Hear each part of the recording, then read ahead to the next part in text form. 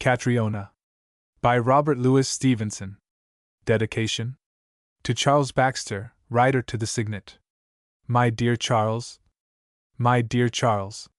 It is the fate of sequels to disappoint those who have waited for them, and my David, having been left to kick his heels for more than a lustre in the British Linen Company's office, must expect his late reappearance to be greeted with hoots, if not with missiles.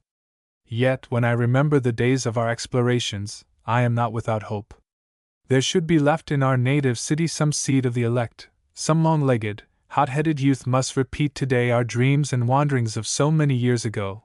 He will relish the pleasure, which should have been ours, to follow among named streets and numbered houses the country walks of David Balfour, to identify Dean, and Silvermills, and Broughton, and Hope Park, and Pilrig, and poor old Lochend, if it still be standing, and the Figate Winds, if there be any of them left, or to push on a long holiday, so far afield as Gill Lane or the Base.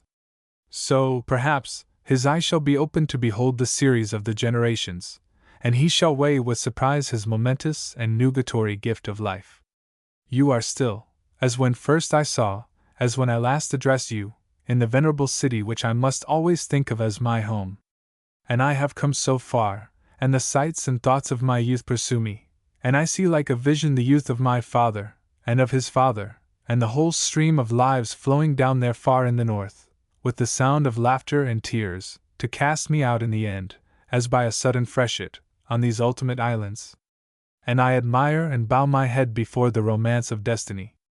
R.L.S. Velema, Upolu, Samoa, 1892. Catriona. Part 1. The Lord Advocate. Chapter 1. A Beggar on Horseback. The 25th day of August, 1751, about 2 in the afternoon, I, David Balfour, came forth of the British Linen Company, a porter attending me with a bag of money, and some of the chief of these merchants bowing me from their doors. 2 days before, and even so late as yestermorning, I was like a beggar man by the wayside, clad in rags, brought down to my last shillings, my companion a condemned traitor, a price set on my own head for a crime with the news of which the country rang. Today I was served heir to my position in life, a landed laird, a bank porter by me carrying my gold, recommendations in my pocket, and in the words of the saying, the ball directly at my foot. There were 2 circumstances that served me as ballast to so much sail. The first was the very difficult and deadly business I had still to handle. The second, the place that I was in. The tall, black city, and the numbers and movement and noise of so many folk, made a new world for me, after the moorland braes, the sea sands, and the still countrysides that I had frequented up to then. The throng of the citizens in particular abashed me. Rankeler's son was short and small in the girth. His clothes scarce held on me, and it was plain I was ill qualified to strut in the front of a bank porter. It was plain, if I did so, I should but set folk laughing, and what was worse in my case, set them asking questions. So that I behooved to come by some clothes of my own, and in the meanwhile to walk by the porter's side, and put my hand on his arm as though we were a pair of friends. At a merchant's in the Luckenbooths I had myself fitted out, none too fine, for I had no idea to appear like a beggar on horseback, but comely and responsible, so that servants should respect me. Thence to an armorer's, where I got a plain sword, to suit with my degree in life. I felt safer with the weapon, though, for one so ignorant of defense, it might be called an added danger. The porter, who was naturally a man of some experience, judged my accoutrement to be well chosen. "Nathan ken speckle," said he. "Plain, dacent clays. As for the rapier, nae doubt it sits wy your degree, but an I had been you, I would has weared my siller better gates than that." And he proposed I should buy winterhosen from a wife in the Cowgate back, that was a cousin of his own, and made them extraordinary and durable. But I had other matters on my hand more pressing. Here I was in this old black city, which was for all the world like a rabbit warren, not only by the number of its indwellers, but the complication of its passages and holes. It was, indeed, a place where no stranger had a chance to find a friend, let be another stranger. Suppose him even to hit on the right close, people dwelt so thronged in these tall houses, he might very well seek a day before he chanced on the right door. The ordinary course was to hire a lad they called a caddy, who was like a guide or pilot, led you where you had occasion, and, your errands being done, brought you again where you were lodging. But these caddies, being always employed in the same sort of services, and having it for obligation to be well informed of every house and person in the city, had grown to form a brotherhood of spies, and I knew from tales of Mr. Campbell's how they communicated one with another, what a rage of curiosity they conceived as to their employer's business, and how they were like eyes and fingers to the police. It would be a piece of little wisdom, the way I was now placed, to take such a ferret to my tales.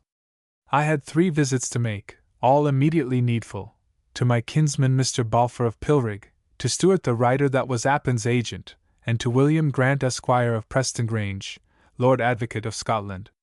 Mr. Balfour's was a non-committal visit, and besides, Pilrig being in the country, I made bold to find the way to it myself, with the help of my 2 legs and a Scots tongue. But the rest were in a different case. Not only was the visit to Appin's agent, in the midst of the cry about the Appin murder, dangerous in itself, but it was highly inconsistent with the other.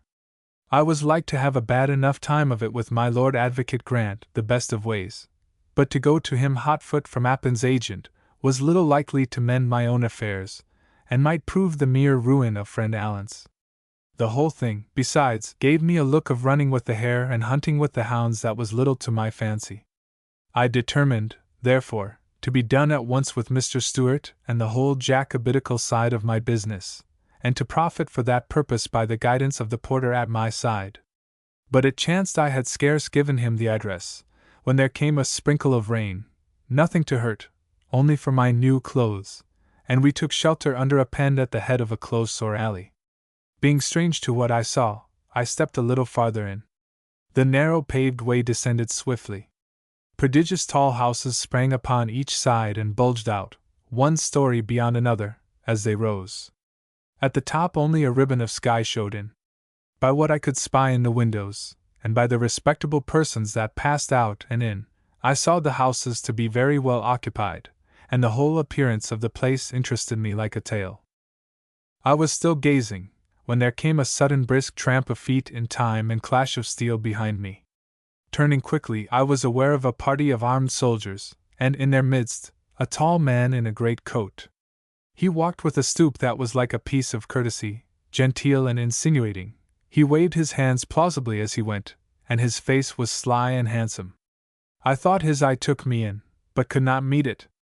This procession went by to a door in the close, which a serving man in a fine livery set open, and 2 of the soldier lads carried the prisoner within, the rest lingering with their firelocks by the door. There can nothing pass in the streets of a city without some following of idle folk and children. It was so now, but the more part melted away incontinent until but 3 were left.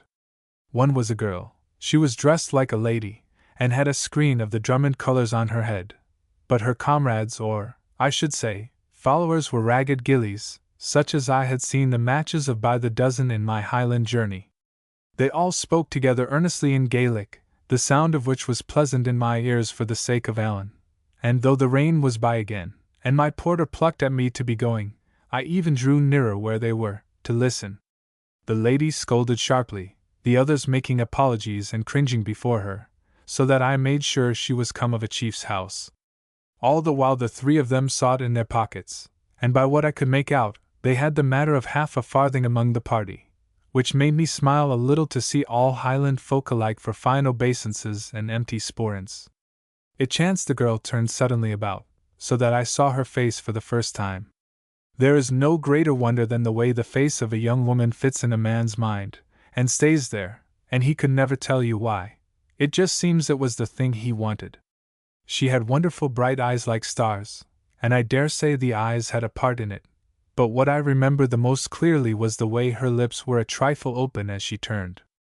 And whatever was the cause, I stood there staring like a fool. On her side, as she had not known there was anyone so near, she looked at me a little longer, and perhaps with more surprise, than was entirely civil. It went through my country head she might be wondering at my new clothes.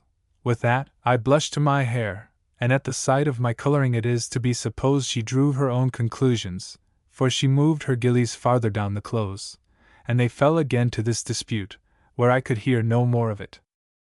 I had often admired a lassie before then, if scarce so sudden and strong, and it was rather my disposition to withdraw than to come forward, for I was much in fear of mockery from the womenkind. You would have thought I had now all the more reason to pursue my common practice, since I had met this young lady in the city street, seemingly following a prisoner, and accompanied with two very ragged, indecent-like Highland men. But there was here a different ingredient. It was plain the girl thought I had been prying in her secrets, and with my new clothes and sword, and at the top of my new fortunes, this was more than I could swallow. The beggar on horseback could not bear to be thrust down so low, or, at least of it, not by this young lady. I followed, accordingly, and took off my new hat to her the best that I was able. "Madam," said I think it only fair to myself to let you understand I have no Gaelic. It is true I was listening, for I have friends of my own across the Highland line, and the sound of that tongue comes friendly, but for your private affairs, if you had spoken Greek, I might have had more guess at them." She made me a little, distant curtsy. "There is no harm done," said she, with a pretty accent, most like the English, but more agreeable. "A cat may look at a king." "I do not mean to offend," said I. "I have no skill of city manners. I never before this day set foot inside the doors of Edinburgh. Take me for a country lad, it's what I am, and I would rather I told you than you found it out. Indeed, it will be a very unusual thing for strangers to be speaking to each other on the causeway," she replied.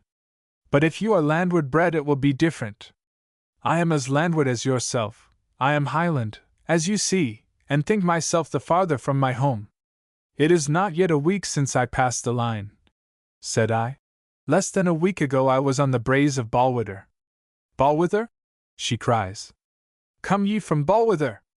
The name of it makes all there is of me rejoice. You will not have been long there, and not known some of our friends or family? I lived with a very honest, kind man called Duncan Dhu Maclaren," I replied. "Well, I know Duncan, and you give him the true name," she said. "And if he is an honest man, his wife is honest indeed." "Aye," said I. "They are fine people, and the place is a bonny place." "Where in the great world is such another?" she cries. "I am loving the smell of that place and the roots that grow there." I was infinitely taken with the spirit of the maid. "I could be wishing I had brought you a spray of that heather," says I. "And though I did ill to speak with you at the first, now it seems we have common acquaintance, I make it my petition you will not forget me. David Balfour is the name I am known by. This is my lucky day, when I have just come into a landed estate, and am not very long out of a deadly peril. I wish you would keep my name in mind for the sake of Balwither," said I. "And I will yours for the sake of my lucky day." "My name is not spoken," she replied, with a great deal of haughtiness. "More than 100 years it has not gone upon men's tongues save for a blink. I am nameless, like the folk of peace. Catriona Drummond is the one I use." Now indeed I knew where I was standing. In all broad Scotland there was but the one name proscribed, and that was the name of the MacGregors. Yet so far from fleeing this undesirable acquaintancy, I plunged deeper in. "I have been sitting with one who was in the same case with yourself," said I, "and I think he will be one of your friends. They called him Robin Oig." "Did ye so?" cries she. "Ye met Rob?" "I passed the night with him," said I. "He is a fowl of the night," said she. There was a set of pipes there. I went on. "So you may judge if the time passed. You should be no enemy, at all events," said she. "That was his brother there a moment since, with the red soldiers round him. It is him that I call father." "Is it so?" cried I. "Are you a daughter of James Moore's?" "All the daughter that he has," says she. "The daughter of a prisoner, that I should forget it so, even for 1 hour, to talk with strangers." Here one of the gillies addressed her in what he had of English, to know what she, meaning by that himself, was to do about Ta Sneeshin. I took some note of him for a short, bandy-legged, red-haired, big-headed man that I was to know more of to my cost. "There can be none the day, Neil," she replied. "How will you get Sneeshin, wanting siller?" It will teach you another time to be more careful, and I think James Moore will not be very well pleased with Neil of the Tom. Miss Drummond, I said, I told you I was in my lucky day. Here I am, and a bank porter at my tail. And remember, I have had the hospitality of your own country of Balwitter. It was not one of my people gave it, said she. Ah, well, said I, but I am owing your uncle at least for some springs upon the pipes. Besides which, I have offered myself to be your friend, and you have been so forgetful that you did not refuse me in the proper time. If it had been a great sum, it might have done you honor, said she. But I will tell you what this is. James Moore lies shackled in prison, but this time past they will be bringing him down here daily to the advocates. The advocates? I cried. Is that? It is the house of the Lord Advocate Grant of Preston Grange, said she. There they bring my father one time and another, for what purpose I have no thought in my mind, but it seems there is some hope dawned for him. All this same time they will not let me be seeing him, nor yet him write, and we wait upon the King Street to catch him, and now we give him his snuff as he goes by, and now something else. And here is this son of trouble, Neil, son of Duncan, has lost my 4-penny piece that was to buy that snuff, and James Moore must go wanting, and will think his daughter has forgotten him. I took 6 pence from my pocket, gave it to Neil, and bade him go about his errand. Then to her, that 6 pence came with me by Balwitter, said I. Ah, she said, you are a friend to the Greg era. I would not like to deceive you either, said I. I know very little of the Greg era and less of James Moore and his doings, but since the while I have been standing in this close, I seem to know something of yourself, and if you will just say a friend to Miss Catriona, I will see you are the less cheated. The one cannot be without the other, said she. I will even try, said I. And what will you be thinking of myself? She cried. To be holding my hand to the first stranger. I am thinking nothing but that you are a good daughter, said I. I must not be without repaying it, she said. Where is it you stop? To tell the truth, I am stopping nowhere yet, said I, being not full 3 hours in the city, but if you will give me your direction, I will be so bold as come seeking my 6 pence for myself. Will I can trust you for that? She asked. You need have little fear, said I. James Moore could not bear it else, said she. I stopped beyond the village of Dean, on the north side of the water, with Mrs. Drummond Ogilvy of Allardyce, who is my near friend and will be glad to thank you. You are to see me, then, so soon as what I have to do permits, said I, and, the remembrance of Alan rolling in again upon my mind, I made haste to say farewell. I could not but think, even as I did so, that we had made extraordinary free upon short acquaintance, and that a really wise young lady would have shown herself more backward. I think it was the bank porter that put me from this ungallant train of thought. I thought she had been a lad of some kind o' sense, he began, shooting out his lips. Ye're no likely to gang far this gate. A fuel and his sillers shouldn't parted. But ye're a green collant, he cried. An avicious tay. Cleeking up why bobijos. If you dare to speak of the young lady, I began. Letty, he cried. Haud us and safe us, what an Letty? Siathon a Letty? The tunes fuo them. Letties.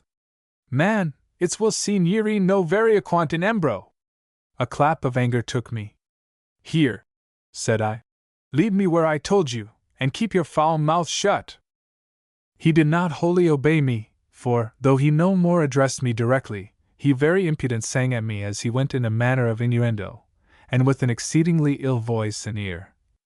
Chapter 2. The Highland Rider. Mr. Charles Stewart the writer dwelt at the top of the longest stair ever mason set a hand to, 15 flights of it, no less, and when I had come to his door, and a clerk had opened it, and told me his master was within, I had scarce breath enough to send my porter packing. Awa east and west why ye? Said I, took the money bag out of his hands, and followed the clerk in. The outer room was an office with the clerk's chair at a table spread with law papers. In the inner chamber, which opened from it, a little brisk man sat poring on a deed, from which he scarce raised his eyes on my entrance. Indeed, he still kept his finger in the place, as though prepared to show me out and fall again to his studies. This pleased me little enough, and what pleased me less, I thought the clerk was in a good posture to overhear what should pass between us. I asked if he was Mr. Charles Stewart the writer. The same, says he. And if the question is equally fair, who may you be yourself? You never heard tell of my name nor of me either, said I. But I bring you a token from a friend that you know well. That you know well? I repeated, lowering my voice. But maybe are not just so keen to hear from at this present being. And the bits of business that I have to propone to you are rather in the nature of being confidential. In short, I would like to think we were quite private. He rose without more words, casting down his paper like a man ill-pleased, sent forth his clerk of an errand, and shut to the house door behind him. Now, sir, said he, returning, speak out your mind and fear nothing, though before you begin, he cries out, I tell you mine misgives me. I tell you beforehand, ye're either a Stewart or a Stewart sent ye. A good name it is, and one it would ill become my father's son to lightly. But I begin to grue at the sound of it. My name is called Balfour, said I. David Balfour of Shaw's. As for him that sent me, I will let his token speak. And I showed the silver button.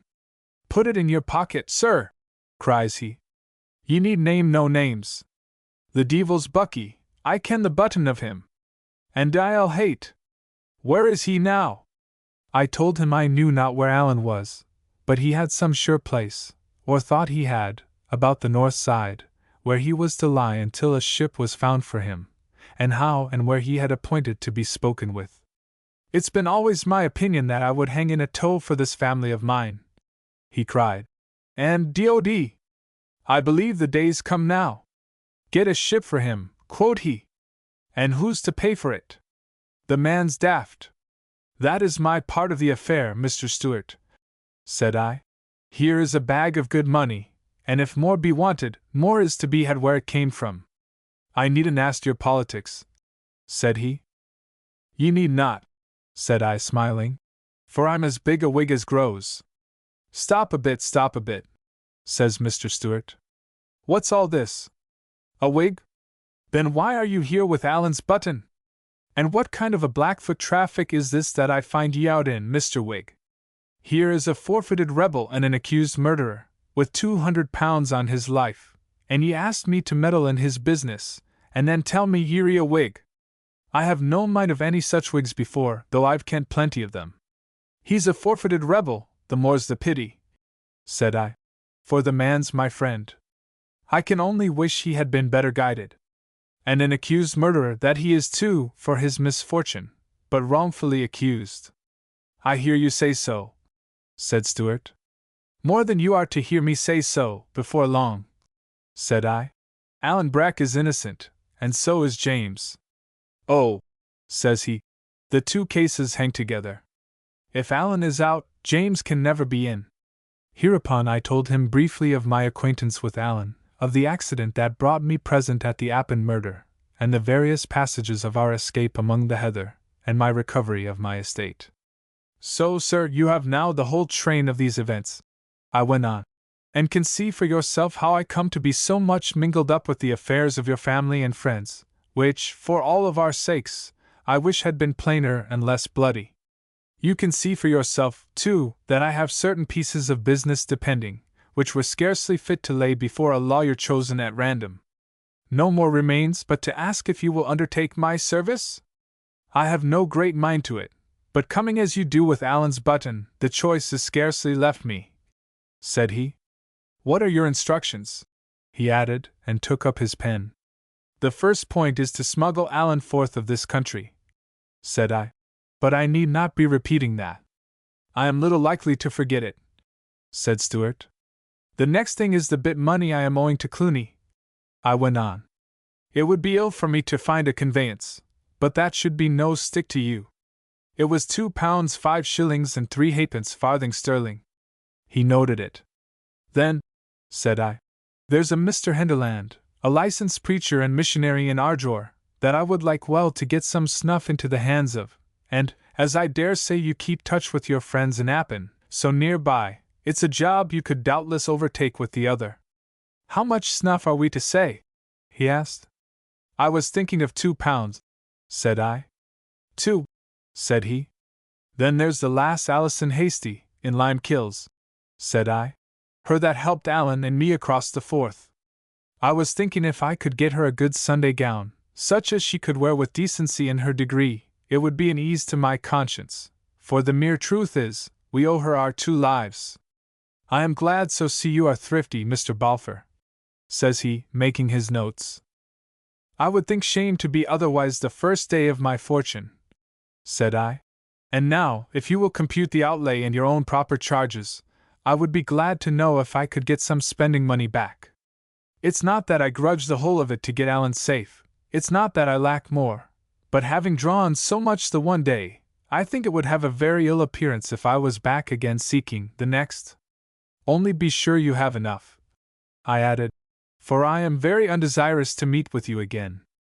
Well, and I'm pleased to see you're cautious too, said the writer.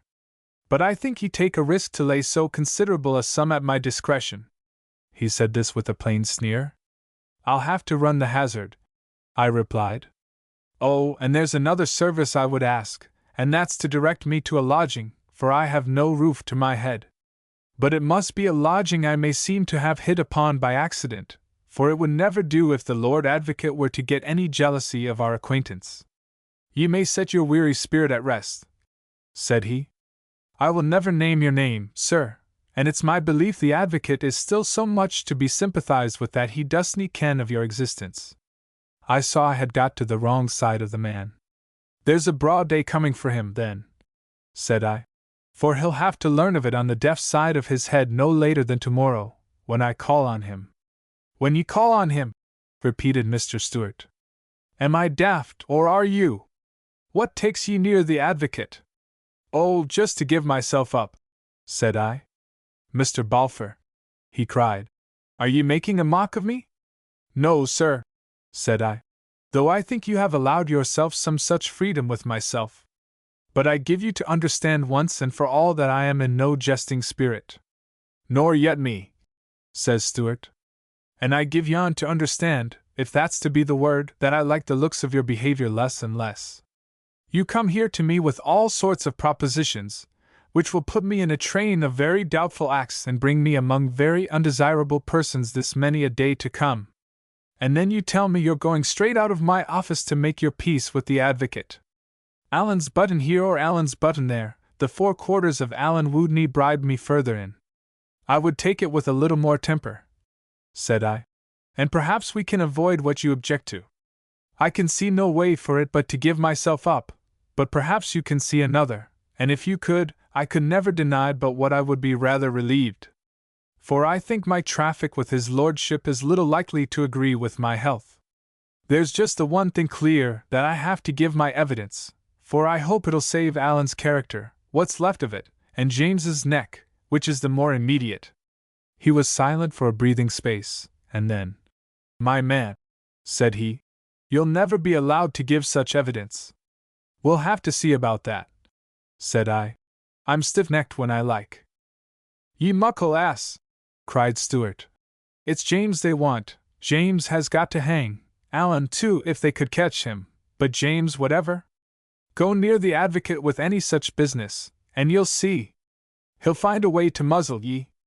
I think better of the Advocate than that, said I. The Advocate be damned, cries he. It's the Campbells, man. You'll have the whole clanjamfrey of them on your back, and so will the Advocate too, poor body. It's extraordinary ye cannot see where ye stand. If there's no fair way to stop your gab, there's a foul one gaping. They can put ye in the dock, do ye no see that? He cried, and stabbed me with one finger in the leg. I, said I was told that same no further back than this morning by another lawyer. And who was he? Asked Stewart. He spoke sense at least. I told I must be excused from naming him, for he was a decent stout old Whig, and had little mind to be mixed up in such affairs. I think all the world seems to be mixed up in it, cries Stewart. But what said you?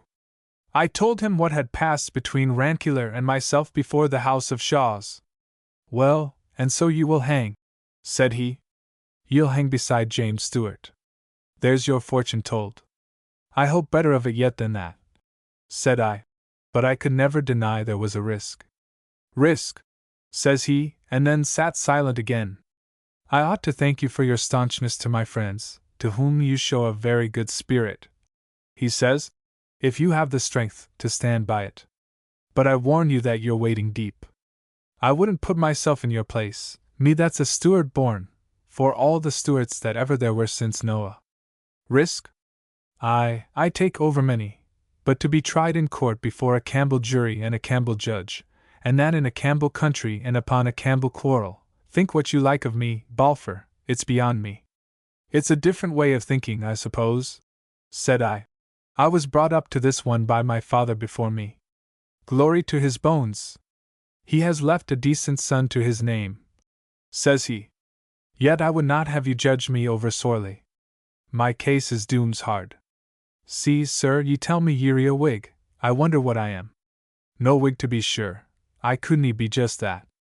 But Lagan ye're man, I'm maybe no very keen on the other side. Is that a fact? Cried I. It's what I would think of a man of your intelligence. Hut! None of your willy-was, cries he. There's intelligence upon both sides. But for my private part one have no particular desire to harm King George, and as for King James, God bless him. He does very well for me across the water.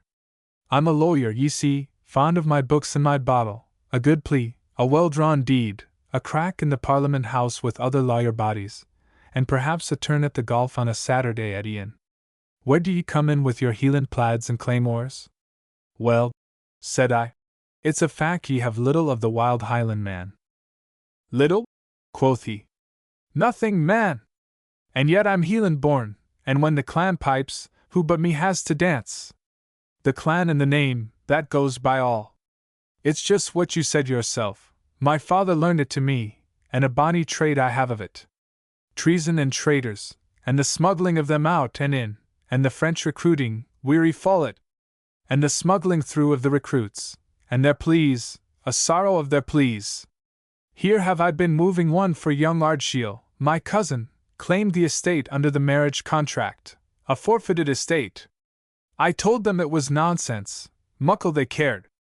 And there was I cocking behind a yadvocate that liked the business as little as myself, for it was fair ruin to the pair of us, a black mark, disaffected, branded on our hurdies, like folks' names upon their kye. And what can I do? I'm a Stewart, ye see, and must fend for my clan and family. Then no later by than yesterday there was one of our Stewart lads carried to the castle. What for? I ken fine, Act of 1736, recruiting for King Louis. And you'll see, he'll whistle me in to be his lawyer, and there'll be another black mark on my character. I tell you fair, if I but kent the hide of a Hebrew word from the hurdies of it, be damned but I would fling the whole thing up and turn minister. It's rather a hard position, said I. Doom's hard, cries he. And that's what makes me think so much of ye, you that's no Stewart, to stick your head so deep in Stewart business. And for what, I do not know, unless it was the sense of duty. I hope it will be that, said I. Well, says he, it's a grand quality. But here is my clerk back, and by your leave, we'll pick a bit of dinner, all the three of us.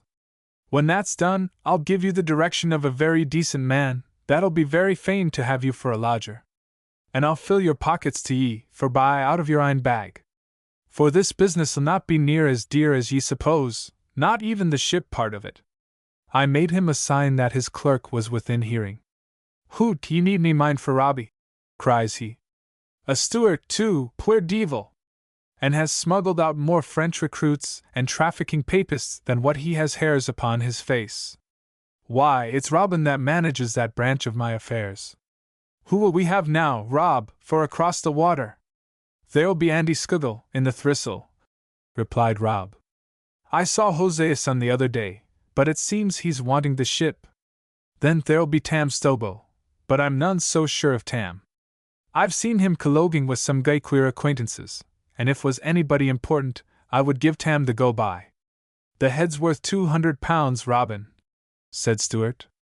Gosh, that'll no be Alan Breck, cried the clerk.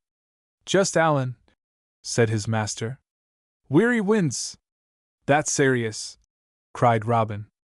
I'll try Andy then, Andy'll be the best. It seems it's quite a big business, I observed. Mr. Balfour, there's no end to it, said Stewart. There was a name your clerk mentioned, I went on. Hosea's son. That must be my man, I think, Hosea's son, of the brig Covenant. Would you set your trust on him? He didn't behave very well to you and Alan, said Mr. Stewart. But my mind of the man in general is rather otherwise. If he had taken Alan on board his ship on an agreement, it's my notion he would have proved a just dealer. How say ye, Rob? No more honest skipper in the trade than Eli, said the clerk. I would lippen to Eli's word, aye, if it was the Chevalier, or Appin himself, he added. And it was him that brought the doctor, wasn't? Asked the master. He was the very man, said the clerk. And I think he took the doctor back? Says Stewart. Aye, with his sporran full, cried Robin. And Eli kenned of that. Well, it seems it's hard to ken folk rightly, said I. That was just what I forgot when ye came in, Mr. Balfour, says the writer. Chapter 3. I go to Pilrig. The next morning, I was no sooner awake in my new lodging than I was up and into my new clothes, and no sooner the breakfast swallowed than I was forth on my adventures. Alan, I could hope, was fended for. James was like to be a more difficult affair, and I could not but think that enterprise might cost me dear, even as everybody said to whom I had opened my opinion. It seemed I was come to the top of the mountain only to cast myself down, that I had clambered up, through so many and hard trials, to be rich, to be recognized, to wear city clothes and a sword to my side, all to commit mere suicide at the last end of it, and the worst kind of suicide besides, which is to get hanged at the king's charges. What was I doing it for? I asked, as I went down the high street and out north by Leith Wynd. First I said it was to save James Stewart, and no doubt the memory of his distress, and his wife's cries, and a word or so I had let drop on that occasion worked upon me strongly. At the same time I reflected that it was, or ought to be, the most indifferent matter to my father's son, whether James died in his bed or from a scaffold. He was Alan's cousin, to be sure, but so far as regarded Alan, the best thing would be to lie low, and let the king, and his Grace of Argyle, and the Corby Crows, pick the bones of his kinsman their own way. Nor could I forget that, while we were all in the pot together, James had shown no such particular anxiety whether for Alan or me. Next it came upon me I was acting for the sake of justice, and I thought that a fine word, and reasoned it out that, since we dwelt in polities, at some discomfort to each one of us, the main thing of all must still be justice, and the death of any innocent man awound upon the whole community. Next, again, it was the accuser of the brethren that gave me a turn of his argument, bade me think shame for pretending myself concerned in these high matters, and told me I was but a prating vain child, who had spoken big words to Rankeillor and to Stewart, and held myself bound upon my vanity to make good that boastfulness. Nay, and he hit me with the other end of the stick, for he accused me of a kind of artful cowardice, going about at the expense of a little risk to purchase greater safety. No doubt, until I had declared and cleared myself, I might any day encounter Mungo Campbell or the sheriff's officer, and be recognized, and dragged into the Appin murder by the heels, and no doubt, in case I could manage my declaration with success, I should breathe more free forever after. But when I looked this argument full in the face I could see nothing to be ashamed of. As for the rest, here are the two roads, I thought, and both go to the same place. It's unjust that James should hang if I can save him, and it would be ridiculous in me to have talked so much and then do nothing.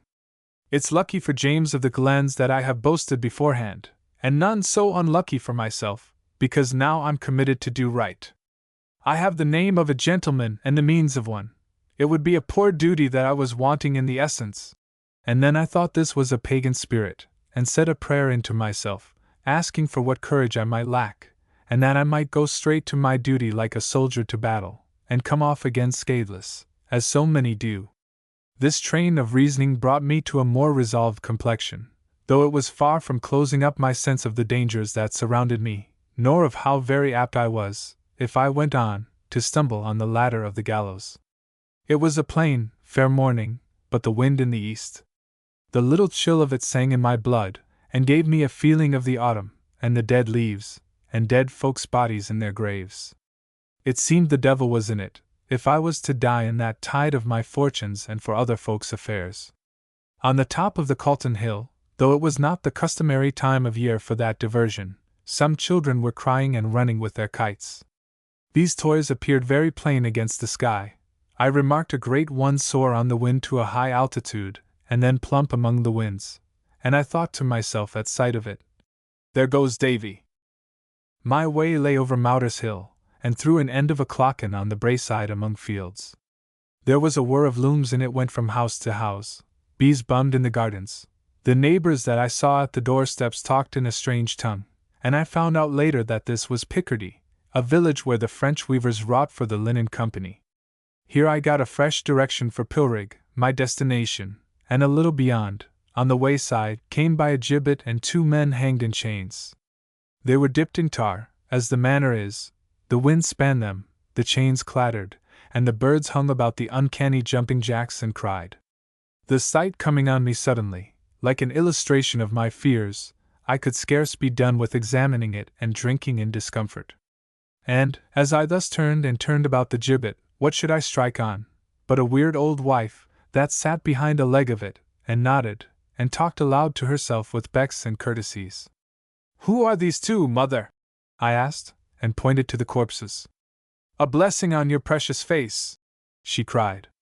"Twa Joes o' mine, just 2 o' my old Joes, my hinny dear." "What did they suffer for?" I asked. "Oh you, just for the good cause," said she. "Aften I spod to them the way that it would end. Twa shillin' Scots, no pickle mair, and there are Twa bonny Collins hingin' for tea. They took it frae a ween belang to Broughton." "Aye," said I to myself, and not to the daft limmer. "And did they come to such a figure for so poor a business? This is to lose all indeed. Gi'es your loof, hinny," says she, "and let me spay your weird to ye." "No, mother," said I. "I see far enough the way I am. It's an unco thing to see too far in front." "I read it in your brie," she said. "There's a bonny lassie that has bricked een, and there's a wee man in a braw coat, and a big man in a powthered wig, and there's the shadow of the woody, Joe, that lies braid across your path. Gi'es your loof, hinny, and let all Murren spay it to ye bonny." The 2 chance shots that seemed to point at Allan and the daughter of James More struck me hard, and I fled from the eldritch creature, casting her a bobby, which she continued to sit and play with under the moving shadows of the hanged. My way down the causeway of Leith Walk would have been more pleasant to me but for this encounter. The old rampart ran among fields, the like of them I had never seen for artfulness of agriculture. I was pleased, besides, to be so far in the still countryside, but the shackles of the gibbet clattered in my head, and the mope and mows of the old witch, and the thought of the dead men, haggrowed my spirits. To hang on a gallows, that seemed a hard case, and whether a man came to hang there for 2 shillings Scots, or, as Mr. Stewart had it, from the sense of duty, once he was tarred and shackled and hung up, the difference seemed small. There might David Balfour hang, and other lads pass on their errands and think light of him, and old daft limmers sit at a leg-foot and spay their fortunes, and the clean genty maids go by, and look to the other aid, and hold a nose. I saw them plain, and they had grey eyes, and their screens upon their heads were of the drummed colours. I was thus in the poorest of spirits, though still pretty resolved, when I came in view of Pilrig, a pleasant gabled house set by the walk-side among some brave young woods. The laird's horse was standing saddled at the door as I came up, but himself was in the study, where he received me in the midst of learned works and musical instruments, for he was not only a deep philosopher but much of a musician. He greeted me at first pretty well, and when he had read Rankeillor's letter, placed himself obligingly at my disposal. "And what is it, Cousin David?" said he. Since it appears that we are cousins, what is this that I can do for you? A word to Preston Grange. Doubtless that is easily given. But what should be the word? Mr. Balfour, said I, if I were to tell you my whole story the way it fell out, it's my opinion, and it was Rankeler's before me, that you would be very little made up with it. I am sorry to hear this of you, kinsman, says he. I must not take that at your hands, Mr. Balfour, said I. I have nothing to my charge to make me sorry, or you for me, but just the common infirmities of mankind. The guilt of Adam's first sin, the want of original righteousness, and the corruption of my whole nature, so much I must answer for, and I hope I have been taught where to look for help. I said, for I judged from the look of the man he would think the better of me if I knew my questions. But in the way of worldly honor I have no great stumble to reproach myself with, and my difficulties have befallen me very much against my will and, by all that I can see, without my fault. My trouble is to have become dipped in a political complication, which it is judged you would be blithe to avoid a knowledge of. Why, very well, Mr. David, he replied. I am pleased to see you are all that Rankeler represented. And for what you say of political complications, you do me no more than justice. It is my study to be beyond suspicion, and indeed outside the field of it. The question is, says he, how, if I am to know nothing of the matter, I can very well assist you. Why, sir, said I propose you should write to his lordship that I am a young man of reasonable good family and of good means, both of which I believe to be the case. I have Rankeler's word for it, said Mr. Balfour, and I count that a warren dice against all deadly. To which you might add, if you will take my word for so much, that I am a good churchman, loyal to King George, and so brought up, I went on. None of which will do you any harm, said Mr. Balfour. Then you might go on to say that I sought his lordship on a matter of great moment, connected with his Majesty's service and the administration of justice, I suggested. As I am not to hear the matter, says the laird, I will not take upon myself to qualify its weight. Great moment therefore falls, and moment along with it. For the rest I might express myself much as you propose. And then, sir, said I, and rubbed my neck a little with my thumb, then I would be very desirous if you could slip in a word that might perhaps tell for my protection. Protection? Says he. For your protection. Here is a phrase that somewhat dampens me. If the matter be so dangerous, I own I would be a little loath to move in it blindfold. I believe I could indicate in 2 words where the thing sticks, said I. Perhaps that would be the best, said he. Well, it's the Appin murder, said I. He held up both his hands. Sirs! Sirs! Cried he. I thought by the expression of his face and voice that I had lost my helper. Let me explain, I began. I thank you kindly, I will hear no more of it, says he. I decline in toto to hear more of it. For your name's sake and Rankeler's, and perhaps a little for your own, I will do what I can to help you, but I will hear no more upon the facts. And it is my first clear duty to warn you. These are deep waters, Mr. David, and you are a young man. Be cautious and think twice. It is to be supposed I will have thought oftener than that, Mr. Balfour, said I, and I will direct your attention again to Rankeler's letter, where, I hope and believe, he has registered his approval of that which I design. Well, well, said he, and then again, well, well, I will do what I can for you. Therewith he took a pen and paper, sat a while in thought, and began to write with much consideration. I understand that Rankeler approved of what you have in mind, he asked presently. After some discussion, sir, he bade me to go forward in God's name, said I. That is the name to go in, said Mr. Balfour, and resumed his writing. Presently he signed, reread what he had written, and addressed me again. Now here, Mr. David, said he, is a letter of introduction, which I will seal without closing, and give into your hands open, as the form requires. But since I am acting in the dark, I will just read it to you, so that you may see if it will secure your end. Pilrig, August 26, 1751. Pilrig.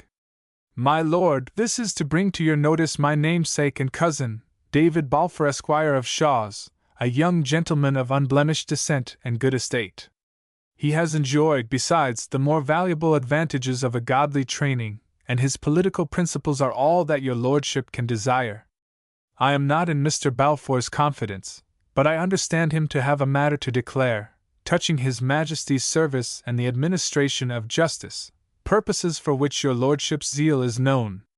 I should add that the young gentleman's intention is known to and approved by some of his friends, who will watch with hopeful anxiety the event of his success or failure.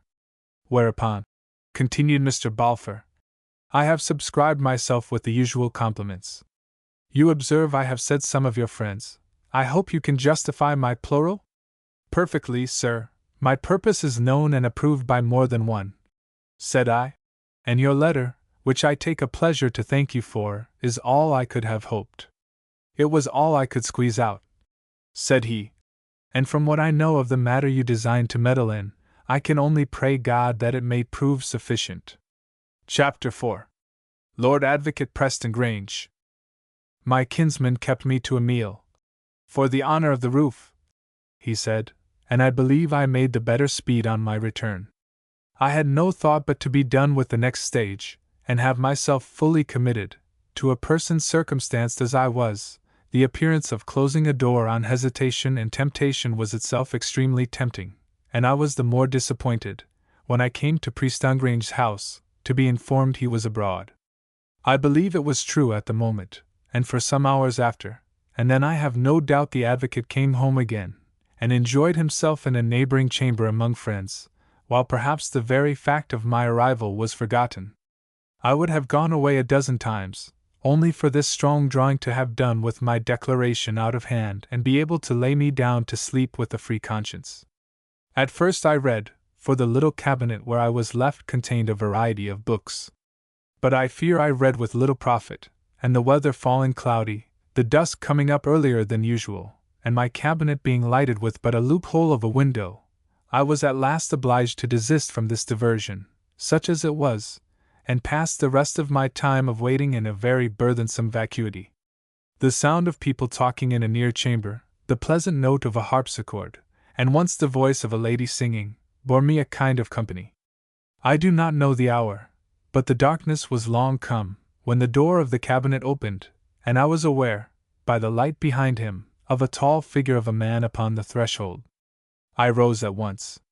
"Is anybody there?" he asked. "Who in that?" "I am bearer of a letter from the Laird of Pilrig to the Lord Advocate," said I. "Have you been here long?" he asked. "I would not like to hazard an estimate of how many hours," said I. "It is the first I hear of it," he replied, with a chuckle. "The lads must have forgotten you. But you are in the bit at last, for I am Preston Grange." So saying, he passed before me into the next room, whither, upon his sign, I followed him, and where he lit a candle and took his place before a business table. It was a long room, of a good proportion, wholly lined with books. That small spark of light in a corner struck out the man's handsome person and strong face. He was flushed, his eye watered and sparkled, and before he sat down I observed him to sway back and forth. No doubt, he had been supping liberally, but his mind and tongue were under full control. "Well, sir, sit ye down," said he, "and let us see Pilrig's letter." He glanced it through in the beginning carelessly, looking up and bowing when he came to my name, but at the last words I thought I observed his attention to redouble, and I made sure he read them twice. All this while you are to suppose my heart was beating, for I had now crossed my Rubicon, and was come fairly on the field of battle. "I am pleased to make your acquaintance, Mr. Balfour," he said, when he had done. "Let me offer you a glass of claret." "Under your favor, my lord, I think it would scarce be fair on me," said I. "I have come here, as the letter will have mentioned, on a business of some gravity to myself, and, as I am little used with wine, I might be the sooner affected." "You shall be the judge," said he. "But if you will permit, I believe I will even have the bottle and myself."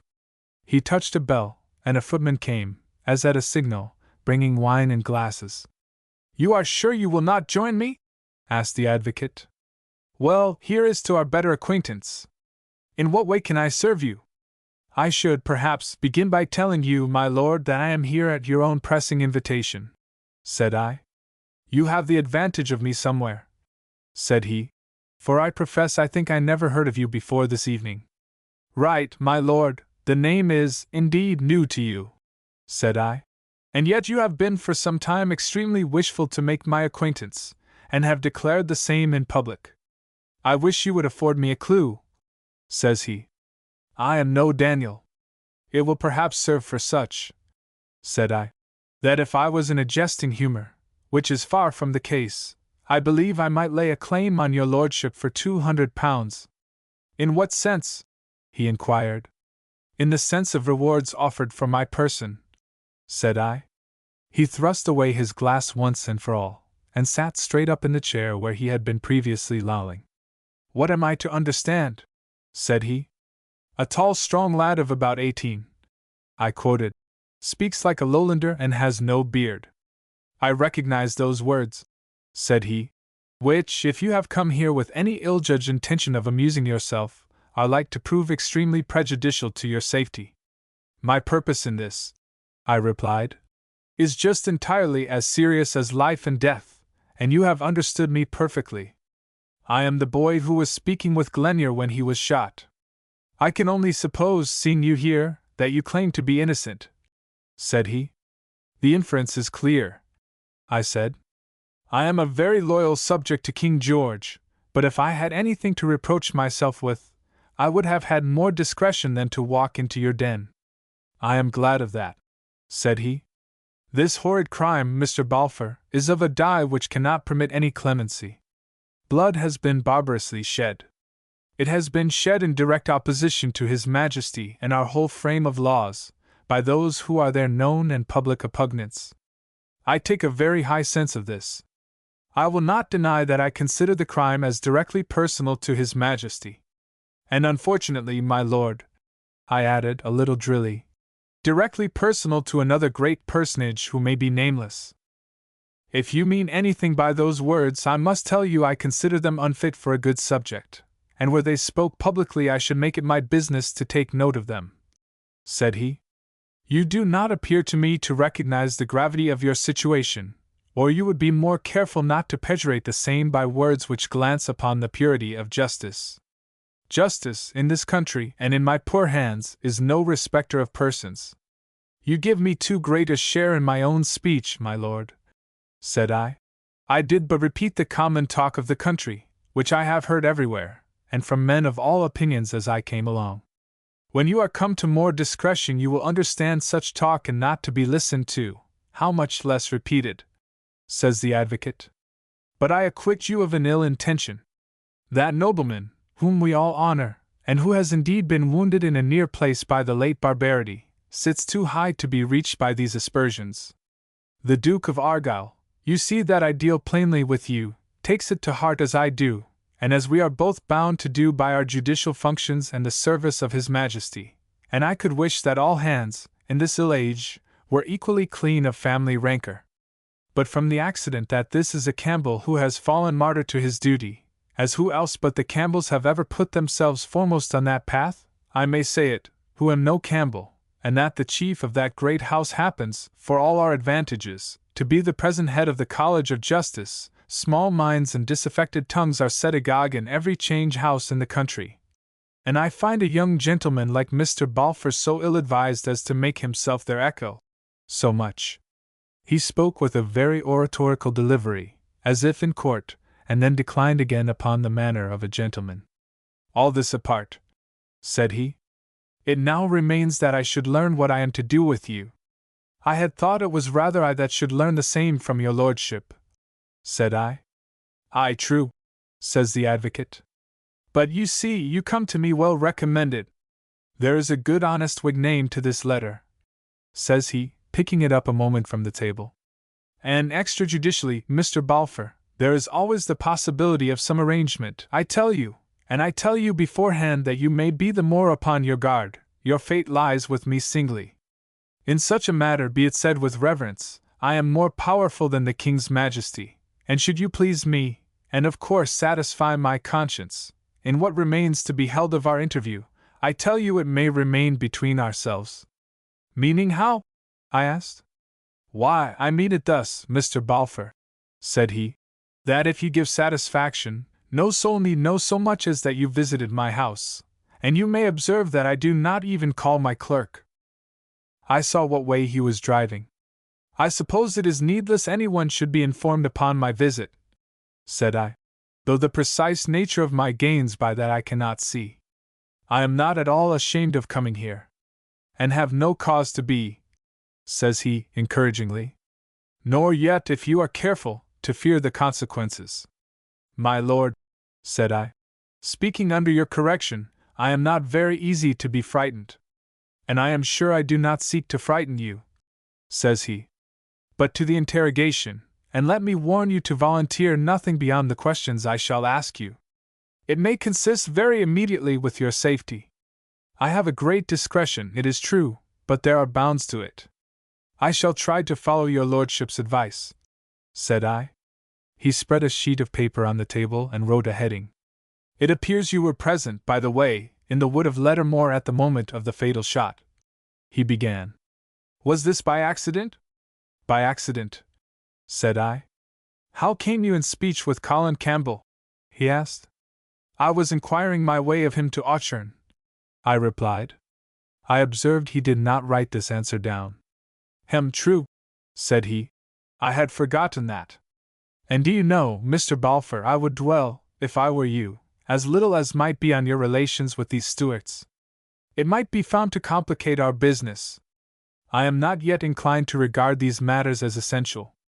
I had thought, my lord, that all points of fact were equally material in such a case, said I. You forget we are now trying these Stuarts, he replied, with great significance. If we should ever come to be trying you, it will be very different, and I shall press these very questions that I am now willing to glide upon.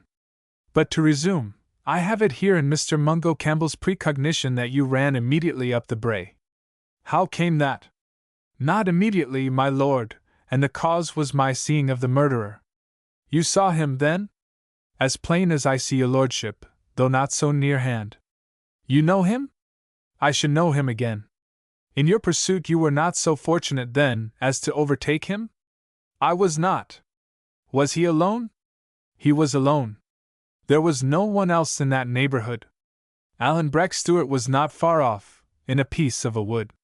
The advocate laid his pen down. I think we are playing at cross purposes, said he, which you will find to prove of very ill amusement for yourself. I content myself with following your lordship's advice, and answering what I am asked, said I. Be so wise as to bethink yourself in time, said he. I use you with the most anxious tenderness, which you scarce seem to appreciate, and which, unless you be more careful, may prove to be in vain. I do appreciate your tenderness, but conceive it to be mistaken, I replied, with something of a falter, for I saw we were come to grips at last. I am here to lay before you certain information, by which I shall convince you Alan had no hand whatever in the killing of Glenure. The advocate appeared for a moment at a stick, sitting with pursed lips, and blinking his eyes upon me like an angry cat. Mr. Balfour, he said at last, I tell you pointedly you go an ill way for your own interests. My lord, I said, I am as free of the charge of considering my own interests in this matter as your lordship.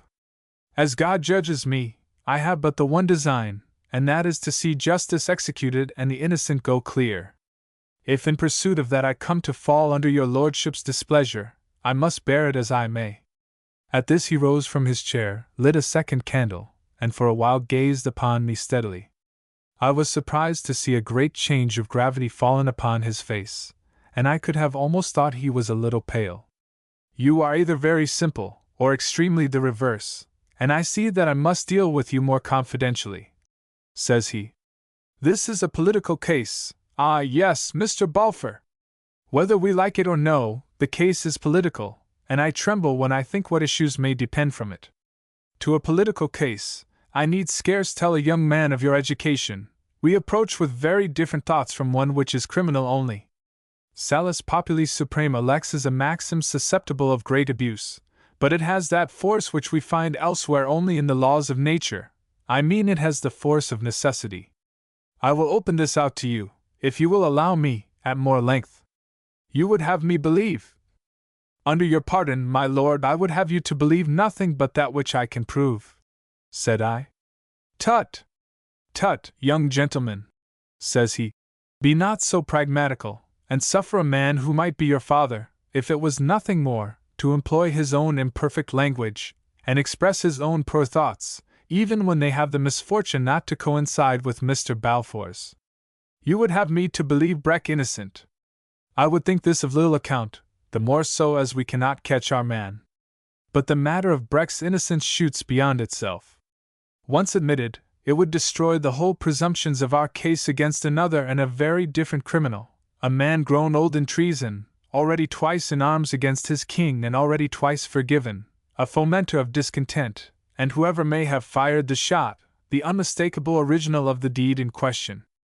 I need not tell you that I mean James Stewart. And I can just say plainly that the innocence of Alan and of James is what I am here to declare in private to your lordship, and what I am prepared to establish at the trial by my testimony, said I. To which I can only answer by an equal plainness, Mr. Balfour, said he, that, in that case, your testimony will not be called by me, and I desire you to withhold it altogether. You are at the head of justice in this country, I cried, and you propose to me a crime.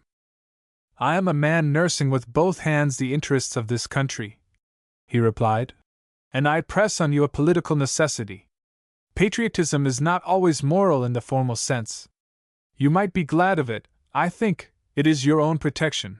The facts are heavy against you, and if I am still trying to accept you from a very dangerous place, it is in part of course because I am not insensible to your honesty in coming here, in part because of Pilrig's letter, but in part, and in chief part, because I regard in this matter my political duty first and my judicial duty only second. For the same reason, I repeat it to you in the same frank words, I do not want your testimony. I desire not to be thought to make a repartee, when I express only the plain sense of our position, said I. But if your lordship has no need of my testimony, I believe the other side would be extremely blithe to get it. Preston Grange arose and began to pace to and fro in the room. You are not so young, he said, but what you must remember very clearly the year 45 and the shock that went about the country. I read in Pilrig's letter that you are sound in kirk and state. Who saved them in that fatal year? I do not refer to His Royal Highness and his ramrods, which were extremely useful in their day, but the country had been saved and the field won before ever Cumberland came upon Drummond's. Who saved it? I repeat, who saved the Protestant religion and the whole frame of our civil institutions? The late Lord President Culloden, for one. He played a man's part, and small thanks he got for it, even as I, whom you see before you, straining every nerve in the same service, look for no reward beyond the conscience of my duties done. After the President, who else? You know the answer as well as I do, 'tis partly a scandal, and you glanced at it yourself, and I reproved you for it, when you first came in. It was the Duke and the great clan of Campbell. Now here is a Campbell foully murdered, and that in the King's service. The Duke and I are Highlanders. But we are Highlanders civilized, and it is not so with the great mass of our clans and families. They have still savage virtues and defects. They are still barbarians, like these Stuarts, only the Campbells were barbarians on the right side, and the Stuarts were barbarians on the wrong. Now be you the judge. The Campbells expect vengeance. If they do not get it, if this man James escape, there will be trouble with the Campbells. That means disturbance in the Highlands, which are uneasy and very far from being disarmed. The disarming is a farce. I can bear you out in that, said I. Disturbance in the Highlands makes the hour of our old watchful enemy, pursued his lordship, holding out a finger as he paced. And I give you my word we may have a 45 again with the Campbells on the other side. To protect the life of this man Stewart, which is forfeit already on half a dozen different counts if not on this, do you propose to plunge your country in war, to jeopardize the faith of your fathers, and to expose the lives and fortunes of how many thousand innocent persons? These are considerations that weigh with me, and that I hope will weigh no less with yourself, Mr. Balfour, as a lover of your country, good government, and religious truth. You deal with me very frankly, and I thank you for it, said I. I will try on my side to be no less honest. I believe your policy to be sound. I believe these deep duties may lie upon your lordship. I believe you may have laid them on your conscience when you took the oath of the high office which you hold. But for me, who am just a plain man, or scarce a man yet, the plain duties must suffice. I can think but of two things, of a poor soul in the immediate and unjust danger of a shameful death, and of the cries and tears of his wife that still tingle in my head. I cannot see beyond, my lord. It's the way that I am made. If the country has to fall, it has to fall. And I pray God, if this be wilful blindness, that he may enlighten me before too late. He had heard me motionless, and stood so a while longer. This is an unexpected obstacle, says he aloud, but to himself. And how is your lordship to dispose of me? I asked. If I wished, said he, you know that you might sleep in jail? My lord, said I have slept in worse places. Well, my boy, said he, there is one thing appears very plainly from our interview, that I may rely on your pledged word. Give me your honor that you will be wholly secret, not only on what has passed tonight, but in the matter of the Appin case, and I let you go free. I will give it till tomorrow or any other near day that you may please to set, said I. I would not be thought too wily, but if I gave the promise without qualification your lordship would have attained his end. I had no thought to entrap you, said he. I am sure of that, said I. Let me see, he continued. Tomorrow is the Sabbath. Come to me on Monday by 8 in the morning, and give me your promise until then. Freely given, my lord, said I. And with regard to what has fallen from yourself, I will give it for as long as it shall please God to spare your days. You will observe, he said next, that I have made no employment of menaces. It was like your lordship's nobility, said I. Yet I am not altogether so dull but what I can perceive the nature of those you have not uttered. Well, said he, good night to you. May you sleep well, for I think it is more than I am like to do. With that he sighed, took up a candle, and gave me his conveyance as far as the street door. Chapter 5. In the Advocate's House. The next day, Sabbath, August 27th, I had the occasion I had long looked forward to hear some of the famous Edinburgh preachers, all well known to me already by the report of Mr. Campbell. Alas! And I might just as well have been at Ascendian, and sitting under Mr. Campbell's worthy self. The turmoil of my thoughts, which dwelt continually on the interview with Preston Grange, inhibiting me from all attention. I was indeed much less impressed by the reasoning of the divines than by the spectacle of the thronged congregation in the churches, like what I imagined of a theatre or, in my then disposition, of an assize of trial, above all at the West Kirk, with its 3 tiers of galleries, where I went in the vain hope that I might see Miss Drummond. On the Monday I betook me for the first time to a barber's, and was very well pleased with the result. Thence to the Advocate's, where the red coats of the soldiers showed again about his door, making a bright place in the close. I looked about for the young lady and her gillies. There was never a sign of them. But I was no sooner shown into the cabinet or antechamber where I had spent so weariful a time upon the Saturday, than I was aware of the tall figure of James Moore in a corner.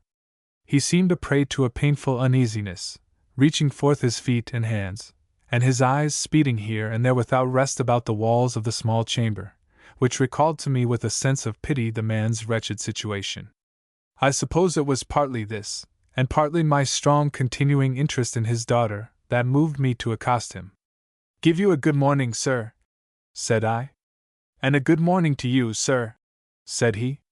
You bide tryst with Preston Grange? I asked.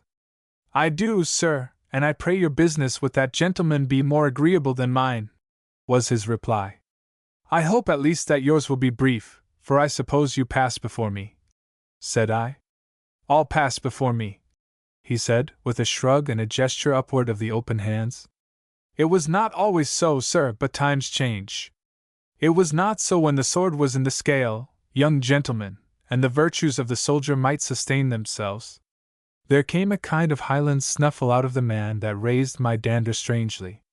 "Well, Mr. McGregor," said I understand the main thing for a soldier is to be silent, and the first of his virtues never to complain.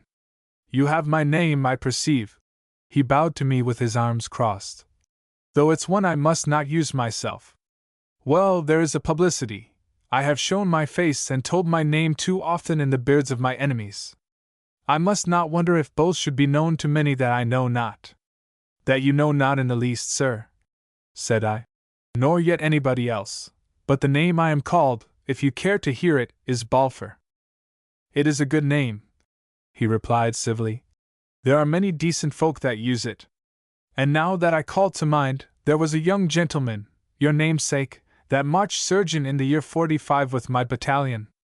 I believe that would be a brother to Balfour of Bath," said I, for I was ready for the surgeon now. "The same, sir," said James Moore. "And since I have been fellow soldier with your kinsman, you must suffer me to grasp your hand." He shook hands with me long and tenderly, beaming on me the while as though he had found a brother. "Ah," says he, "these are changed days since your cousin and I heard the balls whistle in our lugs."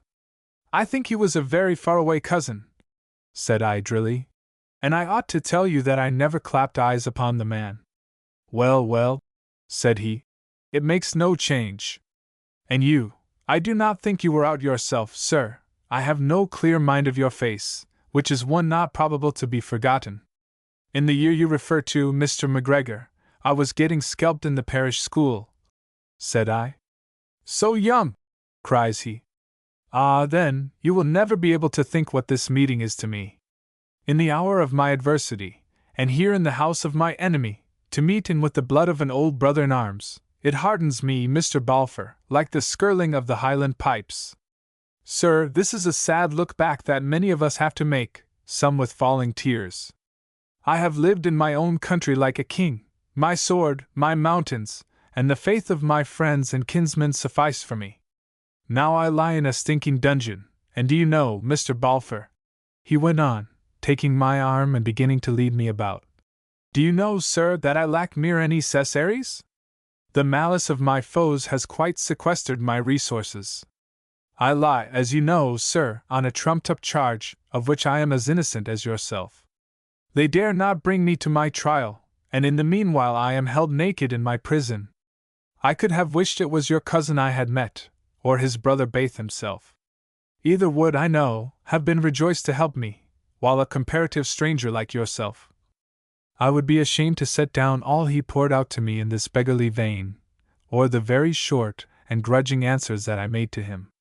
There were times when I was tempted to stop his mouth with some small change, but whether it was from shame or pride, whether it was for my own sake or Catriona's, whether it was because I thought him no fit father for his daughter, or because I resented that grossness of immediate falsity that clung about the man himself, the thing was clean beyond me.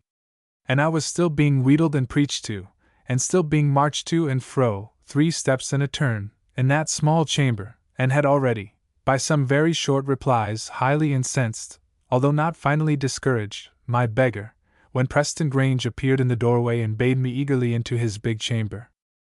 "I have a moment's engagements," said he, "and that you may not sit empty-handed I am going to present you to my 3 broad daughters, of whom perhaps you may have heard, for I think they are more famous than Papa. This way." He led me into another long room above, where a dry old lady sat at a frame of embroidery, and the 3 handsomest young women, I suppose, in Scotland stood together by a window. "This is my new friend, Mr. Balfour," said he, presenting me by the arm. "David, here is my sister, Miss Grant, who is so good as keep my house for me, and will be very pleased if she can help you. And here," says he, turning to the 3 younger ladies, "here are my 3 broad doctors. A fair question to ye, Mr. Davy, which of the 3 is the best favoured? And I wager he will never have the impudence to propound honest Allan Ramsay's answer." Hereupon all 3, and the old Miss Grant as well, cried out against this sally, which, as I was acquainted with the verses he referred to, brought shame into my own check. It seemed to me a citation unpardonable in a father, and I was amazed that these ladies could laugh even while they reproved, or made believe to. Under cover of this mirth, Preston Grange got forth of the chamber, and I was left, like a fish upon dry land, in that very unsuitable society. I could never deny, in looking back upon what followed, that I was eminently stockish, and I must say the ladies were well drilled to have so long a patience with me. The aunt indeed sat close at her embroidery, only looking now and again and smiling, but the misses, and especially the eldest, who was besides the most handsome, paid me a score of attentions which I was very ill able to repay. It was all in vain to tell myself I was a young fellow of some worth as well as a good estate, and had no call to feel abashed before these lasses, the eldest not so much older than myself, and no one of them by any probability half as learned. Reasoning would not change the fact, and there were times when the color came into my face to think I was shaved that day for the first time. The talk going, with all their endeavors, very heavily, the eldest took pity on my awkwardness, sat down to her instrument, of which she was a past mistress, and entertained me for a while with playing and singing, both in the Scots and in the Italian manners. This put me more at my ease, and being reminded of Alan's air that he had taught me in the hole near Carridon, I made so bold as to whistle a bar or two, and ask if she knew that. She shook her head. I never heard a note of it, said she. Whistle it all through. And now once again, she added, after I had done so. Then she picked it out upon the keyboard, and to my surprise, instantly enriched the same with well-sounding chords, and sang, as she played, with a very droll expression and broad accent. You see, she says, I can do the poetry too, only it won't rhyme. And then again, I told her how much astonished I was by her genius. And what do you call the name of it? She asked. I do not know the real name, said I. I just call it Alan's air. She looked at me directly in the face. I shall call it David's air, said she. Though if it's the least like what your namesake of Israel played to Saul, I would never wonder that the king got little good by it, for it's but melancholy music. Your other name I do not like, so if you was ever wishing to hear your tune again, you are to ask for it by mine. This was said with a significance that gave my heart a jog. Why that, Miss Grant? I asked. Why, says she, if ever you should come to get hanged, I will set your last dying speech and confession to that tune and sing it. This put it beyond a doubt that she was partly informed of my story and peril. How, or just how much, it was more difficult to guess. It was plain she knew there was something of danger in the name of Alan, and thus warned me to leave it out of reference, and plain she knew that I stood under some criminal suspicion. I judged besides that the harshness of her last speech, which besides she had followed up immediately with a very noisy piece of music, was to put an end to the present conversation. I stood beside her, affecting to listen and admire, but truly whirled away by my own thoughts. I have always found this young lady to be a lover of the mysterious, and certainly this first interview made a mystery that was beyond my plummet. One thing I learned long after: the hours of the Sunday had been well employed, the bank porter had been found and examined, my visit to Charles Stuart was discovered, and the deduction made that I was pretty deep with James and Alan, and most likely in a continued correspondence with the last. Hence this broad hint that was given me across the harpsichord. In the midst of the piece of music, one of the younger misses, who was at a window over the close, cried on her sisters to come quick, for there was grey eyes again. The whole family trooped there at once, and crowded one another for a look. The window whither they ran was in an odd corner of that room, gave above the entrance door, and flanked up the close. Come, Mr. Balfour, they cried. Come and see. She is the most beautiful creature. She hangs round the close head these last days, always with some wretched like Gillies, and yet seems quite a lady. I had no need to look, either did I look twice, or long. I was afraid she might have seen me there, looking down upon her from that chamber of music, and she without, and her father in the same house, perhaps begging for his life with tears, and myself come but newly from rejecting his petitions. But even that glance set me in a better conceit of myself and much less awe of the young ladies. They were beautiful, that was beyond question, but Catriona was beautiful too, and had a kind of brightness in her like a coal of fire. As much as the others cast me down, she lifted me up. I remembered I had talked easily with her. If I could make no hand of it with these fine maids, it was perhaps something their own fault.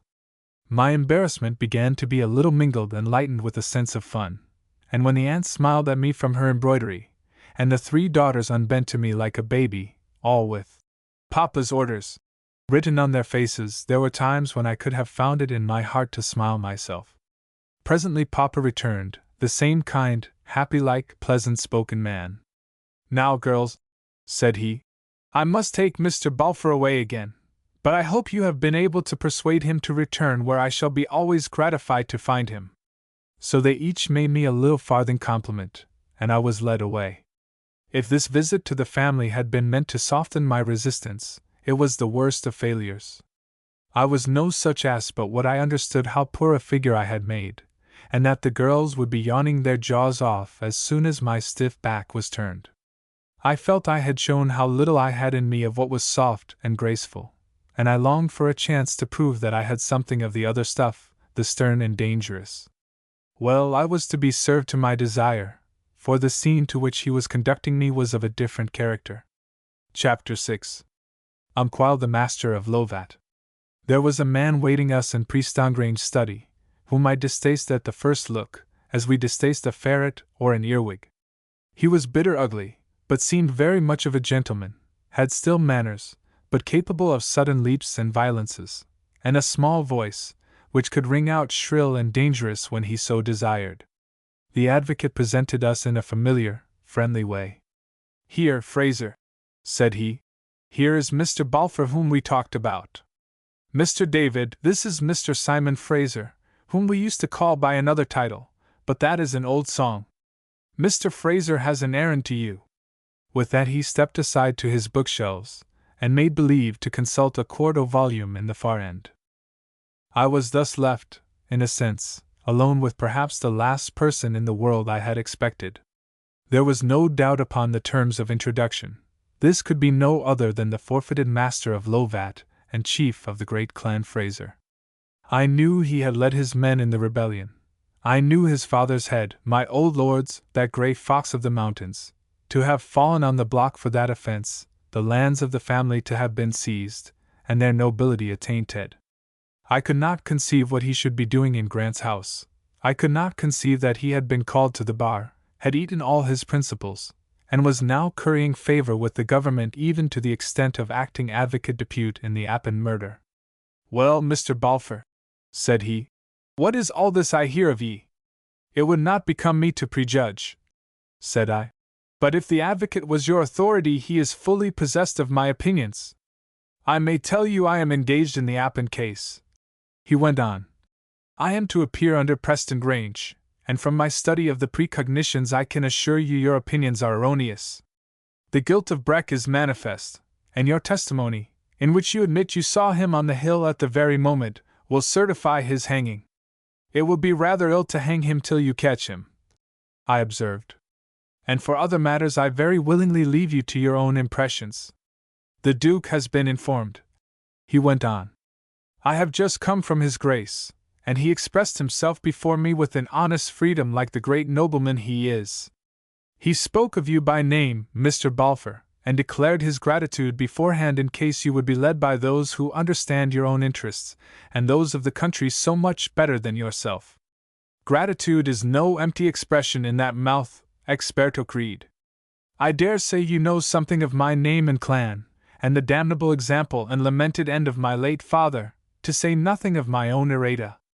Well, I have made my peace with that good Duke. He has intervened for me with our friend Preston Grange, and here I am with my foot in the stirrup again and some of the responsibility shared into my hand of prosecuting King George's enemies and avenging the late daring and barefaced insult to His Majesty. Doubtless a proud position for your father's son," says I. He wagged his bald eyebrows at me. "You are pleased to make experiments in the ironical, I think," said he. "But I am here upon duty. I am here to discharge my errand in good faith. It is in vain you think to divert me. And let me tell you, for a young fellow of spirit and ambition like yourself, a good shove in the beginning will do more than 10 years' drudgery. The shove is now at your command. Choose what you will to be advanced in. The Duke will watch upon you with the affectionate disposition of a father. I am thinking that I lack the docility of the son, says I. And do you really suppose, sir, that the whole policy of this country is to be suffered to trip up and tumble down for an ill-mannered colt of a boy? He cried. This has been made a test case. All who would prosper in the future must put a shoulder to the wheel. Look at me!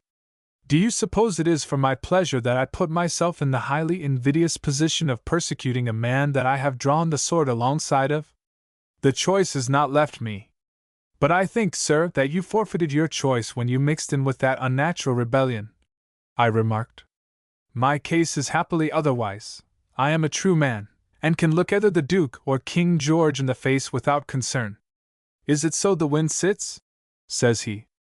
I protest you are fallen in the worst sort of error.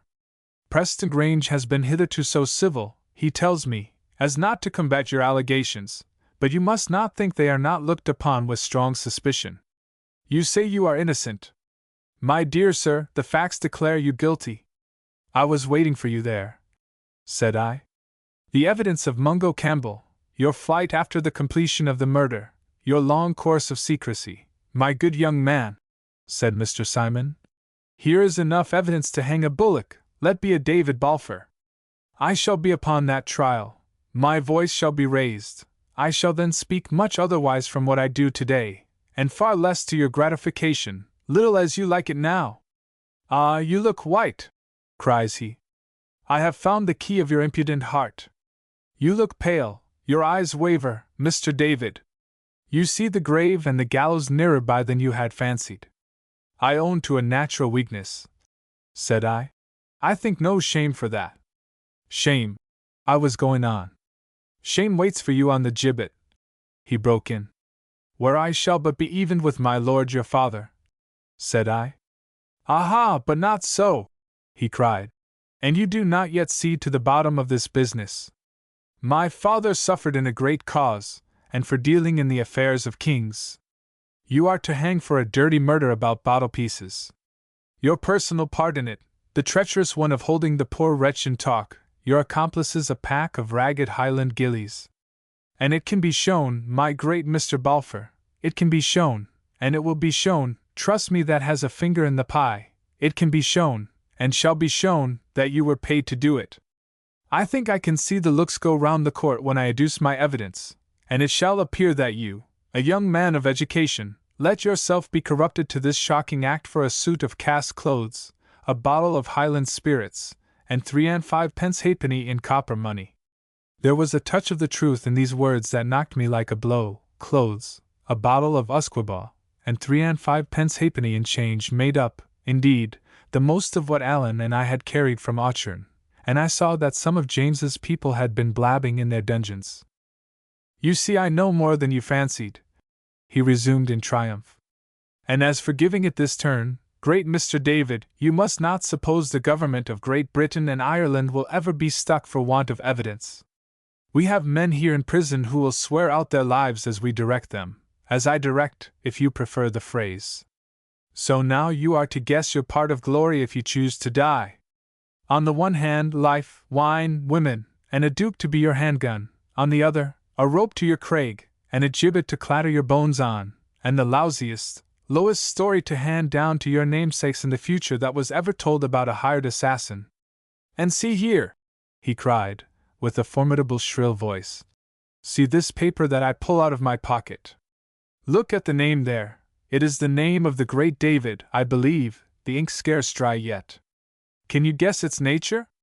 It is the warrant for your arrest, which I have but to touch this bell beside me to have executed on the spot.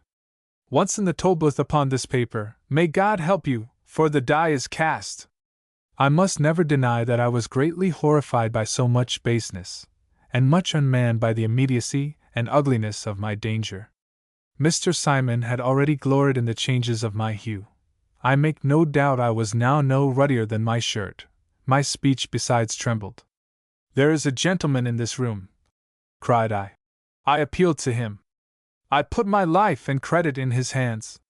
Preston Grange shut his book with a snap. I told you so, Simon, said he. You have played your hand for all it was worth, and you have lost. Mr. David, he went on, I wish you to believe it was by no choice of mine you were subjected to this proof. I wish you could understand how glad I am you should come forth from it with so much credit. You may not quite see how, but it is a little of a service to myself. For had our friend here been more successful than I was last night, it might have appeared that he was a better judge of men than I. It might have appeared we were altogether in the wrong situations, Mr. Simon and myself. And I know our friend Simon to be ambitious, says he, striking lightly on Fraser's shoulder. As for this stage play, it is over. My sentiments are very much engaged in your behalf, and whatever issue we can find to this unfortunate affair, I shall make it my business to see it is adopted with tenderness to you. These were very good words, and I could see besides that there was little love, and perhaps a spice of genuine ill-will, between these two who were opposed to me. For all that, it was unmistakable this interview had been designed, perhaps rehearsed, with the consent of both. It was plain my adversaries were in earnest to try me by all methods, and now, persuasion, flattery, and menaces having been tried in vain, I could not but wonder what would be their next expedient. My eyes besides were still troubled, and my knees loose under me, with the distress of the late ordeal, and I could do no more than stammer the same form of words. I put my life and credit in your hands. Well, well, said he, we must try to save them. And in the meanwhile let us return to gentler methods. You must not bear any grudge upon my friend Mr. Simon, who did but speak by his brief. And even if you did conceive some malice against myself, who stood by and seemed rather to hold a candle, I must not let that extend to innocent members of my family. These are greatly engaged to see more of you, and I cannot consent to have my young womenfolk disappointed. Tomorrow they will be going to Hope Park, where I think it very proper you should make your bow. Call for me first, when I may possibly have something for your private hearing, then you shall be turned abroad again under the conduct of my missus, and until that time repeat to me your promise of secrecy. I had done better to have instantly refused, but in truth I was beside the power of reasoning, did as I was bid, took my leave I know not how, and when I was forth again in the close, and the door had shut behind me, was glad to lean on a house wall and wipe my face. That horrid apparition, as I may call it, of Mr. Simon rang in my memory, as a sudden noise rings after it is over in the ear. Tales of the man's father, of his falseness, of his manifold perpetual treacheries, rose before me from all that I had heard and read, and joined on with what I had just experienced of himself. Each time it occurred to me, the ingenious foulness of that calumny he had proposed to nail upon my character startled me afresh. The case of the man upon the gibbet by Leith Walk appeared scarce distinguishable from that I was now to consider as my own. To rob a child of so little more than nothing was certainly a paltry enterprise for two grown men, but my own tale, as it was to be represented in a court by Simon Fraser, appeared a fair second in every possible point of view of sordidness and cowardice. The voices of two of Priestangrange's liveried men upon his doorstep recalled me to myself. "Hi," said the one, "this billet as fast as ye can link to the captain." "Is that for the Catran back again?" asked the other. "It would seem S.A.E.," returned the first. "Him and Simon are seeking him." "I think Preston Grange is gain jite," says the second. "He'll have James Moore in bed with him next." "Weel, it's either your affair nor mine's," said the first. And they parted, the one upon his errand, and the other back into the house. This looked as ill as possible. I was scarce gone, and they were sending already for James Moore, to whom I thought Mr. Simon must have pointed when he spoke of men in prison and ready to redeem their lives by all extremities. My scalp curdled among my hair, and the next moment the blood leaped in me to remember Catriona. Poor lass! Her father stood to be hanged for pretty indefensible misconduct. What was yet more unpalatable, it now seemed he was prepared to save his four quarters by the worst of shame and the most foul of cowardly murders, murder by the false oath, and to complete our misfortunes, it seemed myself was picked out to be the victim. I began to walk swiftly and at random, conscious only of a desire for movement, air, and the open country. Chapter 7. I make a fault in honor. I came forth, I vow I know not how, on the Lang dykes. This is a rural road which runs on the north side over against the city. Thence I could see the whole black length of it tailed down, from where the castle stands upon its crags above the loch in a long line of spires and gable ends, and smoking chimneys, and at the sight my heart swelled in my bosom.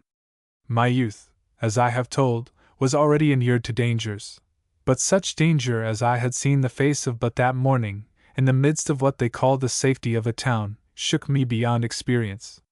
Peril of slavery, peril of shipwreck, peril of sword and shot, I had stood all of these without discredit, but the peril there was in the sharp voice and the fat face of Simon, properly Lord Lovat, daunted me wholly. I sat by the lake's side in a place where the rushes went down into the water, and there steeped my wrists, and laved my temples. If I could have done so with any remains of self-esteem, I would now have fled from my foolhardy enterprise. But call it courage or cowardice, and I believe it was both the one and the other, I decided I was ventured out beyond the possibility of a retreat. I had outfaced these men, I would continue to outface them, come what might, I would stand by the words spoken. The sense of my own constancy somewhat uplifted my spirits, but not much. At the best of it there was an icy place about my heart, and life seemed a black business to be at all engaged in. For two souls in particular my pity flowed. The one was myself, to be so friendless and lost among dangers. The other was the girl, the daughter of James Moore. I had seen but little of her, yet my view was taken and my judgment made. I thought her a lass of a clean honor, like a man's. I thought her one to die of a disgrace. And now I believed her father to be at that moment bargaining his vile life for mine. It made a bond in my thoughts betwixt the girl and me. I had seen her before only as a wayside appearance, though one that pleased me strangely. I saw her now in a sudden nearness of relation, as the daughter of my blood foe, and I might say, my murderer. I reflected it was hard I should be so plagued and persecuted all my days for other folks' affairs, and have no manner of pleasure myself. I got meals and a bed to sleep in when my concerns would suffer it. Beyond that my wealth was of no help to me. If I was to hang, my days were like to be short. If I was not to hang but to escape out of this trouble, they might yet seem long to me ere I was done with them. Of a sudden her face appeared in my memory, the way I had first seen it, with the parted lips. At that, weakness came in my bosom and strength into my legs, and I set resolutely forward on the way to Dean. If I was to hang tomorrow, and it was sure enough I might very likely sleep that night in a dungeon, I determined I should hear and speak once more with Catriona. The exercise of walking and the thought of my destination braced me yet more, so that I began to pluck up a kind of spirit. In the village of Dean, where it sits in the bottom of a glen beside the river, I inquired my way of a miller's man, who sent me up the hill upon the farther side by a plain path, and so to a decent-like small house in a garden of lawns and apple trees. My heart beat high as I stepped inside the garden hedge, but it fell low indeed when I came face to face with a grim and fierce old lady, walking there in a white mutch with a man's hat strapped upon the top of it. "What do ye come seeking here?" she asked. I told her I was after Miss Drummond. "And what may be your business with Miss Drummond?" says she. I told her I had met her on Saturday last, had been so fortunate as to render her a trifling service, and was come now on the young lady's invitation. "Oh, so you're Saxpence!" she cried, with a very sneering manner. "A braw gift, a bonny gentleman. And hae ye ony ither name and designation, or were ye baptized Saxpence?" she asked. I told my name. "Preserve me!" she cried. "Has Ebenezer gotten a son?" "No, ma'am," said I. "I am a son of Alexander's. It's I that am the Laird of Shaw's." "Ye'll find your work cut out for ye to establish that," quoth she. "I perceive you know my uncle," said I, "and I dare say you may be the better pleased to hear that business is arranged." "And what brings ye here after Miss Drummond?" she pursued. "I'm come after my Saxpence, mem," said I. "It's to be thought, being my uncle's nephew, I would be found a careful lad." "So ye have a spark of sleenness in ye?" observed the old lady, with some approval. "I thought ye had just been a quiff, you and your Saxpence, and your lucky day and your sake of Balwitter." From which I was gratified to learn that Catriona had not forgotten some of our talk. But all this is by the purpose, she resumed. Am I to understand that ye come here keeping company? This is surely rather an early question, said I. The maid is young, so am I, worse fortune. I have but seen her the once. I'll not deny, I added, making up my mind to try her with some frankness. I'll not deny but she has run in my head a good deal since I met in with her. That is one thing, but it would be quite another, and I think I would look very like a fool to commit myself. You can speak out of your mouth, I see, said the old lady. Praise God, and so can I. I was fool enough to take charge of this rogue's daughter, a fine charge I have gotten, but it's mine, and I'll carry it the way I want to. Do you mean to tell me, Mr. Balfour of Shaw's, that you would marry James Moore's daughter, and him hanged? Well then, where there's no possible marriage there shall be no manner of carryings on, and take that for said. Lasses are bruckle things, she added, with a nod. And though you would never think it by my runkled shafts, I was a lassie missile, and a bonny one. Lady Allardyce, said I, for that I suppose to be your name, you seem to do the two sides of the talking, which is a very poor manner to come to an agreement. You give me rather a home thrust when you ask if I would marry, at the gallows foot, a young lady whom I have seen but once. I have told you already I would never be so untenty as to commit myself. And yet I'll go some way with you. If I continue to like the lass as well as I have reason to expect, it will be something more than her father, or the gallows either, that keeps the two of us apart. As for my family, I found it by the wayside like a lost bawbee. I owe less than nothing to my uncle, and if ever I marry, it will be to please one person, that's myself. I have heard this kind of talk before you were born, said Mrs. Ogilvy, which is perhaps the reason that I think of it so little. There's much to be considered. This James Moore is a kinsman of mine, to my shame be it spoken. But the better the family, the mair men hanged or headed, that's always been poor Scotland's story. And if it was just the hanging, for my part one think I would be best pleased with James upon the gallows, which would be at least an end to him. Catrine's a good lass enough, and a good-hearted, and lets herself be deaved all day with a runt of an auld wife like me. But ye see, there's the weak bit. She's daft about that long, false, fleeching beggar of a father of hers, and red mad about the Greg era, and proscribed names, and King James, and a ween blethers. And you might think ye could guide her, you would find yourself sore mistaken. Ye say ye've seen her but the once. Spoke with her but the once, I should have said, I interrupted. I saw her again this morning from a window at Priestongrange's. This I dare say I put in because it sounded well, but I was properly paid for my ostentation on the return. What's this of it? Cries the old lady, with a sudden pucker of her face. I think it was at the advocate's door cheek that ye met her first. I told her that was so. She said, and then suddenly, upon rather a scolding tone, I have your bare word for it, she cries, as to who and what you are.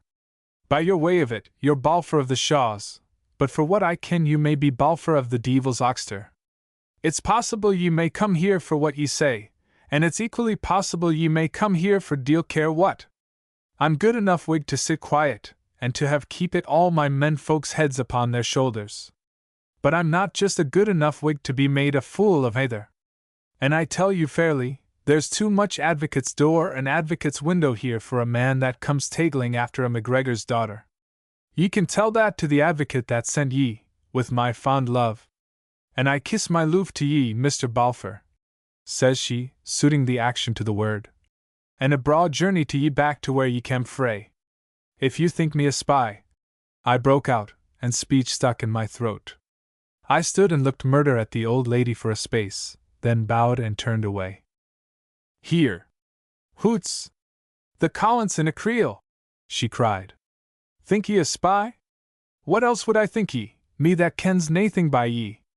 But I see that I was wrong, and as I cannot fight, I'll have to apologize. A bonny figure I would be with a broadsword.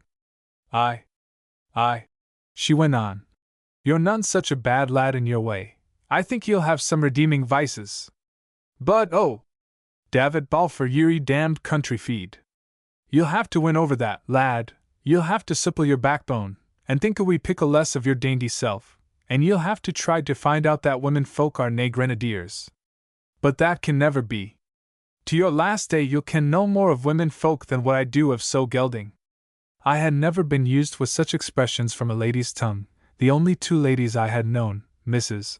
Campbell and my mother, being most devout and most particular women, and I suppose my amazement must have been depicted in my countenance, for Mrs. Ogilvy burst forth suddenly in a fit of laughter. "Keep me!" she cried, struggling with her mirth. "You have the finest timber face, and you to marry the daughter of a Hieland Caitran! Davy, my dear, I think we'll have to make a match of it, if it was just to see the weans. And now," she went on, "there's no manner of service in your daidling here, for the young woman is from home, and it's my fear that the old woman is no suitable companion for your father's son. For by that I have nobody but myself to look after my reputation, and have been long enough alone with a pseudo-octave youth. And come back another day for your saxpence," she cried after me as I left. My skirmish with this disconcerting lady gave my thoughts a boldness they had otherwise wanted. For 2 days the image of Catriona had mixed in all my meditations, she made their background, so that I scarce enjoyed my own company without a glint of her in a corner of my mind. But now she came immediately near. I seemed to touch her, whom I had never touched but the once. I let myself flow out to her in a happy weakness, and looking all about, and before and behind, saw the world like an undesirable desert, where men go as soldiers on a march, following their duty with what constancy they have, and Catriona alone there to offer me some pleasure of my days. I wondered at myself that I could dwell on such considerations in that time of my peril and disgrace, and when I remembered my youth I was ashamed. I had my studies to complete, I had to be called into some useful business, I had yet to take my part of service in a place where all must serve, I had yet to learn, and know, and prove myself a man, and I had so much sense as blush that I should be already tempted with these further on and holier delights and duties. My education spoke home to me sharply. I was never brought up on sugar biscuits but on the hard food of the truth. I knew that he was quite unfit to be a husband who was not prepared to be a father also, and for a boy like me to play the father was a mere derision. When I was in the midst of these thoughts and about halfway back to town I saw a figure coming to meet me, and the trouble of my heart was heightened. It seemed I had everything in the world to say to her, but nothing to say first, and remembering how tongue-tied I had been that morning at the advocate's I made sure that I would find myself struck dumb. But when she came up my fears fled away, not even the consciousness of what I had been privately thinking disconcerted me the least, and I found I could talk with her as easily and rationally as I might with Alan. "Oh," she cried, "you have been seeking your sixpence, did you get it?" I told her no, but now I had met with her my walk was not in vain. "Though I have seen you today already," said I, and told her where and when. "I did not see you," she said. "My eyes are big, but they are better than mine at seeing far. Only I heard singing in the house." "That was Miss Grant," said I. "The eldest and the bonniest. They say they are all beautiful," said she. "They think the same of you, Miss Drummond," I replied, "and were all crowding to the window to observe you. It is a pity about my being so blind," said she, "or I might have seen them too. And you were in the house? You must have been having the fine time with the fine music and the pretty ladies." "There is just where you are wrong," said I, for I was as uncouth as a sea-fish upon the brae of a mountain. "The truth is that I am better fitted to go about with rude as men than pretty ladies." "Well, I would think so too, at all events," said she, at which we both of us laughed. "It is a strange thing, now," said I. "I am not the least afraid with you, yet I could have run from the Miss Grants. And I was afraid of your cousin too." "Oh, I think any man will be afraid of her," she cried. "My father is afraid of her himself." The name of her father brought me to a stop. I looked at her as she walked by my side. I recalled the man, and the little I knew and the much I guessed of him, and comparing the one with the other, felt like a traitor to be silent. "Speaking of which," said I met your father no later than this morning." "Did you?" she cried, with a voice of joy that seemed to mock at me. You saw James Moore? You will have spoken with him then? I did even that, said I. Then I think things went the worst way for me that was humanly possible. She gave me a look of mere gratitude. Ah, thank you for that, says she. You thank me for very little, said I, and then stopped.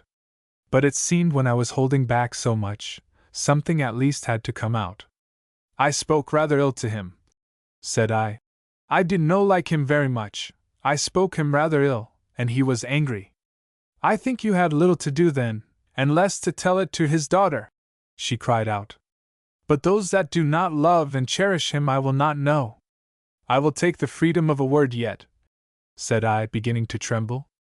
Perhaps neither your father nor I are in the best of spirits at Priestongrange. I dare say we both have anxious business there, for it's a dangerous house. I was sorry for him too, and spoke to him the first, if I could but have spoken the wiser. And for one thing, in my opinion, you will soon find that his affairs are mending. It will not be through your friendship, I am thinking, said she. And he is much made up to you for your sorrow. Miss Drummond, cried I am alone in this world. And I am not wondering at that, said she. Oh, let me speak, said I. I will speak but the once, and then leave you, if you will, forever. I came this day in the hopes of a kind word that I am sore in want of. I know that what I said must hurt you, and I knew it then. It would have been easy to have spoken smooth, easy to lie to you. Can you not think how I was tempted to the same?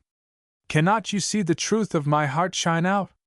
I think here is a great deal of work, Mr. Balfour, said she. I think we will have met but the once, and will can part like gentle folk. Oh, let me have one to believe in me, I pleaded. I cannot bear it else.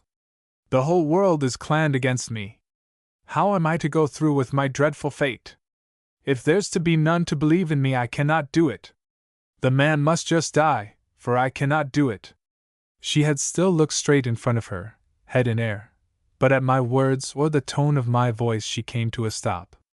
What is this you say? She asked. What are you talking of? It is my testimony which may save an innocent life, said I, and they will not suffer me to bear it. What would you do yourself? You know what this is, whose father lies in danger. Would you desert the poor soul? They have tried all ways with me. They have sought to bribe me, they offered me hills and valleys. And today that sleuth-hound told me how I stood, and to what a length he would go to butcher and disgrace me. I am to be brought in a party to the murder. I am to have held Glenure in talk for money and old clothes. I am to be killed and shamed. If this is the way I am to fall, and me scarce a man, if this is the story to be told of me in all Scotland, if you are to believe it too, and my name is to be nothing but a byword, Catriona, how can I go through with it? The thing's not possible. It's more than a man has in his heart. I poured my words out in a whirl, one upon the other, and when I stopped I found her gazing on me with a startled face. Glenure! It is the Appin murder, she said softly, but with a very deep surprise. I had turned back to bear her company, and we were now come near the head of the brae above Dean village. At this word I stepped in front of her like one suddenly distracted. For God's sake! I cried. For God's sake, what is this that I have done? And carried my fists to my temples. What made me do it? Sure, I am bewitched to say these things. In the name of heaven, what ails you now? She cried. I gave my honor, I groaned. I gave my honor and now I have broke it. Oh, Catriona! I am asking you what it is, she said. Was it these things you should not have spoken? And do you think I have no honor then? Or that I am one that would betray a friend? I hold up my right hand to you and swear. Oh, I knew you would be true, said I. It's me, it's here. I that stood but this morning and outfaced them, that risked rather to die disgraced upon the gallows than do wrong, and a few hours after I throw my honor away by the roadside in common talk. There is one thing clear upon our interview, says he, that I can rely on your pledged word. Where is my word now? Who could believe me now? You could not believe me. I am clean fallen down, I had best die. All this I said with a weeping voice, but I had no tears in my body. "My heart is sore for you," said she, "but be sure you are too nice. I would not believe you, do you say? I would trust you with anything. And these men? I would not be thinking of them. Men who go about to entrap and to destroy you. Fy. This is no time to crouch. Look up. Do you not think I will be admiring you like a great hero of the good, and you a boy not much older than myself? And because you said a word too much in a friend's ear, that would die ere she betrayed you, to make such a matter. It is one thing that we must both forget. Catriona, said I, looking at her, hangdog, is this true of it? Would ye trust me yet? Will you not believe the tears upon my face? She cried. It is the world I am thinking of you, Mr. David Balfour. Let them hang you. I will never forget, I will grow old and still remember you. I think it is great to die so, I will envy you that gallows. And maybe all this while I am but a child frighted with bogles, said I. Maybe they but make a mock of me. It is what I must know, she said. I must hear the whole. The harm is done at all events, and I must hear the whole. I had sat down on the wayside, where she took a place beside me, and I told her all that matter much as I have written it, my thoughts about her father's dealings being alone omitted. Well, she said when I had finished, you are a hero, surely, and I never would have thought that same. And I think you are in peril, too. Oh, Simon Fraser! To think upon that man! For his life and the dirty money, to be dealing in such traffic. And just then she called out aloud with a queer word that was common with her, and belongs, I believe, to her own language. My torture, says she. Look at the sun! Indeed, it was already dipping towards the mountains. She bid me come again soon, gave me her hand, and left me in a turmoil of glad spirits. I delayed to go home to my lodging, for I had a terror of immediate arrest, but got some supper at a change house, and the better part of that night walked by myself in the barley fields, and had such a sense of Catriona's presence that I seemed to bear her in my arms. Chapter 8. The Bravo. The next day, August 29th, I kept my appointment at the advocate's in a coat that I had made to my own measure, and was but newly ready.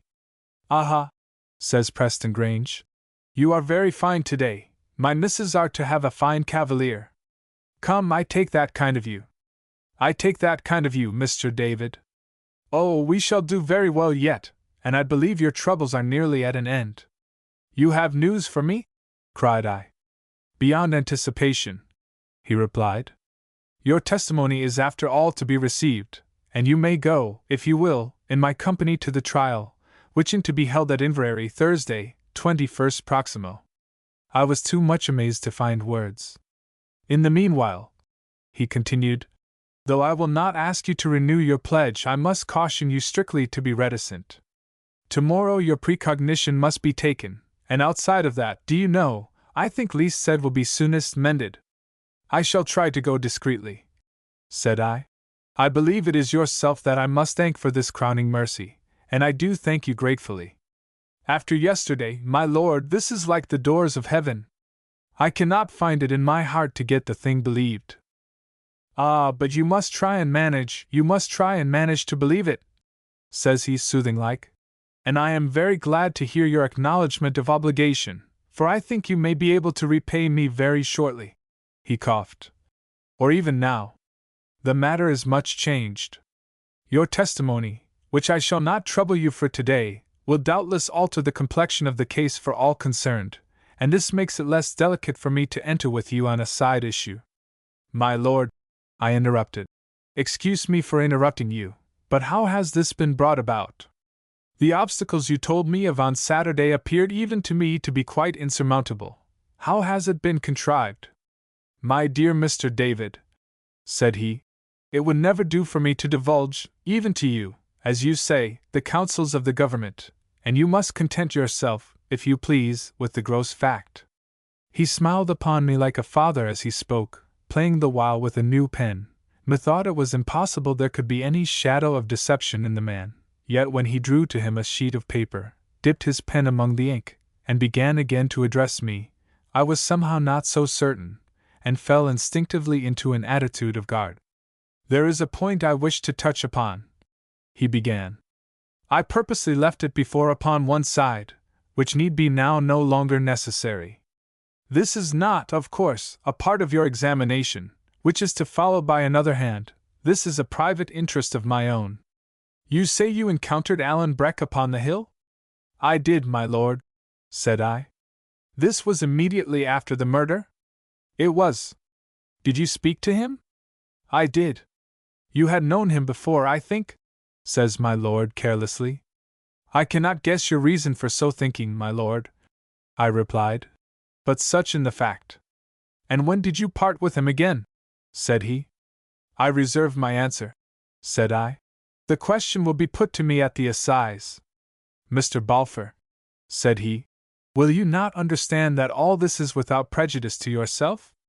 I have promised you life and honor, and believe me, I can keep my word. You are therefore clear of all anxiety. Alan, it appears, you suppose you can protect, and you talk to me of your gratitude, which I think, if you push me, is not ill-deserved. There are a great many different considerations all pointing the same way, and I will never be persuaded that you could not help us, if you chose, to put salt on Alan's tail." "My lord," said I give you my word I do not so much as guess where Alan is." He paused a breath. "Nor how he might be found?" he asked. I sat before him like a log of wood. "And so much for your gratitude, Mr. David," he observed. Again there was a piece of silence. "Well," said he, rising, "I am not fortunate, and we are a couple at cross purposes. Let us speak of it no more. You will receive notice when, where, and by whom, we are to take your precognition. And in the meantime, my misses must be waiting you. They will never forgive me if I detain their cavalier." Into the hands of these graces I was accordingly offered up, and found them dressed beyond what I had thought possible, and looking fair as a posy. As we went forth from the doors, a small circumstance occurred which came afterwards to look extremely big. I heard a whistle sound loud and brief like a signal, and looking all about, spied for one moment the red head of Neil of the Tom, the son of Duncan. The next moment he was gone again, nor could I see so much as the skirt tail of Catriona, upon whom I naturally supposed him to be then attending. My 3 keepers led me out by Bristow and the Bruntsfield links, whence a path carried us to Hope Park, a beautiful pleasance, laid with gravel walks, furnished with seats and summer sheds, and warded by a keeper. The way there was a little longsome. The 2 younger misses affected an air of genteel weariness that damped me cruelly. The eldest considered me with something that at times appeared like mirth, and though I thought I did myself more justice than the day before, it was not without some effort.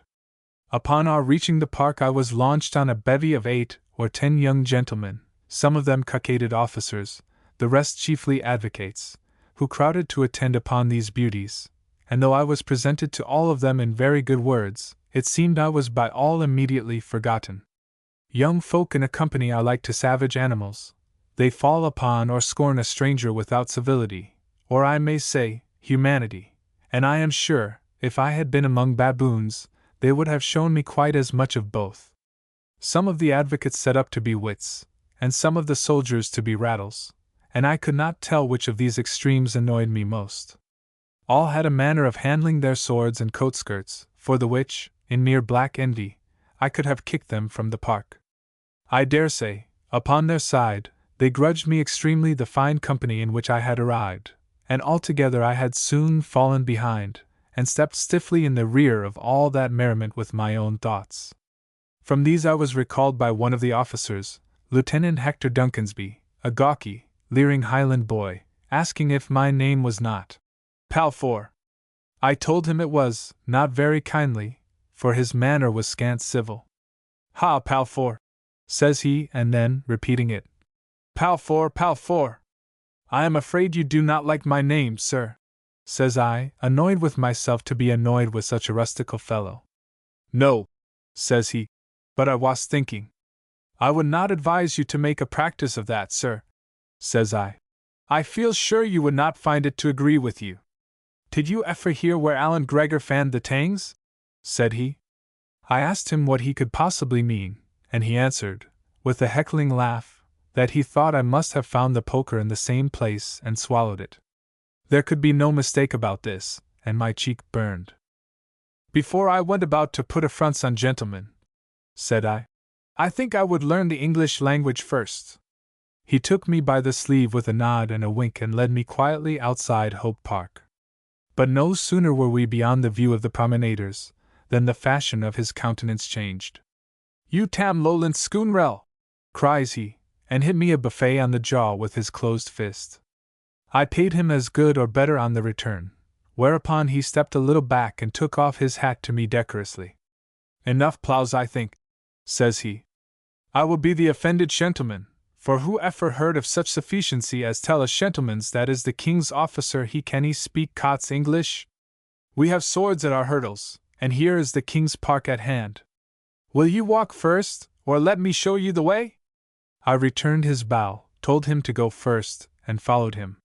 As he went I heard him grumble to himself about Scots English and the king's coat, so that I might have supposed him to be seriously offended. But his manner at the beginning of our interview was there to belie him. It was manifest he had come prepared to fasten a quarrel on me, right or wrong, manifest that I was taken in a fresh contrivance of my enemies, and to me, conscious as I was of my deficiencies, manifest enough that I should be the one to fall in our encounter. As we came into that rough rocky desert of the King's Park I was tempted half a dozen times to take to my heels and run for it, so loath was I to show my ignorance in fencing, and so much averse to die or even to be wounded. But I considered if their malice went as far as this, it would likely stick at nothing, and that to fall by the sword, however ungracefully, was still an improvement on the gallows. I considered besides that by the unguarded pertness of my words and the quickness of my blow I had put myself quite out of court, and that even if I ran, my adversary would probably pursue and catch me, which would add disgrace to my misfortune. So that, taking all in all, I continued marching behind him, much as a man follows the hangman, and certainly with no more hope. We went about the end of the long craigs, and came into the hunter's bog. Here, on a piece of fair turf, my adversary drew. There was nobody there to see us but some birds, and no resource for me but to follow his example, and stand on guard with the best face I could display. It seems it was not good enough for Mr. Dancansby, who spied some flaw in my maneuvers, paused, looked upon me sharply, and came off and on, and menaced me with his blade in the air. As I had seen no such proceedings from Allan, and was besides a good deal affected with the proximity of death, I grew quite bewildered, stood helpless, and could have longed to run away. "Fat deal ails her?" cries the lieutenant. And suddenly engaging, he twitched the sword out of my grasp and sent it flying far among the rushes. Twice was this maneuver repeated, and the third time when I brought back my humiliated weapon, I found he had returned his own to the scabbard, and stood awaiting me with a face of some anger, and his hands clasped under his skirt. "P-tam Ned if I touch you!" he cried, and asked me bitterly what right I had to stand up before a gentleman's, when I did not know the back of a sword from the front of it. I answered that was the fault of my upbringing, and would he do me the justice to say I had given him all the satisfaction it was unfortunately in my power to offer, and had stood up like a man? "And that is the truth," said he. "I am very brave myself, and pulled as a lion's. But to stand up there, and you ken naething of fence, the way that you did, I declare it was pay on me. And I am sorry for the plough, though I declare I believe your own was the elder brother, and my hide still sings with it. And I declare if I had kent what way it was, I would not put a hand to such a piece of pusiness." "That is handsomely said," I replied. "And I am sure you will not stand up a second time to be the actor for my private enemies." "Indeed, no, Balfour," said he. "And I think I was used extremely sufficiently myself to be set up to fecht with an auld wife, or all the same as a bairn whatever. And I will tell the master so, and fecht him, by cot, himself. And if you knew the nature of Mr. Simon's quarrel with me," said I, "you would be yet the more affronted to be mingled up with such affairs." He swore he could well believe it, that all the Lovats were made of the same meal and the devil was the miller that ground that. Then suddenly shaking me by the hand, he vowed I was a pretty enough fellow after all, that it was 1,000 pities I had been neglected, and that if he could find the time, he would give an eye himself to have me educated. "You can do me a better service than even what you propose," said I, and when he had asked its nature, "Come with me to the house of one of my enemies, and testify how I have carried myself this day," I told him. "That will be the true service. For though he has sent me a gallant adversary for the first, the thought in Mr. Simon's mind is merely murder. There will be a second and then a third, and by what you have seen of my cleverness with the cold steel, you can judge for yourself what is like to be the upshot. And I would not like it myself, if I was no more of a man than what you was," he cried. "But I will do you right, Balfour. Lead on." If I had walked slowly on the way into that accursed park, my heels were light enough on the way out. They kept time to a very good old air, that is as ancient as the Bible, and the words of it are, "Surely the bitterness of death is past." I mind that I was extremely thirsty, and had a drink at St. Margaret's Well on the road down, and the sweetness of that water past belief. We went through the sanctuary, up the Canongate, in by the Netherbow, and straight to Priestangrange's door, talking as we came and arranging the details of our affair. The footman owned his master was at home, but declared him engaged with other gentlemen on very private business, and his door forbidden. "My business is but for 3 minutes, and it cannot wait," said I. "You may say it is by no means private, and I shall be even glad to have some witnesses." As the man departed unwillingly enough upon this errand, we made so bold as to follow him to the antechamber, whence I could hear for a while the murmuring of several voices in the room within. The truth is, there were 3 at the one table: Prestongange, Simon Fraser, and Mr. Erskine, Sheriff of Perth, and as they were met in consultation on the very business of the Appin murder, they were a little disturbed at my appearance, but decided to receive me. "Well, well, Mr. Balfour, and what brings you here again? And who is this you bring with you?" says Prestongange. As for Fraser, he looked before him on the table. "He is here to bear a little testimony in my favor, my lord, which I think it very needful you should hear," said I, and turned to Duncansby. "I have only to say this," said the lieutenant, "that I stood up this day with Balfour in the Hunter's Pog, which I am now very sorry for, and he behaved himself as pretty as a gentleman's could ask it. And I have great respects for Balfour," he added. "I thank you for your honest expressions," said I. Whereupon Duncansby made his bow to the company, and left the chamber, as we had agreed upon before. "What have I to do with this?" says Prestongange. "I will tell your lordship in 2 words," said I. "I have brought this gentleman, a king's officer, to do me so much justice. Now I think my character is covered, and until a certain date, which your lordship can very well supply, it will be quite in vain to dispatch against me any more officers. I will not consent to fight my way through the garrison of the castle." The veins swelled on Priestangrange's brow, and he regarded me with fury. "I think the devil uncoupled this dog of a lad between my legs," he cried, and then, turning fiercely on his neighbor, "This is some of your work, Simon," he said. "I spy your hand in the business, and let me tell you I resent it. It is disloyal, when we are agreed upon one expedient, to follow another in the dark. You are disloyal to me. What? You let me send this lad to the place with my very daughters. And because I let drop a word to you. Fy, sir, keep your dishonours to yourself." Simon was deadly pale. "I will be a kickball between you and the Duke no longer," he exclaimed. "Either come to an agreement, or come to a differ, and have it out among yourselves. But I will no longer fetch and carry, and get your contrary instructions, and be blamed by both. For if I were to tell you what I think of all your Hanover business, it would make your head sing."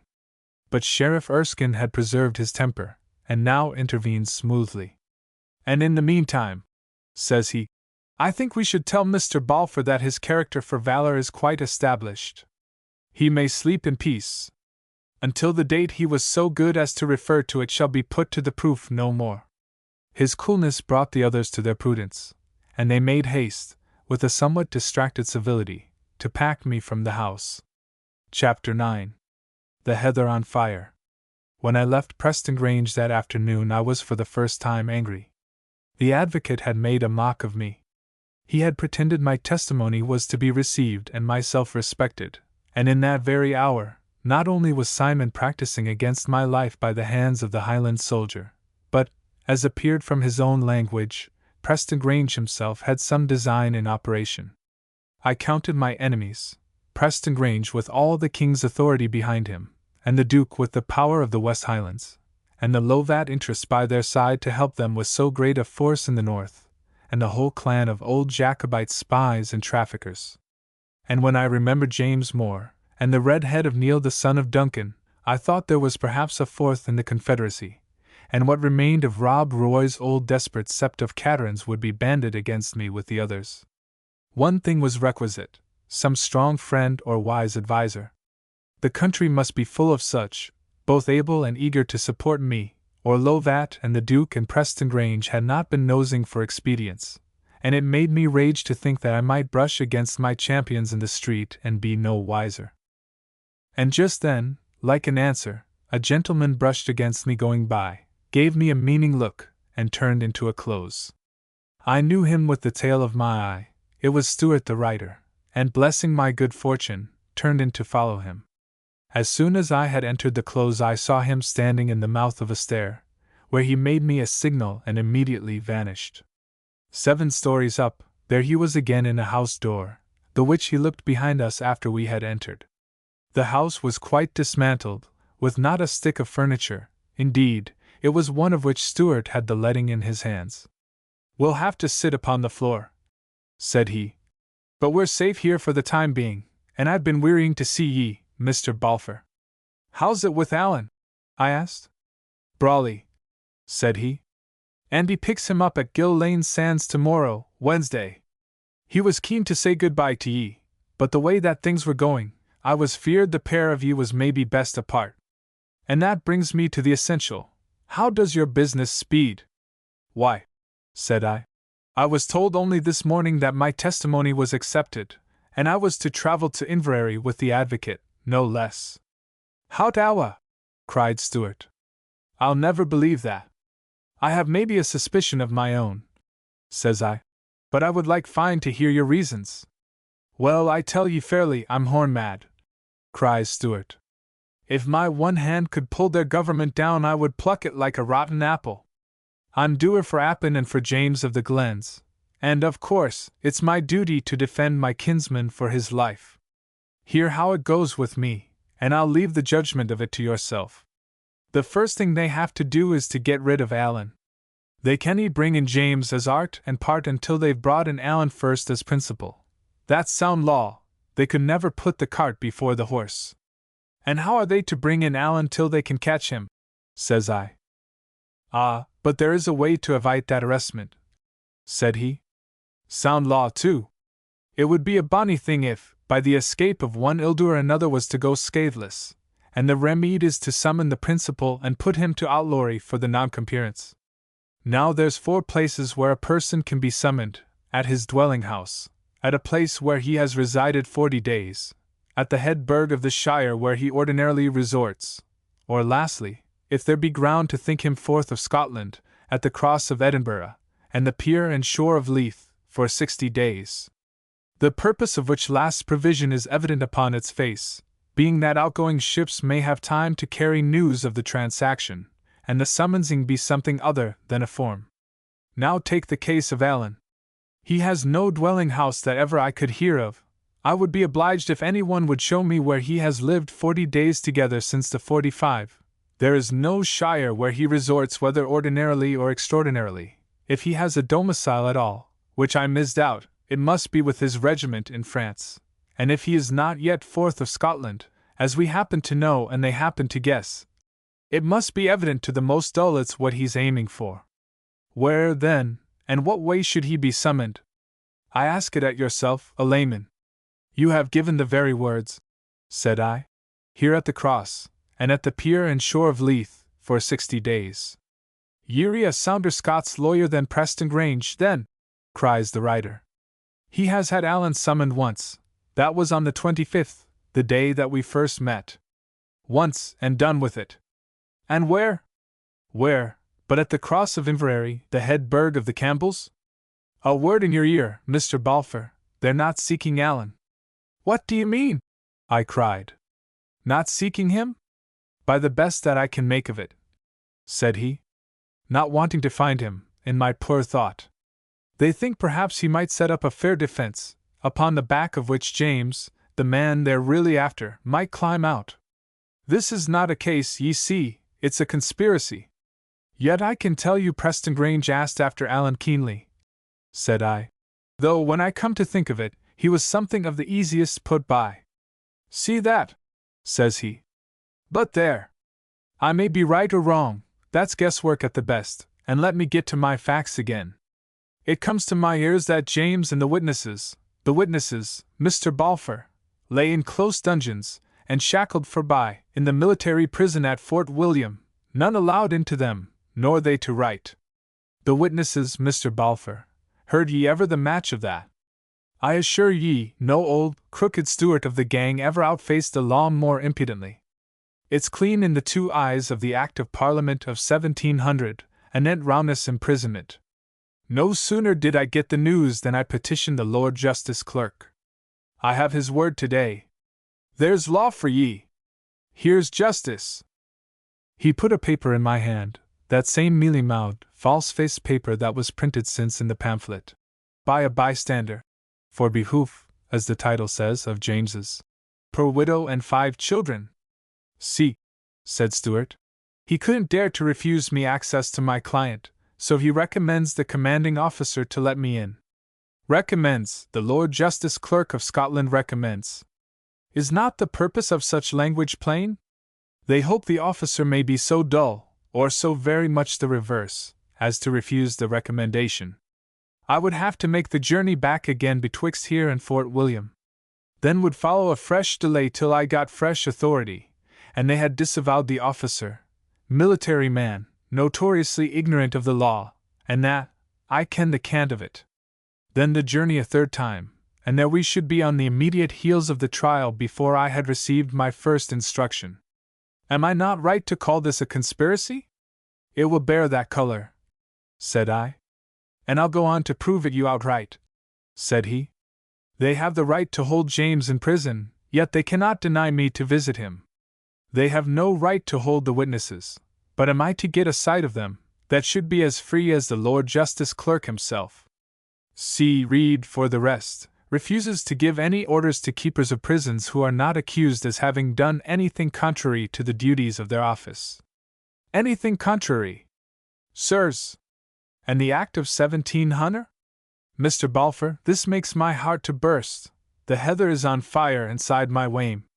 And the plain English of that phrase, said I, is that the witnesses are still to lie in prison and you are not to see them?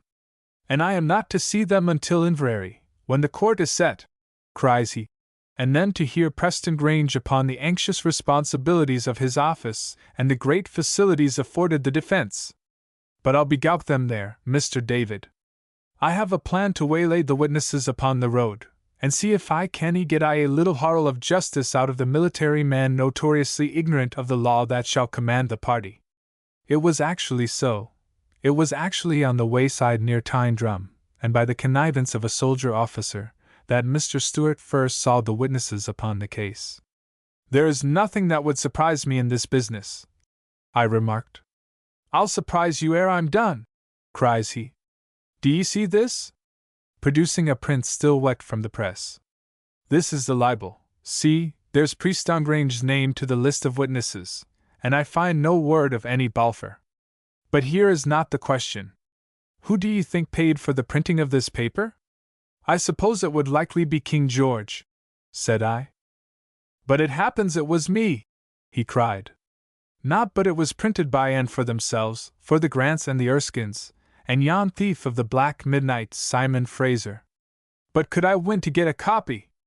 No! I was to go blindfold to my defense. I was to hear the charges for the first time in court alongst the jury. Is not this against the law? I asked. I cannot say so much, he replied. It was a favor so natural and so constantly rendered, till this none such business, that the law has never looked to it.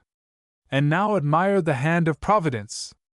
A stranger is in Fleming's printing house, spies a proof on the floor, picks it up, and carries it to me. Of all things, it was just this libel. Whereupon I had it said again, printed at the expense of the defense, Sumptibus moesti re, heard ever man the like of it, and here it is for anybody, the muckle secret out, all may see it now. But how do you think I would enjoy this, that has the life of my kinsman on my conscience? Troth, I think you would enjoy it ill, said I. And now you see how it is, he concluded. And why, when you tell me your evidence is to be let in, I laugh aloud in your face. It was now my turn. I laid before him in brief Mr. Simon's threats and offers, and the whole incident of the Bravo, with the subsequent scene at Priestongrange. Of my first talk, according to promise, I said nothing, nor indeed was it necessary. All the time I was talking Stuart nodded his head like a mechanical figure, and no sooner had my voice ceased, than he opened his mouth and gave me his opinion in 2 words, dwelling strong on both of them. Disappear yourself, said he. I do not take you, said I. Then I'll carry you there, said he. By my view of it, you're to disappear whatever. Oh, that's outside debate. The advocate, who is not without some spunks of a remainder decency, has run your life safe out of Simon and the Duke. He has refused to put you on your trial, and refused to have you killed, and there's the clue to their ill words together, for Simon and the Duke can keep faith with either friend nor enemy. Ye're not to be tried then, and ye're not to be murdered, but I'm in bitter error if ye're not to be kidnapped and carried away like the Lady Grange. Bet me what ye please, there was their expedient. You make me think, said I, and told him of the whistle and the red-headed retainer, Neil. Wherever James Moore is, there's one big rogue, never be deceived on that, said he. His father was none so ill a man, though a kenning on the wrong side of the law, and no friend to my family, that I should waste my breath to be defending him. But as for James, he's a brock and a blackguard. I like the appearance of this red-headed Neil as little as yourself. It looks uncanny, fee. It smells bad. It was old Lovat that managed the Lady Grange affair. If young Lovat is to handle yours, it'll be all in the family. What's James Moore in prison for? The same offense, abduction. His men have had practice in the business. He'll be to lend them to be Simon's instruments, and the next thing we'll be hearing, James will have made his peace, or else he'll have escaped, and you'll be in Benbecula or Applecross. You make a strong case, I admitted. And what I want, he resumed, is that ye should disappear yourself ere they can get their hands upon ye. Lie quiet until just before the trial, and spring upon them at the last of it when they'll be looking for you least. This is always supposing, Mr. Balfour, that your evidence is worth so very great a measure of both risk and fash. I will tell you one thing, said I. I saw the murderer, and it was not Allen. Then, by God, my cousin's saved, cried Stuart. You have his life upon your tongue, and there's neither time, risk, nor money to be spared to bring you to the trial. He emptied his pockets on the floor. Here is all that I have by me, he went on. Take it, you'll want it ere ye're through. Go straight down this close, there's a way out by there to the Lang Dykes, and by my will of it. See no more of Edinburgh till the clash is over. Where am I to go, then? I inquired. And I wish that I could tell ye, says he, but all the places that I could send ye to would be just the places they would seek. No, ye must fend for yourself, and God be your guiding. 5 days before the trial, September the 16th, get word to me at the King's Arms in Stirling, and if ye be managed for yourself as long as that, I'll see that ye reach Inverary. One thing more, said I. Can I no see Allen? He seemed boggled. Heck, I would rather you wouldn't, said he. But I can never deny that Allen is extremely keen of it, and is to lie this night by Silvermills on purpose. If you're sure that you're not followed, Mr. Balfour, but make sure of that, lie in a good place and watch your road for a clear hour before you risk it. It would be a dreadful business if both you and him was to miscarry. Chapter 10. The Red-Headed Man. It was about 3:30 when I came forth on the Lang Dykes. Dean was where I wanted to go. Since Catriona dwelled there, and her kinsfolk the Glengyle MacGregors appeared almost certainly to be employed against me. It was just one of the few places I should have kept away from, and being a very young man, and beginning to be very much in love, I turned my face in that direction without pause. As a slave to my conscience and common sense, however, I took a measure of precaution. Coming over the crown of a bit of a rise in the road, I clapped down suddenly among the barley and lay waiting. After a while, a man went by that looked to be a Highlandman, but I had never seen him till that hour. Presently after came Neil of the Red Head. The next to go past was a miller's cart, and after that nothing but manifest country people. Here was enough to have turned the most foolhardy from his purpose, but my inclination ran too strong the other way. I argued it out that if Neil was on that road, it was the right road to find him in, leading direct to his chief's daughter. As for the other Highlandman, if I was to be startled off by every Highlandman I saw, I would scarce reach anywhere. And having quite satisfied myself with this disingenuous debate, I made the better speed of it, and came a little after 4 to Mrs. Drummond Ogilvy's. Both ladies were within the house, and upon my perceiving them together by the open door, I plucked off my hat and said, "Here was a lad come seeking saxpence," which I thought might please the dowager. Catriona ran out to greet me heartily, and to my surprise the old lady seemed scarce less forward than herself.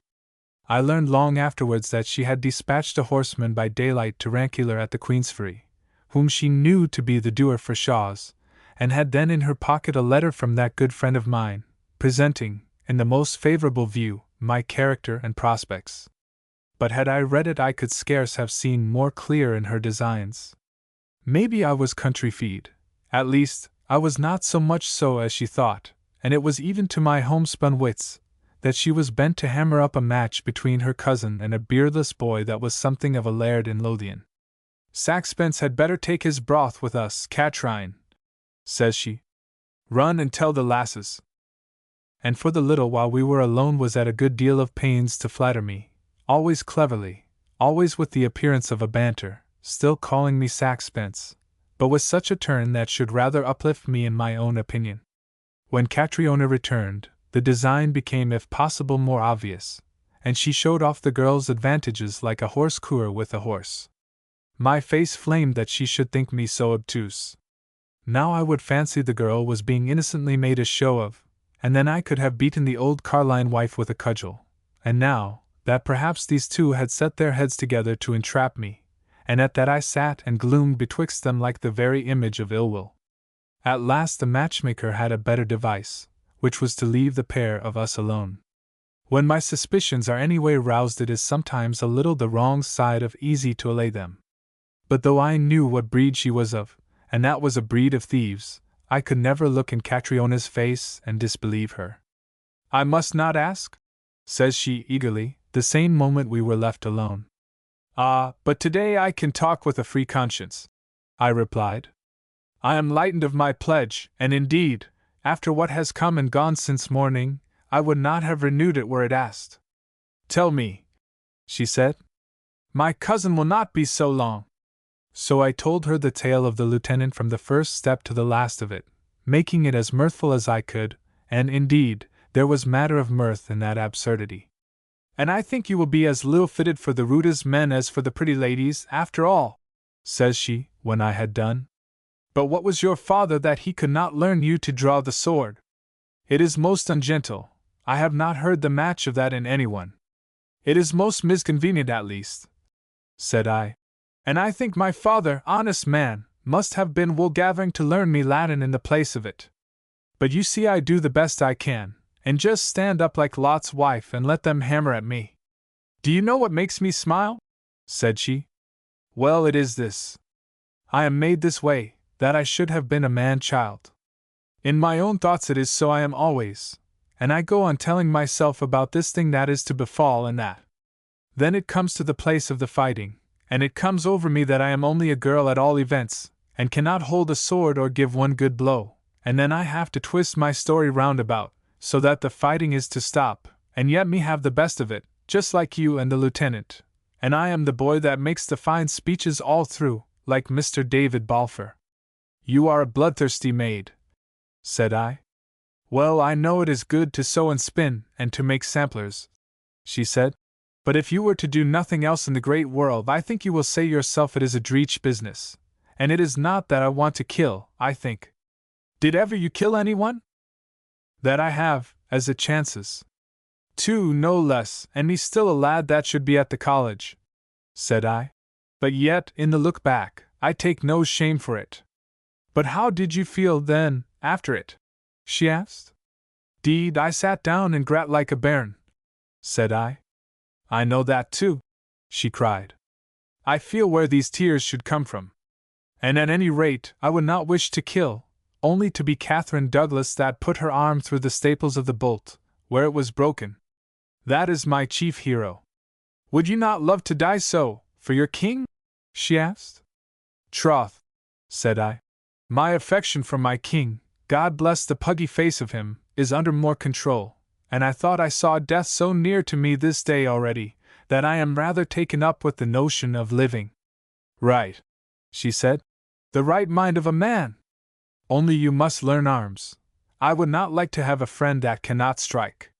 But it will not have been with the sword that you killed these 2.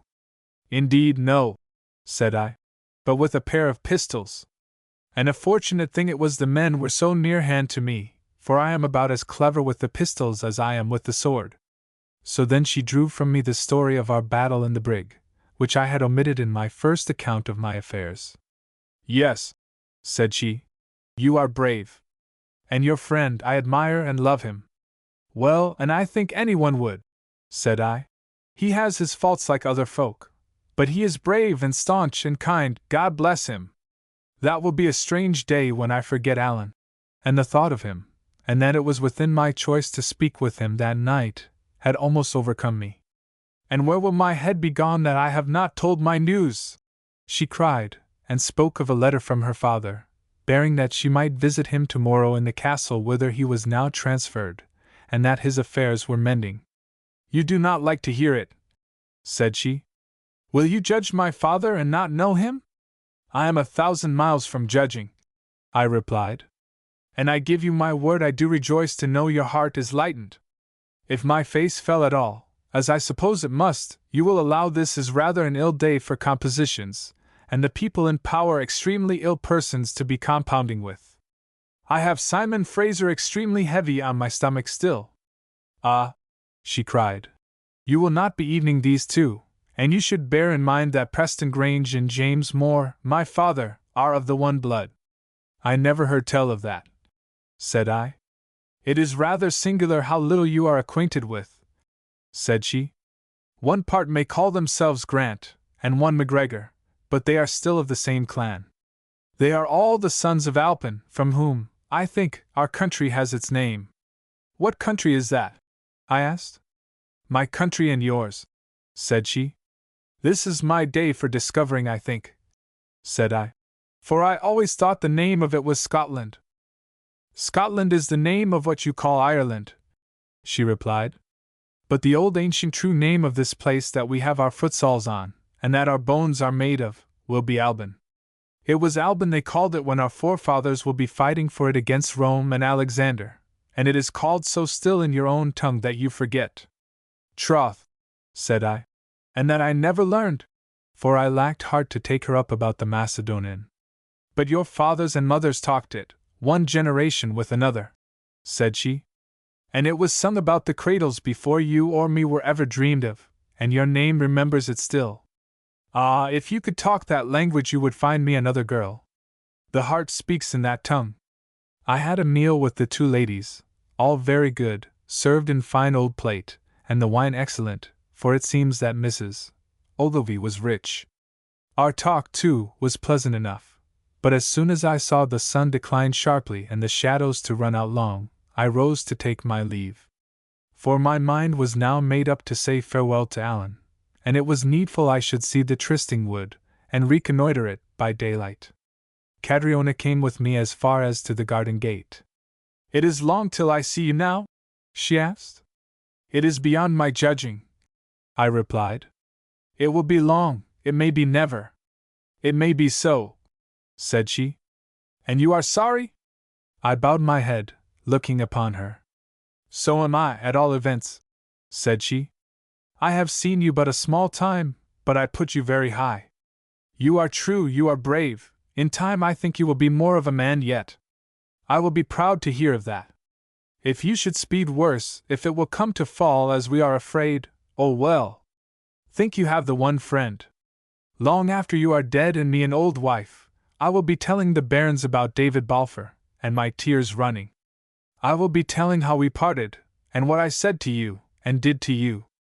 God go with you and guide you, praise your little friend. So I said, I will be telling them, and here is what I did. She took up my hand and kissed it. This so surprised my spirits that I cried out like one hurt.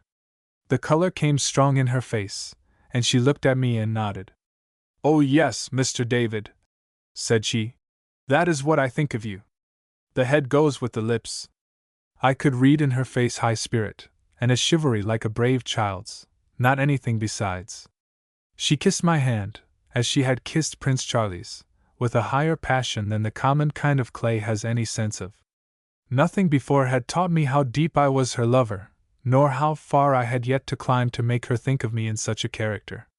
Yet I could tell myself I had advanced some way, and that her heart had beat and her blood flowed at thoughts of me. After that honor she had done me I could offer no more trivial civility. It was even hard for me to speak. A certain lifting in her voice had knocked directly at the door of my own tears. I praise God for your kindness, dear, said I.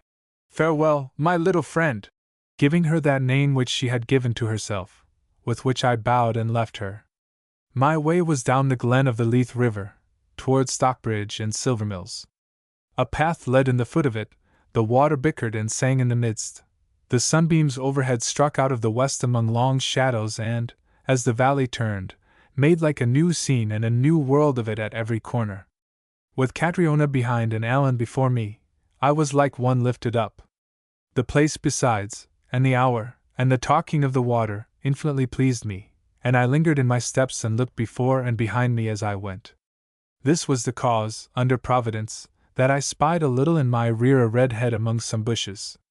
Anger sprang in my heart, and I turned straight about and walked at a stiff pace to where I came from. The path lay close by the bushes where I had remarked the head. The cover came to the wayside, and as I passed I was all strung up to meet and to resist an onfall. No such thing befell, I went by unmeddled with, and at that fear increased upon me. It was still day indeed, but the place exceeding solitary. If my haunters had let slip that fair occasion I could but judge they aimed at something more than David Balfour. The lives of Alan and James weighed upon my spirit with the weight of 2 grown bullocks. Catriona was yet in the garden walking by herself. Catriona, said I, you see me back again. With a changed face, said she. I carry 2 men's lives besides my own, said I. It would be a sin and shame not to walk carefully. I was doubtful whether I did right to come here. I would like it ill, if it was by that means we were brought to harm. I could tell you one that would be liking it less, and will like little enough to hear you talking at this very same time, she cried. What have I done, at all events? Oh, you are not alone, I replied. But since I went off I have been dogged again, and I can give you the name of him that follows me. It is Neil, son of Duncan, your man or your father's. To be sure you are mistaken there, she said with a white face. Neil is in Edinburgh on errands from my father. It is what I fear, said I. The last of it. But for his being in Edinburgh I think I can show you another of that. For sure you have some signal, a signal of need, such as would bring him to your help, if he was anywhere within the reach of ears and legs? Why, how will you know that? Says she. By means of a magical talisman God gave to me when I was born, and the name they call it by his common sense, said I. Oblige me so far as make your signal, and I will show you the red head of Neil. No doubt but I spoke bitter and sharp. My heart was bitter. I blamed myself and the girl and hated both of us, her for the vile crew that she was come of, myself for my wanton folly to have stuck my head in such a bike of wasps. Catriona set her fingers to her lips and whistled once, with an exceeding clear, strong, mounting note, as full as a ploughman's. A while we stood silent, and I was about to ask her to repeat the same, when I heard the sound of someone bursting through the bushes below on the brae side. I pointed in that direction with a smile, and presently Neil leaped into the garden. His eyes burned, and he had a black knife, as they call it on the Highland side, naked in his hand, but seeing me beside his mistress, stood like a man struck. "He has come to your call," said I. "Judge how near he was to Edinburgh, or what was the nature of your father's errands. Ask himself. If I am to lose my life, or the lives of those that hang by me, through the means of your clan, let me go where I have to go with my eyes open." She addressed him tremulously in the Gaelic. Remembering Alan's anxious civility in that particular, I could have laughed out loud for bitterness. Here, sure, in the midst of these suspicions, was the hour she should have stuck by English. Twice or thrice they spoke together, and I could make out that Neil, for all his obsequiousness, was an angry man. Then she turned to me. "He swears it is not," she said. "Catriona," said I, "do you believe the man yourself?" She made a gesture like wringing the hands. "How will I can know?" she cried. "But I must find some means to know," said I. "I cannot continue to go dovering round in the black night with two men's lives at my girdle. Catriona, try to put yourself in my place, as I vow to God I try hard to put myself in yours. This is no kind of talk that should ever have fallen between me and you, no kind of talk. My heart is sick with it. See, keep him here till 2 of the morning, and I care not. Try him with that." They spoke together once more in the Gaelic. "He says he has James Moore my father's errand," said she. She was whiter than ever, and her voice faltered as she said it. "It is pretty plain now," said I. "And may God forgive the wicked." She said never anything to that, but continued gazing at me with the same white face. "This is a fine business," said I again. "Am I to fall, then, and those two along with me? Oh, what am I to do?" she cried. "Could I go against my father's orders, him in prison, in the danger of his life?" "But perhaps we go too fast," said I. "This may be a lie too. He may have no right orders, all may be contrived by Simon, and your father knowing nothing." She burst out weeping between the pair of us, and my heart smote me hard, for I thought this girl was in a dreadful situation. "Here," said I, "keep him but the 1 hour, and I'll chance it, and may God bless you." She put out her hand to me. "I will he needing one good word," she sobbed. "The full hour, then?" said I, keeping her hand in mine. "3 lives of it, my lass." "The full hour," she said, and cried aloud on her Redeemer to forgive her. I thought it no fit place for me, and fled. Chapter 11. The Wood by Silvermills. I lost no time, but down through the valley and by Stockbridge and Silvermills as hard as I could stave. It was Alan's tryst to be every night between 12 and 2. In a bit scrog of wood by east of Silvermills and by south the South Mill Lade. This I found easy enough, where it grew on a steep brae, with the mill lade flowing swift and deep along the foot of it, and here I began to walk slower and to reflect more reasonably on my employment. I saw I had made but a fool's bargain with Catriona. It was not to be supposed that Neil was sent alone upon his errand, but perhaps he was the only man belonging to James Moore, in which case I should have done all I could to hang Catriona's father, and nothing the least material to help myself. To tell the truth, I fancy neither one of these ideas. Suppose by holding back Neil, the girl should have helped to hang her father, I thought she would never forgive herself this side of time. And suppose there were others pursuing me that moment, what kind of a gift was I come bringing to Alan? And how would I like that? I was up with the west end of that wood when these two considerations struck me like a cudgel. My feet stopped of themselves and my heart along with them. What wild game is this that I have been playing? Thought I, and turned instantly upon my heels to go elsewhere. This brought my face to Silvermills. The path came past the village with a crook, but all plainly visible, and highland or lowland, there was nobody stirring. Here was my advantage, here was just such a conjuncture as Stewart had counselled me to profit by, and I ran by the side of the mill lade, fetched about beyond the east corner of the wood, threaded through the midst of it, and returned to the west selvage, whence I could again command the path, and yet be myself unseen. Again it was all empty, and my heart began to rise. For more than an hour I sat close in the border of the trees, and no hare or eagle could have kept a more particular watch. When that hour began the sun was already set, but the sky still all golden and the daylight clear. Before the hour was done it had fallen to be half murk, the images and distances of things were mingled, and observation began to be difficult. All that time not a foot of man had come east from Silvermills, and the few that had gone west were honest country folk and their wives upon the road to bed. If I were tracked by the most cunning spies in Europe, I judged it was beyond the course of nature they could have any jealousy of where I was, and going a little further home into the wood I lay down to wait for Allan. The strain of my attention had been great, for I had watched not the path only, but every bush and field within my vision. That was now at an end. The moon, which was in her first quarter, glinted a little in the wood. All round there was a stillness of the country, and as I lay there on my back, the next 3 or 4 hours, I had a fine occasion to review my conduct. 2 things became plain to me. First, that I had no right to go that day to Deane, and, having gone there, had now no right to be lying where I was. This, where Allan was to come, was just the one wood in all broad Scotland that was, by every proper feeling, closed against me. I admitted that, and yet stayed on, wondering at myself. I thought of the measure with which I had meted to Catriona that same night, how I had prated of the 2 lives I carried, and had thus forced her to injeopardy her father's, and how I was here exposing them again. It seemed in wantonness. A good conscience is 8 parts of courage. No sooner had I lost conceit of my behavior than I seemed to stand disarmed amidst a throng of terrors. Of a sudden I sat up. How if I went now to Preston Grange, caught him, as I still easily might, before he slept, and made a full submission? Who could blame me?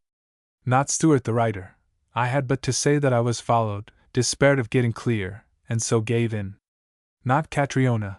Here, too, I had my answer ready, that I could not bear she should expose her father. So, in a moment, I could lay all these troubles by, which were after all and truly none of mine, swim clear of the Appin murder, get forth out of hand-stroke of all the Stuarts and Campbells, all the Whigs and Tories, in the land, and live henceforth to my own mind, and be able to enjoy and to improve my fortunes, and devote some hours of my youth to courting Catriona, which would be surely a more suitable occupation than to hide and run and be followed like a hunted thief, and begin over again the dreadful miseries of my escape with Allan. At first I thought no shame of this capitulation.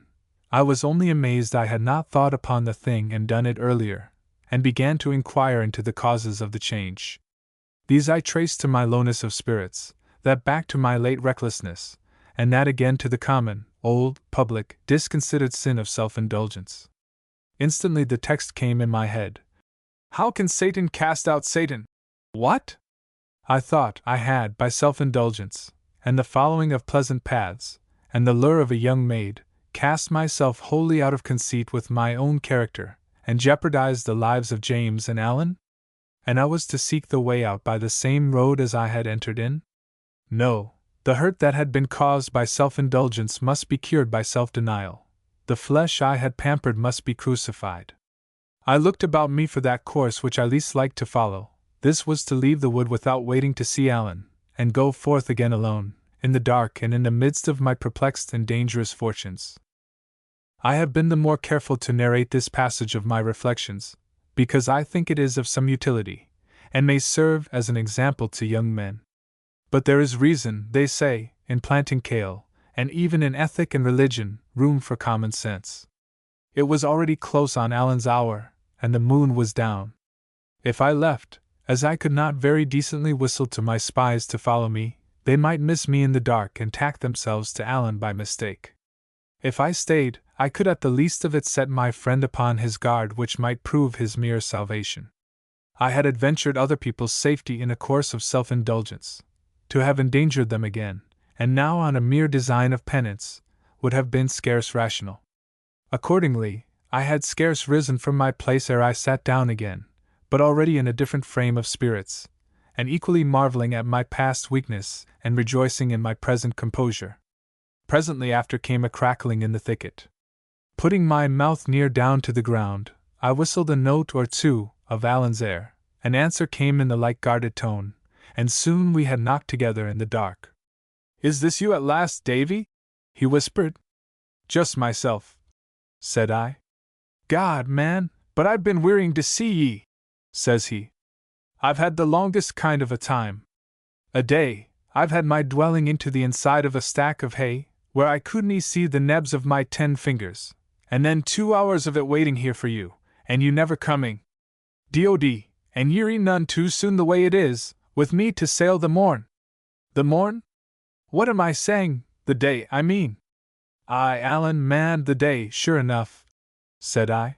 "It's past 12 now, surely, and ye sail the day. This'll be a long road you have before you." "We'll have a long crack of it first," said he. "Well, indeed, and I have a good deal it will be telling you to hear," said I. And I told him what behooved, making rather a jumble of it, but clear enough when done.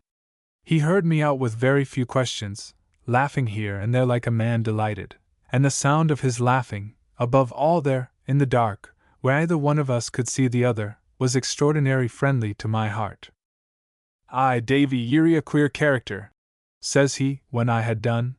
"A queer bitch after a, and I have no mind of meeting with the like of ye. As for your story, Preston Grange is a Whig like yoursel, so I'll say the less of him, and Dod. I believe he was the best friend ye had, if ye could only trust him. But Simon Fraser and James Moore are my ain kind of cattle, and I'll give them the name that they deserve.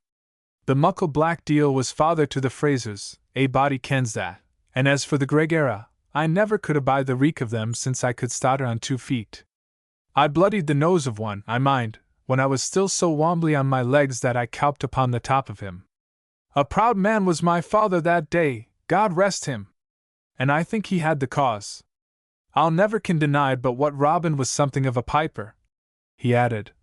"But as for James Moore, the deal guyed him for me. One thing we have to consider," said I.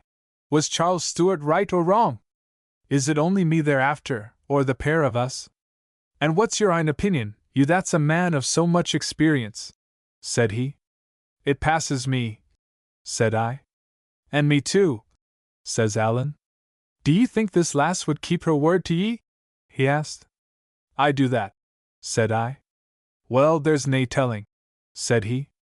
"And anyway, that's over and done, he'll be joined to the rest of them lang syne." "How many would ye think there would be of them?" I asked. "That depends," said Allan. "If it was only you, they would likely send 2-3 lively, brisk young birkies, and if they thought that I was to appear in the employ, I dare say 10 or 12, said he. It was no use, I gave a little crack of laughter. "And I think your own 2 eyes will have seen me drive that number, or the double of it, nearer hand," cries he. "It matters the less," said I, "because I am well rid of them for this time." "Nae doubt that's your opinion," said he, "but I wouldn't be the least surprised if they were hunkering this wood. Ye see, David man, they'll be Hieland folk. There'll be some Frasers, I'm thinking, and some of the Gregera, and I would never deny but what the both of them, and the Gregera in especial, were clever, experienced persons. A man kens little till he's driven a spree of neat cattle, say, 10 miles through a throng lowland country, and the black soldiers may be at his tail. It's there that I learned a great part of my penetration. And ye need nae tell me, it's better than war, which is the next best, however, though generally rather a bauble of a business. Now the Gregera have had grand practice. No doubt that's a branch of education that was left out with me," said I. "And I can see the marks of it upon ye constantly," said Allan. "But that's the strange thing about you folk of the college learning, ye're ignorat, and ye canny see ways me for my Greek and Hebrew. But man, I ken that I dinny ken them, there's the differ of it. Now here's you. Ye lie on your wame a bit in the bield of this wood, and ye tell me that ye've quizzed off these Frasers and McGregors. Why? Because I couldn't see them, says you? Ye blockhead, that's their livelihood. Take the worst of it," said I. "And what are we to do?" "I am thinking of that same," said he. "We might twine. It wouldn't be greatly to my taste, and for by that, I see reasons against it. First, it's now unco dark, and it's just humanly possible we might give them the clean slip. If we keep together, we make but the ae line of it. If we gang separate, we make tway of them, the more likelihood to stave in upon some of these gentry of yours. And then, second, if they keep the track of us, it may come to effect for it yet, Davy, and then, I'll confess I would be blithe to have you at my oxter, and I think you would be none the worse of having me at yours. So, by my way of it, we should creep out of this when no further gone than just the inside of next minute, and hold away east for Gill Lane, where I'm to find my ship. It'll be like old days while it lasts, Davy, and come the time, we'll have to think what you should be doing. I'm way to leave ye here, wanting me. Have with ye then, says I. D'ye gang back where you were stopping? Deal of fear, said Allan. They were good folks to me, but I think they would be a good deal disappointed if they saw my bonny face again. For, the way times go, I am nae just what ye could call a welcome guest. Which makes me the keener for your company, Mr. David Balfour of the Shaws, and set ye up. For, leave aside TWA cracks here in the wood with Charlie Stewart, I have scarce said black or white since the day we parted at Corstorphine. With which he rose from his place, and we began to move quietly eastward through the wood. Chapter 12. On the march again with Allan. It was likely between 1 and 2, the moon, as I have said, was down, a strongish wind, carrying a heavy rack of cloud, had set in suddenly from the west, and we began our movement in as black a night as ever a fugitive or a murderer wanted. The whiteness of the path guided us into the sleeping town of Broughton, thence through Picardy, and beside my old acquaintance the gibbet of the two thieves. A little beyond we made a useful beacon, which was a light in an upper window of Lochend. Steering by this, but a good deal at random, and with some trampling of the harvest, and stumbling and falling down upon the banks, we made our way across country, and won forth at last upon the linky, boggy muirland that they call the Figate Winds. Here, under a bush of whin, we lay down the remainder of that night and slumbered. The day called us about 5. A beautiful morning it was, the high westerly wind still blowing strong, but the clouds all blown away to Europe. Allan was already sitting up and smiling to himself. It was my first sight of my friend since we were parted, and I looked upon him with enjoyment. He had still the same big greatcoat on his back, but what was new, he had now a pair of knitted boot hose drawn above the knee. Doubtless these were intended for disguise, but, as the day promised to be warm, he made a most unseasonable figure. "Well, Davy," said he, "is this no a bonny morning? Here is a day that looks the way that a day ought to. This is a great change of it from the belly of my haystack, and while you were there soldering and sleeping I have done a thing that maybe I do very seldom." "And what was that?" said I. "Oh, just said my prayers," said he. "And where are my gentry, as ye call them?" I asked. "Good kens," says he. "And the short and the long of it is that we must take our chance of them. Up with your footsalls, Davy. Forth, fortune, once again of it. And a bonny walk we are like to have." So we went east by the beach of the sea, towards where the salt pans were smoking in by the Esk mouth. No doubt there was a by-ordinary bonny blink of morning sun on Arthur's Seat and the green Penlands, and the pleasantness of the day appeared to set Allan among nettles. "I feel like a gomeril," says he, "to be leaving Scotland on a day like this. It sticks in my head, I would maybe like it better to stay here and hing." "Aye, but ye wouldn't, Allan," said I. "No, but what France is a good place too," he explained. "But it's some way no the same. It's brawer, I believe, but it's no Scotland. I like it fine when I'm there, man, yet I kind of weary for Scots divots and the Scots peat reek." "If that's all you have to complain of, Allan, it's no such great affair," said I. "And it sets me ill to be complaining, whatever," said he. "And me but new out of yon deal's haystack."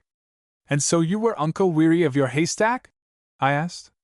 "Weary's nae word for it," said he. "I'm not just precisely a man that's easily cast down, but I do better with collar air and the lift above my head. I'm like the auld black Douglas, wasneet, that like it better to hear the laverock sing than the mouse cheep. And yon place, ye see, Davy, Wilk was a very suitable place to hide in, as I'm free to own, was pit mirk from dawn to gloaming.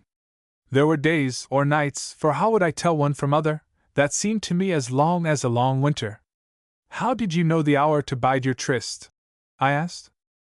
The goodman brought me my meat and a drop brandy, and a candledop to eat it by, about 11, said he.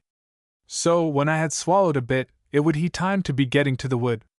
There I lay and wearied for ye sore, Davy, says he, laying his hand on my shoulder, and guessed when the 2 hours would be about by, unless Charlie Stewart would come and tell me on his watch, and then back to the Doom's haystack. Nah, it was a dreech employ, and praise the Lord that I have warsled through with it. What did you do with yourself? I asked. Faith, said he, the best I could, whiles I played at the knucklebones. I'm an extraordinary good hand at the knucklebones, but it's a poor piece of business playing with naebody to admire ye. And whiles I would make songs. What were they about? Says I. Oh, about the deer and the heather, says he, and about the ancient old chiefs that are all by with at lang syne, and just about what songs are about in general. And then whiles I would make believe I had a set of pipes and I was playing. I played some grand springs, and I thought I played them awful bonny. I vow whiles that I could hear the squeal of them. But the great affair is that it's done with. With that he carried me again to my adventures, which he heard all over again with more particularity, and extraordinary approval, swearing at intervals that I was a queer character of a callant. So you were fritchiend of Sim Fraser? He asked once. In troth was I, cried I. So would I have been, Davy, said he. And that is indeed a dreadful man. But it is only proper to give the deal his due, and I can tell you he is a most respectable person on the field of war. Is he so brave? I asked. Brave, said he. He is as brave as my steel sword. The story of my duel set him beside himself. To think of that, he cried. I showed you the trick in Cornackie too. And 3 times disarmed. It's a disgrace upon my character that learned ye. Here, stand up out with your airn. Ye shall walk no step beyond this place upon the road till ye can do yoursel and me mair credit. Allan, said I, this is midsummer madness. Here is no time for fencing lessons. I can well say no to that, he admitted. But 3 times, man! And you standing there like a straw bogle and rinning to fetch your iron sword like a doggy with a pocket napkin. David, this man Duncansby must be something altogether by ordinary. He maun be extraordinary skilly. If I had the time, I would gang straight back and try a turn at him missile. The man must be a provost. You silly fellow, said I. You forget it was just me. Nah, said he, but 3 times. When ye ken yourself that I am fair incompetent, I cried. Well, I never heard tell the equal of it, said he. I promise you the one thing, Allan, said I. The next time that we forgather, I'll be better learned. You shall not continue to bear the disgrace of a friend that cannot strike. Aye, the next time, says he. And when will that be, I would like to ken? Well, Allan, I have had some thoughts of that, too, said I. And my plan is this. It's my opinion to be called an advocate. That's but a weary trade, Davy, says Allan, and rather a blackguard one forby. You would be better in a king's coat than that. And no doubt that would be the way to have us meet, cried I. But as you'll be in King Louis's coat, and I'll be in King Geordie's, we'll have a dainty meeting of it. There's some sense in that, he admitted. An advocate, then, it'll have to be, I continued. And I think it a more suitable trade for a gentleman that was 3 times disarmed. But the beauty of the thing is this, that one of the best colleges for that kind of learning, and the one where my kinsman, Pilrig, made his studies, is the College of Leiden in Holland. Now, what say you, Allan? Could not a cadet of Royal Ecossais get a furlough, slip over the marches, and call in upon a Leiden student? Well, and I would think he could, cried he. Ye see, I stand well in with my colonel, Count Drummond Melfort, and what's mair to the purpose, I have a cousin of mine lieutenant colonel in a regiment of the Scots Dutch. Nathing could be mair proper than what I would get a leave to see Lieutenant Colonel Stewart of Hawkets. And Lord Melfort, who is a very scientific kind of a man, and writes books like Caesar, would be doubtless very pleased to have the advantage of my observes. Is Lord Melfort an author, then? I asked, for much as Alan thought of soldiers, I thought more of the gentry that write books. The very same, Davy, said he. One would think a colonel would have something better to attend to. But what can I say that makes songs? Well then, said I, it only remains you should give me an address to write you at in France, and as soon as I am got to Leyden I will send you mine. The best will be to write me in the care of my chieftain, said he, Charles Stewart of Ardshiel, Esquire, at the town of Melons, in the Isle of France. It might take long, or it might take short, but it would I get to my hands at the last of it.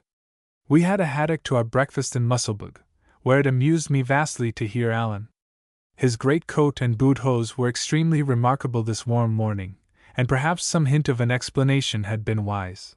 But Alan went into that matter like a business, or I should rather say, like a diversion. He engaged the good wife of the house with some compliments upon the rizzowing of our haddocks, and the whole of the rest of our stay held her in talk about a cold he had taken on his stomach, gravely relating all manner of symptoms and sufferings, and hearing with a vast show of interest all the old wives' remedies she could supply him with in return.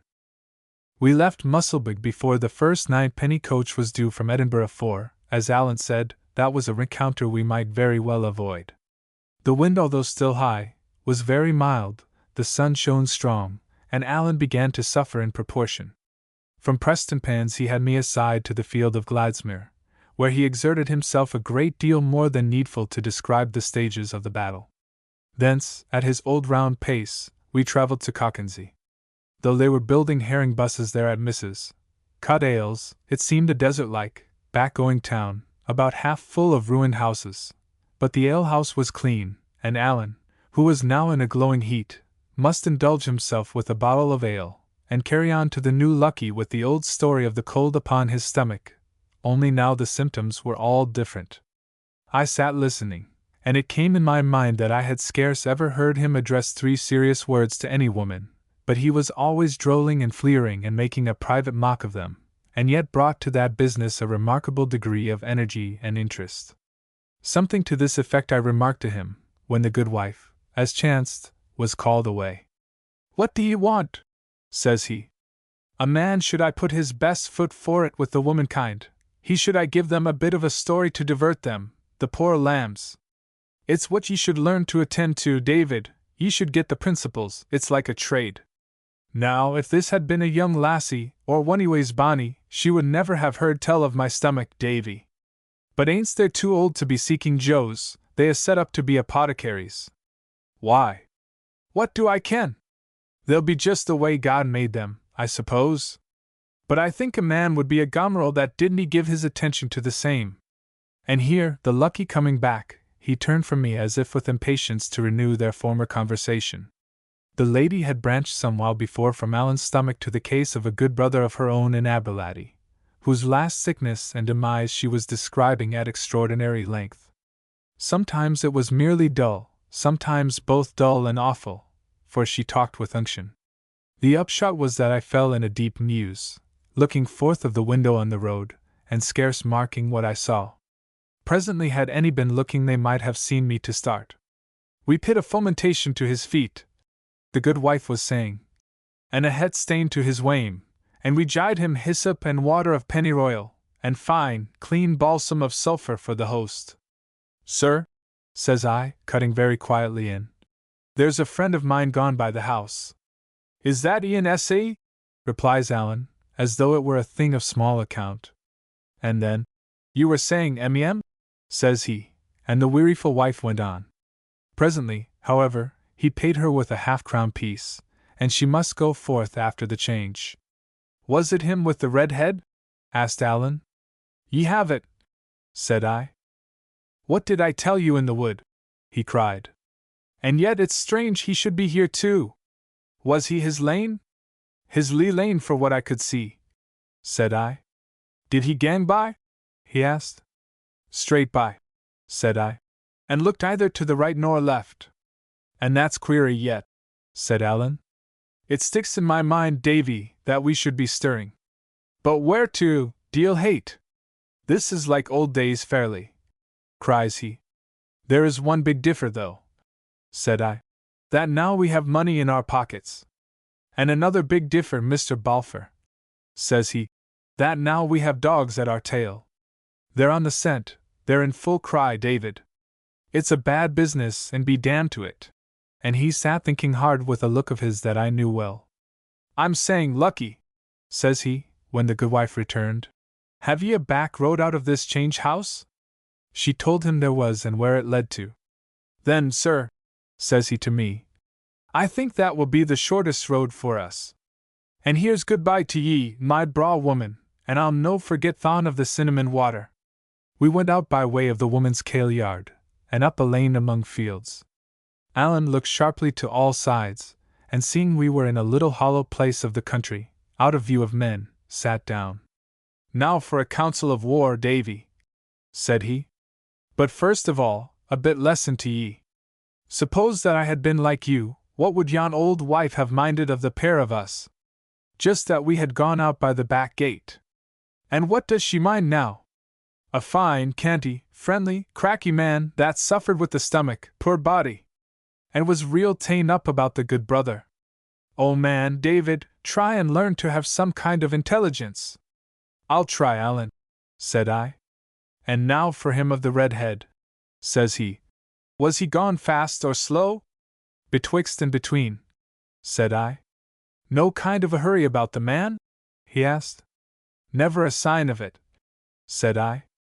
NHM, said Alan. It looks queer. We saw nothing of them this morning on the winds. He's passed us by, he doesn't seem to be looking, and yet here he is on our road. D.O.D. Davy, I begin to take a notion. I think it's no you they're seeking, I think it's me, and I think they can find where they're gone. They can? I asked. I think Andy Scuddles sold me, him or his mate wa kent some part of the affair, or else Charlie's clerk Collint, which would be a pity too, says Alan. And if you ask Ike me for just my inward private conviction, I think there'll be heads cracked on Gill Lane sands.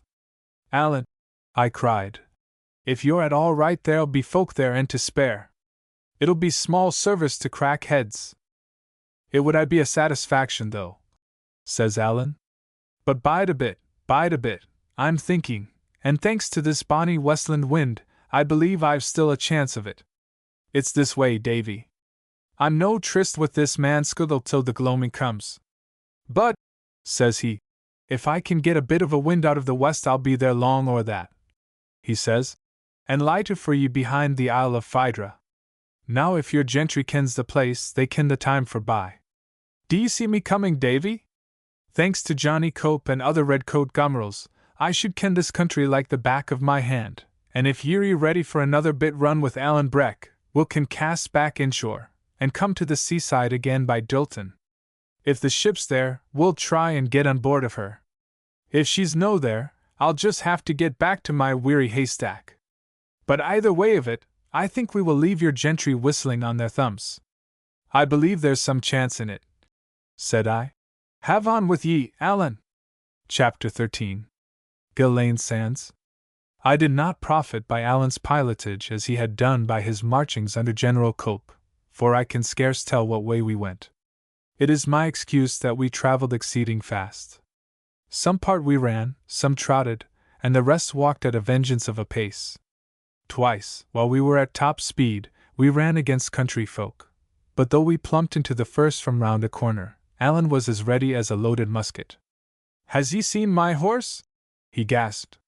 Nah, man, I hain't seen nae horse today, replied the countryman. And Alan spared the time to explain to him that we were travelling, ride and tie, that our charger had escaped, and it was feared he had gone home to Linton. Not only that, but he expended some breath, of which he had not very much left, to curse his own misfortune and my stupidity which was said to be its cause. Them that canny tell the truth, he observed to myself as we went on again. Should be I mindful to leave an honest, handy lee behind them. If folk dinny ken what ye're doing, Davy, they're terrible taken up with it, But if they think they can, they care nae mair for it than what I do for peas porridge. As we had first made inland, so our road came in the end to lie very near due north, the old kirk of Aberladdie for a landmark on the left, on the right the top of the Berwick Law, and it was thus we struck the shore again, not far from Dilton.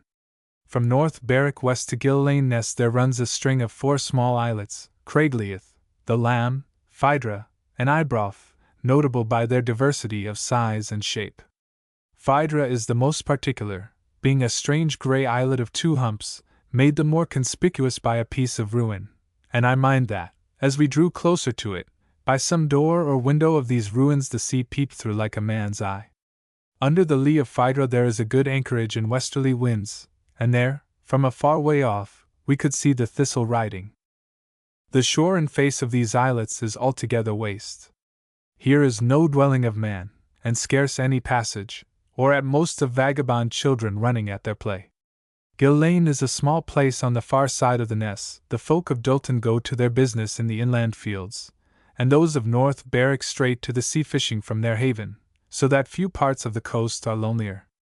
But I mind, as we crawled upon our bellies into that multiplicity of heights and hollows, keeping a bright eye upon all sides, and our hearts hammering at our ribs, there was such a shining of the sun and the sea, such a stir of the wind in the bent grass, and such a bustle of down-popping rabbits and up-flying gulls, that the desert seemed to me like a place alive.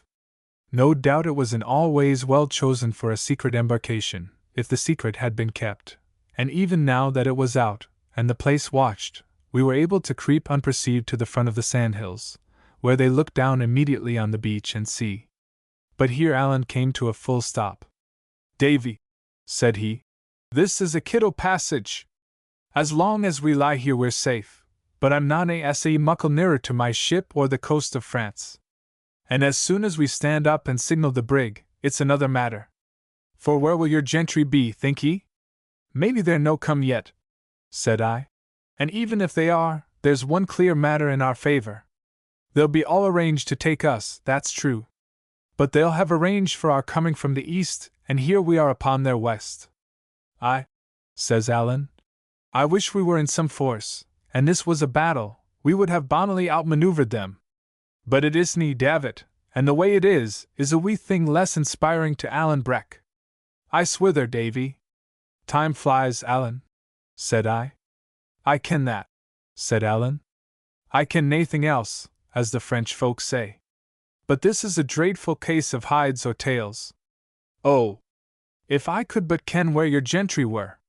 "Allan," said I, "this is no like you. It's got to be now or never," sang Allan, with a queer face betwixt shame and drollery.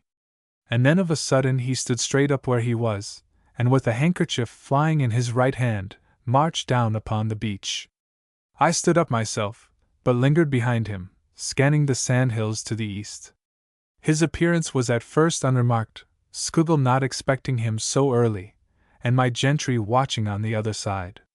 Then they awoke on board the Thistle, and it seemed they had all in readiness, for there was scarce a second's bustle on the deck before we saw a skiff put round her stern and begin to pull lively for the coast.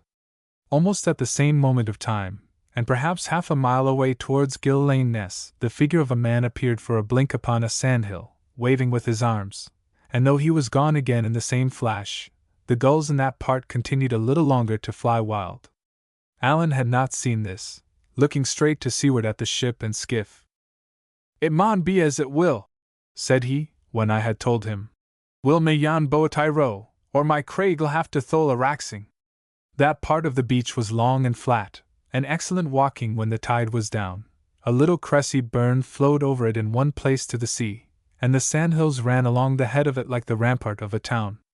No eye of ours could spy what was passing behind there in the bents, no hurry of ours could mend the speed of the boats coming. Time stood still with us through that uncanny period of waiting. "There is one thing I would like to ken," say Allan. "I would like to ken these gentry's orders. We're worth £400 the pair of us. How if they took the guns to us, Davy? They would get a bonny shot from the top of that lang sandy bank." "Morally impossible," said I. "The point is that they can have no guns. This thing has been gone about too secret, Pistols they may have, but never guns. I believe ye'll be in the right, says Alan. For all which I am wearing a good deal for yon boat. And he snapped his fingers and whistled to it like a dog. It was now perhaps a third of the way in, and we ourselves already hard on the margin of the sea, so that the soft sand rose over my shoes. There was no more to do whatever but to wait, to look as much as we were able at the creeping nearer of the boat, and as little as we could manage at the long impenetrable front of the sandhills, over which the gulls twinkled and behind which our enemies were doubtless marshalling. This is a fine, bright, collar place to get shot in, says Alan suddenly. And man, I wish that I had your courage. Alan, I cried. What kind of talk is this of it? You're just made of courage. It's the character of the man, as I could prove myself if there was nobody else. And you would be the more mistaken, said he. What makes the differ with me is just my great penetration and knowledge of affairs. But for all called dour deadly courage I am not fit to hold a candle to yourself.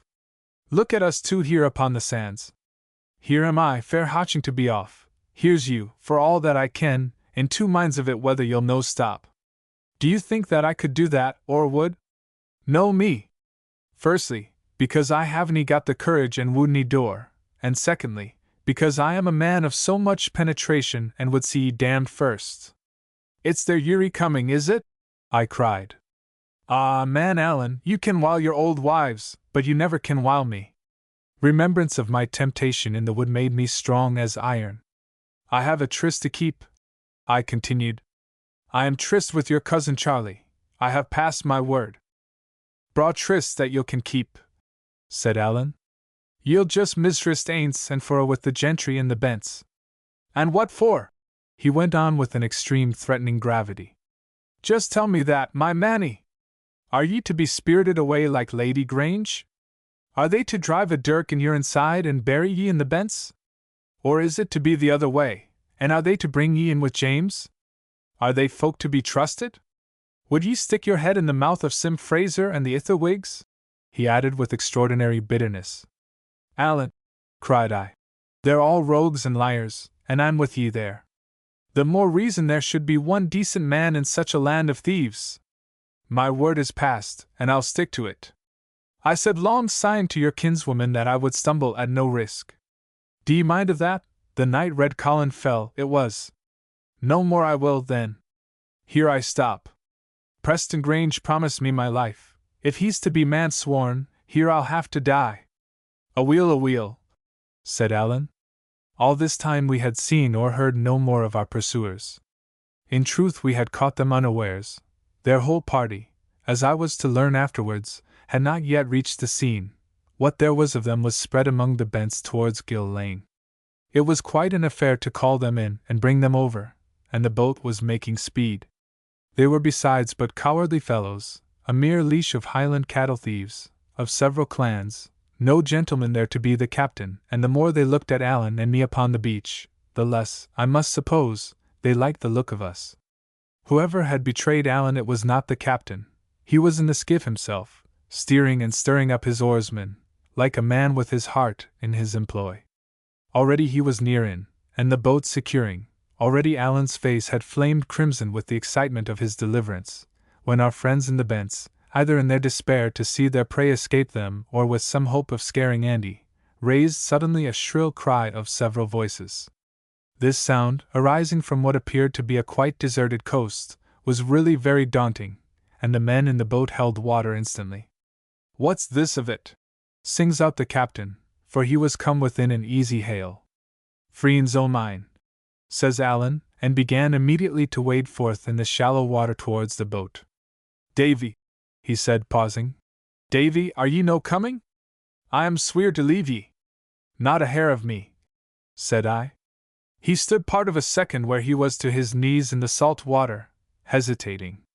He that will to Cooper, maun to Cooper, said he, and swashing in deeper than his waist, was hauled into the skiff, which was immediately directed for the ship. I stood where he had left me, with my hands behind my back. Alan sat with his head turned watching me, and the boat drew smoothly away. Of a sudden I came the nearest hand to shedding tears, and seemed to myself the most deserted solitary lad in Scotland. With that I turned my back upon the sea and faced the sandhills. There was no sight or sound of man. The sun shone on the wet sand and the dry, the wind blew in the bents, the gulls made a dreary piping. As I passed higher up the beach, the sandlice were hopping nimbly about the stranded tangles. The devil any other sight or sound in that unchancy place. And yet I knew there were folk there, observing me, upon some secret purpose. They were no soldiers, or they would have fallen on and taken us ere now. Doubtless they were some common rogues hired for my undoing, perhaps to kidnap, perhaps to murder me outright. From the position of those engaged, the first was the more likely. From what I knew of their character and ardency in this business, I thought the second very possible, and the blood ran cold about my heart. I had a mad idea to loosen my sword in the scabbard, for though I was very unfit to stand up like a gentleman blade to blade, I thought I could do some scathe in a random combat. But I perceived in time the folly of resistance. This was no doubt the joint expedient on which Preston Grange and Fraser were agreed. The first, I was very sure, had done something to secure my life. The second was pretty likely to have slipped in some contrary hints into the ears of Neil and his companions, and if I were to show bare steel I might play straight into the hands of my worst enemy, and seal my own doom. These thoughts brought me to the head of the beach. I cast a look behind. The boat was nearing the brig, and Allan flew his handkerchief for a farewell, which I replied to with the waving of my hand. But Allan himself was shrunk to a small thing in my view, alongside of this pass that lay in front of me. I set my hat hard on my head, clenched my teeth, and went right before me up the face of the sand wreath. It made a hard climb, being steep, and the sand like water underfoot. But I caught hold at last by the long bent grass on the brae top, and pulled myself to a good footing. The same moment men stirred and stood up here and there, 6 or 7 of them, ragged like knaves, each with a dagger in his hand. The fair truth is, I shut my eyes and prayed. When I opened them again, the rogues were crept the least thing nearer without speech or hurry. Every eye was upon mine, which struck me with a strange sensation of their brightness, and of the fear with which they continued to approach me. I held out my hands empty, whereupon one asked, with a strong Highland brogue, if I surrendered. "Under protest," said I. "If ye ken what that means, which I misdoubt." At that word, they came all in upon me like a flight of birds upon a carrion, seized me, took my sword, and all the money from my pockets, bound me hand and foot with some strong line, and cast me on a tussock of bent. There they sat about their captive in a part of a circle and gazed upon him silently like something dangerous, perhaps a lion or a tiger on the spring. Presently this attention was relaxed. They drew nearer together, fell to speech in the Gaelic, and very cynically divided my property before my eyes. It was my diversion in this time that I could watch from my place the progress of my friend's escape.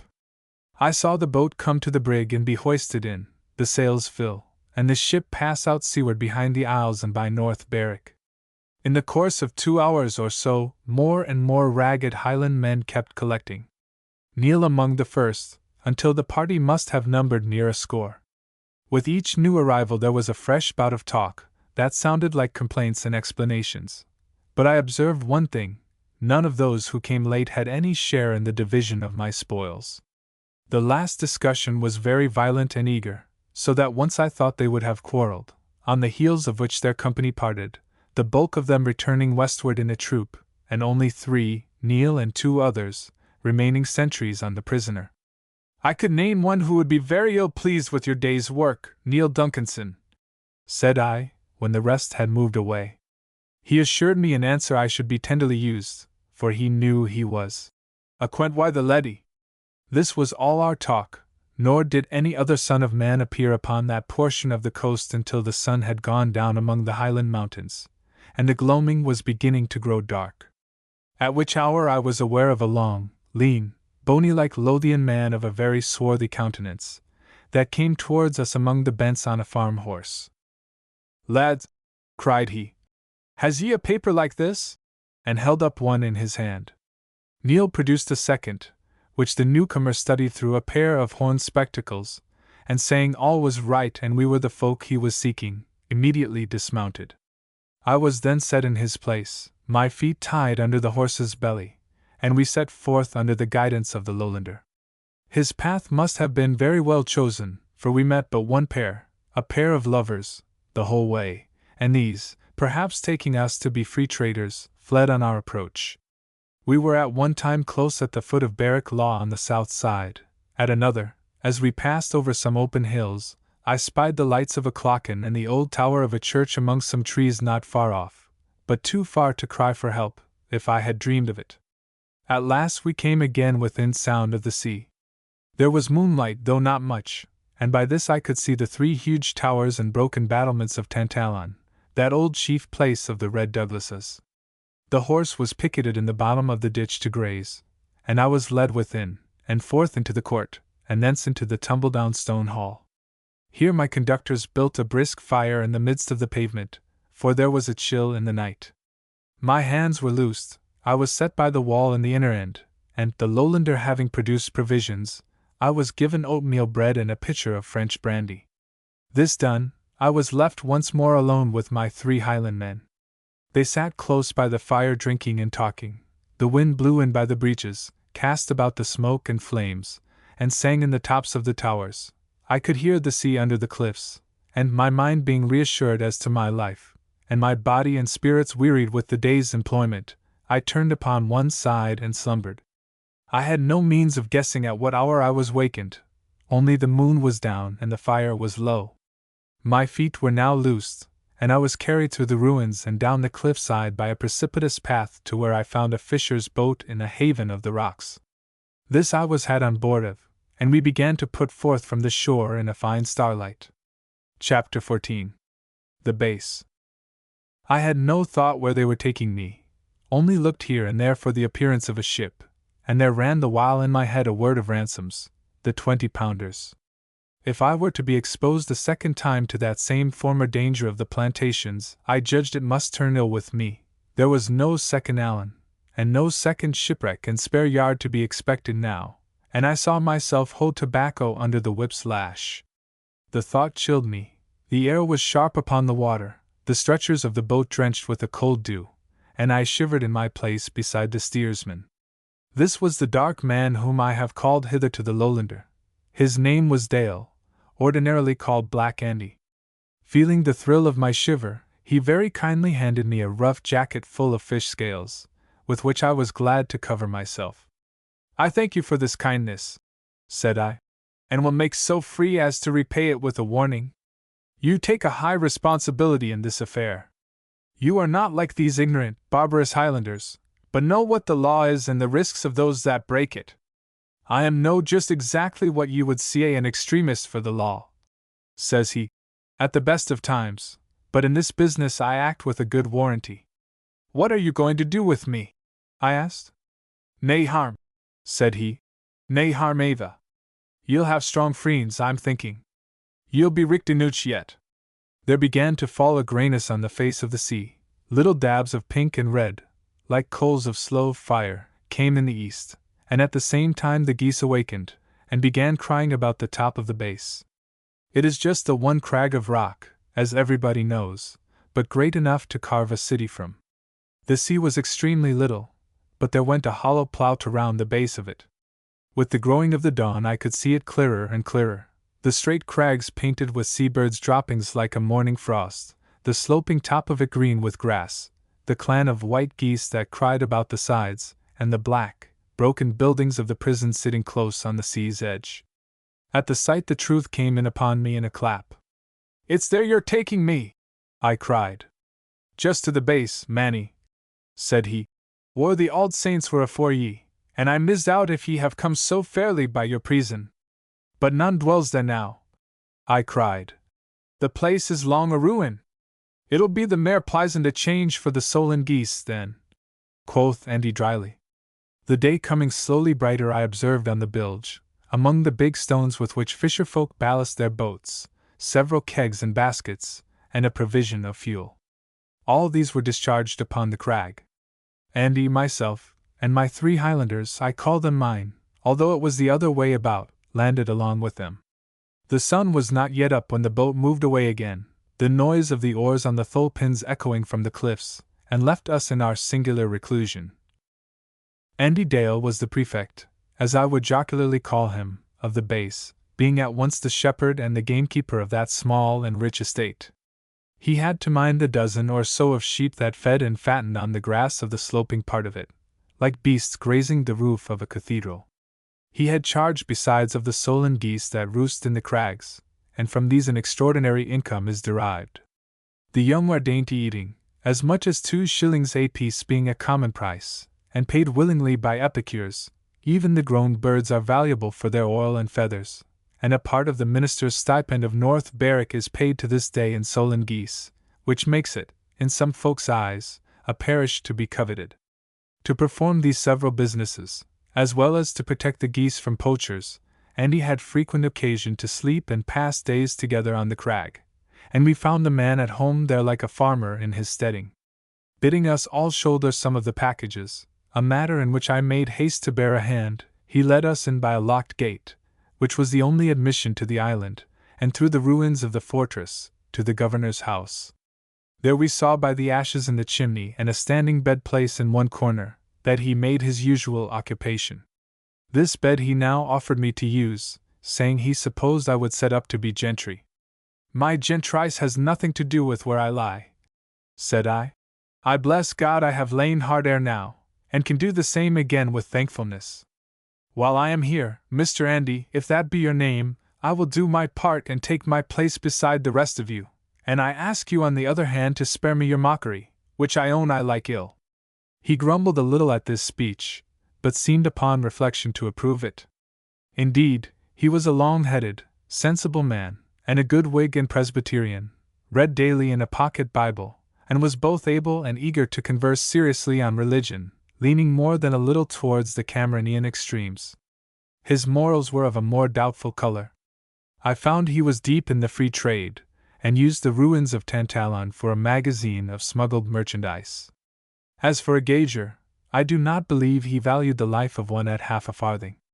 But that part of the coast of Lothian is to this day as wild a place, and the commons there as rough a crew, as any in Scotland. One incident of my imprisonment is made memorable by a consequence it had long after. There was a warship at this time stationed in the Firth, the Seahorse, Captain Palliser. It chanced she was cruising in the month of September, plying between Fife and Lothian, and sounding for sunk dangers.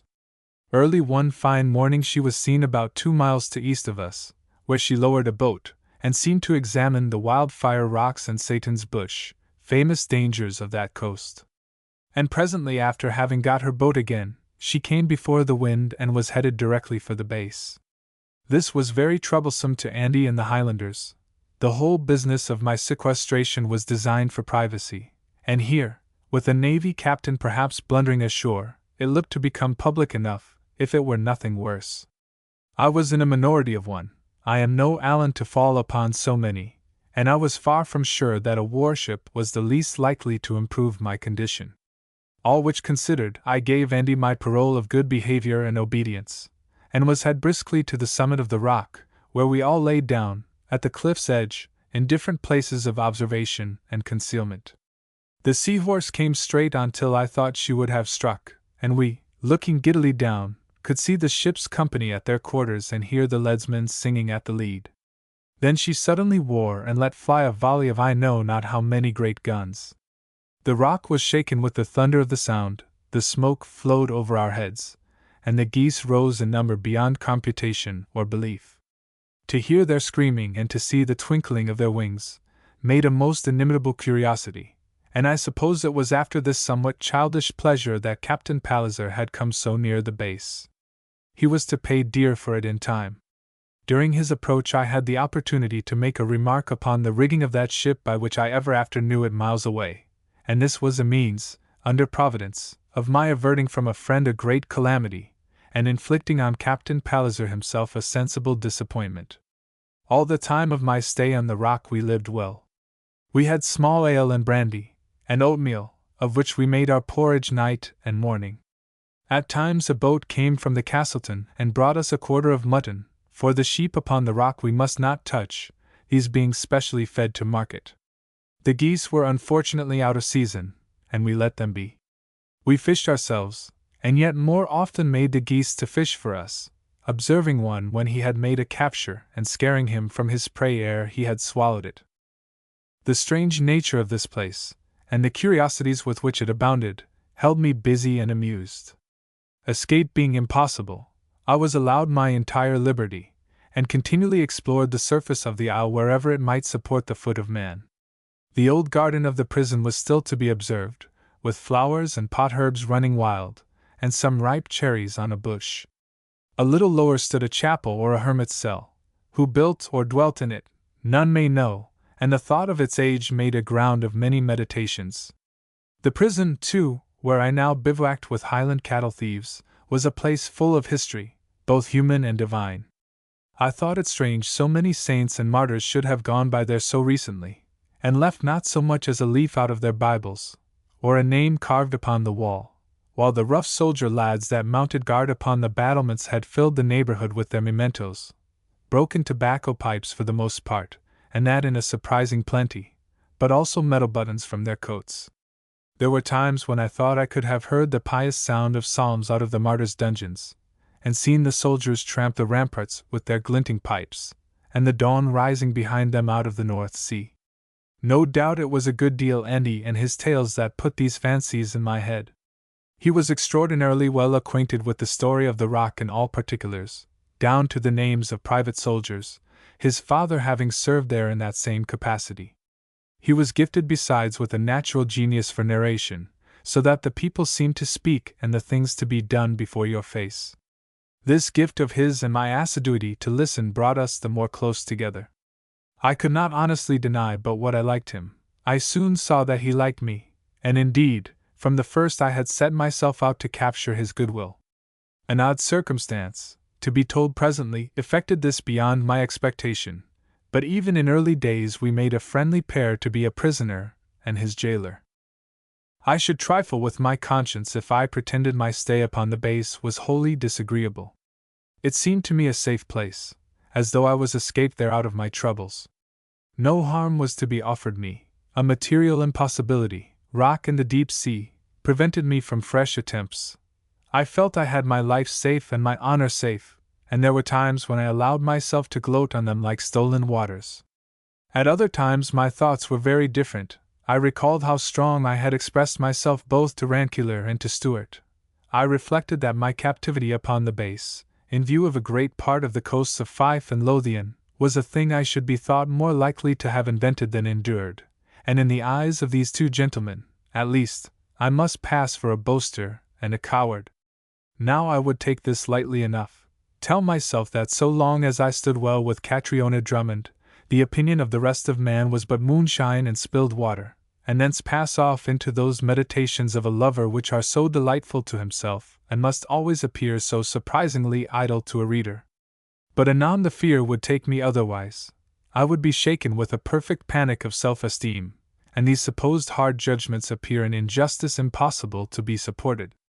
With that another train of thought would he presented, and I had scarce begun to be concerned about men's judgments of myself, then I was haunted with the remembrance of James Stewart in his dungeon and the lamentations of his wife. Then, indeed, passion began to work in me.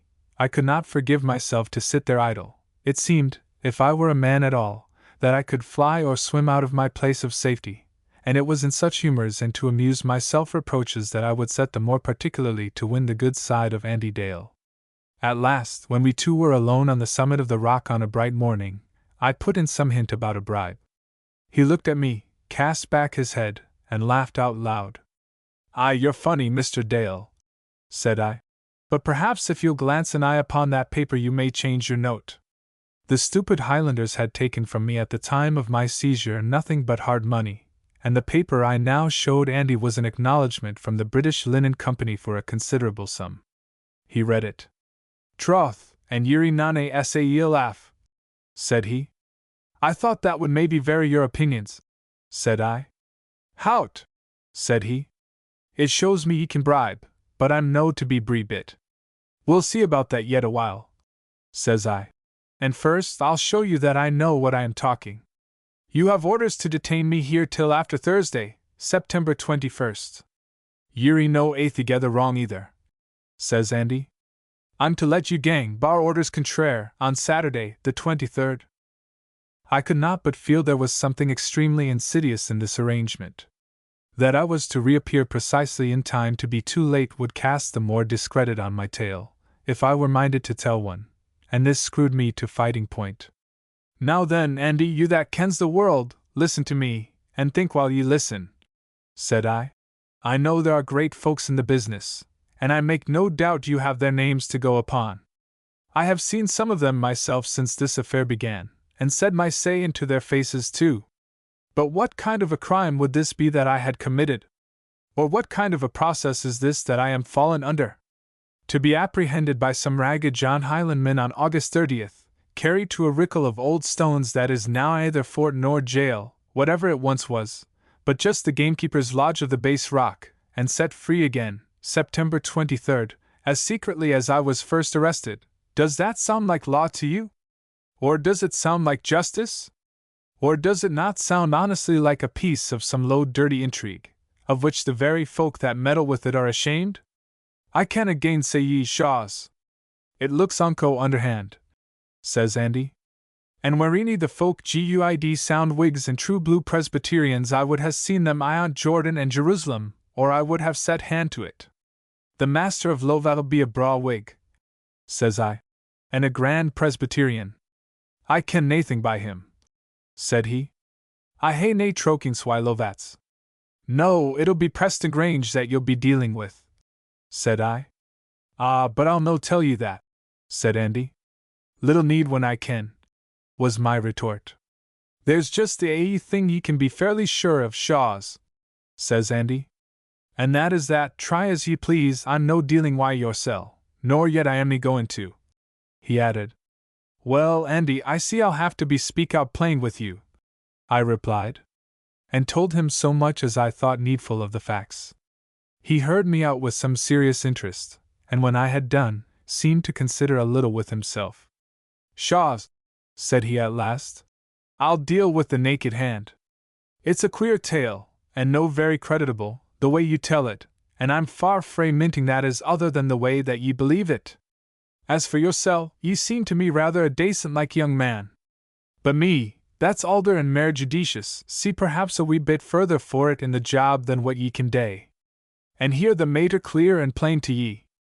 There'll be nae skaith to yoursel if I keep ye here, far free that, I think ye'll be a hantle better by it. There'll be nae skaith to the kintry, just ae mair Highlandmen hang it, good kens, a guid riddance. On the ither hand, it would be considerable skaith to me if I would let you free. S.A.E., speakin' as a guid Whig, an honest freeing to you, and an anxious freeing to my isel, the plain fact is that I think ye'll just have to bide here wi' Andy and the Solons. Andy, said I, laying my hand upon his knee, this Highlandman's innocent. Aye, it's a pity about that, said he. But ye see, in this world, the way God made it, we cannae just get aething that we want. Chapter 15. Black Andy's Tale of Todd Leprake. I have yet said little of the Highlanders. They were all three of the followers of James More, which bound the accusation very tight about their master's neck.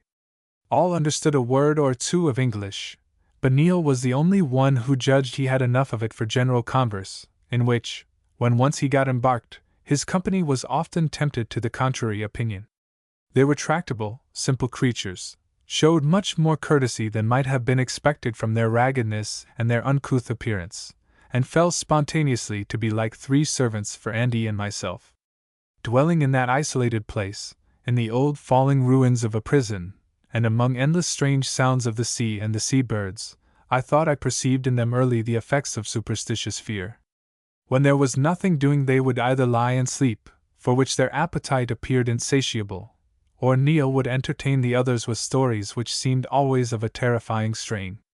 If either of these delights were within reach, if perhaps two were sleeping and the third could find no means to follow their example, I would see him sit and listen and look about him in a progression of uneasiness, starting, his face blenching, his hands clutched, a man strung like a bow. The nature of these fears I had never an occasion to find out, but the sight of them was catching, and the nature of the place that we were in favourable to alarms. I can find no word for it in the English, but Andy had an expression for it in the Scots from which he never varied. He would say, it's an unco place, the base. It is so I always think of it. It was an unco place by night, unco by day, and these were unco sounds of the calling of the Solents, and the plash of the sea and the rock echoes, that hung continually in our ears. It was chiefly so in moderate weather. When the waves were any way great they roared about the rock like thunder and the drums of armies, dreadful but merry to hear, and it was in the calm days that a man could daunt himself with listening, not a Highland man only, as I several times experimented on myself, so many still, hollow noises haunted and reverberated in the porches of the rock. This brings me to a story I heard, and a scene I took part in, which quite changed our terms of living, and had a great effect on my departure. It chanced one night I fell in a muse beside the fire, and that little air of Allen's coming back to my memory, began to whistle. A hand was laid upon my arm, and the voice of Neil bade me to stop, for it was not canny musics. Not canny? I asked. How can that be? Na, said he. It will be made by a bogle, and her wanting ta hide upon his body. Well, said I, there can be no bogles here, Neil, for it's not likely they would fash themselves to frighten geese. Aye, says Andy, is that what ye think of it? But I'll can tell ye there's been war nor bogles here. What's war than bogles, Andy? Said I. Warlocks, said he. Or a warlock at the least of it. And that's a queer tale, too, he added. And if you would like, I'll tell it ye. To be sure, we were all of the one mind, and even the Highlander that had the least English of the three set himself to listen with all his might. The tale of Tod le Prake. The tale of Tod le Prake. My faither, Tam Dale, peace to his banes, was a wild, sploring lad in his young days, wi' little wisdom and little grace. He was fond of a lass and fond of a glass, and fond of a randan, but I could never hear tell that he was muckle use for honest employment. Frae ye think to on either, he listed at last for a sodger and was in the garrison of this fort, which was the first way that ony of the Dales came to set foot upon the base. Sorrow upon that service. The governor brewed his ain ale. It seems it was the worst conceivable. The rock was provisioned free the shore with beavers, the thing was ill-guided, and there were whiles when they bet to fish and shoot solents for their diet. To crown a thorough was the days of the persecution. The perishing called Chalmers were all occupied wi' saints and martyrs, the sod of the earth, of which it wasna worthy. And though Tam Dale carried a firelock there, a single sodger, and liked a lass and a glass, as I was sayin', the mind of the man was mair just then set with his position. He had glints of the glory of the kirk. There were whiles when his dander raised to see the Lord's saints misguided, and shame covered him that he should be haulding a canlo, or carrying a firelock, in so black a business. There were nights of it when he was here on sentry, the place a weesh, the frosts o' winter may be riving in the was, and he would hear ane o' the prisoners strike up a psalm, and the rest join in, and the blessed sounds rising from the different chalmers, or dungeons, I would rather say, so that this auld craig in the sea was like a pair of heave-in. Black shame was on his soul, his sins hove up before him muckle as the base, and above that chief sin, that he should have a hand in hagging and hashing at Christ's kirk. But the truth is that he resisted the Spirit. Day cam, there were the rousing companions, and his guid resolves depared it. In 3 days dwalled upon the base a man of God, Pedon the prophet was his name. Ye'll have heard tell of Prophet Pedon. There was never the wail of him sinsyne, and it's a question why mony if there ever was his like afore. He was wilds a peat hag, fearsome to look at, fearsome to hear, his face like the day of judgment. The voice of him was like a solan's and dinnelled in folks' lugs, and the words of him like coals of fire. Now there was a lass on the rock, and I think she had little to do, for it was nae place far decent wi' men, but it seemed she was bonny, and her and Tam Dale were very well agreed. It befell that Pedon was in the garden his lane at the praying when Tam and the lass came by, and what should the lassie do but mock with laughter at the saint's devotions? He rose and looked at the twao them, and Tam's knees noited together at the look of him. But whan he spak, it was mair in sorrow than in anger. Poor thing, says he, and it was the lass he looked at. I hear you scull and laugh, he says, but the Lord has a dayed shot prepared for you, and at that surprising judgment ye shall scull but the ae time. Shortly thereafter she was daundering on the craigs YTWA 3 sodgers, and it was a blawy day. There cam a goust of wind, clawed her by the coats, and owa wy her bag and baggage. And it was remarked by the sodgers that she jied but the ae skull. Nae doubt this judgment had some wykt upon Tam Dale, but it passed again in him none the better. Ae day he was flyting wy ony the sodger lad. Deal hae me, quo Tam, for he was a profane swearer. And there was Peden glowering at him, gash and wafu. Peden wy his lang chaffs and luntoneen, the maud happed about his kist, and the hand of him held out wy the black nails upon the fingernibs, for he had nae care of the body. Fy, poor man, cries he, the poor fool man. Deal hae me, quo he, and I see the deal at his oxter. The conviction of guilt and grace came in on Tam like the deep sea. He flanged down the pike that was in his hands. I will nae mair lift arms against the cause o' Christ, says he, and was as Gude's word.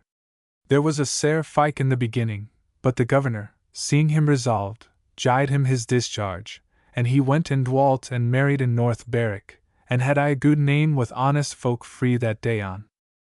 It was in the year 1706 that the base cam in the hands o' the Darimples, and there was TWA men souched the charge of it.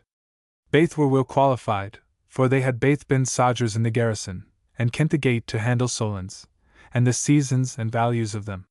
For by that they were baith, or they baith seemed, earnest professors and men of comely conversation. The first of them was just Tam Dale, my faither. The second was Ain Leprake, whom the folks seaed Todd Leprake Macely, but whether for his name or his nature I could never hear tell. Weel, Tam gied to see Leprake upon this business, and took me, that was a toddlin laddie, by the hand.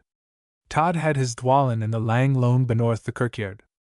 It's a dark uncanny lone, for by that the kirk has I had an ill name since the days o' James the Saxt and the devil's cantrips played therein when the Queen was on the seas.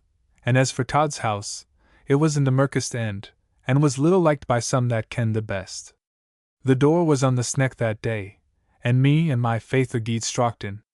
Todd was a wobster to his trade, his loom stood in the butt. There he sat, a muckle fat, white hash of a man like Craish, why a kind of a holy smile that gart me scunner. The hand of him I called the shuttle, but his een was steeked. We cried to him by his name, we sculled in the dade lug of him, we shook him by the shouther. Nay maner o' service. There he sat on his doup, and called the shuttle and smiled like Craish. God be guid to us, says Tam Dale. This is no canny? He had jimp said the word, when Todd Leprake cam to himsel. Is this you, Tam? Says he. Haith, man! I'm blithe to see ye. I will zephe into a bit dwam like this, he says. It's frae the stamach. Weel, they began to crack about the base and which of them TWA was to get the warding oat, and little by little cam to very ill words, and twined in anger. I mind weel that as my faither and me gied hame again, he cam hour and hour the same expression, how little he liked Todd Leprake and his dwams. Dwam, says he. I think folk hae brunt for dwams like yon. Aweel, my faither got the base and Todd had to go wantin'. It was remembered sinsyne what way he had ta'en the thing. Tam, says he, ye hae gotten the better o' me aince mare, and I hope, says he, ye'll find at least of that ye expected at the base, which have since been thought remarkable expressions. At last the time came for Tam Dale to take young Solons. This was a business he was will used why, he had been a craigsman frae a laddie, and trusted none but himsel. So there was he hingen by a line and speldring on the craig face, wore its highest and stayest. Fower 20 lads were on the tap, hauled in the line and minned in for his signals. But where Tam hung there was naething but the craig, and the sea below, and the Solons skirlin and flying. It was a braw spring morn, and Tam whistled as he clawed in the young geese. Mony's the time I've heard him tell of this experience, and I the swat ran upon the man. It chanced, ye see, that Tam keeked up, and he was aware of a muckle Solon, and the Solon piking at the line. He thought this byordinary and outside the creature's habits. He minded that ropes was unco soft things, and the Solon's neb and the base rock unco hard, and that twa 100 feet were rather mair than he would care to fa. Shoo! Says Tam. Awa a bird! Shoo, awa why ye? Says he. The Solon keekit doon into Tam's face, and there was something unco in the creature's ee. Just the keekit jide, and back to the rope. But now it rouched and worseled like a thing demented. There never was the Solon made that rouched as that Solon rouched, and it seemed to understand its employed brawly, burzing the soft rope between the neb of it and a crunkled jag o' stain. There gied a called stend o' fear into Tam's heart.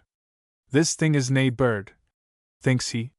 His een turned backward in his hide, and the day gied black aboot him. If I get a dwam here, he touched. It's by why Tam Dale, and he signalled for the lads to pu him up. And it seemed the Solon understood about signals. For nae sooner was the signal made than he let be the rope, spread his wings, squawked out loud, took a turn flying, and dashed strocked at Tam Dale's een. Tam had a knife, he got the called steel glitter. And it seemed the Solon understood about knives, for nae sooner did the steel glint in the sun than he jied the squawk, but later, like a body disappointed, and flagged aff about the roundness of the craig, and Tam saw him nae mair. And as soon as that thing was gane, Tam's hide drapped upon his shouter, and they pu'd him up like a deid corp, dotting on the craig. A dram of brandy, which he went never without, brouched him to his mind, or what was left of it. Up he sat. Rin, Geordie, rin to the boat, mak sure of the boat, man, rin, he cries, or yon Solon'll have it awa, says he. The fower lads stared at Ither, and tried to willy-waw him to be quiet. But naething would satisfy Tam Dale, till ane o' them had started on ahead to stand sentry on the boat. The Ithers asked Ity if he was for down again. "Na," says he, "and neither you nor me," says he, "and as soon as I can win to stand on my twa feet we'll be affray this craig o' Sawtan." Sure enough, nae time was lost, and that was our muckle, for before they won to North Berwick Tam was in a crying fever. He lay o' the simmer, and wha was sae kind as come speering for him, but Todd Leprake. Folk thocht afterwards that ilka time Todd came near the house the fever had worsened. I kenna for that, but what I ken the best, that was the end of it. It was about this time o' the year. My grandfather was out at the white fishing, and like a bairn, I but to gang wy him. We had a grand take, I mind, and the way that the fish lay brouched us near in by the bass, where we forgathered why on either boat that belanged to a man Sandy Fletcher in Castleton. He's no lang day neither, or ye could speir at him so. Weel, Sandy hailed. "What's yon on the base?" says he. "On the base?" says grandfather. "Aye," says Sandy. "On the green side o't." "What ten kind of a thing?" says grandfather. "There canny be naething on the base but just the sheep." "It looks unco like a body," quoth Sandy, who was nearer in. "A body!" says we, and we none of us like it that. For there was nae boat that could have brought a man, and the key o' the prison yet hung ower my faithers at hame in the press bed. We keep the twa boats close for company, and crap in nearer hand. Grandfather had a gless, for he had been a sailor, and the captain of a smack, and had lost her on the sands of Tay. And when we took the glass to it, sure enough there was a man. He was in a crunkle o' green bray, a wee below the chapel, a by his lee lane, and loped and flang and danced like a daft queen at a wide inn. "It's Todd," says grandfather, and passed the glass to Sandy. "Aye, it's him," says Sandy. "Or ain't in the likeness o' him," says grandfather. "SMA is the differ," quoth Sandy. "Jael or Warlock, I'll try the gun at him," quo he, and brouched up a fowling piece that I carried, for Sandy was a notable famous shot in all that country. "Haud your hand, Sandy," says grandfather. "We maun see clearer first," says he, "or this may be a dear day's work to the baith of us." "Hout," says Sandy. "This is the Lord's judgment surely, and be damned to it," says he. "Maybe aye, and maybe no," says my grandfather, "worthy man." But have you a mind of the Procurator Fiscal, that I think he'll have foregathered why before? Says he. This was our true, and Sandy was a wee thing said a G. A weel Edie, says he. And what would be your way of it? Oh, you just this, says grandfather. Let me that has the fastest boat gang back to North Berwick, and let you bide here and keep an eye on Thon. If I canny find Leprake, I'll join ye and the TWA of us'll have a crack wy him. But if Leprake's at hame, I'll rin up the flag at the harbour, and ye can try Thon thing wy the gun. Aweel, so it was agreed between them TWA. I was just a bairn, and clum in Sandy's boat, where I thoucht I would see the best of the employ. My grandsire gied Sandy a siller tester to pit in his gun wy the laid draps, bein' mair daidly again bogles. And then the as boat set off for North Berwick, and the tither lay where it was and watched the wanchancy thing on the brae side. A' the time we lay there it loped and flang and capered and span like a teetotum, and whiles we could hear it skellock as it span I hae seen lassies, the daft queens, that would lope and dance a winter's nicht, and still be loping and dancing when the winter's day came in. But there would be folk there to hold them company, and the lads to egg them on, and this thing was its lee lane. And there would be a fiddler diddling his elbach in the chimney side, and this thing had nae music but the skirling of the solents. And the lassies were bits o' young things why the reed life dinling and stending in their members, and this was a muckle, fat, crashy man, and him fan in the vale o' years. Say what ye like, I maun say what I believe. It was joy was in the creature's heart, the joy o' hell, I dore say, joy whatever. Mony a time I have asked Ity Missile why witches and warlocks should sell their souls, whilk are their maist dear possessions, and be auld, duddy, runkle wives or auld, feckless, doubted men, and then I mind upon Todd Leprake dancing of the hours by his lane in the black glory of his heart. Nae doubt they burn for it muckle in hell, but they have a grand time here of it, whatever, and the Lord forgie us. Weel, at the hinder end, we saw the wee flag yerk up to the mast-hide upon the harbour rocks. That was a Sandy waited for. He up-wy the gun, took a deliberate aim, and peewed the trigger. There cam a bang and then a waif of sco frae the base. And there were we rubbing our een and looking at it like daft folk. For why the bang and the sco the thing had clean disappeared. The sun glinted, the one blew, and there was the bare yard war the wonder had been loping and flinging but a second sign. The hail way hame I roared and grat why the terror o' that dispensation. The grand folk were nane sae muckle better. There was little said in Sandy's boat but just the name of God, and when we won in by the pier, the harbour rocks were fair black why the folk waitin' us. It seems they had fund Leprake in ane of his dwams, cawing the shuttle and smiling. A lad they sent to hoist the flag, and the rest abode there in the wobster's house. You may be sure they liked it little, but it was a means of grace to severals that stood there praying into themselves, for nane cared to pray out loud, and looking on thon awesome thing as it cawed the shuttle. Sign, upon a suddenty, and why the ae drade few skellock, Todd sprang up frae his hinderlands and fell for it on the wab, a bloody corp.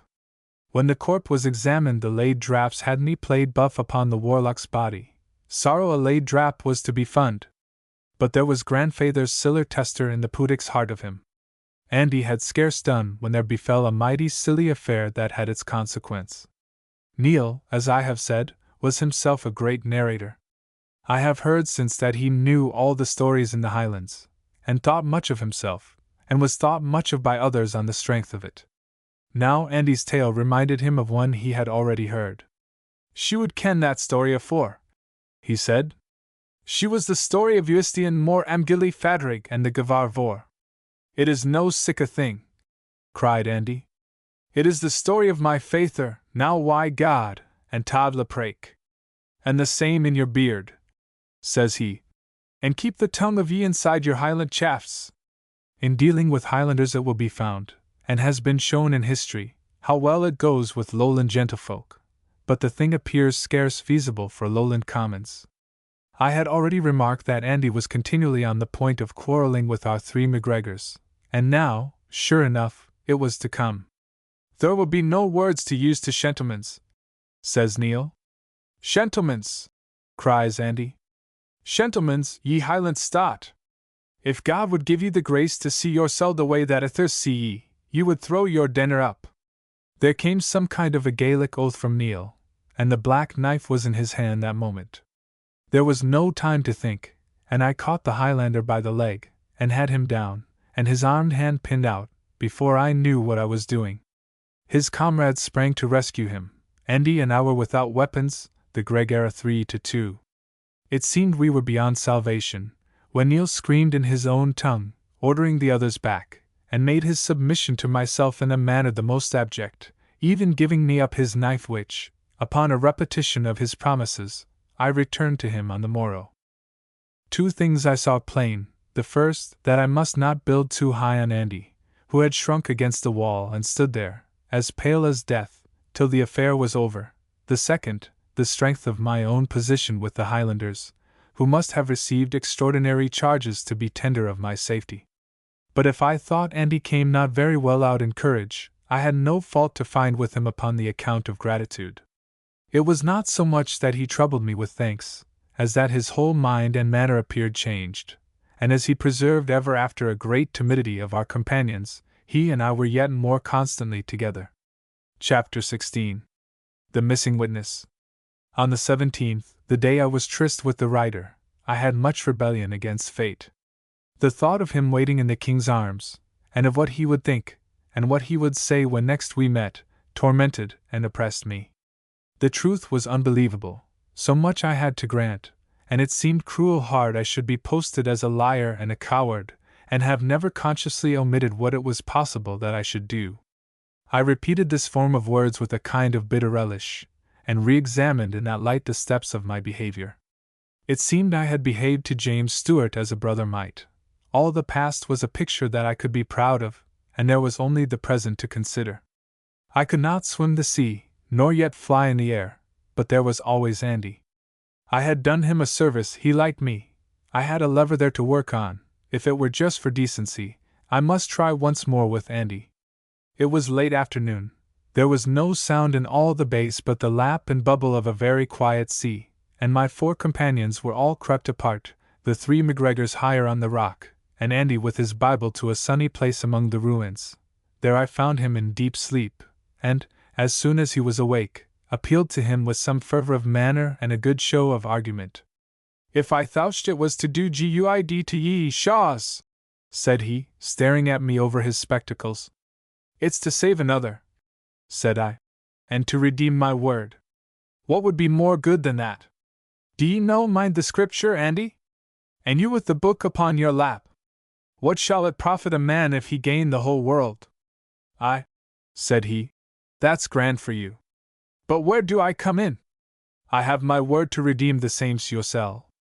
And what are ye asking me to do, but just to sell it ye for siller?" "Andy, have I named the name of siller?" cried I. "Oh you, the name's naething," said he. "The thing is there, whatever. It just comes to this: if I am to service ye the way that you propose, I'll lose my livelihood. Then it's clear you'll have to make it up to me, and a pickle mair, for your iron credit like. And what's that but just a bribe? And if even I was certain of the bribe, but by a that I can learn, it's far frae that, and if you were to hang, where would I be? Na, the thing's no possible. And just awa why ye like a bonny lad." And let Andy read his chapter. I remember I was at bottom a good deal gratified with this result, and the next humour I fell into was one, I had near said, of gratitude to Preston Grange, who had saved me, in this violent, illegal manner, out of the midst of my dangers, temptations, and perplexities. But this was both too flimsy and too cowardly to last me long, and the remembrance of James began to succeed to the possession of my spirits. The 21st, the day set for the trial, I passed in such misery of mind as I can scarce recall to have endured, save perhaps upon our aid only. Much of the time I lay on a brae side betwixt sleep and waking, my body motionless, my mind full of violent thoughts. Sometimes I slept indeed, but the courthouse of Inverary and the prisoner glancing on all sides to find his missing witness, followed me in slumber, and I would wake again with a start to darkness of spirit and distress of body. I thought Andy seemed to observe me, but I paid him little heed.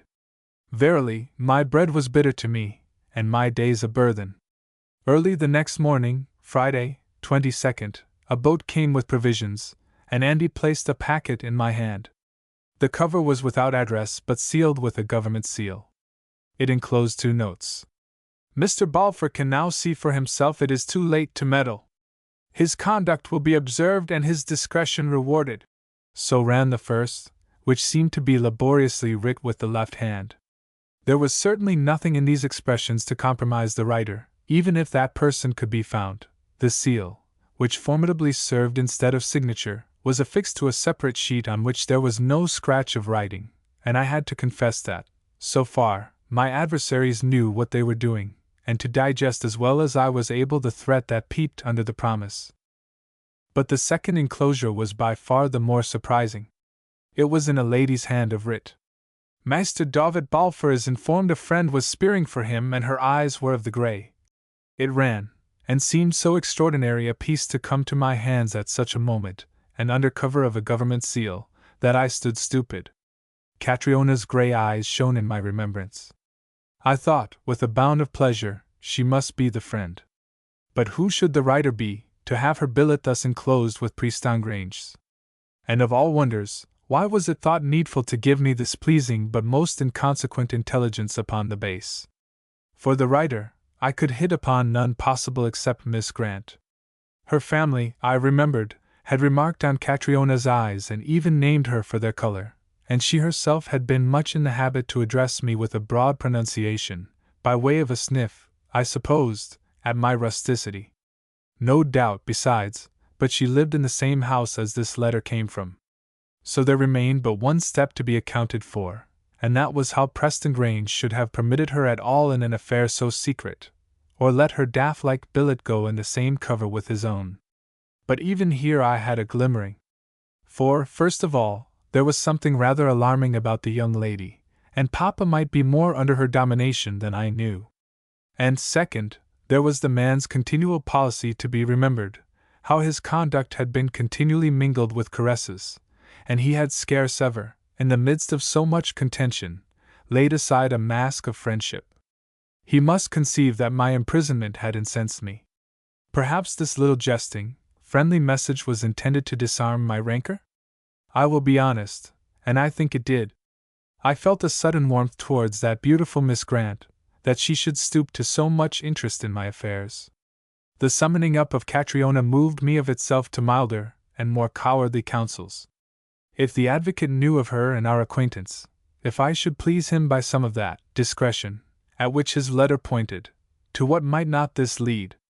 In vain is the net prepared in the sight of any fowl, the Scripture says. Well, fowls must be wiser than folk. For I thought I perceived the policy, and yet fell in with it. I was in this frame, my heart beating, the grey eyes plain before me like 2 stars, when Andy broke in upon my musing. I see he has gotten good news, said he. I found him looking curiously in my face. With that there came before me like a vision of James Stewart and the court of Inverary, and my mind turned at once like a door upon its hinges. Trials, I reflected, sometimes draw out longer than is looked for. Even if I came to Inverary just too late, something might yet be attempted in the interests of James, and in those of my own character, the best would be accomplished. In a moment, it seemed without thought, I had a plan devised. Andy, said I, is it still to be tomorrow? He told me nothing was changed. Was anything said about the hour? I asked. He told me it was to be 2:00 afternoon. And about the place? I pursued. What place? Says Andy. The place I am to be landed at? Said I. He owned there was nothing as to that. Very well then, I said. This shall be mine to arrange. The wind is in the east, my road lies westward, keep your boat, I hire it, let us work up the Forth all day, and land me at 2:00 tomorrow at the westmost we can have reached. Ye daft callant, he cried. You would try for Inverary after a. Just that, Andy, says I. We'll, ye're ill to beat, says he. And I was a kind o' sorry for ye a day yesterday, he added. Ye see, I was never entirely sure till then, which way of it ye really wanted. Here was a spur to a lame horse. "A word in your ear, Andy," said I. "This plan of mine has another advantage yet. We can leave these Highlandmen behind us on the rock, and one of your boats from the Castleton can bring them off tomorrow. Yon Neil has a queer eye when he regards you. Maybe, if I was once out of the gate, there might be knives again. These Redshanks are unco grudgeful. And if there should come to be any question, here is your excuse. Our lives were in danger by these savages. Being answerable for my safety, you chose the part to bring me from their neighborhood and detain me the rest of the time on board your boat. And do you know, Andy," says I, with a smile, "I think it was very wisely chosen. The truth is I have nae goo for Neil," says Andy. "Nor he for me, I'm thinking, and I would like ill to come to my hands why the man. Tam Anster will make a better hand of it with the cattle anyway." For this man, Anster, came from Fife, where the Gaelic is still spoken. "Aye," says Andy, "Tam can deal with them the best. And troth, the mair I think of it, the less I see we would be required. The place, aye, fegs. They had forgot the place. Shaws, ye're a lang hided shield when ye like. For by that I'm awing ye my life," he added, with more solemnity, and offered me his hand upon the bargain. Whereupon, with scarce more words, we stepped suddenly on board the boat, cast off, and set the lug. The Gregera were then busy upon breakfast, for the cookery was their usual part. But one of them stepping to the battlements, our flight was observed before we were 20 fathoms from the rock, and the three of them ran about the ruins and the landing shelf, for all the world like ants about a broken nest, hailing and crying on us to return. We were still in both the lee and the shadow of the rock, which last lay broad upon the waters, but presently came forth in almost the same moment into the wind and sunshine. The sail filled, the boat heeled to the gunwale, and we swept immediately beyond sound of the men's voices. To what terrors they endured upon the rock, where they were now deserted without the countenance of any civilized person or so much as the protection of a Bible, no limit can be set. Nor had they any brandy left to be their consolation, for even in the haste and secrecy of our departure Andy had managed to remove it. It was our first care to set Anster ashore in a cove by the Glenteithe rocks, so that the deliverance of our maroons might be duly seen to the next day. Thence we kept away up Firth. The breeze, which was then so spirited, swiftly declined, but never wholly failed us. All day we kept moving, though often not much more, and it was after dark ere we were up with the Queensferry. To keep the letter of Andy's engagement, or what was left of it, I must remain on board, but I thought no harm to communicate with the shore in writing. On Priestangrange's cover, where the government seal must have a good deal surprised my correspondent, I writ, by the boat's lantern, a few necessary words, aboard, and Andy carried them to Rankeillor. In about an hour he came again, with a purse of money and the assurance that a good horse should be standing saddled for me by 2 tomorrow at Clackmannan-Pool. This done, and the boat riding by her stone anchor, we lay down to sleep under the sail. We were in the pool the next day long ere 2, and there was nothing left for me but to sit and wait. I felt little alacrity upon my errand. I would have been glad of any passable excuse to lay it down, but none being to be found, my uneasiness was no less great than if I had been running to some desired pleasure. By shortly after 1 the horse was at the waterside, and I could see a man walking it to and fro till I should land, which vastly swelled my impatience. Andy ran the moment of my liberation very fine, showing himself a man of his bare word, but scarce serving his employers with a heaped measure, and by about 50 seconds after 2 I was in the saddle and on the full stretch for Stirling.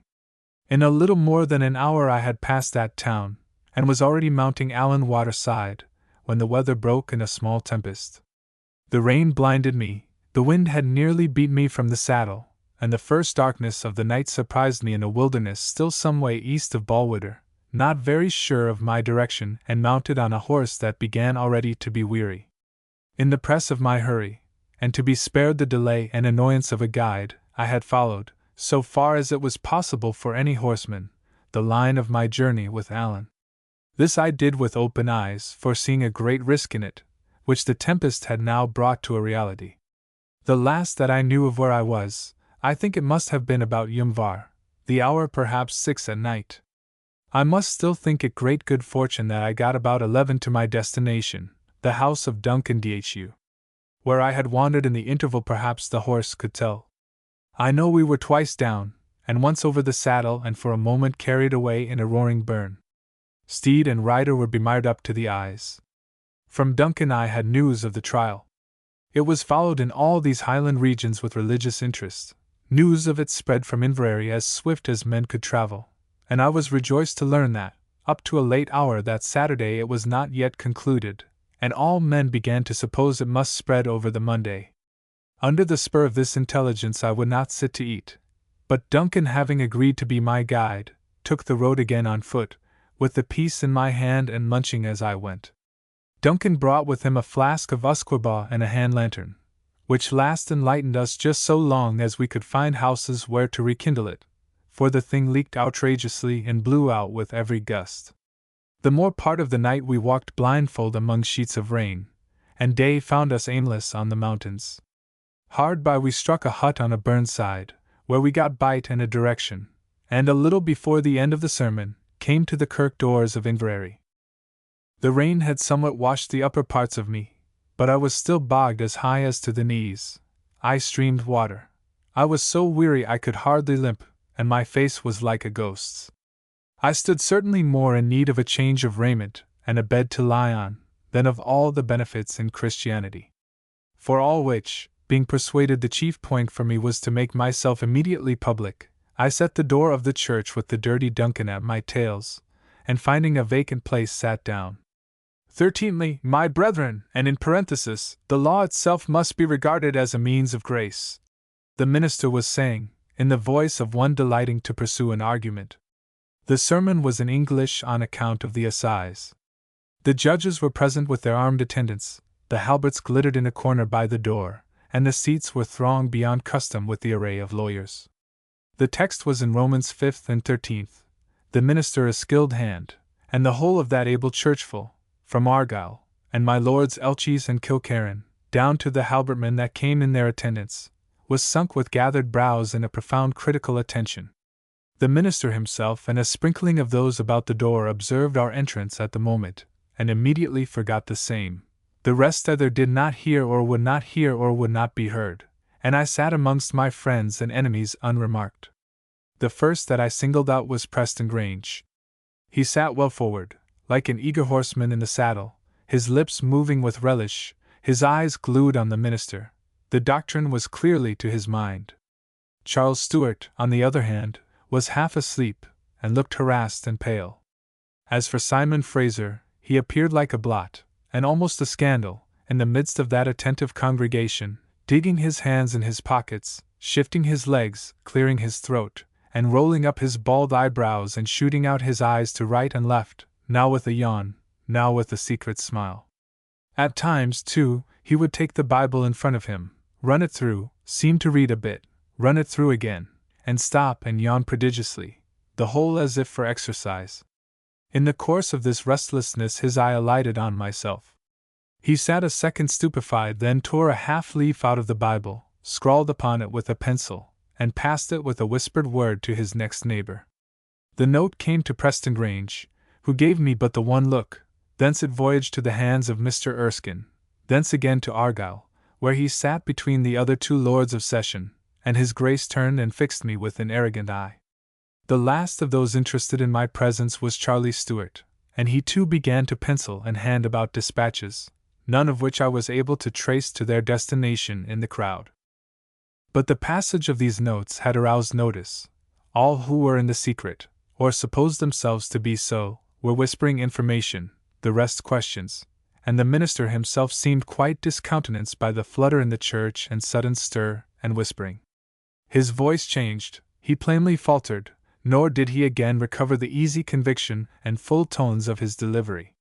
It would be a puzzle to him till his dying day, why a sermon that had gone with triumph through 4 parts should thus miscarry in the 5th. As for me, I continued to sit there, very wet and weary, and a good deal anxious as to what should happen next, but greatly exulting in my success. Chapter 17. The Memorial. The last word of the blessing was scarce out of the minister's mouth before Stewart had me by the arm. We were the first to be forth of the church, and he made such extraordinary expedition that we were safe within the four walls of a house before the street had begun to be thronged with the home-going congregation. "Am I yet in time?" I asked. "Aye and no," said he. "The case is over, the jury is enclosed, and will so kind as let us can their view of it tomorrow in the morning, the same as I could have told it my own self 3 days ago before the play began. The thing has been public from the start. The panel kenned it. Ye may do what ye will for me, whispers he 2 days ago. Ye ken my fate by what the Duke of Argyll has just said to Mr. Mackintosh. Oh, it's been a scandal!" And the very macer cried Cruachan, "But now that I have got you again I'll never despair. The oak shall go over the myrtle yet, we'll ding the Campbells yet in their own town. Praise God that I should see the day!" He was leaping with excitement, emptied out his mails upon the floor that I might have a change of clothes, and incommoded me with his assistance as I changed. What remained to be done, or how I was to do it, was what he never told me nor, I believe, so much as thought of. "We'll ding the Campbells yet!" That was still his overcome. And it was forced home upon my mind how this, that had the externals of a sober process of law, was in its essence a clan battle between savage clans. I thought my friend the writer none of the least savage. Who that had only seen him at a council's back before the Lord Ordinary or following a golf ball and laying down his clubs on Bruntsfield links, could have recognized for the same person this voluble and violent clansman? James Stewart's council were 4 in number, Sheriffs Brown of Coulstown and Miller, Mr. Robert Mackintosh, and Mr. Stewart Younger of Stewart Hall. These were covenanted to dine with the writer after sermon, and I was very obligingly included of the party. No sooner the cloth lifted, and the first bowl very artfully compounded by Sheriff Miller, than we fell to the subject in hand. I made a short narration of my seizure and captivity, and was then examined and re-examined upon the circumstances of the murder. It will be remembered this was the first time I had had my say out, or the matter at all handled, among lawyers, and the consequence was very dispiriting to the others and, I must own, disappointing to myself. "To sum up," said Coulstown, "you prove that Allen was on the spot, you have heard him proffer menaces against Glenure, and though you assure us he was not the man who fired, you leave a strong impression that he was in league with him, and consenting, perhaps immediately assisting, in the act. You show him besides, at the risk of his own liberty, actively furthering the criminal's escape. And the rest of your testimony, so far as the least material, depends on the bare word of Allen or of James, the 2 accused. In short, you do not at all break, but only lengthen by one personage, the chain that binds our client to the murderer, and I need scarcely say that the introduction of a third accomplice rather aggravates that appearance of a conspiracy which has been our stumbling block from the beginning." "I am of the same opinion," said Sheriff Miller. "I think we may all be very much obliged to Preston Grange for taking a most uncomfortable witness out of our way. And chiefly I think Mr. Balfour himself might be obliged. For you talk of a third accomplice, but Mr. Balfour, in my view, has very much the appearance of a fourth." "Allow me, sirs," interposed Stewart the writer. "There is another view. Here we have a witness, never fash whether material or not, a witness in this cause, kidnapped by that old, lawless, bandit crew of the Glengyle MacGregors, and sequestered for near upon a month in a boorak of old ruins on the base. Move that and see what dirt you fling on the proceedings. Sirs, this is a tale to make the world ring with. It would be strange, with such a grip as this, if we couldn't squeeze out a pardon for my client." "And suppose we took up Mr. Balfour's cause tomorrow?" said Stewart Hall. "I am much deceived, or we should find so many impediments thrown in our path, as that James should have been hanged before we had found a court to hear us. This is a great scandal, but I suppose we have none of us forgot a greater still, I mean the matter of the Lady Grange. The woman was still in durance. My friend Mr. Hope of Rankeillor did what was humanly possible, and how did he speed? He never got a warrant. Well, it'll be the same now, the same weapons will be used. This is a scene, gentlemen, of clan animosity. The hatred of the name which I have the honor to bear, rages in high quarters. There is nothing here to be viewed but naked Campbell spite and scurvy Campbell intrigue. You may be sure this was to touch a welcome topic, and I sat for some time in the midst of my learned counsel, almost deaved with their talk but extremely little the wiser for its purport. The writer was led into some hot expressions. Colstown must take him up and set him right. The rest joined in on different sides, but all pretty noisy. The Duke of Argyll was beaten like a blanket. King George came in for a few digs in the bygoing and a great deal of rather elaborate defense, and there was only one person that seemed to be forgotten, and that was James of the Glens.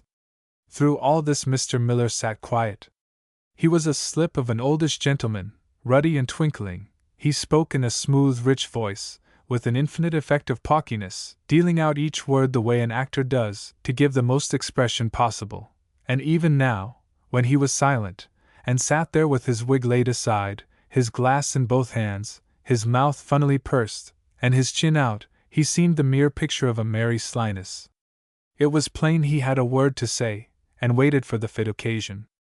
It came presently. Colstown had wound up one of his speeches with some expression of their duty to their client. His brother sheriff was pleased, I suppose, with the transition. He took the table in his confidence with a gesture and a look. "That suggests to me a consideration which seems overlooked," said he. "The interest of our client goes certainly before all, but the world does not come to an end with James Stewart." Whereat he cocked his eye. "I might condescend, exempli gratia, upon a Mr. George Brown, a Mr. Thomas Miller, and a Mr. David Balfour. Mr. David Balfour has a very good ground of complaint, and I think, gentlemen, if his story was properly read out, I think there would be a number of wigs on the green." The whole table turned to him with a common movement.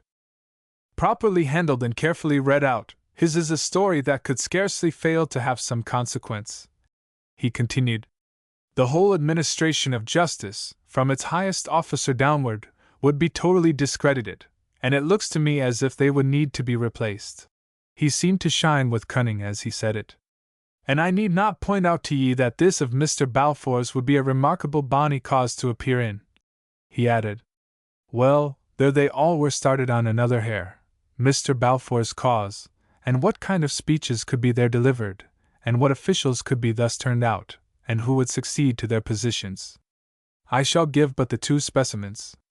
It was proposed to approach Simon Fraser, whose testimony, if it could be obtained, would prove certainly fatal to Argyll and to Preston Grange. Miller highly approved of the attempt.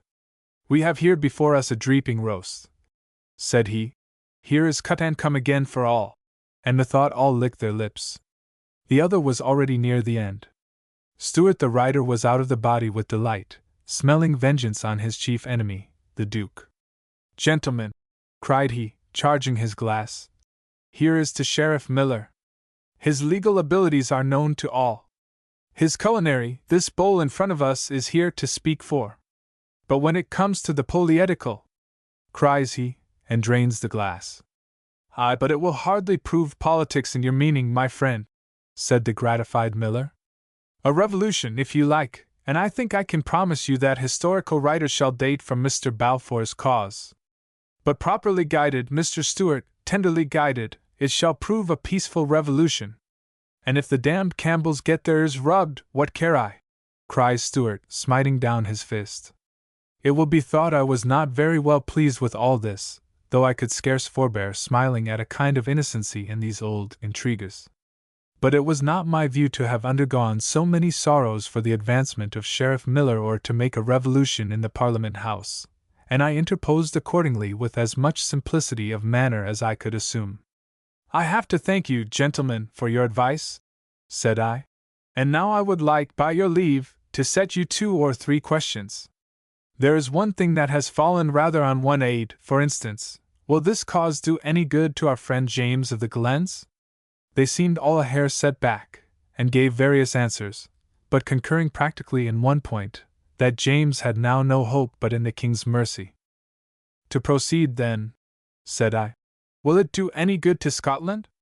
We have a saying that it is an ill bird that fouls his own nest.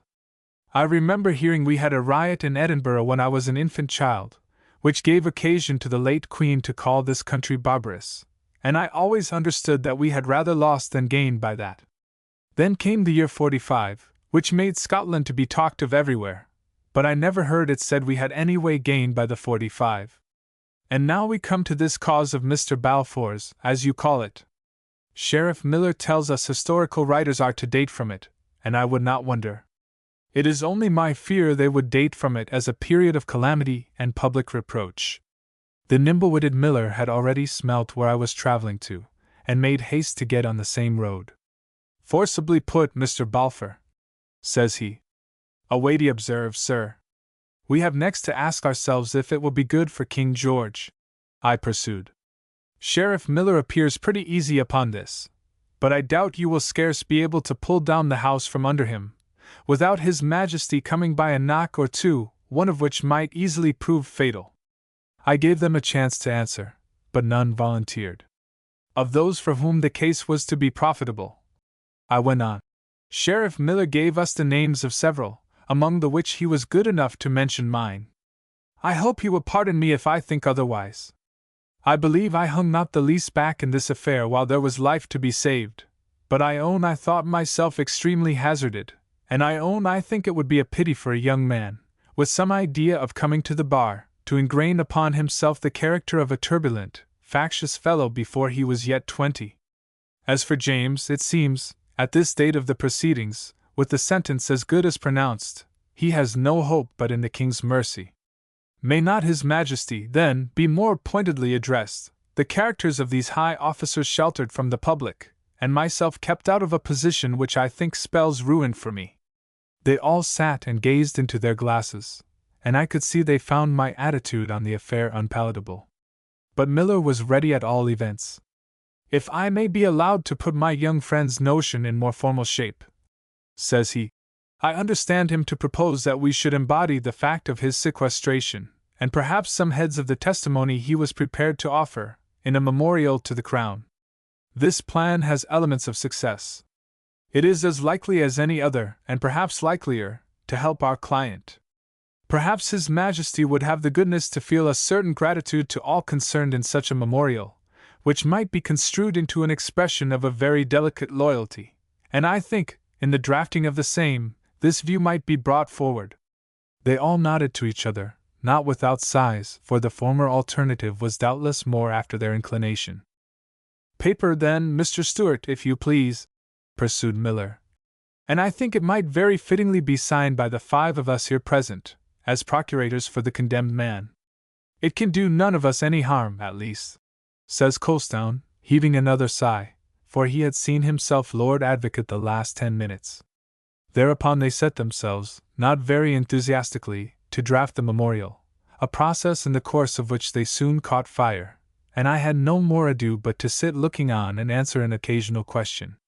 The paper was very well expressed, beginning with a recitation of the facts about myself, the reward offered for my apprehension, my surrender, the pressure brought to bear upon me, my sequestration, and my arrival at Inverary in time to be too late, going on to explain the reasons of loyalty and public interest for which it was agreed to waive any right of action, and winding up with a forcible appeal to the King's mercy on behalf of James. Methought I was a good deal sacrificed, and rather represented in the light of a firebrand of a fellow whom my cloud of lawyers had restrained with difficulty from extremes.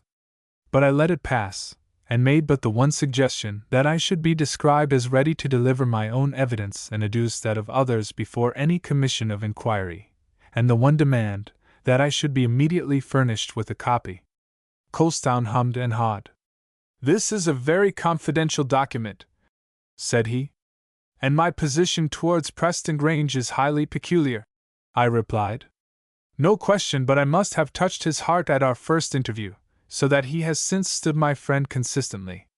But for him, gentlemen, I must now be lying dead or awaiting my sentence alongside poor James. For which reason I choose to communicate to him the fact of this memorial as soon as it is copied. You are to consider also that this step will make for my protection.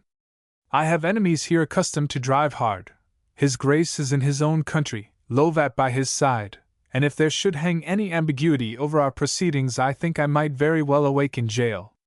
Not finding any very ready answer to these considerations, my company of advisers were at the last persuaded to consent, and made only this condition, that I was to lay the paper before Preston Grange with the express compliments of all concerned. The advocate was at the castle dining with his grace. By the hand of one of Colstown's servants I sent him a billet asking for an interview, and received a summons to meet him at once in a private house of the town. Here I found him alone in a chamber. From his face there was nothing to be gleaned, yet I was not so unobservant but what I spied some halberts in the hall, and not so stupid but what I could gather he was prepared to arrest me there and then, should it appear advisable. "So, Mr. David, this is you?"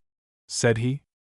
"Where I fear I am not overly welcome, my lord," said I, "and I would like before I go further to express my sense of your lordship's good offices, even should they now cease." "I have heard of your gratitude before," he replied drily, "and I think this can scarce be the matter you called me from my wine to listen to. I would remember also, if I were you, that you still stand on a very boggy foundation." "Not now, my lord, I think," said I, "and if your lordship will but glance an eye along this, you will perhaps think as I do." He read it sedulously through, frowning heavily, then turned back to one part and another which he seemed to weigh and compare the effect of. His face a little lightened. "This is not so bad but what it might be worse," said he, "though I am still likely to pay dear for my acquaintance with Mr. David Balfour." "Rather for your indulgence to that unlucky young man, my lord," said I. He still skimmed the paper, and all the while his spirits seemed to mend. "And to whom am I indebted for this?" he asked presently. "Other counsels must have been discussed, I think. Who was it proposed this private method? Was it Miller?" "My lord, it was myself," said I. "These gentlemen have shown me no such consideration as that I should deny myself any credit I can fairly claim, or spare them any responsibility they should properly bear. And the mere truth is that they were all in favor of a process which should have remarkable consequences in the Parliament House, and proved for them, in one of their own expressions, a dripping roast. Before I intervened, I think they were on the point of sharing out the different law appointments. Our friend Mr. Simon was to be taken in upon some composition." Preston Grange smiled. "These are our friends," said he. "And what were your reasons for dissenting, Mr. David?" I told them without concealment, expressing, however, with more force and volume those which regarded Preston Grange himself. "You do me no more than justice," said he. "I have fought as hard in your interest as you have fought against mine." "And how came you here today?" he asked. "As the case drew out, I began to grow uneasy that I had clipped the period so fine, and I was even expecting you tomorrow.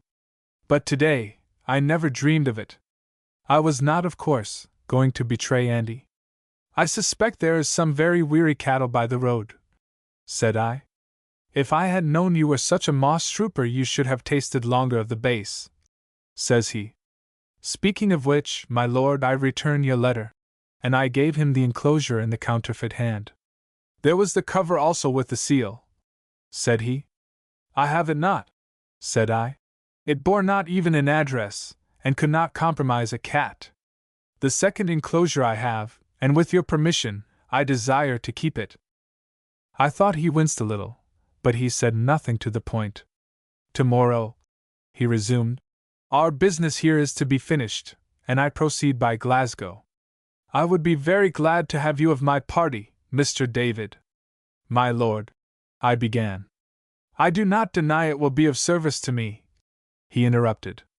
"I desire even that, when we shall come to Edinburgh, you should alight at my house. You have very warm friends in the Miss Grants, who will be overjoyed to have you to themselves. If you think I have been of use to you, you can thus easily repay me, and so far from losing, may reap some advantage by the way. It is not every strange young man who is presented in society by the King's Advocate." Often enough already, in our brief relations, this gentleman had caused my head to spin, no doubt but what for a moment he did so again now. Here was the old fiction still maintained of my particular favor with his daughters, one of whom had been so good as to laugh at me, while the other two had scarce deigned to remark the fact of my existence. And now I was to ride with my lord to Glasgow. I was to dwell with him in Edinburgh. I was to be brought into society under his protection. That he should have so much good nature as to forgive me was surprising enough. That he could wish to take me up and serve me seemed impossible, and I began to seek some ulterior meaning. One was plain. If I became his guest, repentance was excluded. I could never think better of my present design and bring any action. And besides, would not my presence in his house draw out the whole pungency of the memorial? For that complaint could not be very seriously regarded, if the person chiefly injured was the guest of the official most incriminated. As I thought upon this, I could not quite refrain from smiling. "This is in the nature of a countercheck to the memorial?" said I. "You are cunning, Mr. David," said he, "and you do not wholly guess wrong. The fact will be of use to me in my defense. Perhaps, however, you underrate friendly sentiments, which are perfectly genuine. I have a respect for you, David, mingled with awe," says he, smiling. "I am more than willing, I am earnestly desirous to meet your wishes," said I. "It is my design to be called to the bar, where your lordship's countenance would be invaluable, and I am besides sincerely grateful to yourself and family for different marks of interest and of indulgence. The difficulty is here. There is one point in which we pull two ways. You are trying to hang James Stewart, I am trying to save him. In so far as my riding with you would better your lordship's defense, I am at your lordship's orders. But in so far as it would help to hang James Stewart, you see me at a stick." I thought he swore to himself. "You should certainly be called. The bar is the true scene for your talents," says he, bitterly, and then fell a while silent. "I will tell you," he presently resumed. "There is no question of James Stewart, for or against. James is a dead man. His life is given and taken, bought, if you like it better, and sold. No memorial can help, no defalcation of a faithful Mr. David hurt him. Blow high, blow low, there will be no pardon for James Stewart, and take that for said. The question is now of myself, am I to stand or fall? And I do not deny to you that I am in some danger. But will Mr. David Balfour consider why? It is not because I push the case unduly against James, for that, I am sure of condonation. And it is not because I have sequestered Mr. David on a rock, though it will pass under that color, but because I did not take the ready and plain path, to which I was pressed repeatedly, and send Mr. David to his grave or to the gallows. Hence the scandal, hence this damned memorial," striking the paper on his leg. "My tenderness for you has brought me in this difficulty. I wish to know if your tenderness to your own conscience is too great to let you help me out of it." No doubt but there was much of the truth in what he said. If James was past helping, whom was it more natural that I should turn to help than just the man before me, who had helped myself so often, and was even now setting me a pattern of patience? I was besides not only weary, but beginning to be ashamed of my perpetual attitude of suspicion and refusal. "If you will name the time and place, I will be punctually ready to attend your lordship," said I. He shook hands with me. "And I think my missus have some news for you," says he, dismissing me. I came away, vastly pleased to have my peace made, yet a little concerned in conscience, nor could I help wondering, as I went back, whether, perhaps, I had not been a scruple too good-natured. But there was the fact that this was a man that might have been my father, an able man, a great dignitary, and one that, in the hour of my need, had reached a hand to my assistance.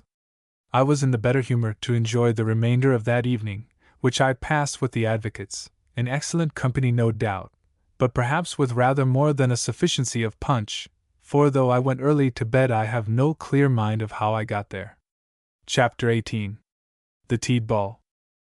On the morrow, from the justice's private room, where none could see me, I heard the verdict given in and judgment rendered upon James. The Duke's words I am quite sure I have correctly, and since that famous passage has been made a subject of dispute, I may as well commemorate my version. Having referred to the year 45, the chief of the Campbells, sitting as Justice General upon the bench, thus addressed the unfortunate Stewart before him. "If you had been successful in that rebellion, you might have been giving the law where you have now received the judgment of it. We, who are this day your judges, might have been tried before one of your mock courts of judicature, and then you might have been satiated with the blood of any name or clan to which you had an aversion. This is to let the cat out of the bag, indeed, thought I, and that was the general impression. It was extraordinary how the young advocate lads took hold and made a mock of this speech, and how scarce a meal passed but what someone would get in the words. And then you might have been satiated. Many songs were made in time for the hour's diversion, and are near all forgot. I remember one began. Another went to my old favorite air, The House of Airlie, and began thus. And one of the verses ran. James was as fairly murdered as though the Duke had got a fowling piece and stalked him. So much of course I knew, but others knew not so much, and were more affected by the items of scandal that came to light in the progress of the cause. One of the chief was certainly this sally of the justices. It was run hard by another of a juryman, who had struck into the midst of Colston's speech for the defense with a "Pray, sir, cut it short, we are quite weary," which seemed the very excess of impudence and simplicity.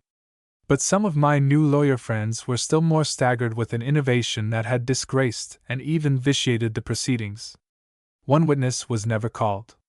His name, indeed, was printed, where it may still be seen on the 4th page of the list. James Drummond, alias McGregor, alias James Moore, late tenant in Invernacle. And his precognition had been taken, as the manner is, in writing. He had remembered or invented, God help him, matter which was lead in James Stewart's shoes, and I saw was like to prove wings to his own. This testimony it was highly desirable to bring to the notice of the jury, without exposing the man himself to the perils of cross-examination, and the way it was brought about was a matter of surprise to all. For the paper was handed round, like a curiosity, in court, passed through the jury box, where it did its work, and disappeared again, as though by accident, before it reached the counsel for the prisoner. This was counted a most insidious device, and that the name of James Moore should be mingled up with it filled me with shame for Catriona and concern for myself. The following day, Preston Grange and I, with a considerable company, set out for Glasgow, where, to my impatience, we continued to linger some time in a mixture of pleasure and affairs.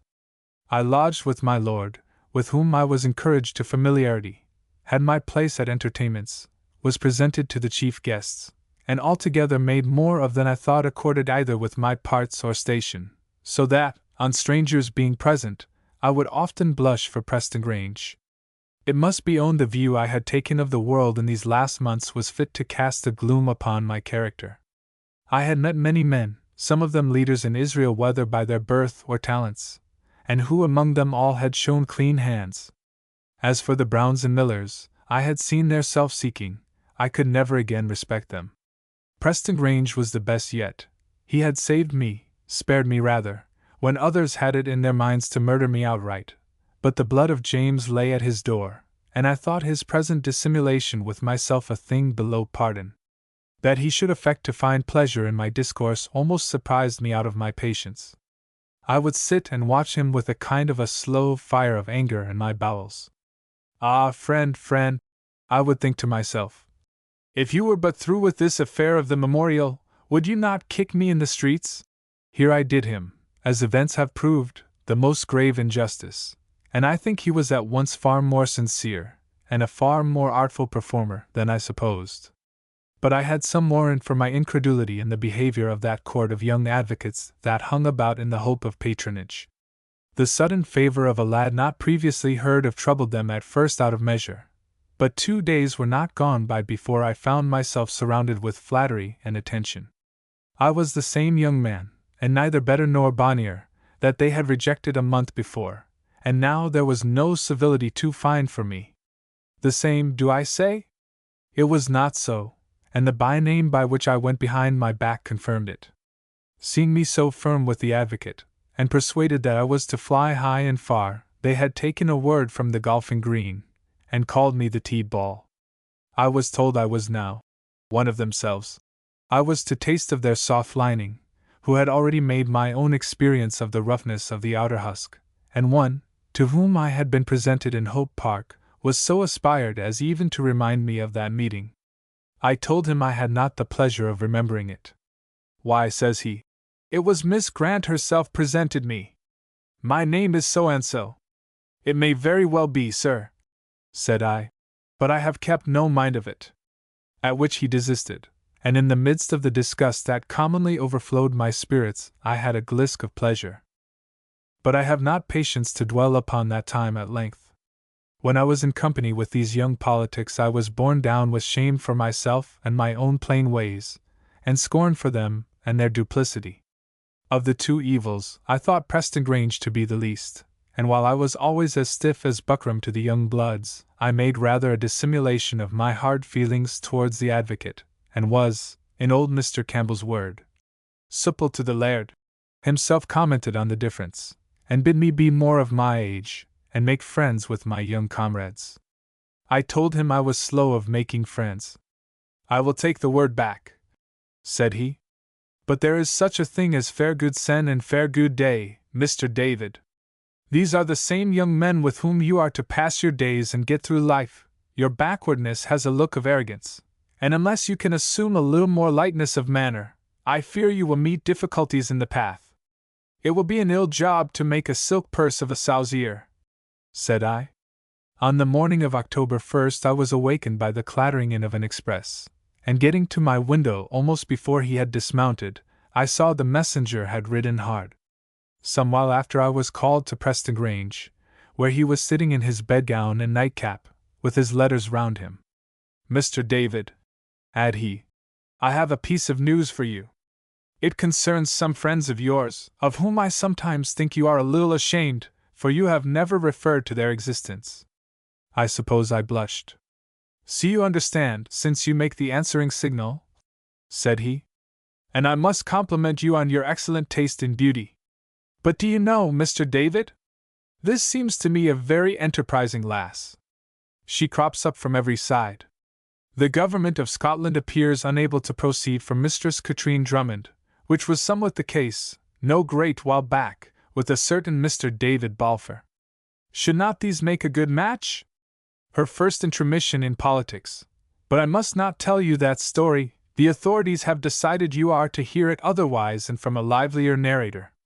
This new example is more serious, however, and I am afraid I must alarm you with the intelligence that she is now in prison.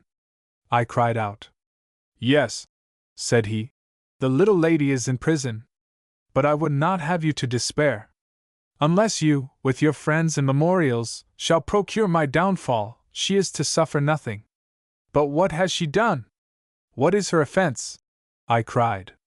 It might be almost construed a high treason, he returned, for she has broke the King's Castle of Edinburgh. The lady is much my friend, I said. I know you would not mock me if the thing were serious. And yet it is serious in a sense, said he. For this rogue of a Katrine, or Catran as we may call her, has set adrift again upon the world that very doubtful character, her papa.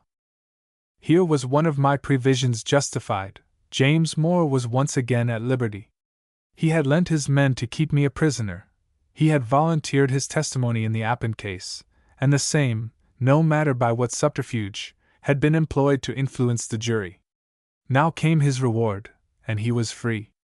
It might please the authorities to give to it the color of an escape, but I knew better. I knew it must be the fulfillment of a bargain. The sane course of thought relieved me of the least alarm for Catriona. She might be thought to have broke prison for her father. She might have believed so herself. But the chief hand in the whole business was that of Preston Grange, and I was sure, so far from letting her come to punishment, he would not suffer her to be even tried. Whereupon thus came out of me the not very politic ejaculation. Ah! I was expecting that. You have at times a great deal of discretion, too, says Preston Grange. And what is my lord pleased to mean by that? I asked. I was just marveling, he replied, that being so clever as to draw these inferences, you should not be clever enough to keep them to yourself. But I think you would like to hear the details of the affair. I have received 2 versions, and the least official is the more full and far the more entertaining, being from the lively pen of my eldest daughter. Here is all the town busying with a fine piece of work, she writes, and what would make the thing more noted, if it were only known, the malefactor is a protégé of his lordship my papa. I am sure your heart is too much in your duty, if it were nothing else, to have forgotten grey eyes. What does she do, but get a broad hat with the flaps open, a long hairy-like man's greatcoat, and a big cravat, kilt her coats up to good Ken's war, clap 2 pair of boot hose upon her legs, take a pair of cloud brogues in her hand, and off to the castle. Here she gives herself out to be a suitor in the employ of James Moore, and gets admitted to his cell, the lieutenant, who seems to have been full of pleasantry, making sport among his soldiers of the suitor's greatcoat. Presently they hear disputation and the sound of blows inside. Out flies the cobbler, his coat flying, the flaps of his hat beat about his face, and the lieutenant and his soldiers mock at him as he runs off. They laughed no so hearty the next time they had occasion to visit the cell and found nobody but a tall, pretty, grey-eyed lass in the female habit. As for the cobbler, he was over the hills out Dumb Lane, and it's thought that poor Scotland will have to console herself without him. I drank Catriona's health this night in public. Indeed, the whole town admires her, and I think the beaux would wear bits of her garters in their buttonholes if they could only get them. I would have gone to visit her in prison too, only I remembered in time I was Papa's daughter, so I wrote her a billet instead, which I entrusted to the faithful Doig, and I hope you will admit I can be political when I please.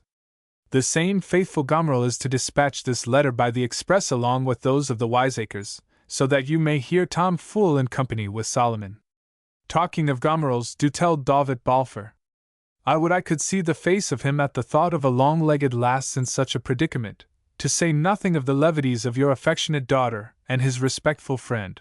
So my rascal signs herself, continued Preston Grange. And you see, Mr. David, it is quite true what I tell you, that my daughters regard you with the most affectionate playfulness. The Gomeril is much obliged, said I. And was not this prettily done? He went on. Is not this Highland maid a piece of a heroine? I was always sure she had a great heart, said I, and I wager she guessed nothing, but I beg your pardon, this is to tread upon forbidden subjects. I will go bail she did not, he returned quite openly. I will go bail she thought she was flying straight into King George's face. Remembrance of Catriona and the thought of her lying in captivity moved me strangely.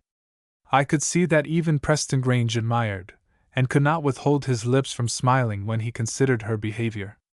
As for Miss Grant, for all her ill habit of mockery, her admiration shone out plain. A kind of a heat came on me. I am not your lordship's daughter, I began. That I know of, he put in, smiling. I speak like a fool, said I. Or rather I began wrong. It would doubtless be unwise in Mistress Grant to go to her in prison, but for me, I think I would look like a half-hearted friend if I did not fly there instantly.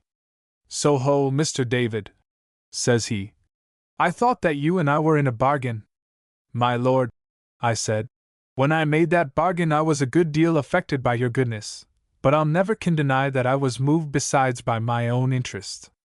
There was self-seeking in my heart, and I think shame of it now. It may be for your lordship's safety to say this fascist David Balfour is your friend and housemate. Say it then, I'll never contradict you. But as for your patronage, I give it all back. I ask but the one thing, let me go, and give me a pass to see her in her prison. He looked at me with a hard eye. You put the cart before the horse, I think, says he. That which I had given was a portion of my liking, which your thankless nature does not seem to have remarked. But for my patronage, it is not given, nor, to be exact, is it yet offered. He paused a bit. And I warn you, you do not know yourself, he added. Youth is a hasty season, you will think better of all this before a year. Well, and I would like to be that kind of youth, I cried. I have seen too much of the other party in these young advocates that fawn upon your lordship and are even at the pains to fawn on me.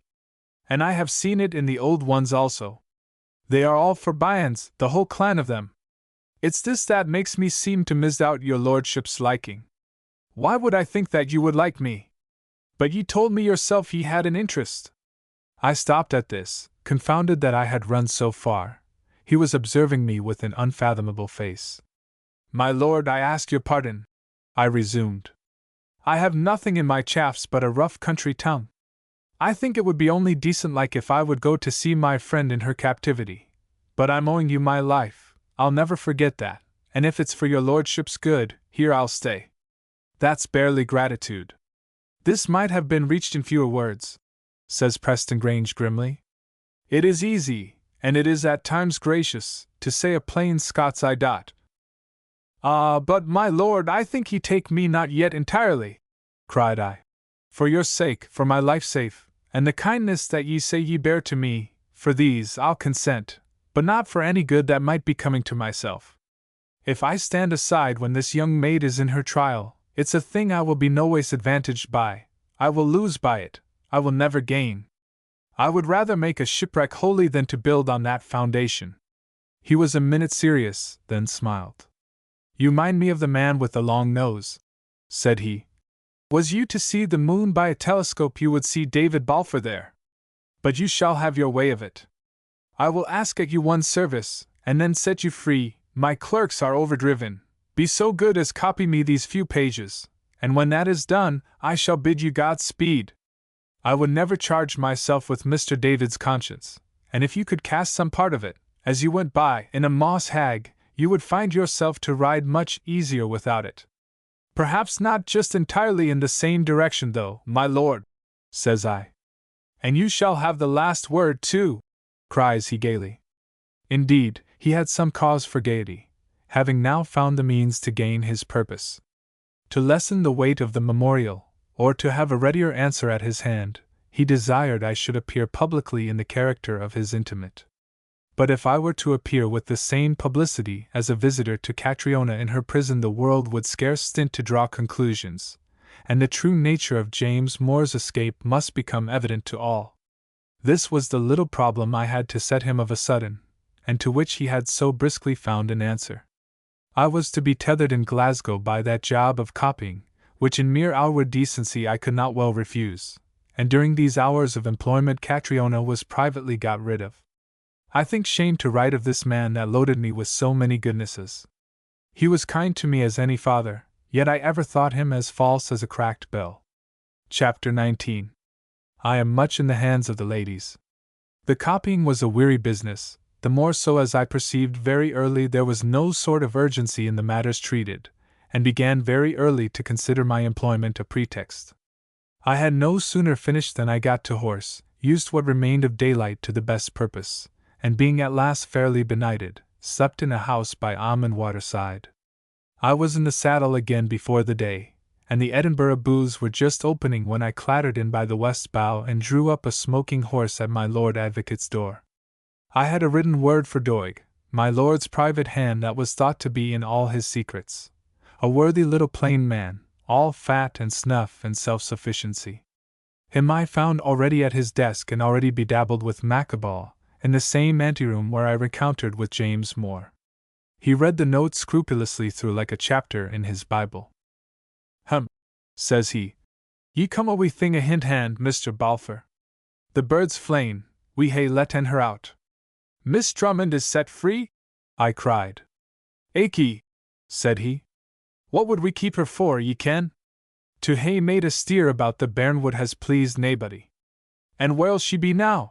Says I. Good kens, says Doig, with a shrug. She'll have gone home to Lady Allardyce, I'm thinking, said I. That'll be it, said he. Then I'll gang there straight, says I. But ye'll be for a bite or ye go, said he. Neither bite nor sup, said I. I had a good vouch of milk and by Ratho. A wheel, says Doig. But ye'll can leave your horse here in your bags, for it seems weird to have your upput. Nah, said I. Tamson's mere would never be the thing for me this day of all days. Doig speaking somewhat broad, I had been led by imitation into an accent much more countrified than I was usually careful to affect, a good deal broader, indeed, than I have written it down, and I was the more ashamed when another voice joined in behind me with a scrap of a ballad. The young lady, when I turned to her, stood in a morning gown, and her hands muffled in the same, as if to hold me at a distance. Yet I could not but think there was kindness in the eye with which she saw me. My best respects to you, Mistress Grant, said I, bowing. The like to yourself, Mr. David, she replied with a deep courtesy. And I beg to remind you of an old musty saw, that meat and mass never hindered man. The mass I cannot afford you, for we are all good Protestants. But the meat I press on your attention. And I would not wonder but I could find something for your private ear that would be worth the stopping for. Mistress Grant, said I believe I am already your debtor for some merry words, and I think they were kind too, on a piece of unsigned paper. Unsigned paper? Says she, and made a droll face, which was likewise wondrous beautiful, as of one trying to remember. Or else I am the more deceived, I went on. But to be sure, we shall have the time to speak of these, since your father is so good as to make me for a while your inmate, and the Gomeril begs you at this time only for the favor of his liberty. You give yourself hard names, said she. Mr. Doig and I would be blithe to take harder at your clever pen, says I. Once more I have to admire the discretion of all men folk, she replied. But if you will not eat, off with you at once, you will be back the sooner, for you go on a fool's errand. Off with you, Mr. David, she continued, opening the door. I did not wait to be twice bidden, and did justice to Miss Grant's citation on the way to Dean. Old Lady Allardyce walked there alone in the garden, in her hat and much, and having a silver-mounted staff of some black wood to lean upon. As I alighted from my horse, and drew near to her with congees, I could see the blood come in her face, and her head fling into the air like what I had conceived of empresses. What brings you to my poor door? She cried, speaking high through her nose. I cannot bar it. The males of my house are dead and buried. I have neither son nor husband to stand in the gate for me. Any beggar can pluck me by the beard, and a beard there is, and that's the worst of it yet, she added partly to herself. I was extremely put out at this reception, and the last remark, which seemed like a daft wife's, left me near hand speechless. I see I have fallen under your displeasure, ma'am, said I. Yet I will still be so bold as ask after Mistress Drummond. She considered me with a burning eye, her lips pressed close together into 20 creases, her hand shaking on her staff. This cow's all, she cried. Ye come to me to spare for her? Would God I knew! She is not here? I cried. She threw up her chin and made a step and a cry at me, so that I fell back incontinent. Out upon your lean throat, she cried. What? Ye come and spear at me! She's in jail, where ye took her to, that's all there is to it. And of the beings ever I beheld in breeks, to think it should be to you. Ye timber scoundrel, if I had a male left to my name I would have your jacket dusted till ye read. I thought it not good to delay longer in that place, because I remarked her passion to be rising. As I turned to the horse post she even followed me, and I make no shame to confess that I rode away with the one stirrup on and scrambling for the other. As I knew no other quarter where I could push my inquiries, there was nothing left me but to return to the advocates. I was well received by the 4 ladies, who were now in company together, and must give the news of Preston Grange and what word went in the west country, at the most inordinate length and with great weariness to myself, while all the time that young lady, with whom I so much desired to be alone again, observed me quizzically and seemed to find pleasure in the sight of my impatience.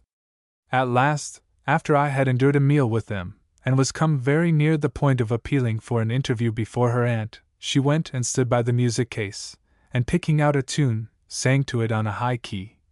He that will not when he may, when he will he shall have nay. But this was the end of her rigors, and presently, after making some excuse of which I have no mind, she carried me away in private to her father's library. I should not fail to say she was dressed to the nines, and appeared extraordinary handsome. Now, Mr. David, sit ye down here and let us have a 2-handed crack, said she. For I have much to tell you, and it appears besides that I have been grossly unjust to your good taste. In what manner, Mistress Grant? I asked. I trust I have never seemed to fail in due respect. I will be your surety, Mr. David, said she. Your respect, whether to yourself or your poor neighbors, has been always and most fortunately beyond imitation. But that is by the question. You got a note from me? She asked. I was so bold as to suppose so upon inference, said I, and it was kindly thought upon. It must have prodigiously surprised you, said she. But let us begin with the beginning. You have not perhaps forgot a day when you were so kind as to escort 3 very tedious misses to Hope Park? I have the less cause to forget it myself, because you was so particular obliging as to introduce me to some of the principles of the Latin grammar, a thing which wrote itself profoundly on my gratitude. I fear I was sadly pedantical, said I, overcome with confusion at the memory. You are only to consider I am quite enused with the society of ladies. I will say the less about the grammar then, she replied. But how came you to desert your charge? He has thrown her out, overboard, his ein dear Annie, she hummed. And his ein dear Annie and her 2 sisters had to tagle home by theirselves like a string of green geese. It seems you returned to my papa's, where you showed yourself excessively martial, and then on to realms unknown, with an eye, it appears, to the base rock, sole and geese being perhaps more to your mind than bonny lasses. Through all this raillery there was something indulgent in the lady's eye which made me suppose there might be better coming. You take a pleasure to torment me, said I, and I make a very feckless plaything, but let me ask you to be more merciful. At this time there is but the one thing that I care to hear of, and that will be news of Catriona. Do you call her by that name to her face, Mr. Balfour? She asked. In troth, and I am not very sure, I stammered. I would not do so in any case to strangers, said Miss Grant. And why are you so much immersed in the affairs of this young lady? I heard she was in prison, said I. Well, and now you hear that she is out of it, she replied. And what more would you have? She has no need of any further champion. I may have the greater need of her, ma'am, said I.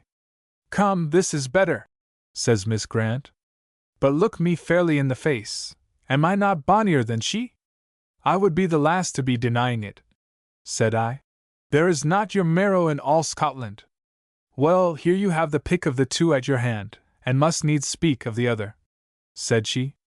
This is never the way to please the ladies, Mr. Balfour. But, mistress, said I, there are surely other things besides mere beauty. By which I am to understand that I am no better than I should be, perhaps? She asked. By which you will please understand that I am like the cock in the midden in the fable book, said I. I see the broad jewel, and I like fine to see it too, but I have more need of the pickled corn. Bravissimo, she cried. There is a word well said at last, and I will reward you for it with my story. That same night of your desertion I came late from a friend's house, where I was excessively admired, whatever you may think of it, and what should I hear but that a lass in a tartan screen desired to speak with me. She had been there an hour or better, said the servant lass, and she grat into herself as she sat waiting. I went to her direct. She rose as I came in, and I knew her at a look. Grey eyes, says I to myself, but was more wise than to let on. You will be Miss Grant at last? She says, rising and looking at me hard and pitiful. Aye, it was true, he said, you are bonny at all events. The way God made me, my dear, I said, but I would be gay and obliged if you could tell me what brought you here at such a time of the night. Lady, she said, we are kinsfolk, we are both come of the blood of the sons of Alpin. My dear, I replied, I think no more of Alpin or his sons than what I do of a kale stock. You have a better argument in these tears upon your bonny face. And at that I was so weak-minded as to kiss her, which is what you would like to do dearly, and I wager will never find the courage of. I say it was weak-minded of me, for I knew no more of her than the outside, but it was the wisest stroke I could have hit upon. She is a very staunch, brave nature, but I think she has been little used with tenderness, and at that caress, though to say the truth, it was but lightly given, her heart went out to me. I will never betray the secrets of my sex, Mr. Davy.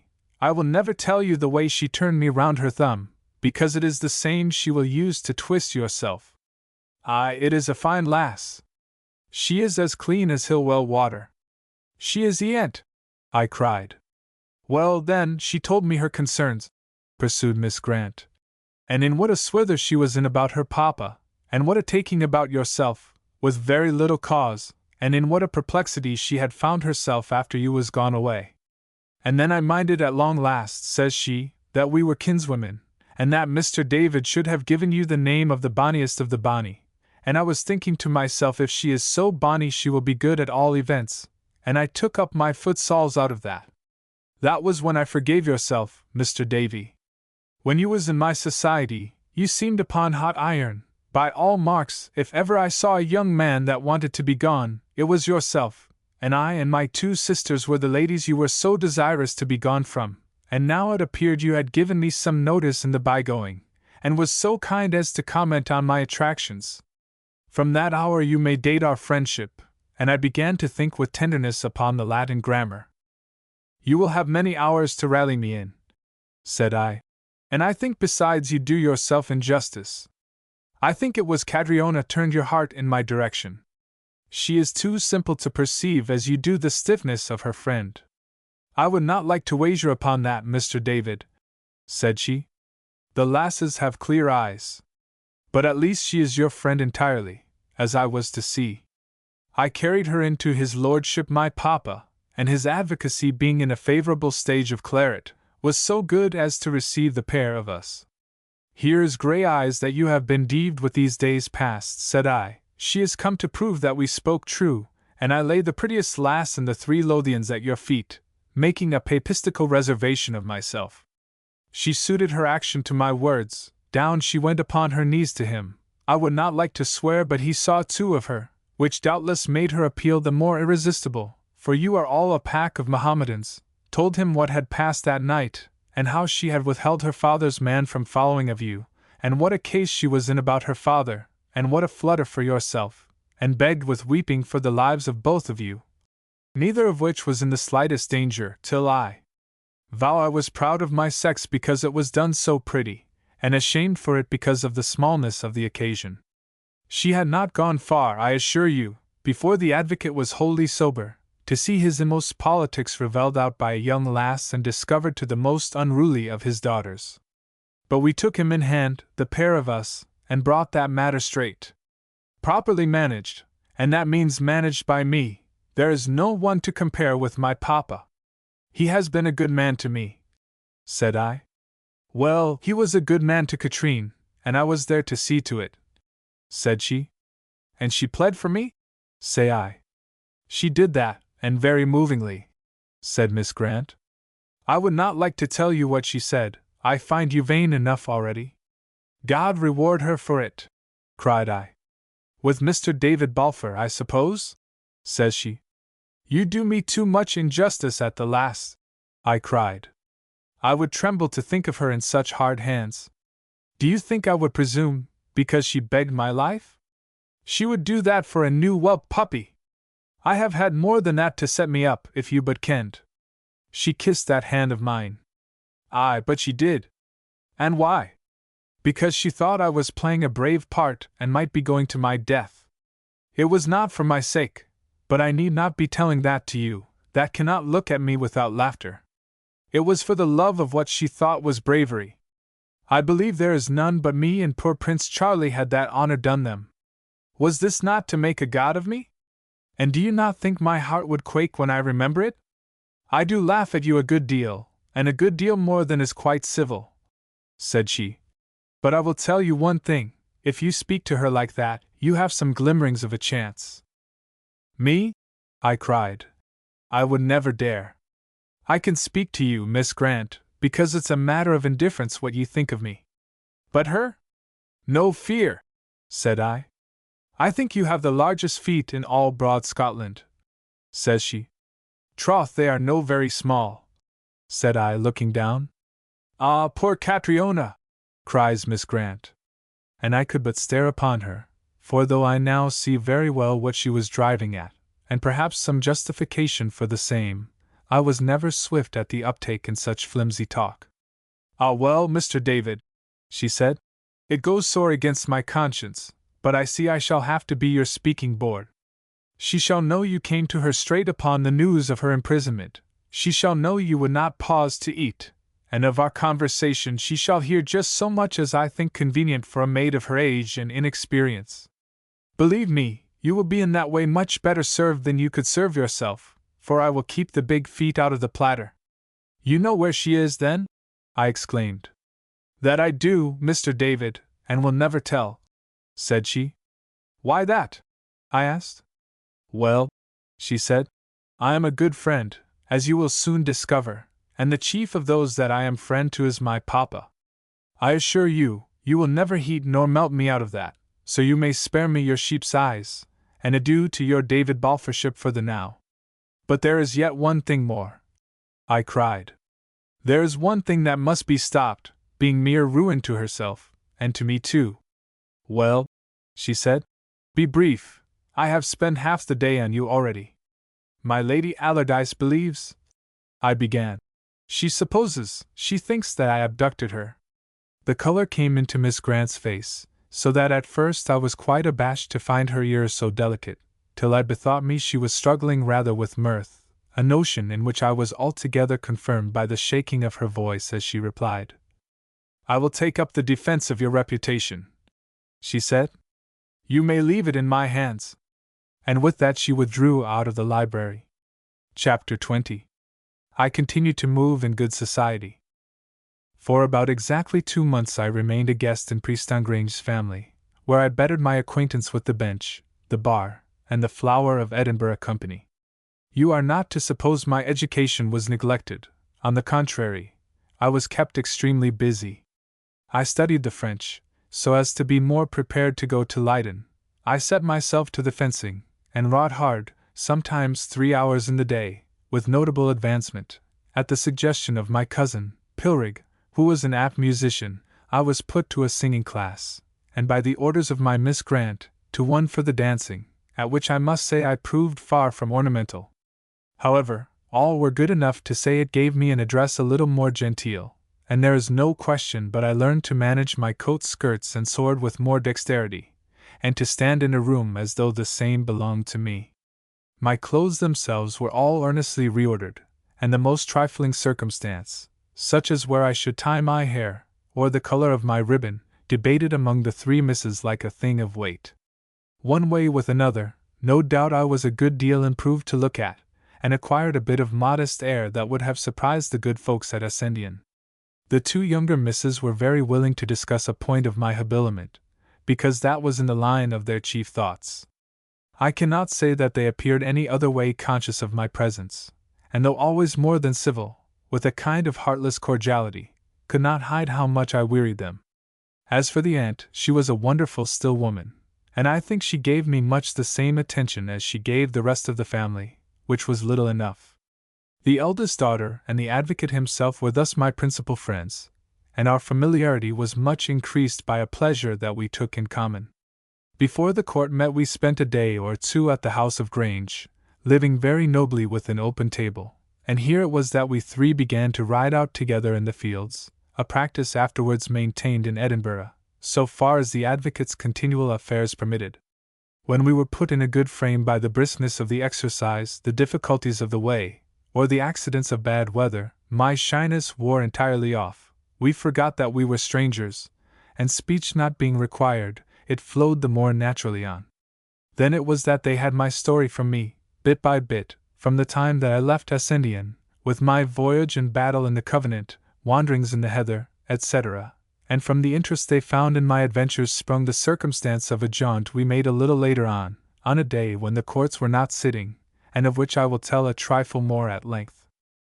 We took horse early, and passed first by the house of Shaw's, where it stood smokeless in a great field of white frost, for it was yet early in the day. Here Preston Grange alighted down, gave me his horse, and proceeded alone to visit my uncle. My heart, I remember, swelled up bitter within me at the sight of that bare house and the thought of the old miser sitting chittering within in the cold kitchen. There is my home, said I, and my family. Poor David Balfour, said Miss Grant. What passed during the visit I have never heard, but it would doubtless not be very agreeable to Ebenezer, for when the advocate came forth again his face was dark. I think you will soon be the laird indeed, Mr. Davy, says he, turning half about with the one foot in the stirrup. I will never pretend sorrow, said I, and to say the truth, during his absence Miss Grant and I had been embellishing the place in fancy with plantations, parterres, and a terrace, much as I have since carried out in fact. Thence we pushed to the Queensferry, where Rankeeler gave us a good welcome, being indeed out of the body to receive so great a visitor. Here the advocate was so unaffectedly good as to go quite fully over my affairs, sitting perhaps 2 hours with the writer in his study, and expressing, I was told, a great esteem for myself and concern for my fortunes. To all this time, Miss Grant and I and young Rankeillor took boat and passed the Hope to Limekills. Rankeillor made himself very ridiculous, and I thought, offensive, with his admiration for the young lady, and to my wonder, only it is so common a weakness of her sex, she seemed, if anything, to be a little gratified. One news it had, for when we were come to the other side she laid her commands on him to mind the boat, while she and I passed a little further to the alehouse. This was her own thought, for she had been taken with my account of Alison Hasty, and desired to see the lass herself. We found her once more alone. Indeed, I believe her father wrought all day in the fields, and she curtsied dutifully to the gentry folk and the beautiful young lady in the riding coat. "Is this all the welcome I am to get?" said I, holding out my hand. "And have you no more memory of old friends? Keep me! What's this of it?" she cried, and then, "God's truth, it's the taught laddie!" "The very same," says I. "Mony's the time I've thocht upon you and your freen, and blithe am I to see in your bross," she cried. "Though I kenned ye were come to your ain folk by the grand present that ye sent me, and that I thank ye for with a' my heart." "There," said Miss Grant to me, "run out by with ye, like a guid bairn. I didn't come here to stand and haud a candle, it's her and me that are to crack." I suppose she stayed 10 minutes in the house, but when she came forth I observed 2 things, that her eyes were reddened, and a silver brooch was gone out of her bosom. This very much affected me. "I never saw you so well adorned," said I. "Oh, Davy man, dinna be a pompous gowk," said she, and was more than usually sharp to me the remainder of the day. About candlelight we came home from this excursion. For a good while I heard nothing further of Catriona, my Miss Grant remaining quite impenetrable, and stopping my mouth with pleasantries. At last, one day that she returned from walking and found me alone in the parlor over my French, I thought there was something unusual in her looks. The color heightened, the eyes sparkling high, and a bit of a smile continually bitten in as she regarded me. She seemed indeed like the very spirit of mischief, and walking briskly in the room, had soon involved me in a kind of quarrel over nothing and, at the least, with nothing intended on my side. I was like Christian in the slough. The more I tried to clamber out upon the side, the deeper I became involved, until at last I heard her declare, with a great deal of passion, that she would take that answer from the hands of none, and I must down upon my knees for pardon. The causelessness of all this fuff stirred my own bile. "I have said nothing you can properly object to," said I. "And as for my knees, that is an attitude I keep for God. And as a goddess I am to be served," she cried, shaking her brown locks at me and with a bright color. "Every man that comes within waft of my petticoats shall use me so. I will go so far as ask your pardon for the fashion's sake, although I vow I know not why," I replied. "But for these play-acting postures you can go to others." "Oh, Davy," she said, "not if I was to beg you." I bethought me I was fighting with a woman, which is the same as to say a child, and that upon a point entirely formal. "I think it a bairnly thing," I said, "not worthy in you to ask, or me to render. Yet I will not refuse you either," said I, "and the stain, if there be any, rests with yourself." And at that I kneeled fairly down. "There!" she cried. "There is the proper station, there is where I have been maneuvering to bring you."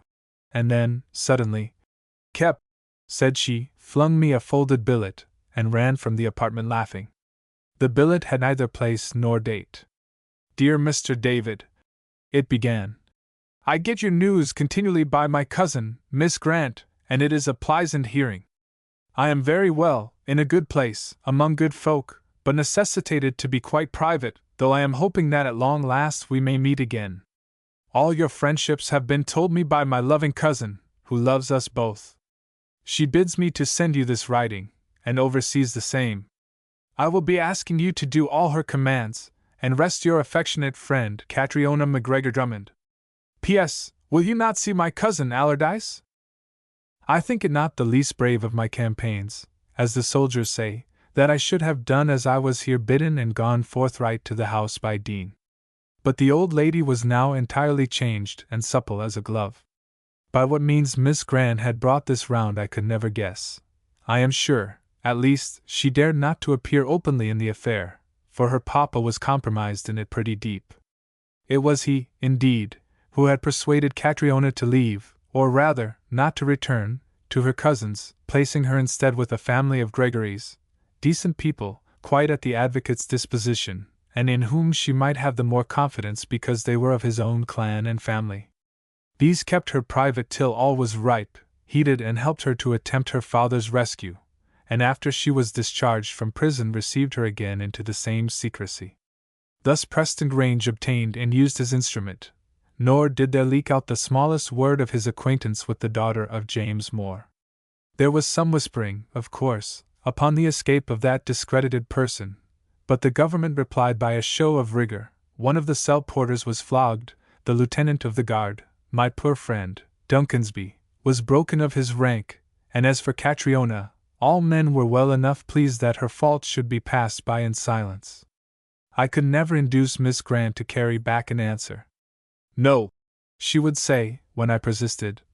I am going to keep the big feet out of the platter.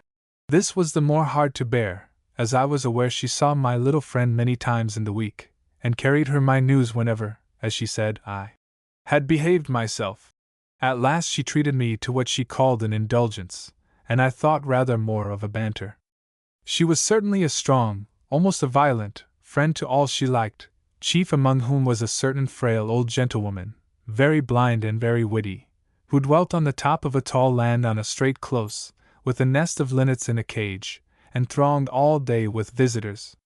Miss Grant was very fond to carry me there and put me to entertain her friend with the narrative of my misfortunes, and Miss Tibby Ramsay, that was her name, was particular kind, and told me a great deal that was worth knowledge of old folks and past affairs in Scotland.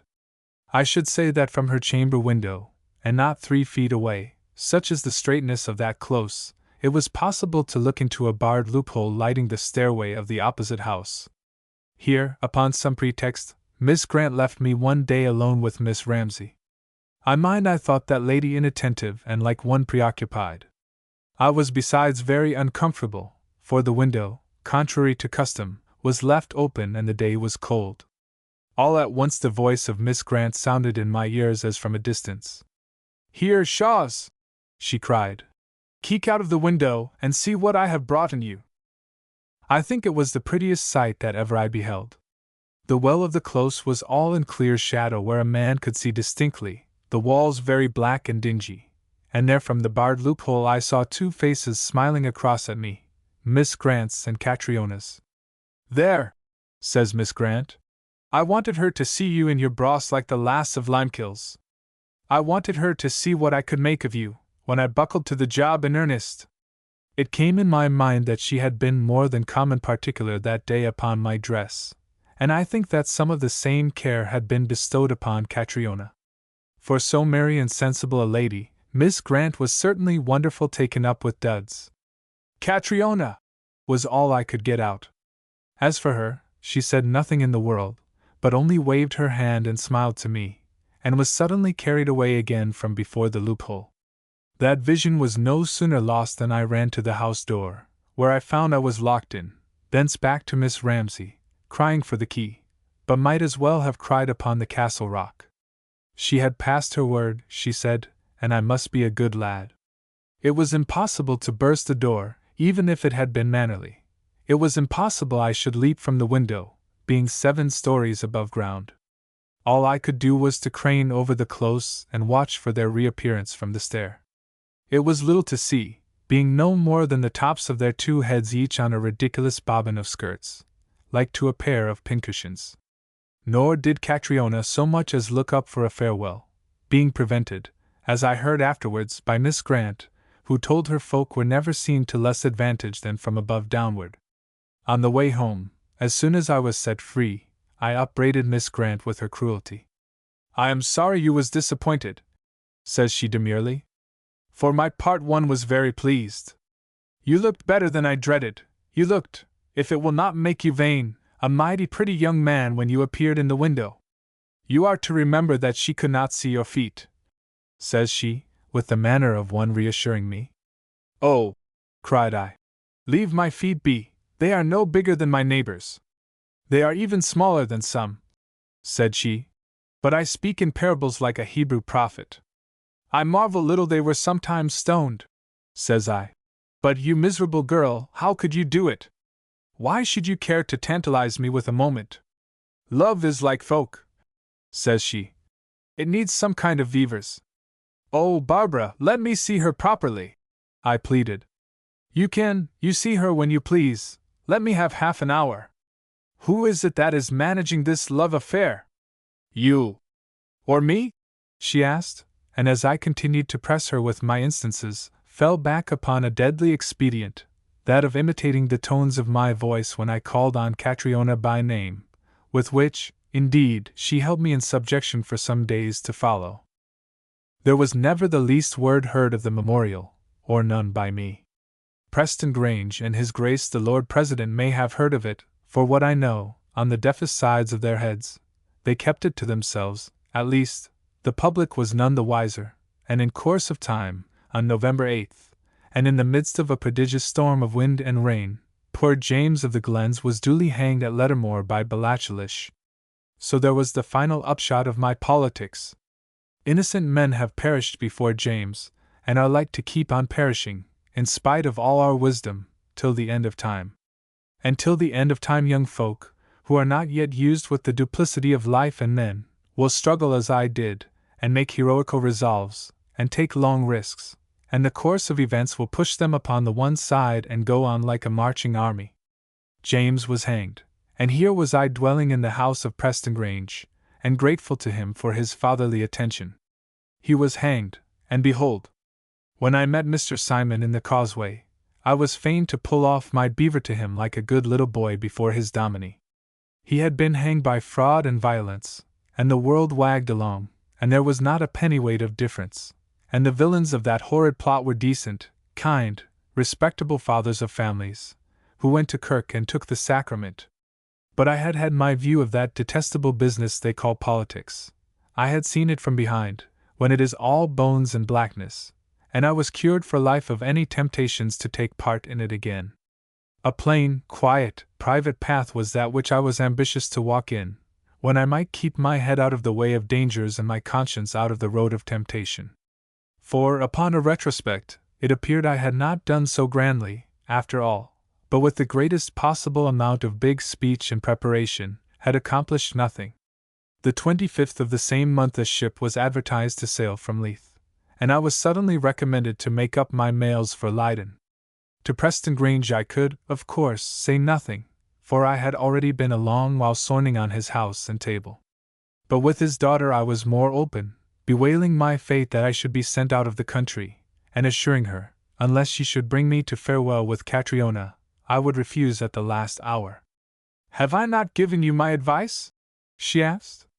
"I know you have," said I, "and I know how much I am beholden to you already, and that I am bidden to obey your orders. But you must confess you are something too merry a lass at times to lippen to entirely." "I will tell you then," said she. "Be you on board by 9 o'clock forenoon. The ship does not sail before 1. Keep your boat alongside, and if you are not pleased with my farewells when I shall send them, you can come ashore again and seek Katrine for yourself." Since I could make no more of her, I was fain to be content with this. The day came round at last when she and I were to separate. We had been extremely intimate and familiar. I was much in her debt, and what way we were to part was a thing that put me from my sleep, like the vails I was to give to the domestic servants. I knew she considered me too backward, and rather desired to rise in her opinion on that head. Besides which, after so much affection shown and, I believe, felt upon both sides, it would have looked cold-like to be anyways stiff. Accordingly, I got my courage up and my words ready, and the last chance we were like to be alone, asked pretty boldly to be allowed to salute her in farewell. "You forget yourself strangely, Mr. Balfour," said she. "I cannot call to mind that I have given you any right to presume on our acquaintancy." I stood before her like a stopped clock, and knew not what to think, far less to say, when of a sudden she cast her arms about my neck and kissed me with the best will in the world. "You inimitable bairn!" she cried. "Did you think that I would let us part like strangers? Because I can never keep my gravity at you 5 minutes on end, you must not dream I do not love you very well. I am all love and laughter, every time I cast an eye on you. And now I will give you an advice to conclude your education, which you will have need of before it's very long. Never ask womenfolk. They're bound to answer no. God never made the lass that could resist the temptation. It's supposed by divines to be the curse of Eve, because she did not say it when the devil offered her the apple. Her daughters can say nothing else. Since I am so soon to lose my bonny professor," I began. "This is gallant indeed," says she curtsying. "I would put the one question," I went on. "May I ask a lass to marry to me?" "You think you could not marry her without?" she asked. "Or else get her to offer?" "You see you cannot be serious," said I. "I shall be very serious in one thing, David," said she. "I shall always be your friend." As I got to my horse the next morning, the 4 ladies were all at that same window whence we had once looked down on Catriona, and all cried farewell and waved their pocket napkins as I rode away. One out of the 4 I knew was truly sorry, and at the thought of that, and how I had come to the door 3 months ago for the first time, sorrow and gratitude made a confusion in my mind. Part 2. Father and Daughter. Chapter 21. The Voyage into Holland. The ship lay at a single anchor, well outside the pier of Leith, so that all we passengers must come to it by the means of skiffs. This was very little troublesome, for the reason that the day was a flat calm, very frosty and cloudy, and with a low shifting fog upon the water. The body of the vessel was thus quite hid as I drew near, but the tall spars of her stood high and bright in the sunshine like the flickering of a fire. She proved to be a very roomy, commodious merchant, but somewhat blunt in the bows, and loading extraordinary deep with salt, salted salmon, and fine white linen stockings for the Dutch. Upon my coming on board, the captain welcomed me. One sang, out of Lesmahago, I believe, a very hearty, friendly tarpaulin of a man, but at the moment in rather of a bustle. There had no other of the passengers yet appeared, so that I was left to walk about upon the deck, viewing the prospect and wondering a good deal what these farewells should be which I was promised. All Edinburgh and the Pentland Hills glinted above me in a kind of smearsty brightness, now and again overcome with blots of cloud. Of Leith there was no more than the tops of chimneys visible, and on the face of the water, where the Har lay, nothing at all. Out of this I was presently aware of a sound of oars pulling, and a little after, as if out of the smoke of a fire, a boat issued. There sat a grave man in the stern sheets, well muffled from the cold, and by his side a tall, pretty, tender figure of a maid that brought my heart to a stand. I had scarce the time to catch my breath in, and be ready to meet her, as she stepped upon the deck, smiling, and making my best bow, which was now vastly finer than some months before, when first I made it to her ladyship. No doubt we were both a good deal changed. She seemed to have shot up like a young, comely tree. She had now a kind of pretty backwardness that became her well as of one that regarded herself more highly and was fairly woman. And for another thing, the hand of the same magician had been at work upon the pair of us, and Miss Grant had made us both brawl, if she could make but the one bonny. The same cry, in words not very different, came from both of us, that the other was come in compliment to say farewell, and then we perceived in a flash we were to ship together. "Oh, why will not baby have been telling me?" she cried, and then remembered a letter she had been given, on the condition of not opening it till she was well on board. Within was an enclosure for myself, and ran thus: "Dear Davy, what do you think of my farewell? And what do you say to your fellow passenger? Did you kiss or did you ask?" I was about to have signed here, but that would leave the purport of my question doubtful, and in my own case I ken the answer. So fill up here with good advice. Do not be too blate, and for God's sake do not try to be too forward. Nothing acts you worse. I am, dear Davy, your affectionate friend and governess, Barbara Grant. Barbara Grant. I wrote a word of answer in compliment on a leaf out of my pocket-book, put it in with another scratch from Catriona, sealed the whole with my new signet of the Balfour arms, and dispatched it by the hand of Priestangrange's servant that still waited in my boat. Then we had time to look upon each other more at leisure, which we had not done for a piece of a minute before. Upon a common impulse, we shook hands again. "Catriona?" said I. It seemed that was the first and last word of my eloquence. "You will be glad to see me again?" says she.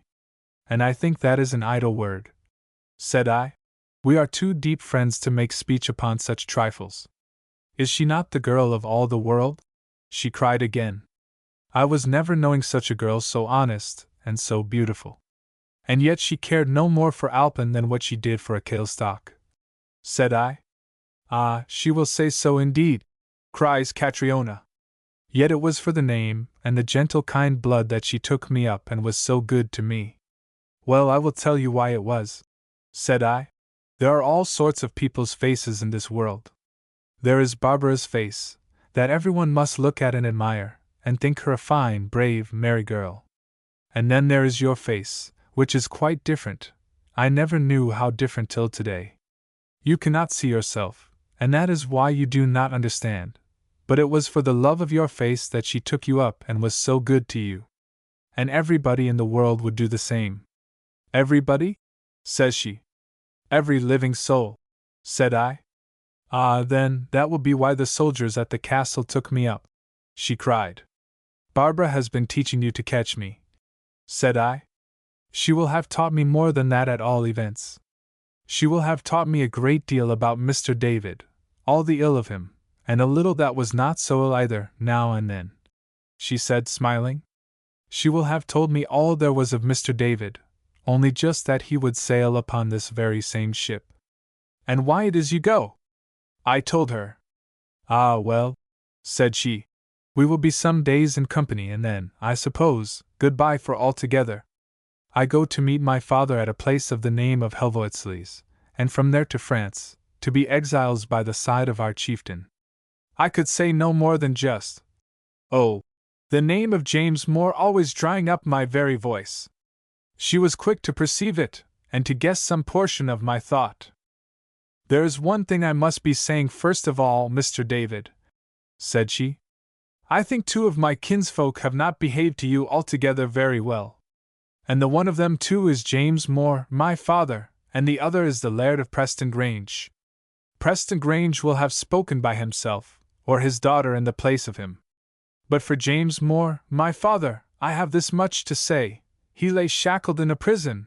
He is a plain, honest soldier and a plain Highland gentleman. What they would be after he would never be guessing. But if he had understood it was to be some prejudice to a young gentleman like yourself, he would have died first. And for the sake of all your friendships, I will be asking you to pardon my father and family for that same mistake." "Catriona," said I, "what that mistake was I do not care to know. I know but the one thing, that you went to Preston Grange and begged my life upon your knees." "Oh, I ken well enough it was for your father that you went, but when you were there you pleaded for me also. It is a thing I cannot speak of. There are two things I cannot think of into myself, and the one is your good words when you called yourself my little friend, and the other that you pleaded for my life. Let us never speak more, we two, of pardon or offense." We stood after that silent, Catriona looking on the deck and I on her, and before there was more speech, a little wind having sprung up in the nor'west, they began to shake out the sails and heave in upon the anchor. There were 6 passengers besides our 2 selves, which made of it a full cabin. 3 were solid merchants out of Leith, Kirkcaldy, and Dundee, all engaged in the same adventure into High Germany. 1 was a Hollander returning, the rest worthy merchants' wives, to the charge of one of whom Catriona was recommended. Mrs. Jebby, for that was her name, was by great good fortune heavily incommoded by the sea, and lay day and night on the broad of her back. We were besides the only creatures at all young on board the Rose, except a white-faced boy that did my old duty to attend upon the table, and it came about that Catriona and I were left almost entirely to ourselves. We had the next seats together at the table, where I waited on her with extraordinary pleasure. On deck, I made her a soft place with my cloak, and the weather being singularly fine for that season, with bright frosty days and nights, a steady, gentle wind, and scarce a sheet started all the way through the North Sea, we sat there, only now and again walking to and fro for warmth, from the first blink of the sun till 8 or 9 at night under the clear stars. The merchants or captains saying would sometimes glance and smile upon us, or pass a merry word or two and give us the go-by again, but the most part of the time they were deep in herring and chintzes and linen, or in computations of the slowness of the passage, and left us to our own concerns, which were very little important to any but ourselves. At the first, we had a great deal to say, and thought ourselves pretty witty, and I was at a little pains to be the beau, and she, I believe, to play the young lady of experience. But soon we grew plainer with each other. I laid aside my high, clipped English, what little there was left of it, and forgot to make my Edinburgh bows and scrapes. She, upon her side, fell into a sort of kind familiarity, and we dwelt together like those of the same household, only, upon my side, with a more deep emotion. About the same time the bottom seemed to fall out of our conversation, and neither one of us the less pleased. While she would tell me old wives' tales, of which she had a wonderful variety, many of them from my friend red-headed Neil. She told them very pretty, and they were pretty enough childish tales, but the pleasure to myself was in the sound of her voice, and the thought that she was telling and I listening. Whiles, again, we would sit entirely silent, not communicating even with a look, and tasting pleasure enough in the sweetness of that neighborhood. I speak here only for myself. Of what was in the maid's mind, I am not very sure that ever I asked myself, and what was in my own, I was afraid to consider. I need make no secret of it now, either to myself or to the reader. I was fallen totally in love. She came between me and the sun. She had grown suddenly taller, as I say, but with a wholesome growth. She seemed all health, and lightness, and brave spirits, and I thought she walked like a young deer, and stood like a birch upon the mountains. It was enough for me to sit near by her on the deck, and I declare I scarce spent 2 thoughts upon the future, and was so well content with what I then enjoyed that I was never at the pains to imagine any further step, unless perhaps that I would be sometimes tempted to take her hand in mine and hold it there. But I was too like a miser of what joys I had, and would venture nothing on a hazard. What we spoke was usually of ourselves or of each other, so that if anyone had been at so much pains as overhear us, he must have supposed us the most egotistical persons in the world. It befell one day when we were at this practice, that we came on a discourse of friends and friendship, and I think now that we were sailing near the wind. We said what a fine thing friendship was, and how little we had guessed of it, and how it made life a new thing, and 1,000 covered things of the same kind that will have been said since the foundation of the world, by young folk in the same predicament. Then we remarked upon the strangeness of that circumstance, that friends came together in the beginning as if they were there for the first time, and yet each had been alive a good while, losing time with other people. "It is not much that I have done," said she, "and I could be telling you the 5/5 of it in 2-3 words. It is only a girl I am, and what can befall a girl, at all events? But I went with the clan in the year 45.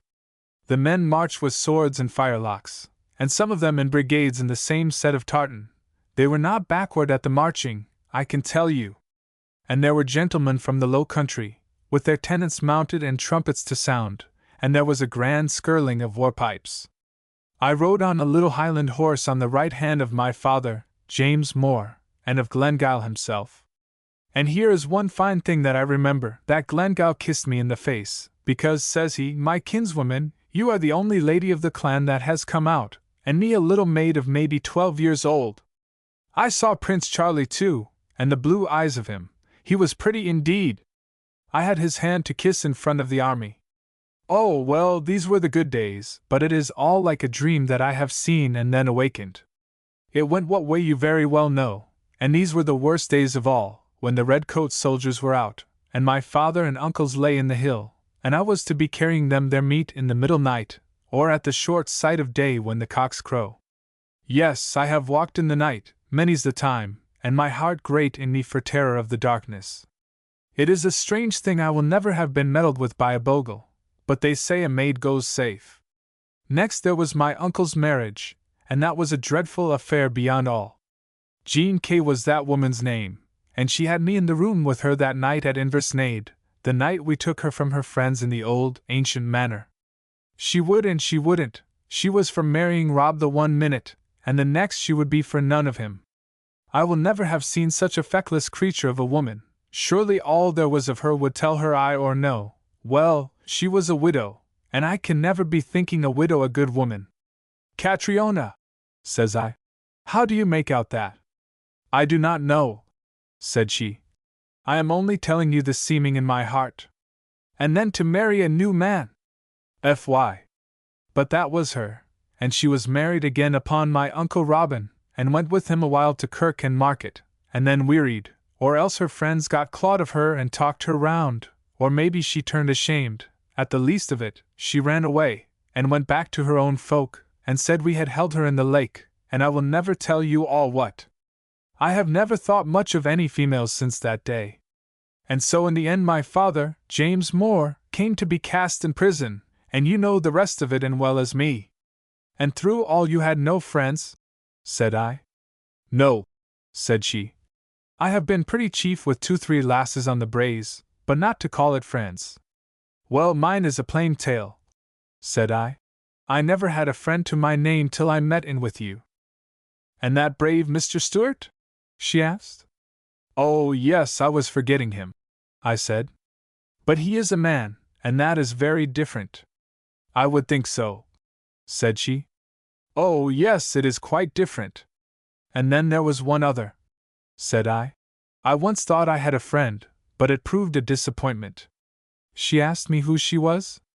It was a he, then, said I.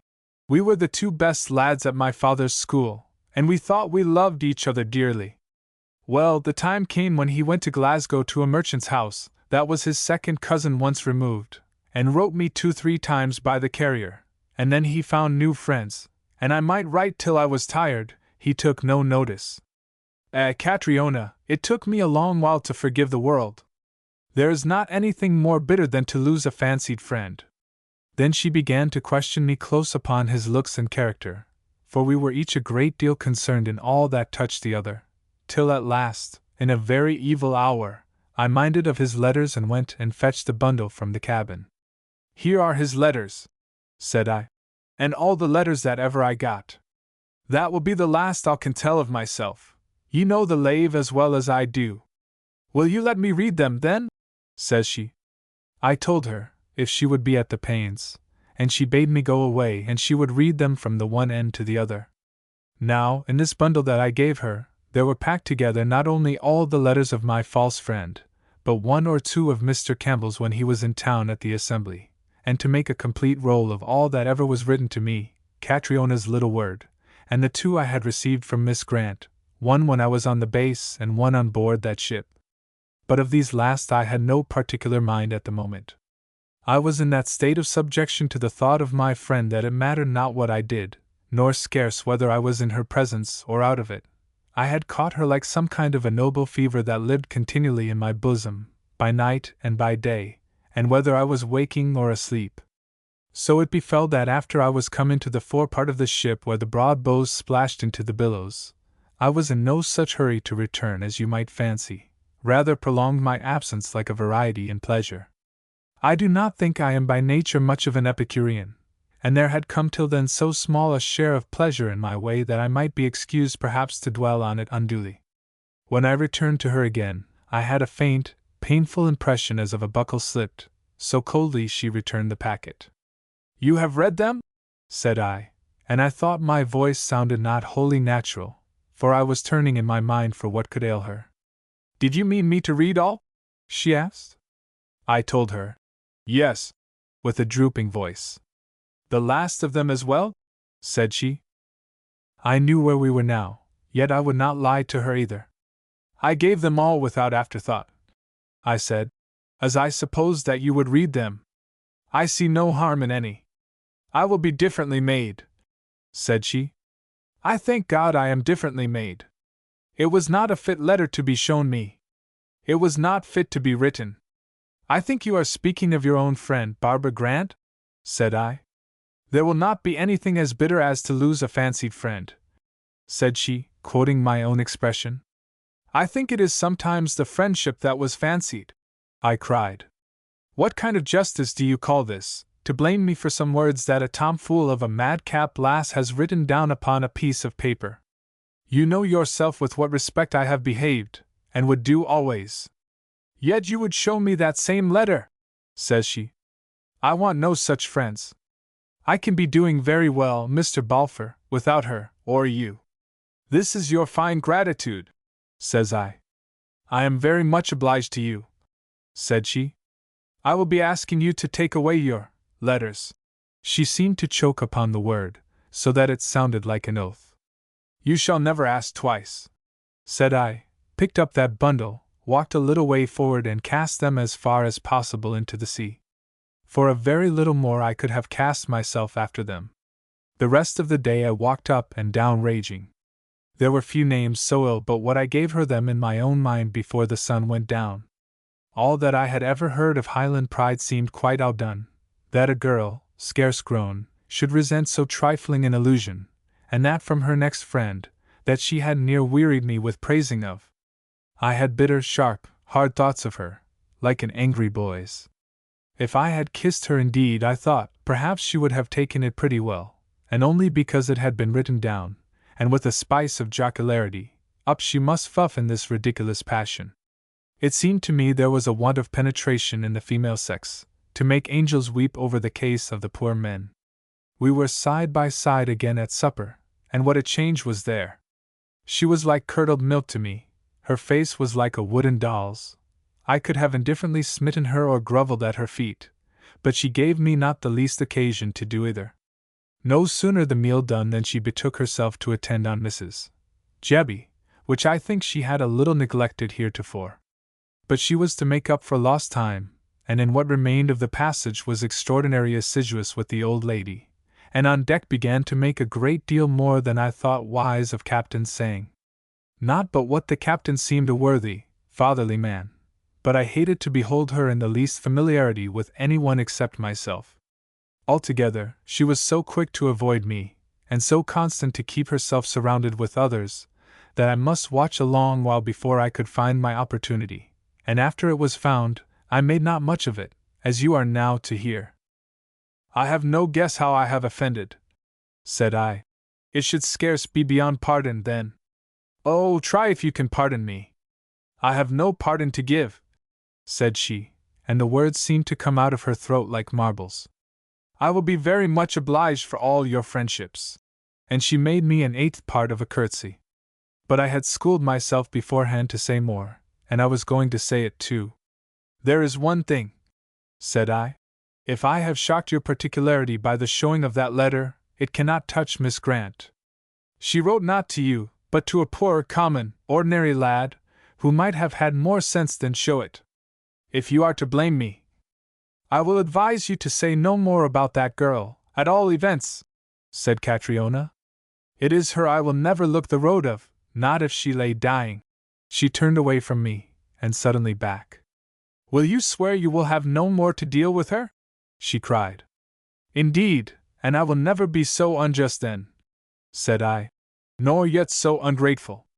And now it was I that turned away. Chapter 22. Helvoetsluys. The weather in the end considerably worsened, the wind sang in the shrouds, the sea swelled higher, and the ship began to labor and cry out among the billows. The song of the leadsman in the chains was now scarce ceasing, for we thrid all the way among shoals. About 9 in the morning, in a burst of wintry sun between two squalls of hail, I had my first look of Holland, a line of windmills burling in the breeze. It was besides my first knowledge of these daft-like contrivances, which gave me a near sense of foreign travel and a new world and life. We came to an anchor about 11:30, outside the harbor of Helvoetsluys, in a place where the sea sometimes broke and the ship pitched outrageously. You may be sure we were all on deck save Mrs. Jebby, some of us in cloaks, others mantled in the ship's tarpaulins, all clinging on by ropes, and jesting the most like old sailor folk that we could imitate. Presently a boat, that was backed like a parton crab, came gingerly alongside, and the skipper of it hailed our master in the Dutch. Thence Captain Sang turned, very troubled like, to Catriona, and the rest of us crowding about. The nature of the difficulty was made plain to all. The Rose was bound to the port of Rotterdam, whither the other passengers were in a great impatience to arrive, in view of a conveyance due to leave that very evening in the direction of the Upper Germany. This, with the present half-gale of wind, the captain, if no time were lost, declared himself still capable to save. Now James Moore had tryst in Helvoet with his daughter, and the captain had engaged to call before the port and place her, according to the custom, in a shore boat. There was the boat, to be sure, and here was Catriona ready, but both our master and the patroon of the boat scrupled at the risk, and the first was in no humour to delay. "Your father," said he, "would be gey and little pleased if we was to break a leg to ye, Miss Drummond, let it be drowning of you. Take my way of it," says he, "and come on by with the rest of us here to Rotterdam. Ye can get a passage down the Maze in a sailing scoot as far as to the Brill, and thence on again, by a place in a rattle wagon, back to Helvoet." But Catriona would hear of no change. She looked white-like as she beheld the bursting of the sprays, the green seas that sometimes poured upon the forecastle, and the perpetual bounding and swooping of the boat among the billows, but she stood firmly by her father's orders. "My father, James Moore, will have arranged it so," was her first word and her last. I thought it very idle and indeed wanton in the girl to be so literal and stand opposite to so much kind advice, but the fact is she had a very good reason, if she would have told us. Sailing scoots and rattle wagons are excellent things, only the use of them must first be paid for, and all she was possessed of in the world was just 2 shillings and a penny halfpenny sterling. So it fell out that captain and passengers, not knowing of her destitution, and she being too proud to tell them, spoke in vain. "But you ken nae French and nae Dutch either," said one. "It is very true," says she, "but since the year 46 there are so many of the honest Scotch abroad that I will be doing very well. I thank you." There was a pretty country simplicity in this that made some laugh, others looked the more sorry, and Mr. Jebby fall outright in a passion. I believe he knew it was his duty, his wife having accepted charge of the girl, to have gone ashore with her and seen her safe. Nothing would have induced him to have done so, since it must have involved the lose of his conveyance, and I think he made it up to his conscience by the loudness of his voice. At least he broke out upon Captain saying, raging and saying the thing was a disgrace, that it was mere death to try to leave the ship, and at any event we could not cast down an innocent maid in a boatful of nasty Holland fishers, and leave her to her fate. I was thinking something of the same, took the mate upon one side, arranged with him to send on my chests by track scoot to an address I had in Leyden, and stood up and signaled to the fishers. "I will go ashore with the young lady, Captain Sang," said I. "It is all one what way I go to Leyden," and leaped at the same time into the boat, which I managed not so elegantly but what I fell with 2 of the fishers in the bilge. From the boat the business appeared yet more precarious than from the ship. She stood so high over us, swung down so swift, and menaced us so perpetually with her plunging and passaging upon the anchor cable.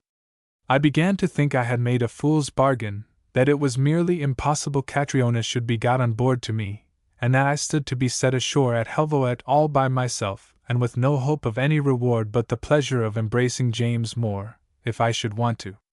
But this was to reckon without the lass's courage. She had seen me leap with very little appearance, however much reality, of hesitation. To be sure, she was not to be beat by her discarded friend. Up she stood on the bulwarks and held by a stay, the wind blowing in her petticoats, which made the enterprise more dangerous, and gave us rather more of a view of her stockings than would be thought genteel in cities. There was no minute lost, and scarce time given for any to interfere if they had wished the same. I stood up on the other side and spread my arms. The ship swung down on us, the patroon humoured his boat nearer and then was perhaps wholly safe, and Catriona leaped into the air. I was so happy as to catch her, and the fishers readily supporting us, escaped a fall. She held to me a moment very tight, breathing quick and deep. Thence, she still clinging to me with both hands, we were passed aft to our places by the steersman, and Captain Sang and all the crew and passengers cheering and crying farewell. The boat was put about for shore. As soon as Catriona came a little to herself she unhanded me suddenly, but said no word. No more did I, and indeed the whistling of the wind and the breaching of the sprays made it no time for speech, and our crew not only toiled excessively but made extremely little way, so that the Rose had got her anchor and was off again before we had approached the harbor mouth. We were no sooner in smooth water than the patroon, according to their beastly Holland's custom, stopped his boat and required of us our fares. 2 guilders was the man's demand, between 3 and 4 shillings English money, for each passenger. But at this Catriona began to cry out with a vast deal of agitation. She had asked of Captain Sang, she said, and the fare was but an English shilling. "Do you think I will have come on board and not ask first?" cries she. The patroon scolded back upon her in a lingo where the oaths were English and the rest right Hollands, till at last, seeing her near tears, I privately slipped in the rogue's hand 6 shillings, whereupon he was obliging enough to receive from her the other shilling without more complaint. No doubt I was a good deal nettled and ashamed.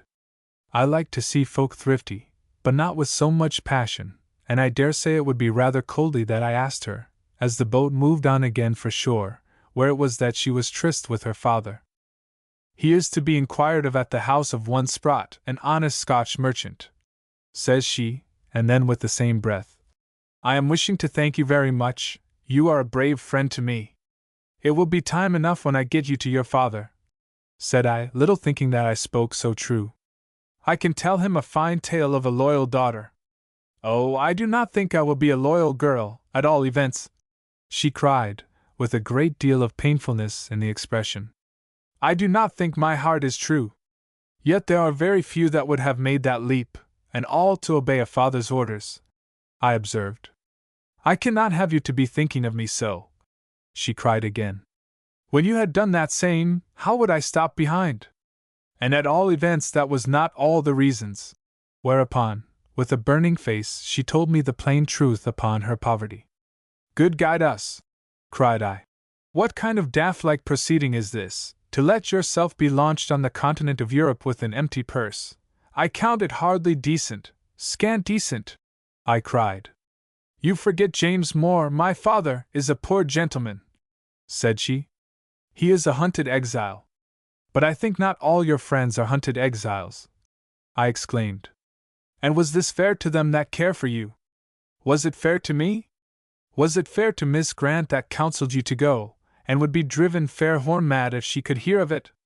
Was it even fair to these Gregory folk that you were living with, and used you lovingly? It's a blessing you have fallen in my hands. Suppose your father hindered by an accident, what would become of you here, and you alone in a strange place?" "The thought of the thing frightens me," I said. "I will have lied to all of them," she replied. "I will have told them all that I had plenty." I told her too. I could not be lowering James Moore to them. I found out later on that she must have lowered him in the very dust, for the lie was originally the father's, not the daughter's, and she thus obliged to persevere in it for the man's reputation.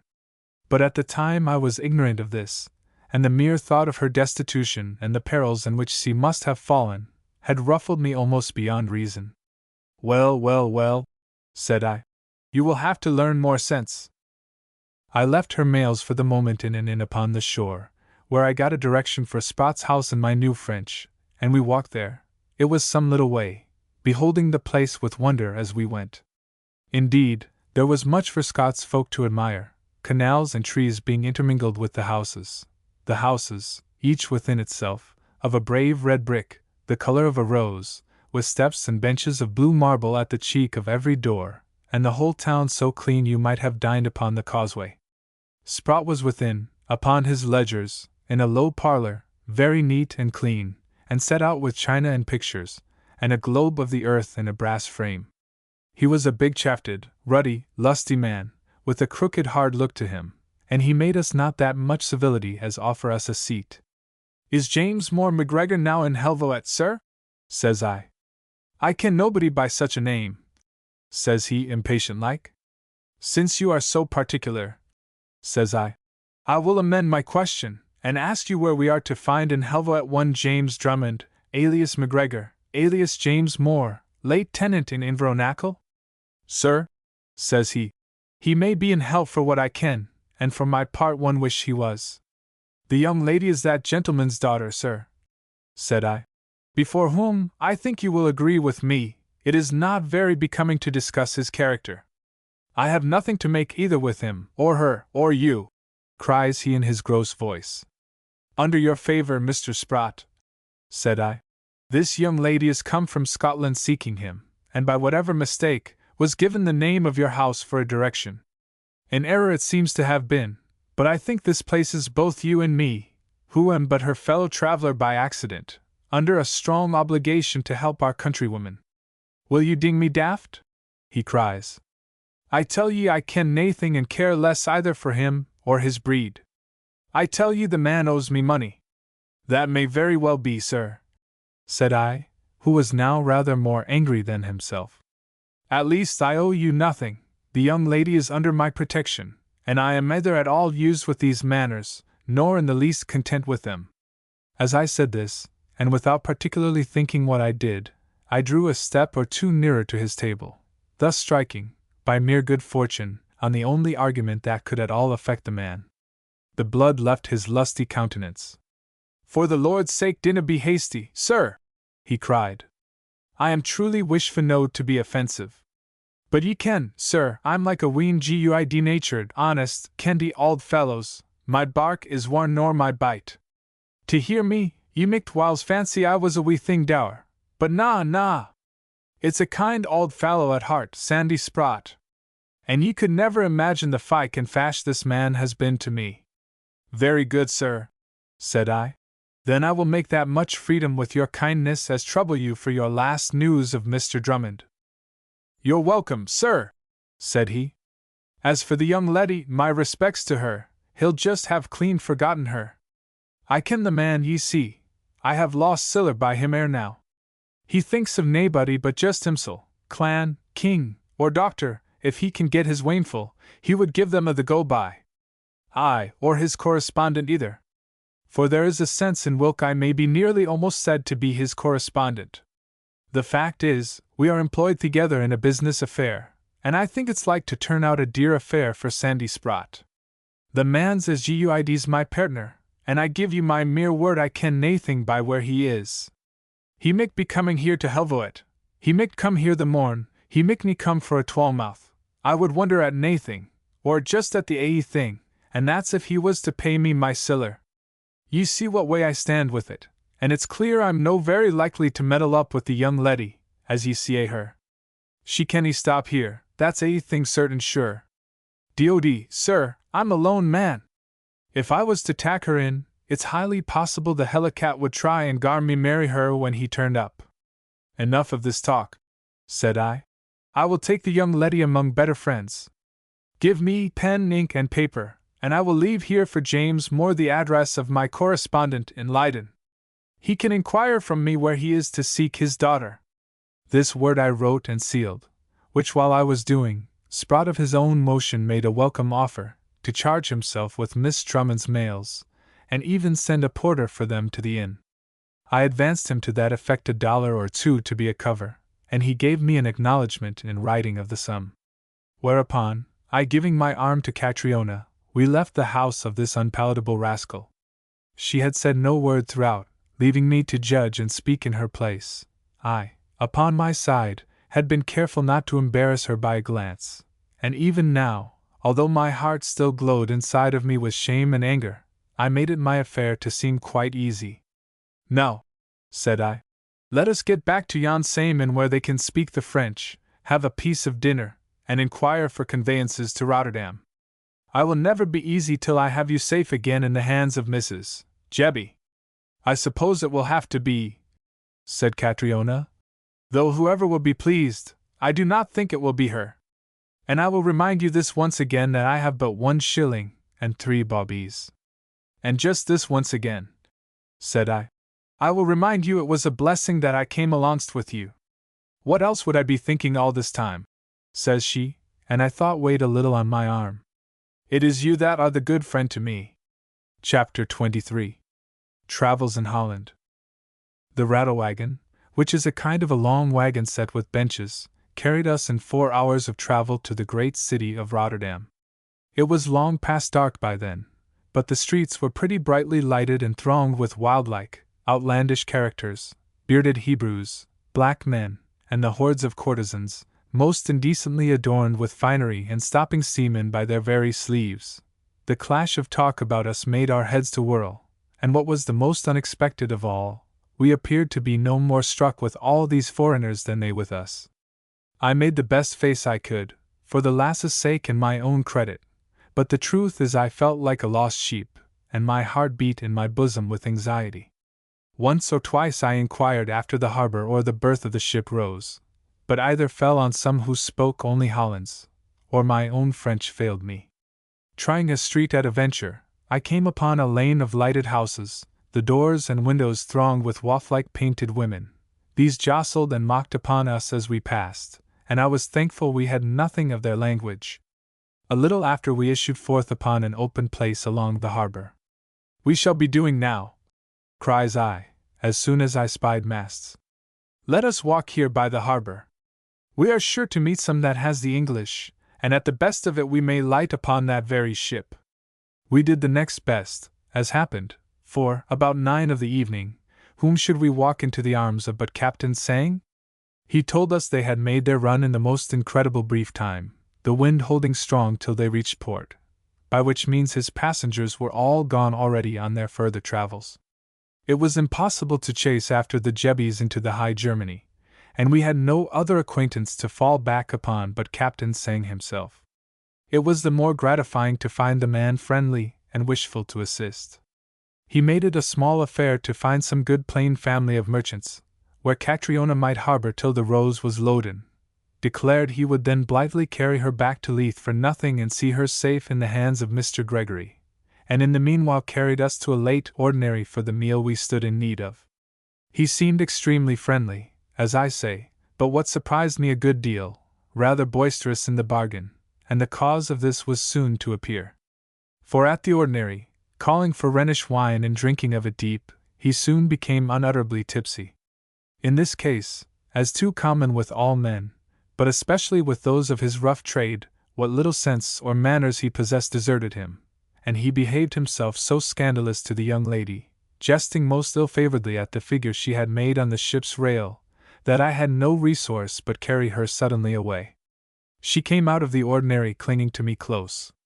"Take me away, David," she said. "You keep me. I am not afraid with you." "And have no cause, my little friend," cried I, and could have found it in my heart to weep. "Where will you be taking me?" she said again. "Don't leave me at all events, never leave me." "Where am I taking you to?" says I, stopping, for I had been staving on ahead in mere blindness. "I must stop and think. But I'll not leave you, Catriona, the Lord do so to me, and more also, if I should fail or fash you." She crept close into me by way of a reply.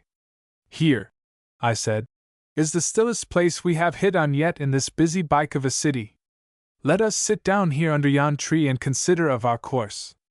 That tree, which I am little like to forget, stood hard by the harbor side. It was like a black night, but lights were in the houses, and nearer hand in the quiet ships. There was a shining of the city on the one hand, and a buzz hung over it of many thousands walking and talking. On the other, it was dark and the water bubbled on the sides. I spread my cloak upon a builder's stone, and made her sit there. She would have kept her hold upon me, for she still shook with the late affronts. But I wanted to think clear, disengaged myself, and paced to and fro before her, in the manner of what we call a smuggler's walk, belaboring my brains for any remedy. By the course of these scattering thoughts I was brought suddenly face to face with the remembrance that, in the heat and haste of our departure, I had left Captain Tsang to pay the ordinary.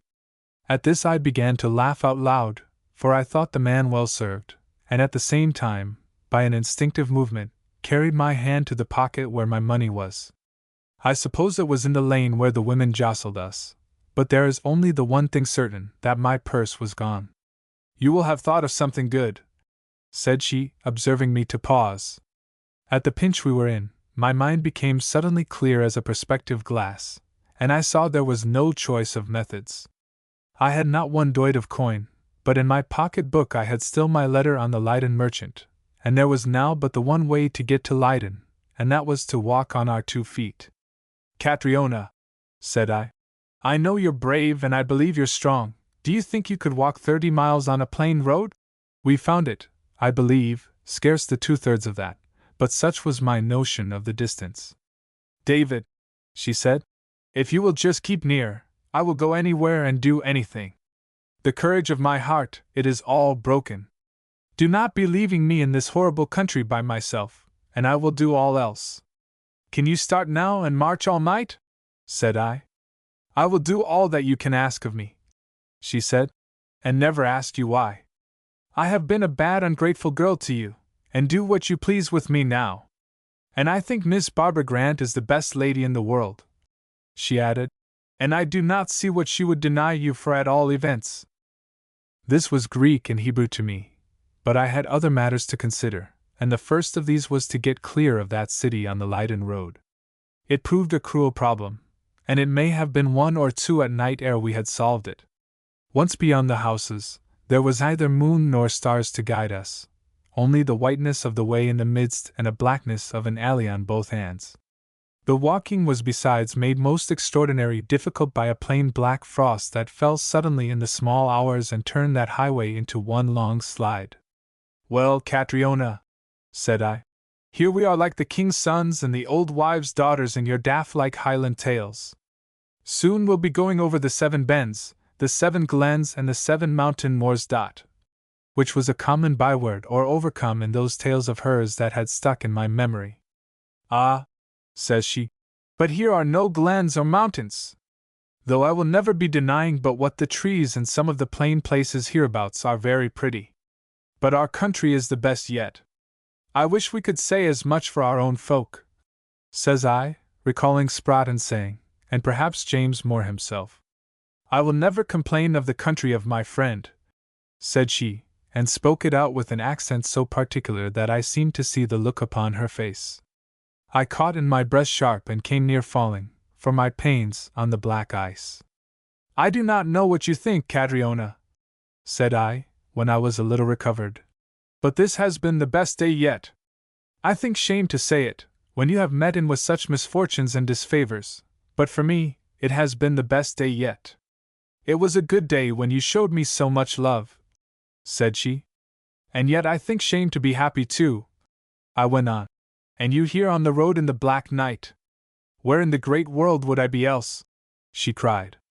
I am thinking I am safest where I am with you. I am quite forgiven, then? I asked. Will you not forgive me that time so much as not to take it in your mouth again? She cried. There is nothing in this heart to you but thanks. But I will be honest too, she added, with a kind of suddenness, and I'll never can forgive that girl. Is this Miss Grant again? Said I. You said yourself she was the best lady in the world. So she will be indeed, says Catriona.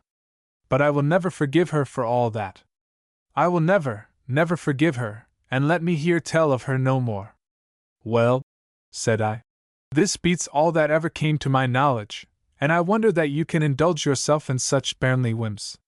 Here is a young lady that was the best friend in the world to the both of us, that learned us how to dress ourselves, and in a great manner how to behave, as anyone can see that knew us both before and after. But Catriona stopped square in the midst of the highway. It is this way of it, said she. Either you will go on to speak of her, and I will go back to yon town, and let come of it what God pleases, or else you will do me that politeness to talk of other things. I was the most nonplussed person in this world, but I bethought me that she depended altogether on my help, that she was of the frail sex, and not so much beyond a child, and it was for me to be wise for the pair of us. My dear girl, said I can make neither head nor tails of this, but God forbid that I should do anything to set you on the G. As for talking of Miss Grant, I have no such a mind to it, and I believe it was yourself began it.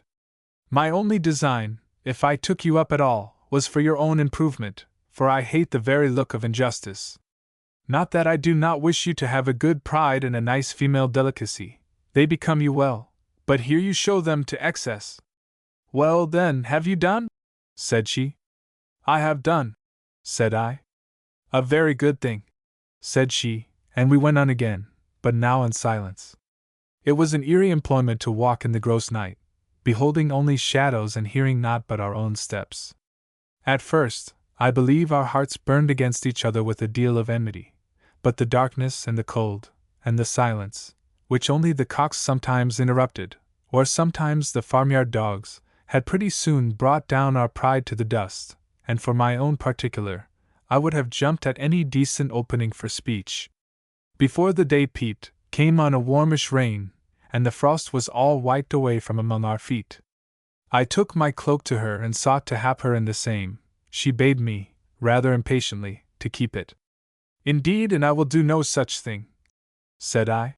Here am I, a great, ugly lad that has seen all kinds of weather, and here are you a tender, pretty maid. My dear, you would not put me to a shame? Without more words she let me cover her, which as I was doing in the darkness, I let my hand rest a moment on her shoulder, almost like an embrace. You must try to be more patient of your friend, said I. I thought she seemed to lean the least thing in the world against my bosom, or perhaps it was but fancy. There will be no end to your goodness, said she. And we went on again in silence. But now all was changed, and the happiness that was in my heart was like a fire in a great chimney. The rain passed ere day. It was but a sloppy morning as we came into the town of Delft. The red-gabled houses made a handsome show on either hand of a canal. The servant lassies were out slustering and scrubbing at the very stones upon the public highway. Smoke rose from 100 kitchens, and it came in upon me strongly it was time to break our fasts. Catriona, said I believe you have yet a shilling and 3 bobbies? Are you wanting it? Said she, and passed me her purse. I am wishing it was 5 pounds. What will you want it for? And what have we been walking for all night, like a pair of waif Egyptians? Says I. Just because I was robbed of my purse and all I possessed in that unchancy town of Rotterdam. I will tell you of it now, because I think the worst is over, but we have still a good tramp before us till we get to where my money is, and if you would not buy me a piece of bread, I would like to go fasting. She looked at me with open eyes. By the light of the new day she was all black and pale for weariness, so that my heart smote me for her. But as for her, she broke out laughing. My torture! Are we beggars then? She cried. You too? Oh, I could have wished for this same thing. And I am glad to buy your breakfast to you. But it would be pleasant if I would have had to dance to get a meal to you. For I believe they are not very well acquainted with our manner of dancing over here, and might be paying for the curiosity of that sight. I could have kissed her for that word, not with a lover's mind, but in a heat of admiration. For it always warms a man to see a woman brave. We got a drink of milk from a country wife but new come to the town, and in a baker's, a piece of excellent, hot, sweet-smelling bread, which we ate upon the road as we went on.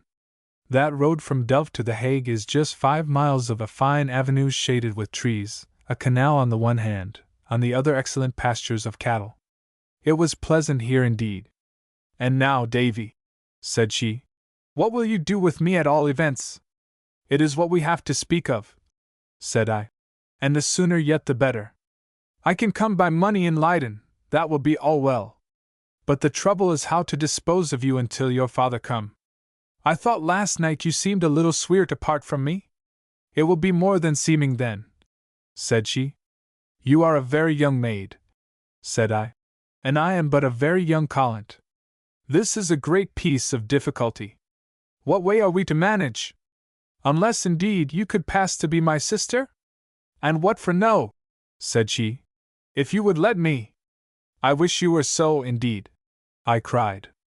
I would be a fine man if I had such a sister. But the rub is that you are Catriona Drummond. And now I will be Catriona Balfour, she said. And who is to ken? They are all strange folk here. If you think that it would do, says I own it troubles me.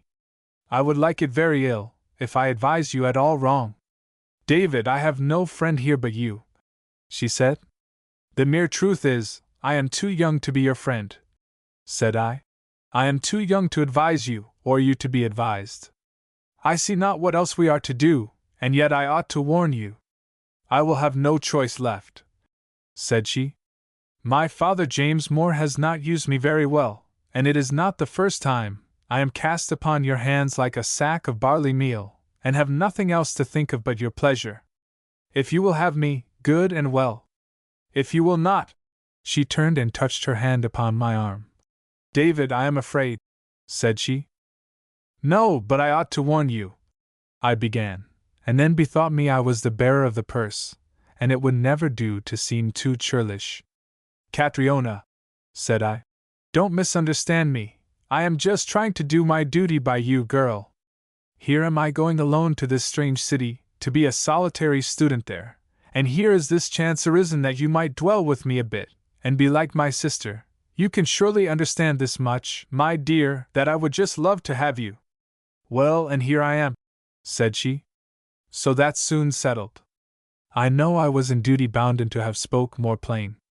I know this was a great blot on my character, for which I was lucky that I did not pay more dear. But I minded how easy her delicacy had been startled with a word of kissing her in Barbara's letter. Now that she depended on me, how was I to be more bold? Besides, the truth is, I could see no other feasible method to dispose of her. And I dare say inclination pulled me very strong. A little beyond the Hague she fell very lame, and made the rest of the distance heavily enough. Twice she must rest by the wayside, which she did with pretty apologies, calling herself a shame to the Highlands and the race she came of, and nothing but a hindrance to myself. It was her excuse, she said, that she was not much used with walking shod. I would have had her strip off her shoes and stockings and go barefoot. But she pointed out to me that the women of that country, even in the landward roads, appeared to be all shod. "I must not be disgracing my brother," said she, and was very merry with it all, although her face told tales of her. There is a garden in that city we were bound to, sanded below with clean sand, the trees meeting overhead, some of them trimmed, some preached, and the whole place beautified with alleys and arbors. Here I left Catriona, and went forward by myself to find my correspondent. There I drew on my credit, and asked to be recommended to some decent, retired lodging. My baggage being not yet arrived, I told him I supposed I should require his caution with the people of the house, and explained that, my sister being come for a while to keep house with me, I should be wanting 2 chambers. This was all very well, but the trouble was that Mr. Balfour in his letter of recommendation had condescended on a great deal of particulars, and never a word of any sister in the case. I could see my Dutchman was extremely suspicious, and viewing me over the rims of a great pair of spectacles, he was a poor, frail body, and reminded me of an infirm rabbit, he began to question me close. Here I fell in a panic. Suppose he accept my tale, thinks I, suppose he invite my sister to his house, and that I bring her. I shall have a fine revelled pern to unwind, and may end by disgracing both the lassie and myself. Thereupon I began hastily to expound to him my sister's character. She was of a bashful disposition, it appeared, and be extremely fearful of meeting strangers, that I had left her at that moment sitting in a public place alone. And then, being launched upon the stream of falsehood, I must do like all the rest of the world in the same circumstance, and plunge in deeper than was any service, adding some altogether needless particulars of Miss Balfour's ill health and retirement during childhood, in the midst of which I awoke to a sense of my behavior, and was turned to one blush. The old gentleman was not so much deceived but what he discovered a willingness to be quit of me. But he was first of all a man of business, and knowing that my money was good enough, however it might be with my conduct, he was so far obliging as to send his son to be my guide and caution in the matter of a lodging. This implied my presenting of the young man to Catriona. The poor, pretty child was much recovered with resting, looked and behaved to perfection, and took my arm and gave me the name of brother more easily than I could answer her. But there was one misfortune: thinking to help, she was rather towardly than otherwise to my Dutchman. And I could not but reflect that Miss Balfour had rather suddenly outgrown her bashfulness. And there was another thing, the difference of our speech. I had the low country tongue and dwelled upon my words. She had a hill voice, spoke with something of an English accent, only far more delightful, and was scarce quite fit to be called a deacon in the craft of talking English grammar, so that, for a brother and sister, we made a most uneven pair. But the young Hollander was a heavy dog, without so much spirit in his belly as to remark her prettiness, for which I scorned him. and as soon as he had found a cover to our heads, he left us alone, which was the greater service of the two. Chapter 24. Full story of a copy of Haenexius. The place found was in the upper part of a house backed on a canal. We had 2 rooms, the second entering from the first. Each had a chimney built out into the floor in the Dutch manner, and being alongside, each had the same prospect from the window of the top of a tree below us in a little court, of a piece of the canal, and of houses in the Hollands architecture and a church spire upon the further side. A full set of bells hung in that spire and made delightful music, and when there was any sun at all, it shone direct in our 2 chambers. From a tavern hard by we had good meals sent in. The first night we were both pretty weary, and she extremely so. There was little talk between us, and I packed her off to her bed as soon as she had eaten. The first thing in the morning I wrote word to Sprott to have her mails sent on, together with a line to Allen at his chief's, and had the same dispatched, and her breakfast ready, ere I waked her. I was a little abashed when she came forth in her one habit, and the mud of the way upon her stockings. By what inquiries I had made, it seemed a good few days must pass before her mails could come to hand in Leyden, and it was plainly needful she must have a shift of things. She was unwilling at first that I should go to that expense, but I reminded her she was now a rich man's sister and must appear suitably in the part, and we had not got to the second merchant's before she was entirely charmed into the spirit of the thing, and her eyes shining. It pleased me to see her so innocent and thorough in this pleasure. What was more extraordinary was the passion into which I fell on it myself, being never satisfied that I had bought her enough or fine enough, and never weary of beholding her in different attires. Indeed, I began to understand some little of Miss Grant's immersion in the interest of clothes, for the truth is, when you have the ground of a beautiful person to adorn, the whole business becomes beautiful. The Dutch chintzes I should say were extraordinary cheap and fine, but I would be ashamed to set down what I paid for stockings to her.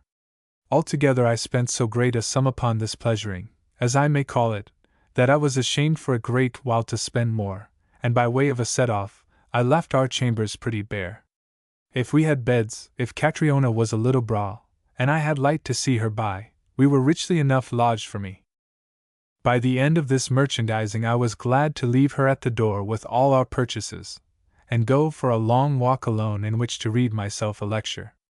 Here had I taken under my roof, and as good as to my bosom, a young lass extremely beautiful, and whose innocence was her peril. My talk with the old Dutchman, and the lies to which I was constrained, had already given me a sense of how my conduct must appear to others, and now, after the strong admiration I had just experienced and the immoderacy with which I had continued my vain purchases, I began to think of it myself as very hazarded. I bethought me, if I had a sister indeed, whether I would so expose her. Then, judging the case too problematical, I varied my question into this, whether I would so trust Catriona in the hands of any other Christian being, the answer to which made my face to burn. The more cause, since I had been entrapped and had entrapped the girl into an undue situation, that I should behave in it with scrupulous nicety. She depended on me wholly for her bread and shelter. In case I should alarm her delicacy, she had no retreat. Besides, I was her host and her protector, and the more irregularly I had fallen in these positions, the less excuse for me if I should profit by the same to forward even the most honest suit, for with the opportunities that I enjoyed, and which no wise parent would have suffered for a moment, even the most honest suit would be unfair. I saw I must be extremely hold off in my relations, and yet not too much so neither, for if I had no right to appear at all in the character of a suitor, I must yet appear continually, and if possible agreeably, in that of host. It was plain I should require a great deal of tact and conduct, perhaps more than my years afforded. But I had rushed in where angels might have feared to tread, and there was no way out of that position save by behaving right while I was in it. I made a set of rules for my guidance, prayed for strength to be enabled to observe them, and as a more human aid to the same end purchased a study book in law. This being all that I could think of, I relaxed from these grave considerations, whereupon my mind bubbled at once into an effervescency of pleasing spirits, and it was like one treading on air that I turned homeward. As I thought that name of home, and recalled the image of that figure awaiting me between 4 walls, my heart beat upon my bosom. My troubles began with my return. She ran to greet me with an obvious and affecting pleasure. She was clad, besides, entirely in the new clothes that I had bought for her, looked in them beyond expression well, and must walk about and drop me curtsies to display them and to be admired. I am sure I did it with an ill grace, for I thought to have choked upon the words. "Well," she said, "if you will not be caring for my pretty clothes, see what I have done with our 2 chambers." And she showed me the place all very finely swept, and the fires glowing in the 2 chimneys. I was glad of a chance to seem a little more severe than I quite felt. "Catriona," said I am very much displeased with you, and you must never again lay a hand upon my room. One of us 2 must have the rule while we are here together. It is most fit it should be I who am both the man and the elder, and I give you that for my command." She dropped me one of her curtsies, which were extraordinary taking. "If you will be cross," said she, "I must be making pretty manners at you, Davy. I will be very obedient, as I should be when every stitch upon all there is of me belongs to you. But you will not be very cross either, because now I have not anyone else." This struck me hard, and I made haste, in a kind of penitence, to blot out all the good effect of my last speech. In this direction progress was more easy, being downhill. She led me forward, smiling, at the sight of her, in the brightness of the fire and with her pretty becks and looks. My heart was altogether melted. We made our meal with infinite mirth and tenderness, and the 2 seemed to be commingled into one, so that our very laughter sounded like a kindness. In the midst of which I awoke to better recollections, made a lame word of excuse, and set myself boorishly to my studies. It was a substantial, instructive book that I had bought, by the late Dr. Hainexius, in which I was to do a great deal reading these next few days, and often very glad that I had no one to question me of what I read. Methought she bit her lip at me a little, and that cut me. Indeed, it left her wholly solitary, the more as she was very little of a reader, and had never a book. But what was I to do?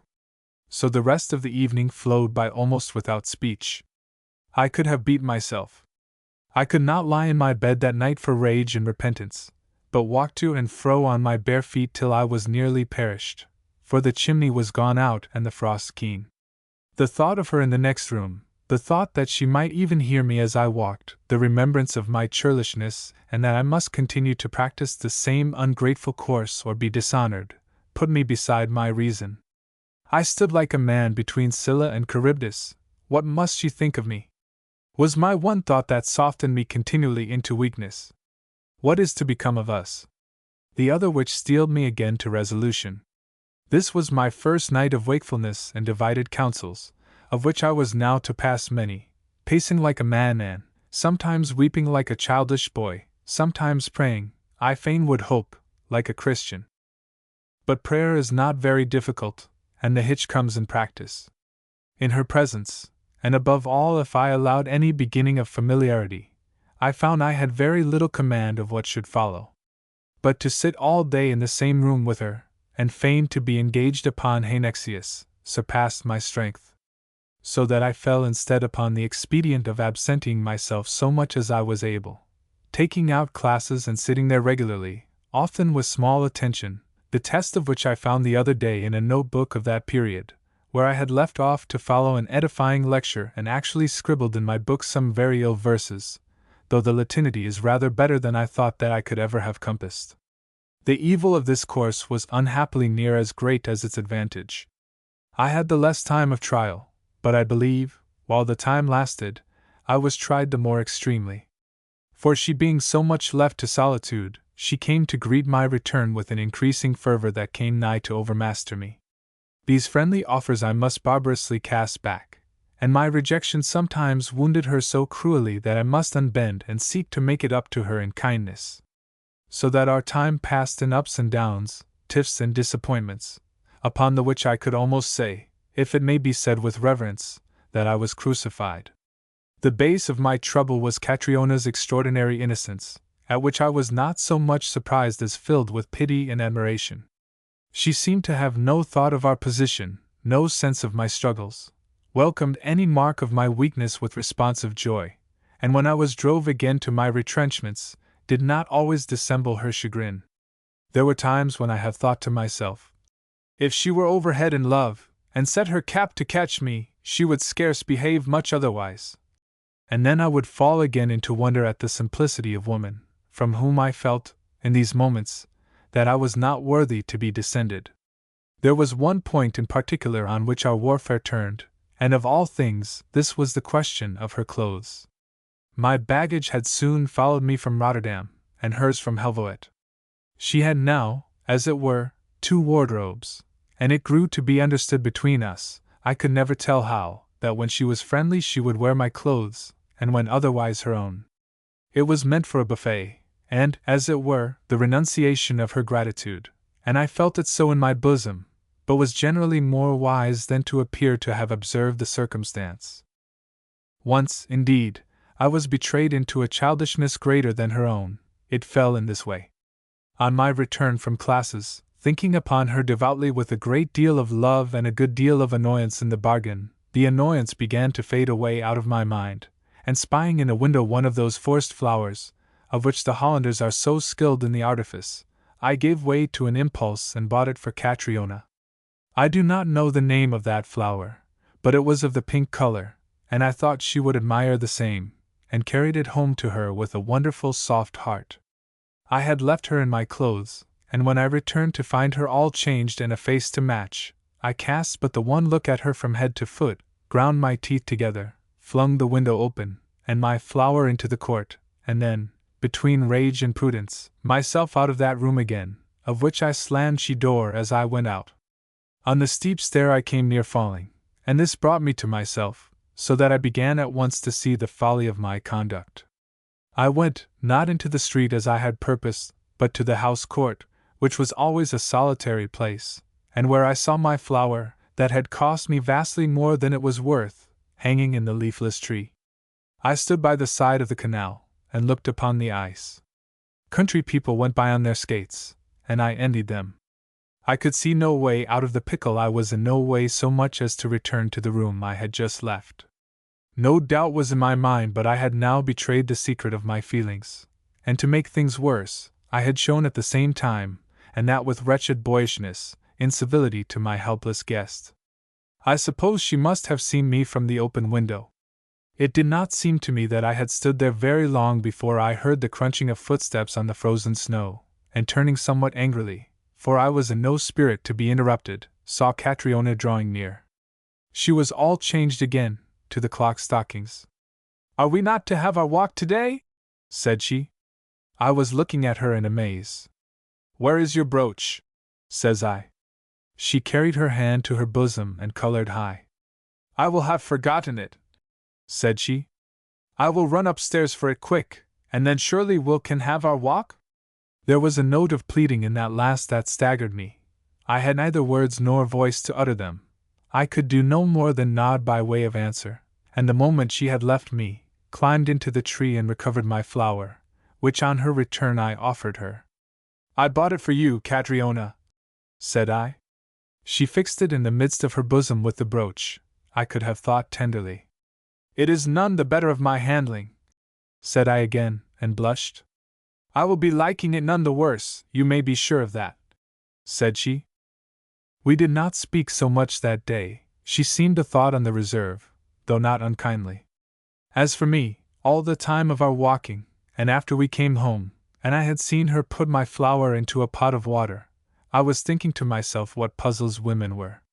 I was thinking, the one moment, it was the most stupid thing on earth she should not have perceived my love, and the next, that she had certainly perceived it long ago, and being a wise girl with the fine female instinct of propriety, concealed her knowledge.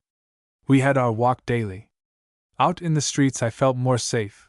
I relaxed a little in my guardedness, and for one thing, there was no Haenexius. This made these periods not only a relief to myself, but a particular pleasure to my poor child. When I came back about the hour appointed, I would generally find her ready dressed, and glowing with anticipation. She would prolong their duration to the extreme, seeming to dread, as I did myself, the hour of the return, and there is scarce a field or waterside near Leyden, scarce a street or lane there, where we have not lingered. Outside of these, I bade her confine herself entirely to our lodgings. This in the fear of her encountering any acquaintance, which would have rendered our position very difficult. From the same apprehension I would never suffer her to attend church, nor even go myself, but made some kind of shift to hold worship privately in our own chamber. I hope with an honest, but I am quite sure with a very much divided mind. Indeed, there was scarce anything that more affected me than thus to kneel down alone with her before God like man and wife. One day it was snowing downright hard. I had thought it not possible that we should venture forth, and was surprised to find her waiting for me ready dressed. "I will not be doing without my walk," she cried. "You are never a good boy, Davy, in the house. I will never be caring for you only in the open air. I think we two will better turn Egyptian and dwell by the roadside." That was the best walk yet of all of them. She clung near to me in the falling snow. It beat about and melted on us, and the drops stood upon her bright cheeks like tears and ran into her smiling mouth. Strength seemed to come upon me with the sight like a giant's. I thought I could have caught her up and run with her into the uttermost places in the earth, and we spoke together all that time beyond belief for freedom and sweetness. It was the dark night when we came to the house door. She pressed my arm upon her bosom. "Thank you kindly for these same good hours," said she, on a deep note of her voice. The concern in which I fell instantly on this address put me with the same swiftness on my guard, and we were no sooner in the chamber, and the light made, than she beheld the old, dour, stubborn countenance of the student of Heineccius. Doubtless she was more than usually hurt, and I know for myself, I found it more than usually difficult to maintain any strangeness. Even at the meal, I durst scarce unbuckle and scarce lift my eyes to her, and it was no sooner over than I fell again to my civilian, with more seeming abstraction and less understanding than before. Methought, as I read, I could hear my heart strike like an 8-day clock. Hard as I feigned to study, there was still some of my eyesight that spilled beyond the book upon Catriona.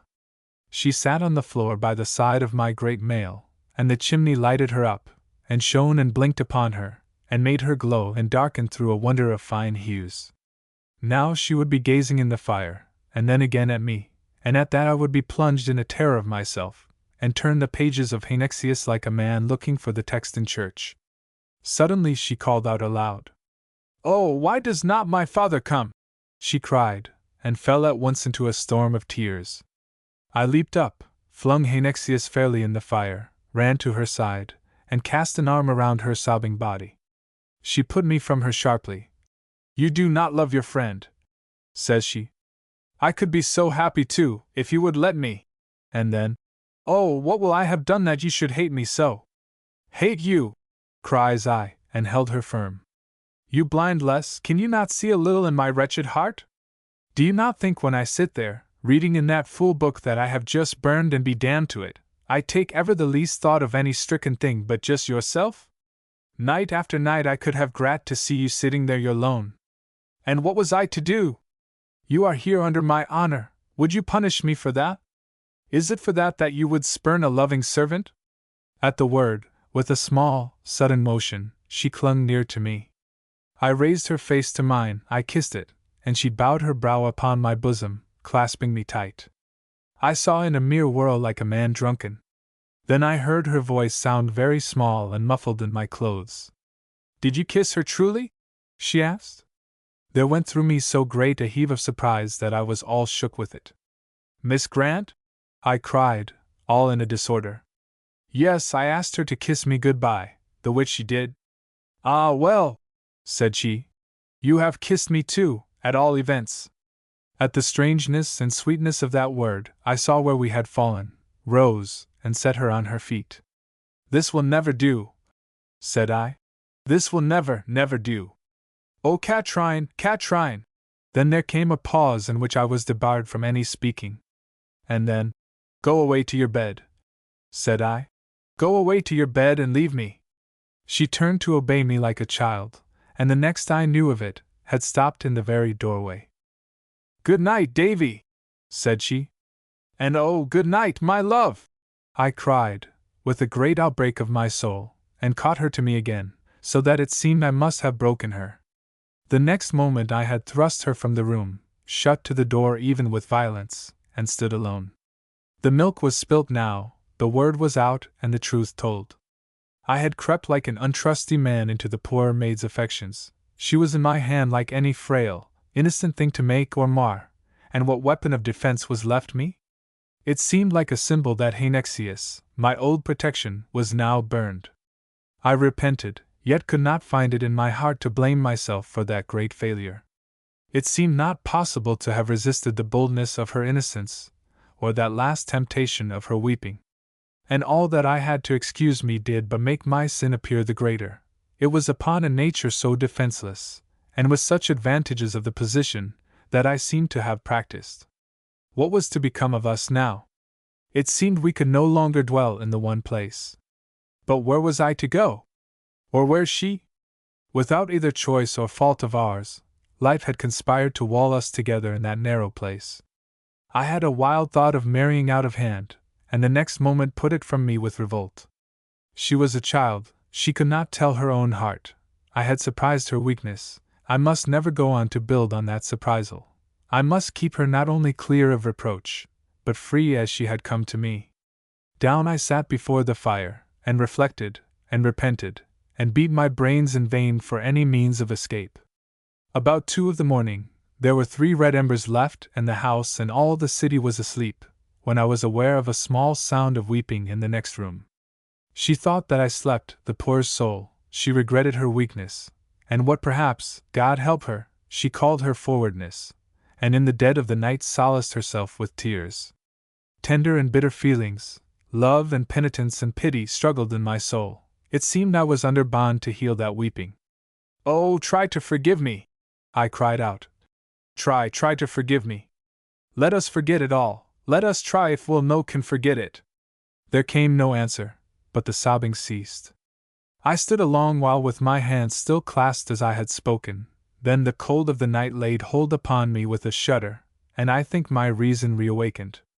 "You can make no hand of this, Davy," thinks I. "To bed with you like a wise lad, and try if you can sleep. Tomorrow you may see your way." Chapter 25. The Return of James Moore. I was called on the morrow out of a late and troubled slumber by a knocking on my door, ran to open it, and had almost swooned with the contrariety of my feelings, mostly painful, for on the threshold, in a rough wrap rascal and an extraordinary big laced hat, there stood James Moore. I ought to have been glad perhaps without admixture, for there was a sense in which the man came like an answer to prayer. I had been saying till my head was weary that Catriona and I must separate, and looking till my head ached for any possible means of separation. Here were the means come to me upon 2 legs, and joy was the hindmost of my thoughts. It is to be considered, however, that even if the weight of the future were lifted off me by the man's arrival, the present heaved up the more black and menacing, so that, as I first stood before him in my shirt and breeches, I believe I took a leaping step backward like a person shot. "Ah," said he, "I have found you, Mr. Balfour," and offered me his large, fine hand, the which, recovering at the same time my post in the doorway, as if with some thought of resistance, I took him by doubtfully. "It is a remarkable circumstance how our affairs appear to intermingle," he continued. "I am owing you an apology for an unfortunate intrusion upon yours, which I suffered myself to be entrapped into by my confidence in that false face, Preston Grange. I think shame to own to you that I was ever trusting to a lawyer." He shrugged his shoulders with a very French air. "But indeed the man is very plausible," says he. "And now it seems that you have busied yourself handsomely in the matter of my daughter, for whose direction I was remitted to yourself. I think, sir," said I, with a very painful air, "that it will be necessary we 2 should have an explanation." "There is nothing amiss?" he asked. "My agent, Mr. Sprott." "For God's sake moderate your voice," I cried. "She must not hear till we have had an explanation." "She is in this place?" cries he. "That is her chamber door," said I. "You are here with her alone?" he asked. "And who else would I have got to stay with us?" cries I. I will do him the justice to admit that he turned pale. "This is very unusual," said he. "This is a very unusual circumstance." "You are right," We must hold an explanation." So saying, he passed me by, and I must own the tall old rogue appeared at that moment extraordinarily dignified. He had now, for the first time, the view of my chamber, which I scanned, I may say, with his eyes. A bit of morning sun glinted in by the window pane, and showed it off. My bed, my mails, and washing dish, with some disorder of my clothes, and the unlighted chimney, made the only plenishing, no mistake, but it looked bare and cold, and the most unsuitable, beggarly place conceivable to harbor a young lady. At the same time came in on my mind the recollection of the clothes that I had bought for her, and I thought this contrast of poverty and prodigality bore an ill appearance. He looked all about the chamber for a seat, and finding nothing else to his purpose except my bed, took a place upon the side of it, where, after I had closed the door, I could not very well avoid joining him. For however this extraordinary interview might end, it must pass if possible without waking Catriona, and the one thing needful was that we should sit close and talk low. But I can scarce picture what a pair we made, he in his great coat which the coldness of my chamber made extremely suitable, I shivering in my shirt and breeks, he with very much the air of a judge, and I, whatever I looked, with very much the feelings of a man who has heard the last trumpet. "Well?" says he. And, "Well," I began, but found myself unable to go further. "You tell me she is here?" said he again, but now with a spice of impatience that seemed to brace me up. "She is in this house," said I, "and I knew the circumstance would be called unusual. But you are to consider how very unusual the whole business was from the beginning. Here is a young lady landed on the coast of Europe with 2 shillings and a penny halfpenny. She is directed to yon man Sprott in Helvoet. I hear you call him your agent. All I can say is he could do nothing but damn and swear at the mere mention of your name, and I must fee him out of my own pocket even to receive the custody of her effects. You speak of unusual circumstances, Mr. Drummond, if that be the name you prefer. Here was a circumstance, if you like, to which it was barbarity to have exposed her. But this is what I cannot understand the least," said James. "My daughter was placed into the charge of some responsible persons, whose names I have forgot. Jebby was the name," said I, "and there is no doubt that Mr. Jebby should have gone ashore with her at Helvoet. But he did not, Mr. Drummond, and I think you might praise God that I was there to offer in his place. I shall have a word to say to Mr. Jebby before long," said he. "As for yourself, I think it might have occurred that you were somewhat young for such a post.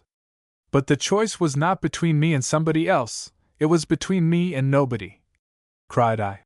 "Nobody offered in my place, and I must say I think you show a very small degree of gratitude to me that did. I shall wait until I understand my obligation a little more in the particular," says he. "Indeed, and I think it stares you in the face, then," said I. "Your child was deserted, she was clean flung away in the midst of Europe, with scarce 2 shillings, and not 2 words of any language spoken there. I must say, a bonny business. I brought her to this place. I gave her the name and the tenderness due to a sister. All this has not gone without expense, but that I scarce need to hint at. They were services due to the young lady's character which I respect, and I think it would be a bonny business too, if I was to be singing her praises to her father. You are a young man," he began. "So I hear you tell me," said I, with a good deal of heat. "You are a very young man," he repeated, "or you would have understood the significancy of the step." "I think you speak very much at your ease," cried I. "What else was I to do? It is a fact I might have hired some decent, poor woman to be a third to us, and I declare I never thought of it until this moment. But where was I to find her, that am a foreigner myself?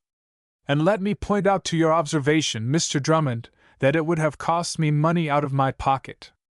For here is just what it comes to, that I had to pay through the nose for your neglect, and there is only the one story to it, just that you were so unloving and so careless as to have lost your daughter.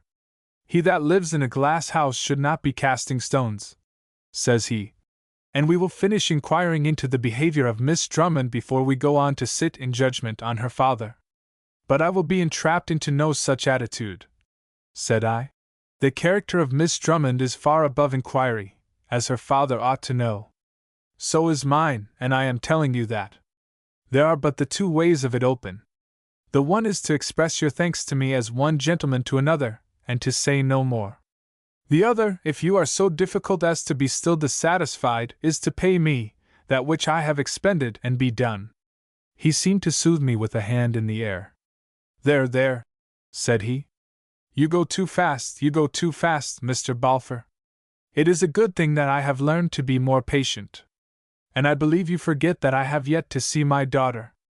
I began to be a little relieved upon this speech and a change in the man's manner that I spied in him as soon as the name of money fell between us. I was thinking it would be more fit, if you will excuse the plainness of my dressing in your presence, that I should go forth and leave you to encounter her alone, said I. What I would have looked for at your hands, says he, and there was no mistake but what he said it civilly. I thought this better and better still, and as I began to pull on my hose, recalling the man's impudent mendicancy at Priestangrange, I determined to pursue what seemed to be my victory. If you have any mind to stay some while in Leyden, said I, this room is very much at your disposal, and I can easily find another for myself, in which way we shall have the least amount of flitting possible, there being only one to change. Why, sir, said he, making his bosom big, I think no shame of a poverty I have come by in the service of my king. I make no secret that my affairs are quite involved, and for the moment it would be even impossible for me to undertake a journey. Until you have occasion to communicate with your friends, said I, perhaps it might be convenient for you, as of course it would be honorable to myself, if you were to regard yourself in the light of my guest. Sir, said he, when an offer is frankly made, I think I honor myself most to imitate that frankness. Your hand, Mr. David. You have the character that I respect the most. You are one of those from whom a gentleman can take a favor and no more words about it. I am an old soldier, he went on, looking rather disgusted like around my chamber. And you need not fear I shall prove burthensome. I have ate too often at a dyke side, drank of the ditch, and had no roof but the rain. I should be telling you, said I, that our breakfasts are sent customarily in about this time of morning. I propose I should go now to the tavern, and bid them add a cover for yourself and delay the meal the matter of an hour, which will give you an interval to meet your daughter in. Methought his nostrils wagged at this. Oh, an hour? Says he. That is perhaps superfluous. Half an hour, Mr. David, or say 20 minutes, I shall do very well in that. And by the way, he adds, detaining me by the coat, what is it you drink in the morning, whether ale or wine? To be frank with you, sir, says I drink nothing else but spare cold water. Tut tut, says he, that is fair destruction to the stomach, take an old campaigner's word for it. Our country spirit at home is perhaps the most entirely wholesome, but as that is not come at able, Rhenish or a white wine of Burgundy will be next best. I shall make it my business to see you are supplied, said I. Why, very good, said he, and we shall make a man of you yet, Mr. David. By this time, I can hardly say that I was minding him at all, beyond an odd thought of the kind of father-in-law that he was like to prove, and all my cares centered about the lass his daughter, to whom I determined to convey some warning of her visitor. I stepped to the door accordingly, and cried through the panels, knocking thereon at the same time, Miss Drummond, here is your father come at last. With that I went forth upon my errand, having, by 2 words, extraordinarily damaged my affairs. Chapter 26. The Threesome. Whether or not I was to be so much blamed, or rather perhaps pitied, I must leave others to judge. My shrewdness, of which I have a good deal, too, seems not so great with the ladies. No doubt, at the moment when I awaked her, I was thinking a good deal of the effect upon James Moore, and similarly when I returned and we were all sat down to breakfast, I continued to behave to the young lady with deference and distance, as I still think to have been most wise. Her father had cast doubts upon the innocence of my friendship, and these it was my first business to allay. But there is a kind of an excuse for Catriona also. We had shared in a scene of some tenderness and passion, and given and received caresses. I had thrust her from me with violence. I had called aloud upon her in the night from the one room to the other. She had passed hours of wakefulness and weeping, and it is not to be supposed I had been absent from her pillow thoughts. Upon the back of this, to be awaked, with unaccustomed formality, under the name of Miss Drummond, and to be thenceforth used with a great deal of distance and respect, led her entirely in error on my private sentiments, and she was indeed so incredibly abused as to imagine me repentant and trying to draw off. The trouble betwixt us seems to have been this, that whereas I, since I had first set eyes on his great hat, thought singly of James Moore, his return and suspicions, she made so little of these that I may say she scarce remarked them, and all her troubles and doings regarded what had passed between us in the night before. This is partly to be explained by the innocence and boldness of her character, and partly because James Moore, having sped so ill in his interview with me, or had his mouth closed by my invitation, said no word to her upon the subject.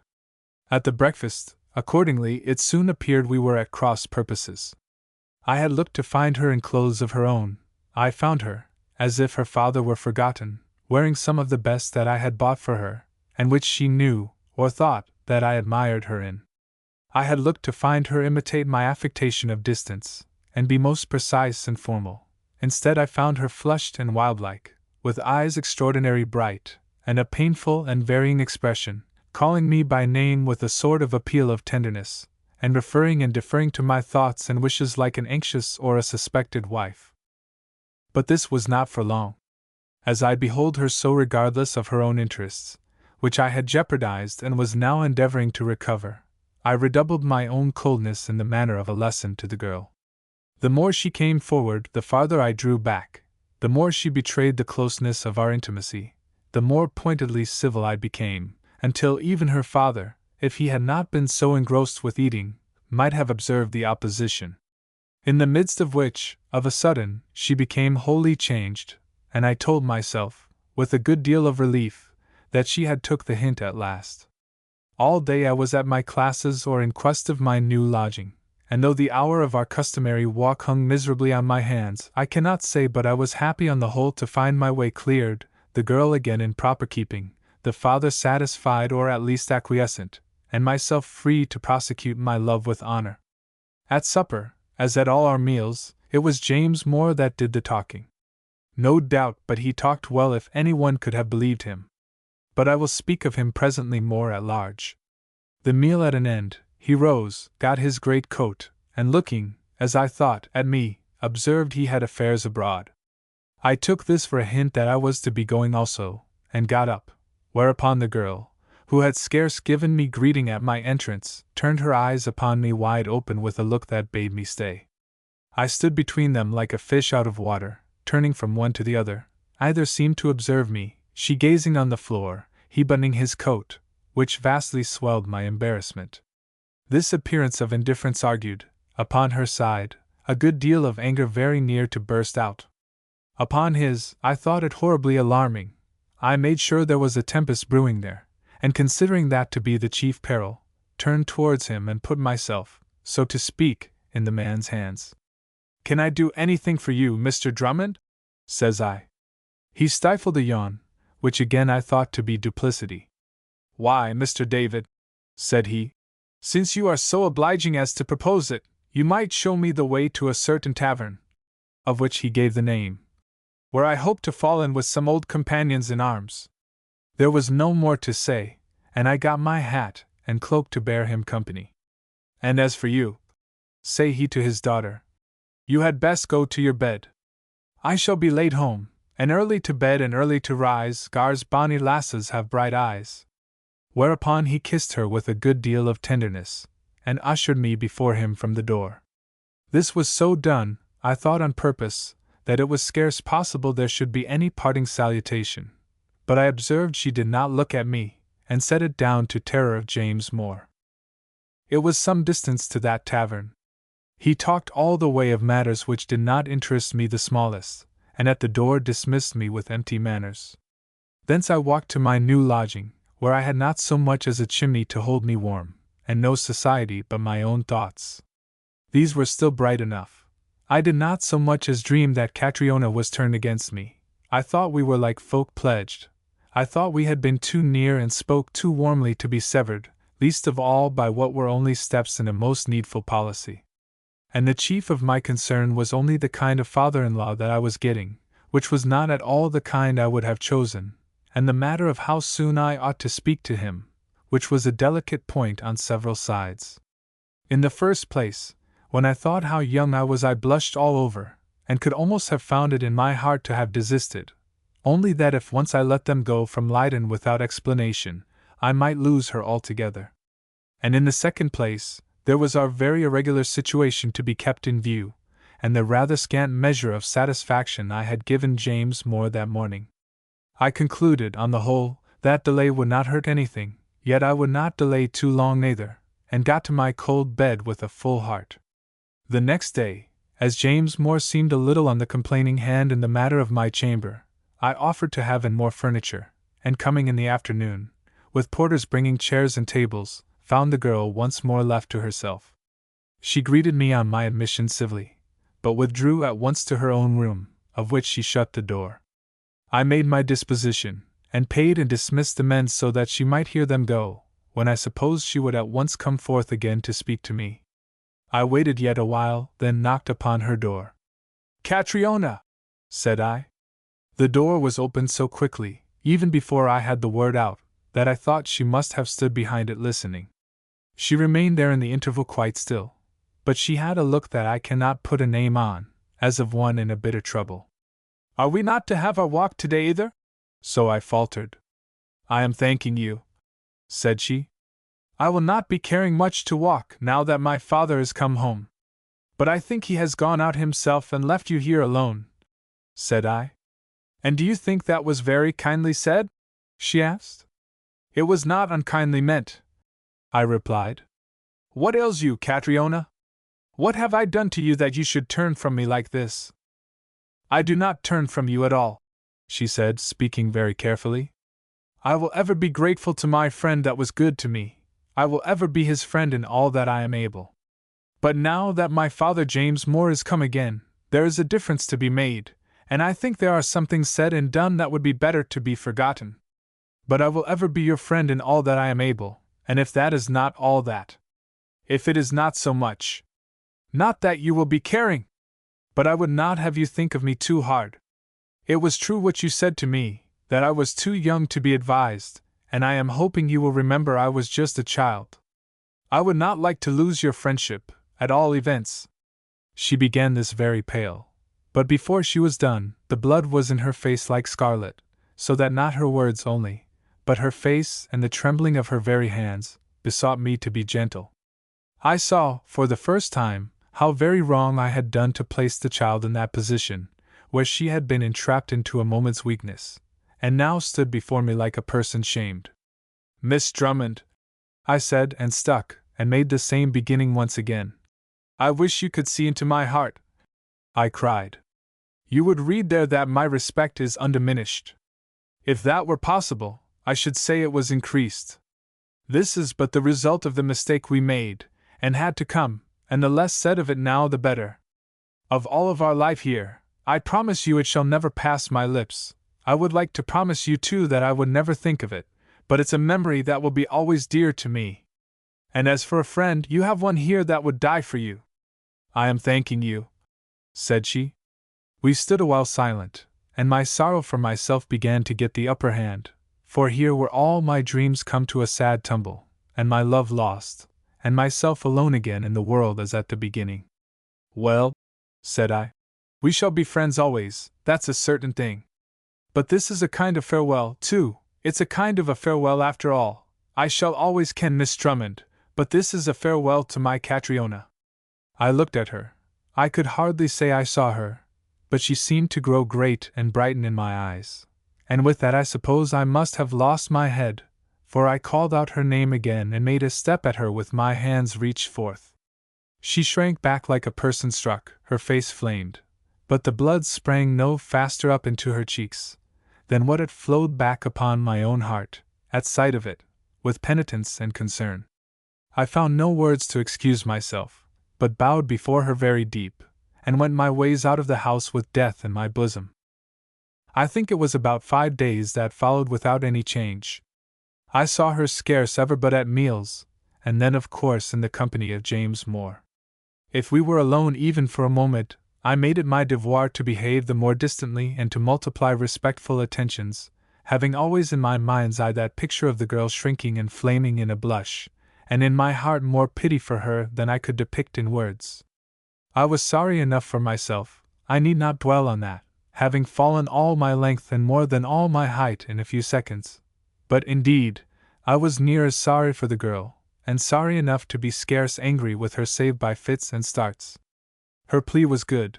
She had been placed in an unfair position. If she had deceived herself and me, it was no more than was to have been looked for. And for another thing, she was now very much alone.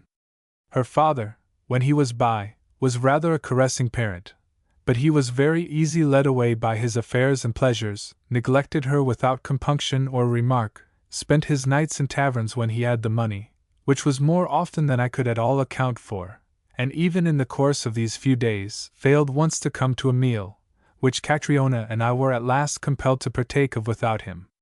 It was the evening meal, and I left immediately that I had eaten, observing I suppose she would prefer to be alone, to which she agreed, and strange as it may seem, I quite believed her. Indeed, I thought myself but an eyesore to the girl, and a reminder of a moment's weakness that she now abhorred to think of. So she must sit alone in that room where she and I had been so merry, and in the blink of that chimney whose light had shone upon our many difficult and tender moments. There she must sit alone, and think of herself as of a maid who had most unmaidenly proffered her affections, and had the same rejected. And in the meanwhile I would be alone some other place, and reading myself, whenever I was tempted to be angry, lessons upon human frailty and female delicacy. And altogether I suppose there were never two poor fools made themselves more unhappy in a greater misconception. As for James, he paid not so much heed to us, or to anything in nature but his pocket, and his belly, and his own prating talk. Before 12 hours were gone he had raised a small loan of me. Before 30, he had asked for a second and been refused.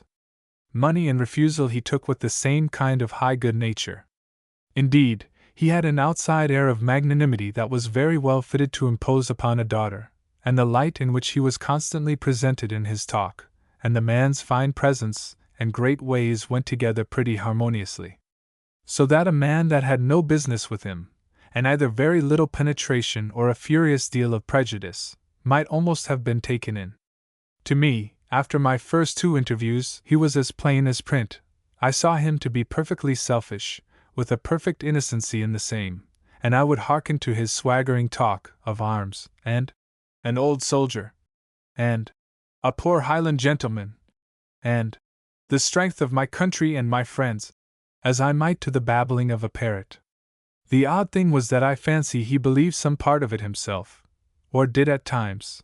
I think he was so false all through that he scarce knew when he was lying, and for one thing, his moments of dejection must have been wholly genuine. There were times when he would be the most silent, affectionate, clinging creature possible, holding Catriona's hand like a big baby, and begging of me not to leave if I had any love to him, of which, indeed, I had none, but all the more to his daughter. He would press and indeed beseech us to entertain him with our talk, a thing very difficult in the state of our relations, and again break forth in pitiable regrets for his own land and friends, or into Gaelic singing. "This is one of the melancholy airs of my native land," he would say. "You may think it strange to see a soldier weep, and indeed it is to make a near friend of you," says he. "But the notes of this singing are in my blood, and the words come out of my heart. And when I mind upon my red mountains and the wild birds calling there, and the brave streams of water running down, I would scarce think shame to weep before my enemies." Then he would sing again, and translate to me pieces of the song, with a great deal of boggling and much expressed contempt against the English language. "It says here," he would say, "that the sun is gone down, and the battle is at an end, and the brave chiefs are defeated. And it tells here how the stars see them fleeing into strange countries or lying dead on the Red Mountain, and they will never more shout the call of battle or wash their feet in the streams of the valley. But if you had only some of this language, you would weep also, because the words of it are beyond all expression, and it is mere mockery to tell you it in English. Well, I thought there was a good deal of mockery in the business, one way and another, and yet there was some feeling too, for which I hated him, I think, the worst of all. And it used to cut me to the quick to see Catriona so much concerned for the old rogue, and weeping herself to see him weep, when I was sure one half of his distress flowed from his last night's drinking in some tavern. There were times when I was tempted to lend him a round sum, and see the last of him for good, but this would have been to see the last of Catriona as well, for which I was scarcely so prepared, and besides, it went against my conscience to squander my good money on one who was so little of a husband. Chapter 27. A twosome. I believe it was about the 5th day, and I know at least that James was in one of his fits of gloom, when I received 3 letters. The first was from Alan, offering to visit me in Leyden. The other 2 were out of Scotland and prompted by the same affair, which was the death of my uncle and my own complete accession to my rights. Rankeler's was, of course, wholly in the business view. Miss Grant's was like herself, a little more witty than wise, full of blame to me for not having written, though how was I to write with such intelligence, and of rallying talk about Catriona, which it cut me to the quick to read in her very presence. For it was of course in my own rooms that I found them, when I came to dinner, so that I was surprised out of my news in the very first moment of reading it. This made a welcome diversion for all 3 of us, nor could any have foreseen the ill consequences that ensued. It was accident that brought the 3 letters the same day, and that gave them into my hand in the same room with James Moore, and of all the events that flowed from that accident, and which I might have prevented if I had held my tongue, the truth is that they were preordained before Agricola came into Scotland or Abraham set out upon his travels. The first that I opened was naturally Alan's, and what more natural than that I should comment on his design to visit me? But I observed James to sit up with an air of immediate attention. "Is that not Alan Breck that was suspected of the Appin accident?" he inquired. I told him. It was the same, and he withheld me some time from my other letters, asking of our acquaintance, of Alan's manner of life in France, of which I knew very little, and further of his visit as now proposed. "All we forfeited folk hang a little together," he explained. "And besides I know the gentleman, and though his descent is not the thing, and indeed he has no true right to use the name of Stuart, he was very much admired in the day of Drumacy. He did there like a soldier. If some that need not be named had done as well, the upshot need not have been so melancholy to remember. There were 2 that did their best that day, and it makes a bond between the pair of us," says he. I could scarce refrain from shooting out my tongue at him, and could almost have wished that Alan had been there to have inquired a little further into that mention of his birth. Though, they tell me, the same was indeed not wholly regular. Meanwhile, I had opened Miss Grant's, and could not withhold an exclamation. "Catriona!" I cried, forgetting, the first time since her father was arrived, to address her by a handle. "I am come into my kingdom fairly, I am the Laird of Shaw's indeed, my uncle is dead at last." She clapped her hands together, leaping from her seat. The next moment it must have come over both of us at once what little cause of joy was left either, and we stood opposite, staring on each other sadly. But James showed himself a ready hypocrite. "My daughter," says he, "is this how my cousin learned you to behave? Mr. David has lost a new friend, and we should first condole with him on his bereavement." "Troth, sir," said I, turning to him in a kind of anger, "I can make no such great faces. His death is as blithe news as ever I got." "It's a good soldier's philosophy," says James. "'Tis the way of flesh, we must all go, all go. And if the gentleman was so far from your favor, why, very well. But we may at least congratulate you on your accession to your estates." "Nor can I say that either," I replied, with the same heat. "It is a good estate, what matters that to a lone man that has enough already? I had a good revenue before in my frugality, and but for the man's death, which gratifies me, shame to me that must confess it, I see not how anyone is to be bettered by this change." "Come, come," said he, "you are more affected than you let on, or you would never make yourself out so lonely. Here are 3 letters, that means 3 that wish you well, and I could name 2 more, here in this very chamber. I have known you not so very long, but Catriona, when we are alone, is never done with the singing of your praises. She looked up at him, a little wild at that, and he slid off at once into another matter, the extent of my estate, which, during the most of the dinner time, he continued to dwell upon with interest. But it was to no purpose he dissembled. He had touched the matter with too gross a hand, and I knew what to expect.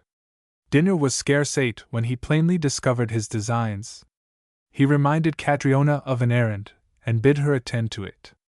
I do not see you should be one beyond the hour, he added, and friend David will be good enough to bear me company till you return. She made haste to obey him without words. I do not know if she understood, I believe not, but I was completely satisfied, and sat strengthening my mind for what should follow. The door had scarce closed behind her departure, when the man leaned back in his chair and addressed me with a good affectation of easiness. Only the one thing betrayed him, and that was his face, which suddenly shone all over with fine points of sweat. I am rather glad to have a word alone with you, says he, because in our first interview there were some expressions you misapprehended and I have long meant to set you right upon. My daughter stands beyond doubt. So do you, and I would make that good with my sword against all gainsayers. But my dear David, this world is a censorious place, as who should know it better than myself, who have lived ever since the days of my late departed father, God sane him, in a perfect spate of calumnies? We have to face to that. You and me have to consider of that. We have to consider of that. And he wagged his head like a minister in a pulpit. To what effect, Mr. Drummond? Said I. I would be obliged to you if you would approach your point. Aye, said he, laughing. Like your character, indeed! And what I most admire in it. But the point, my worthy fellow, is sometimes in a kittle bit. He filled a glass of wine. Though between you and me, that are such fast friends, it need not bother us long.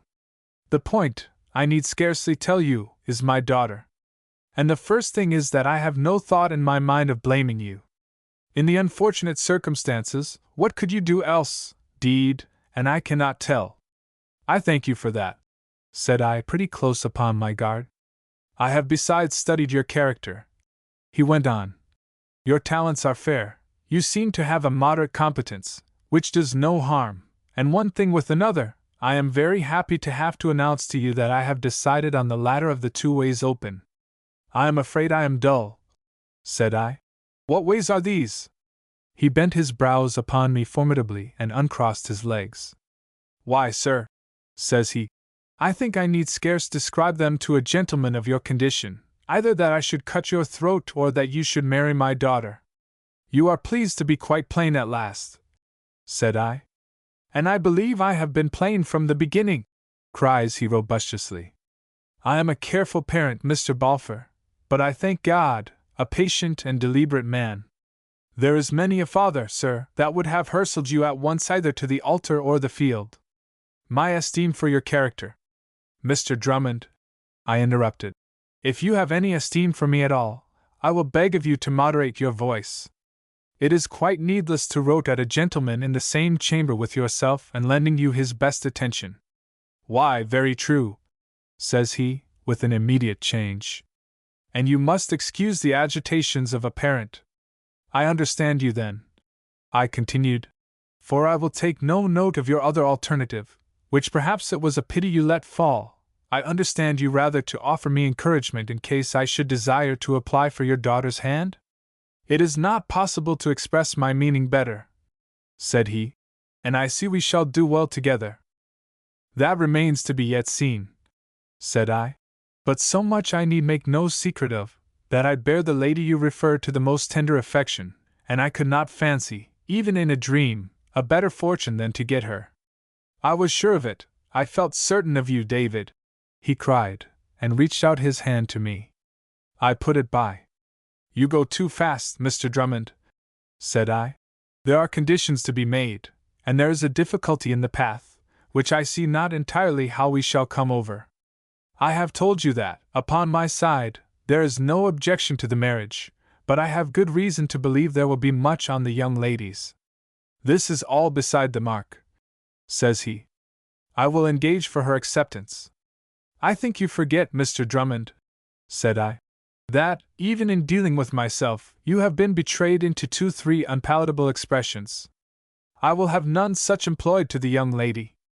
I am here to speak and think for the two of us, and I give you to understand that I would no more let a wife be forced upon myself than what I would let a husband be forced on the young lady." He sat and glowered at me like one in doubt and a good deal of temper. "So that is to be the way of it," I concluded. "I will marry Miss Drummond, and that blithely, if she is entirely willing. But if there be the least unwillingness, as I have reason to fear, marry her will I never." "Well, well," said he, "this is a small affair. As soon as she returns I will sound her a bit, and hope to reassure you." But I cut in again. "Not a finger of you, Mr. Drummond, or I cry off, and you can seek a husband to your daughter somewhere else," said I. "It is I that am to be the only dealer and the only judge. I shall satisfy myself exactly, and none else shall anyways meddle, you the least of all." "Upon my word, sir!" he exclaimed. "And who are you to be the judge?" "The bridegroom, I believe," said I. "This is to quibble," he cried. "You turn your back upon the fact. The girl, my daughter, has no choice left to exercise. Her character is gone. And I ask your pardon," said I, "but while this matter lies between her and you and me, that is not so." "What security have I?" he cried. "Am I to let my daughter's reputation depend upon a chance?" "You should have thought of all this long ago," said I, "before you were so misguided as to lose her, and not afterwards when it is quite too late. I refuse to regard myself as any way accountable for your neglect, and I will be browbeat by no man living. My mind is quite made up, and come what may, I will not depart from it a hair's breadth. You and me are to sit here in company till her return, upon which, without either word or look from you, she and I are to go forth again to hold our talk. If she can satisfy me that she is willing to this step, I will then make it, and if she cannot, I will not." He leaped out of his chair like a man stung. "I can spy your maneuver," he cried. "You would work upon her to refuse." "Maybe aye, and maybe no," said I. "That is the way it is to be, whatever." "And if I refuse?" cries he. "Then, Mr. Drummond, it will have to come to the throat-cutting," said I. What with the size of the man, his great length of arm in which he came near rivaling his father, and his reputed skill at weapons, I did not use this word without trepidation, to say nothing at all of the circumstance that he was Catriona's father. But I might have spared myself alarms. From the poorness of my lodging, he does not seem to have remarked his daughter's dresses, which were indeed all equally new to him, and from the fact that I had shown myself averse to lend, he had embraced a strong idea of my poverty. The sudden news of my estate convinced him of his error, and he had made but the one bound of it on this fresh venture, to which he was now so wedded, that I believe he would have suffered anything rather than fall to the alternative of fighting. A little while longer he continued to dispute with me, until I hit upon a word that silenced him. "If I find you so averse to let me see the lady by herself," said I must suppose you have very good grounds to think me in the right about her unwillingness." He gabbled some kind of an excuse. "But all this is very exhausting to both of our tempers," I added, "and I think we would do better to preserve a judicious silence." The which we did until the girl returned, and I must suppose would have cut a very ridiculous figure had there been any there to view us. Chapter 28, in which I am left alone. I opened the door to Catriona and stopped her on the threshold. "Your father wishes us to take our walk," said I. She looked to James Moore, who nodded, and at that, like a trained soldier, she turned to go with me. We took one of our old ways, where we had gone often together, and been more happy than I can tell of in the past. I came a half a step behind, so that I could watch her unobserved. The knocking of her little shoes upon the way sounded extraordinary pretty and sad, and I thought it a strange moment that I should be so near both ends of it at once, and walk in the midst between two destinies, and could not tell whether I was hearing these steps for the last time, or whether the sound of them was to go in and out with me till death should part us. She avoided even to look at me, only walked before her, like one who had a guess of what was coming. I saw I must speak soon before my courage was run out, but where to begin I knew not. In this painful situation, when the girl was as good as forced into my arms and had already besought my forbearance, any excess of pressure must have seemed indecent, yet to avoid it wholly would have a very cold-like appearance. Between these extremes I stood helpless, and could have bit my fingers, so that, when at last I managed to speak at all, it may be said I spoke at random. "Catriona," said I am in a very painful situation, or rather, so we are both, and I would be a good deal obliged to you if you would promise to let me speak through first of all, and not to interrupt me till I have done. She promised me that simply. "Well," said I, "this that I have got to say is very difficult, and I know very well I have no right to be saying it. After what passed between the two of us last Friday, I have no manner of right. We have got so revelled up, and all by my fault, that I know very well the least I could do is just to hold my tongue, which was what I intended fully, and there was nothing further from my thoughts than to have troubled you again. But, my dear, it has become merely necessary, and no way by it. You see, this estate of mine has fallen in, which makes of me rather a better match, and the business would not have quite the same ridiculous-like appearance that it would before. Besides which, it's supposed that our affairs have got so much revelled up, as I was saying, that it would be better to let them be the way they are. In my view, this part of the thing is vastly exaggerate, and if I were you I would not wear two thoughts on it. Only it's right I should mention the same, because there's no doubt it has some influence on James Moore. Then I think we were none so unhappy when we dwelt together in this town before. I think we did pretty well together. If you would look back, my dear—" "I will look neither back nor forward," she interrupted. "Tell me the one thing, this is my father's doing?" "He approves of it," said I. "He approved that I should ask your hand in marriage," and was going on again with somewhat more of an appeal upon her feelings, but she marked me not, and struck into the midst. "He told you to!" she cried.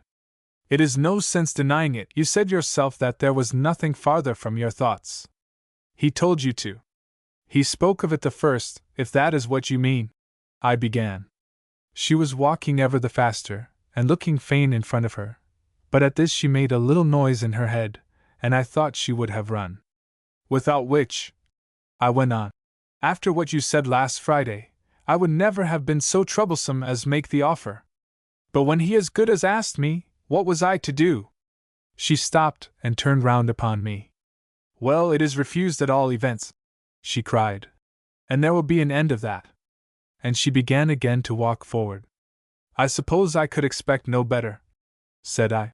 "But I think you might try to be a little kind to me for the last end of it. I see not why you should be harsh.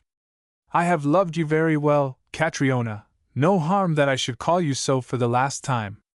I have done the best that I could manage, I am trying the same still, and only vexed that I can do no better. It is a strange thing to me that you can take any pleasure to be hard to me. I am not thinking of you," she said. "I am thinking of that man, my father." "Well, and that way, too," said I. "I can be of use to you that way, too, I will have to be. It is very needful, my dear, that we should consult about your father, for the way this talk has gone, an angry man will be James Moore." She stopped again. "It is because I am disgraced?" she asked. "That is what he is thinking," I replied. "But I have told you already to make naught of it." "It will be all one to me," she cried. "I prefer to be disgraced." I did not know very well what to answer, and stood silent. There seemed to be something working in her bosom after that last cry. Presently she broke out. "And what is the meaning of all this? Why is all this shame laundered on my head? How could you dare it, David Balfour?" "My dear," said I, "what else was I to do?" "I am not your dear," she said, "and I defy you to be calling me these words." "I am not thinking of my words," said I. "My heart bleeds for you, Miss Drummond. Whatever I may say, be sure you have my pity in your difficult position. But there is just the one thing that I wish you would bear in view, if it was only long enough to discuss it quietly, for there is going to be a collie shangy when we two get home. Take my word for it, it will need the two of us to make this matter end in peace. I, said she. There sprang a patch of red in either of her cheeks.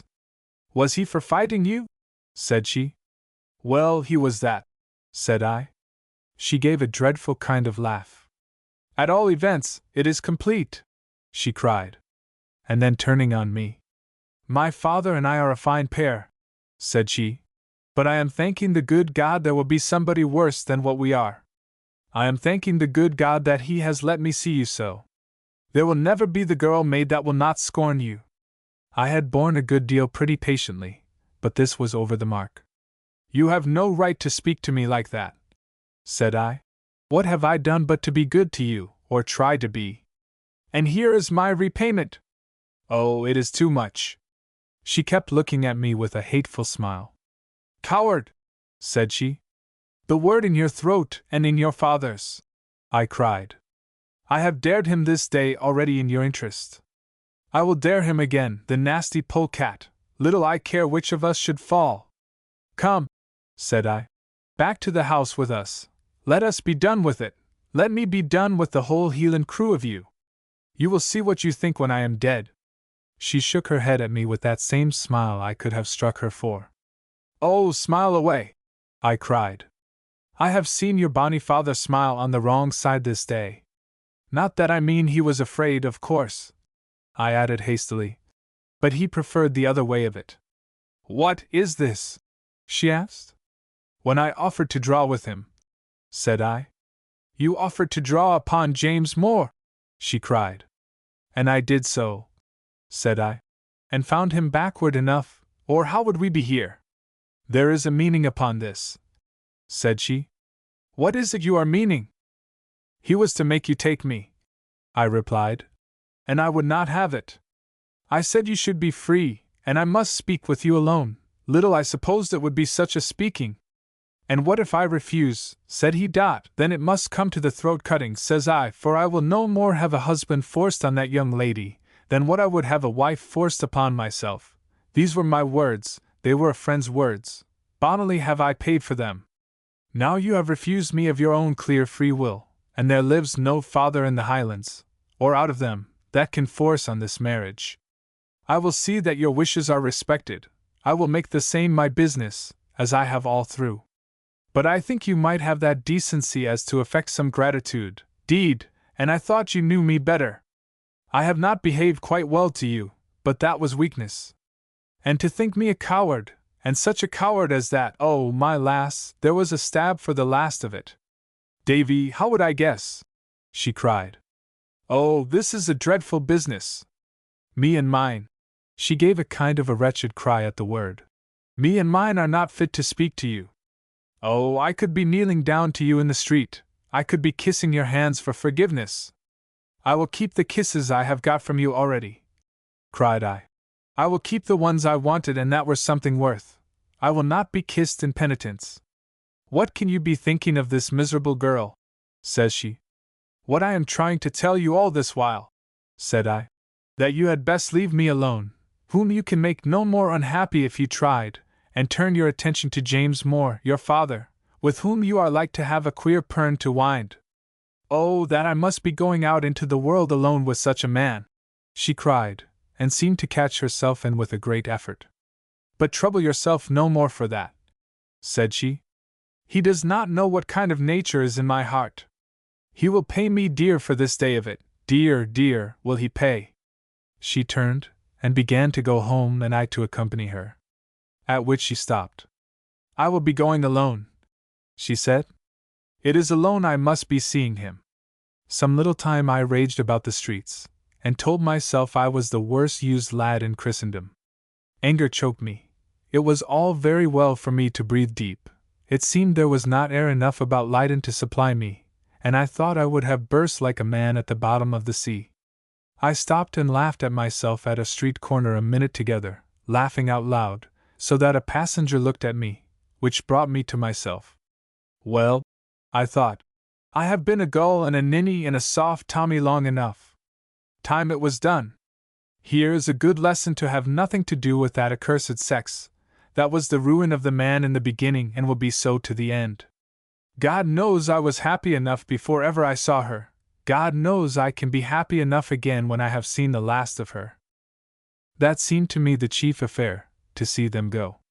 I dwelled upon the idea fiercely, and presently slipped on, in a kind of malevolence, to consider how very poorly they were likely to fare when Davy Balfour was no longer by to be their milk cow, at which, to my very own great surprise, the disposition of my mind turned bottom up. I was still angry, I still hated her, and yet I thought I owed it to myself that she should suffer nothing. This carried me home again at once, where I found the mails drawn out and ready fastened by the door, and the father and daughter with every mark upon them of a recent disagreement. Catriona was like a wooden doll. James Moore breathed hard, his face was dotted with white spots, and his nose upon one side.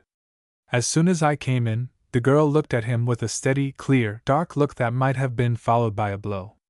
It was a hint that was more contemptuous than a command, and I was surprised to see James Moore accept it. It was plain he had had a master talking to, and I could see there must be more of the devil in the girl than I had guessed, and more good humor about the man than I had given him the credit of. He began, at least, calling me Mr. Balfour, and plainly speaking from a lesson, but he got not very far, for at the first pompous swell of his voice, Catriona cut in. "I will tell you what James Moore is meaning," said she. "He means we have come to you, beggar folk, and have not behaved to you very well, and we are ashamed of our ingratitude and ill behavior. Now we are wanting to go away and be forgotten, and my father will have guided his gears so ill that we cannot even do that unless you will give us some more alms. For that is what we are, at an events, beggar folk and sorners."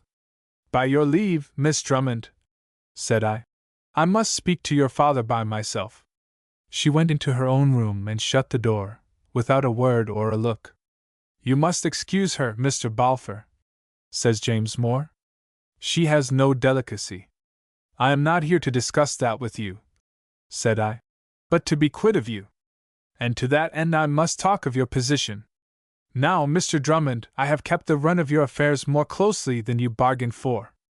I know you had money of your own when you were borrowing mine. I know you have had more since you were here in Leyden, though you concealed it even from your daughter. I bid you beware. I will stand no more baiting," he broke out. "I am sick of her and you. What kind of a damned trade is this to be a parent? I have had expressions used to me." There he broke off. "Sir, this is the heart of a soldier and a parent," he went on again, laying his hand on his bosom. "Outraged in both characters, and I bid you beware. If you would have let me finish," says I, "you would have found I spoke for your advantage. My dear friend," he cried, "I know I might have relied upon the generosity of your character." "Man! Will you let me speak?" said I. "The fact is that I cannot win to find out if you are rich or poor. But it is my idea that your means, as they are mysterious in their source, so they are something insufficient in amount, and I do not choose your daughter to be lacking. If I durst speak to herself, you may be certain I would never dream of trusting it to you, because I know you like the back of my hand, and all your blustering talk is that much wind to me. However, I believe in your way you do still care something for your daughter after all, and I must just be doing with that ground of confidence, such as it is." Whereupon I arranged with him that he was to communicate with me as to his whereabouts and Catriona's welfare, in consideration of which I was to serve him a small stipend. He heard the business out with a great deal of eagerness, and when it was done, "My dear fellow, my dear son," he cried out, "this is more like yourself than any of it yet. I will serve you with a soldier's faithfulness." "Let me hear no more of it," says I. "You have got me to that pitch that the bare name of soldier rises on my stomach. Our traffic is settled. I am now going forth and will return in 1/2 hour, when I expect to find my chambers purged of you." I gave them good measure of time. It was my one fear that I might see Catriona again, because tears and weakness were ready in my heart, and I cherished my anger like a piece of dignity. Perhaps an hour went by. The sun had gone down, a little wisp of a new moon was following it across a scarlet sunset. Already there were stars in the east, and in my chambers, when at last I entered them, the night lay blue. I lit a taper and reviewed the rooms. In the first there remained nothing so much as to awake a memory of those who were gone. But in the second, in a corner of the floor, I spied a little heap that brought my heart into my mouth. She had left behind at her departure all that she had ever had of me. It was the blow that I felt sorest, perhaps because it was the last, and I fell upon that pile of clothing and behaved myself more foolish than I care to tell of.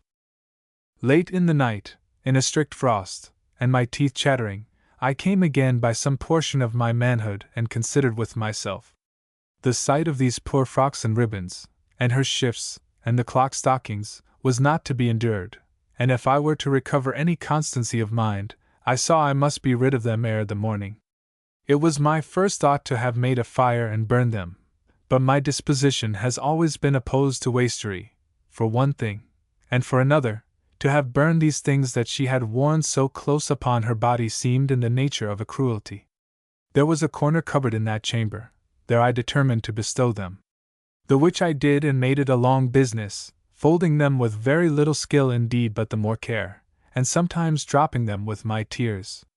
All the heart was gone out of me, I was weary as though I had run miles, and sore like one beaten, when, as I was folding a kerchief that she wore often at her neck, I observed there was a corner neatly cut from it.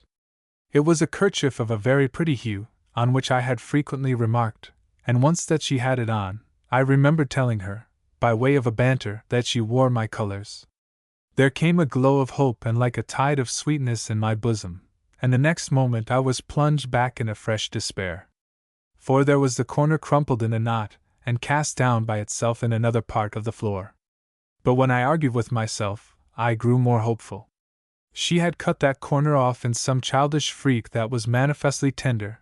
That she had cast it away again was little to be wondered at, and I was inclined to dwell more upon the first than upon the second, and to be more pleased that she had ever conceived the idea of that keepsake, than concerned because she had flung it from her in an hour of natural resentment.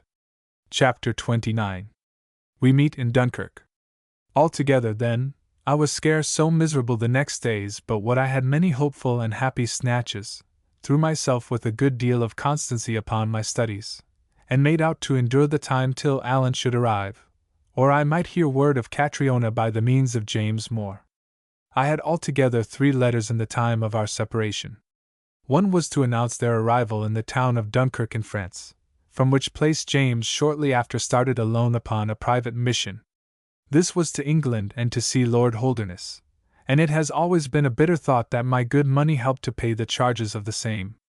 But he has need of a long spoon who soups with the dial, or James Moore either. During this absence, the time was to fall due for another letter, and as the letter was the condition of his stipend, he had been so careful as to prepare it beforehand and leave it with Catriona to be dispatched. The fact of our correspondence aroused her suspicions, and he was no sooner gone than she had burst the seal. What I received began accordingly in the writing of James Moore. My dear sir, your esteemed favor came to hand duly, and I have to acknowledge the enclosure according to agreement. It shall be all faithfully expended on my daughter, who is well, and desires to be remembered to her dear friend. I find her in rather a melancholy disposition, but trust in the mercy of God to see her re-established. Our manner of life is very much alone, but we solace ourselves with the melancholy tunes of our native mountains, and by walking up the margin of the sea that lies next to Scotland. It was better days with me when I lay with 5 wounds upon my body on the field of Gladsmere. I have found employment here in the harris of a French nobleman, where my experience is valued. But, my dear sir, the wages are so exceedingly unsuitable that I would be ashamed to mention them, which makes your remittances the more necessary to my daughter's comfort, though I dare say the sight of old friends would be still better. My dear sir, your affectionate, obedient servant, James MacGregor Drummond. James MacGregor Drummond. Below it began again in the hand of Catriona. Do not be believing him, it is all lies together. C.M.D. Not only did she add this postscript, but I think she must have come near suppressing the letter, for it came long after date, and was closely followed by the third. In the time betwixt them, Alan had arrived, and made another life to me with his merry conversation. I had been presented to his cousin of the Scots Dutch, a man that drank more than I could have thought possible and was not otherwise of interest. I had been entertained to many jovial dinners and given some myself, all with no great change upon my sorrow, and we two, by which I mean Alan and myself, and not at all the cousin, had discussed a good deal the nature of my relations with James Moore and his daughter.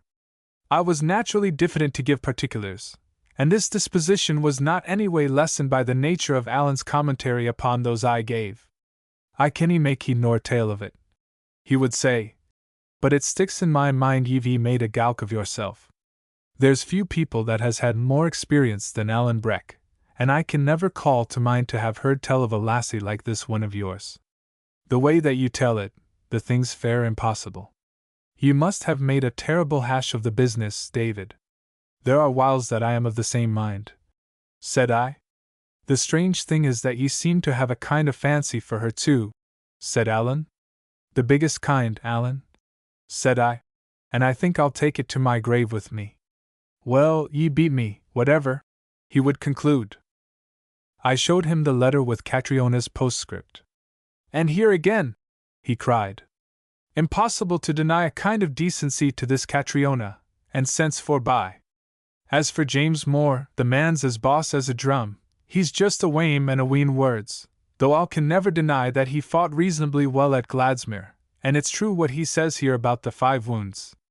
But the loss of him is that the man's boss. Ye see, Alan, said I, it goes against the grain with me to leave the maid in such poor hands. Ye couldn't will find poorer, he admitted. But what are ye to do with it? It's this way about a man and a woman, ye see, Davy, the women folk have got no kind of reason to them. Either they like the man, and then it goes fine, or else they just detest him, and ye may spare your breath, ye can do naething.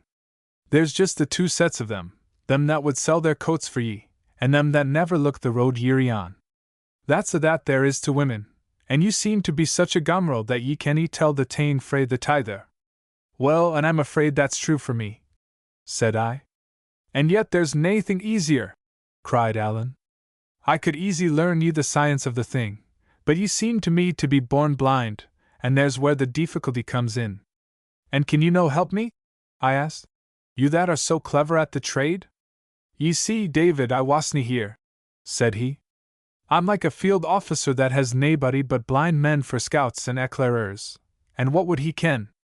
But it sticks in my mind that you'll have made some kind of baucle, and if I was you I would have a try at her again. Would ye so, man Alan? Said I. I would yent, says he. The 3rd letter came to my hand while we were deep in some such talk, and it will be seen how pat it fell to the occasion. James professed to be in some concern upon his daughter's health, which I believe was never better, abounded in kind expressions to myself, and finally proposed that I should visit them at Dunkirk. You will now be enjoying the society of my old comrade Mr. Stewart, he wrote. Why not accompany him so far in his return to France? I have something very particular for Mr. Stewart's ear, and, at any rate, I would be pleased to meet in with an old fellow soldier and one so mettle as himself. As for you, my dear sir, my daughter and I would be proud to receive our benefactor, whom we regard as a brother and a son. The French nobleman has proved a person of the most filthy avarice of character, and I have been necessitate to leave the Harris. You will find us in consequence a little poorly lodged in the albergs of a man basin on the dunes, but the situation is caller, and I make no doubt but we might spend some very pleasant days, when Mr. Stewart and I could recall our services, and you and my daughter divert yourselves in a manner more befitting your age. I beg at least that Mr. Stewart would come here. My business with him opens a very wide door. What does the man want with me? Cried Alan, when he had read. What he wants with you is clear enough, it's siller. But what can he want with Alan Breck? Oh, it'll be just an excuse, said I. He is still after this marriage, which I wish from my heart that we could bring about.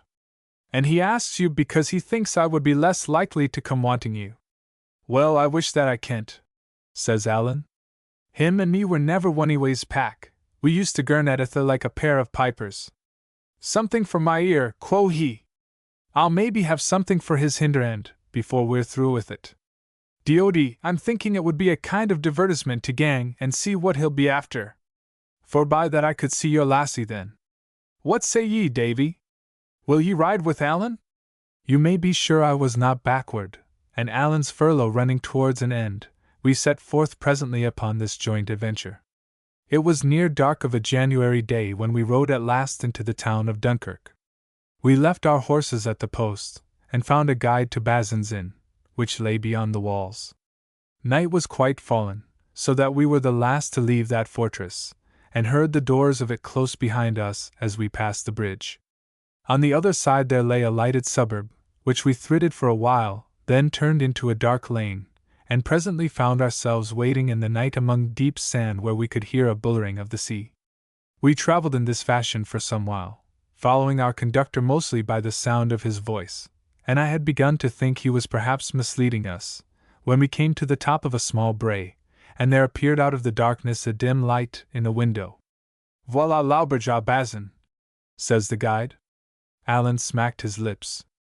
An unco lonely bit, said he, and I thought by his tone he was not wholly pleased. A little after, and we stood in the lower story of that house, which was all in the one apartment, with the stairs leading to the chambers at the side, benches and tables by the wall, the cooking fire at the one end of it, and shelves of bottles and the cellar trap at the other. Here Bazzin, who was an ill-looking, big man, told us the Scottish gentleman was gone abroad he knew not where, but the young lady was above, and he would call her down to us.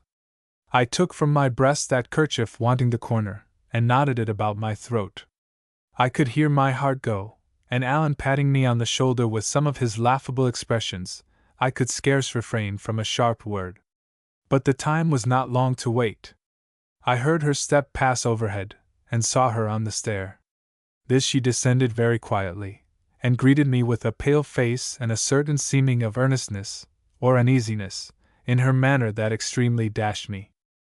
My father, James Moore, will be here soon. He will be very pleased to see you, she said. And then of a sudden her face flamed, her eyes lightened, the speech stopped upon her lips, and I made sure she had observed the kerchief. It was only for a breath that she was discomposed, but methought it was with a new animation that she turned to welcome Alan. And you will be his friend Alan Breck? She cried. Many is the dozen times I will have heard him tell of you, and I love you already for all your bravery and goodness. Well, well, says Alan, holding her hand in his and viewing her. And so this is the young lady at the last of it. David, ye're an awful poor hand of a description. I do not know that ever I heard him speak so straight to people's hearts. The sound of his voice was like song. What? Will he have been describing me? She cried. Little else of it since I ever came out of France, says he, for by a bit of a speciment one night in Scotland in a shaw of wood by Silvermills. But cheer up, my dear. Ye're bonnier than what he said. And now there's one thing sure, you and me are to be a pair of friends. I'm a kind of a henchman to Davy here, I'm like a tyke at his heels, and whatever he cares for, I've got to care for too, and by the holy Aaron, they've got to care for me. So now you can see what way you stand with Alan Breck, and you'll find you'll hardly lose on the transaction. He's no very bonny, my dear, but he's leal to them he loves. I thank you from my heart for your good words, said she. I have that honor for a brave, honest man that I cannot find any to be answering with. Using traveller's freedom, we spared to wait for James Moore, and sat down to meat, we threesome. Alan had Catriona sit by him and wait upon his wants. He made her drink first out of his glass, he surrounded her with continual kind gallantries, and yet never gave me the most small occasion to be jealous, and he kept the talk so much in his own hand, and that in so merry a note, that neither she nor I remembered to be embarrassed. If any had seen us there, it must have been supposed that Alan was the old friend and I the stranger. Indeed, I had often cause to love and to admire the man, but I never loved or admired him better than that night, and I could not help remarking to myself, what I was sometimes rather in danger of forgetting, that he had not only much experience of life, but in his own way a great deal of natural ability besides. As for Catriona, she seemed quite carried away. Her laugh was like a peal of bells, her face gay as a May morning, and I own, although I was well pleased, yet I was a little sad also, and thought myself a dull, stockish character in comparison of my friend, and very unfit to come into a young maid's life, and perhaps ding down her gaiety. But if that was like to be my part, I found that at least I was not alone in it, for, James Moore returning suddenly, the girl was changed into a piece of stone. Through the rest of that evening, until she made an excuse and slipped to bed, I kept an eye upon her without cease, and I can bear testimony that she never smiled, scarce spoke, and looked mostly on the board in front of her. So that I really marveled to see so much devotion, as it used to be, changed into the very sickness of hate. Of James Moore it is unnecessary to say much. You know the man already, what there was to know of him, and I am weary of writing out his lies. Enough that he drank a great deal, and told us very little that was to any possible purpose. As for the business with Alan, that was to be reserved for the morrow and his private hearing. It was the more easy to be put off, because Alan and I were pretty weary with 4 days' ride, and sat not very late after Catriona. We were soon alone in a chamber where we were to make shift with a single bed. Alan looked on me with a queer smile. "Ye muckle ass," said he. "What do ye mean by that?" I cried. "Mean? What do I mean? It's extraordinary, David man," say he, "that you should be so mortal stupid." Again I begged him to speak out. "Well, it's this of it," said he. "I told you there were the 2 kinds of women, them that would sell their shifts for ye, and the others. Just you try for yoursel, my bonny man. But what's that neatkin at your craig?" I told him. "I thocht it was something thereabout," said he. Nor would he say another word though I besieged him long with importunities. Chapter 30. The Letter from the Ship. Daylight showed us how solitary the inn stood. It was plainly hard upon the sea, yet out of all view of it, and beset on every side with scab-bit hills of sand. There was, indeed, only one thing in the nature of a prospect, where there stood out over a brae the 2 sails of a windmill, like an ass's ears, but with the ass quite hidden. It was strange, after the wind rose, for at first it was dead calm, to see the turning and following of each other of these great sails behind the hillock. Scarce any road came by there, but a number of footways travelled among the bents in all directions up to Mr. Bazan's door.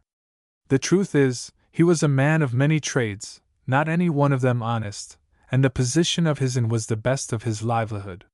Smugglers frequented it, political agents and forfeited persons bound across the water came there to await their passages, and I dare say there was worse behind, for a whole family might have been butchered in that house and nobody the wiser. I slept little and ill. Long ere it was day, I had slipped from beside my bedfellow, and was warming myself at the fire or walking to and fro before the door. Dawn broke mighty sullen, but a little after, sprang up a wind out of the west, which burst the clouds, let through the sun, and set the mill to the turning. There was something of spring in the sunshine, or else it was in my heart, and the appearing of the great sails one after another from behind the hill, diverted me extremely.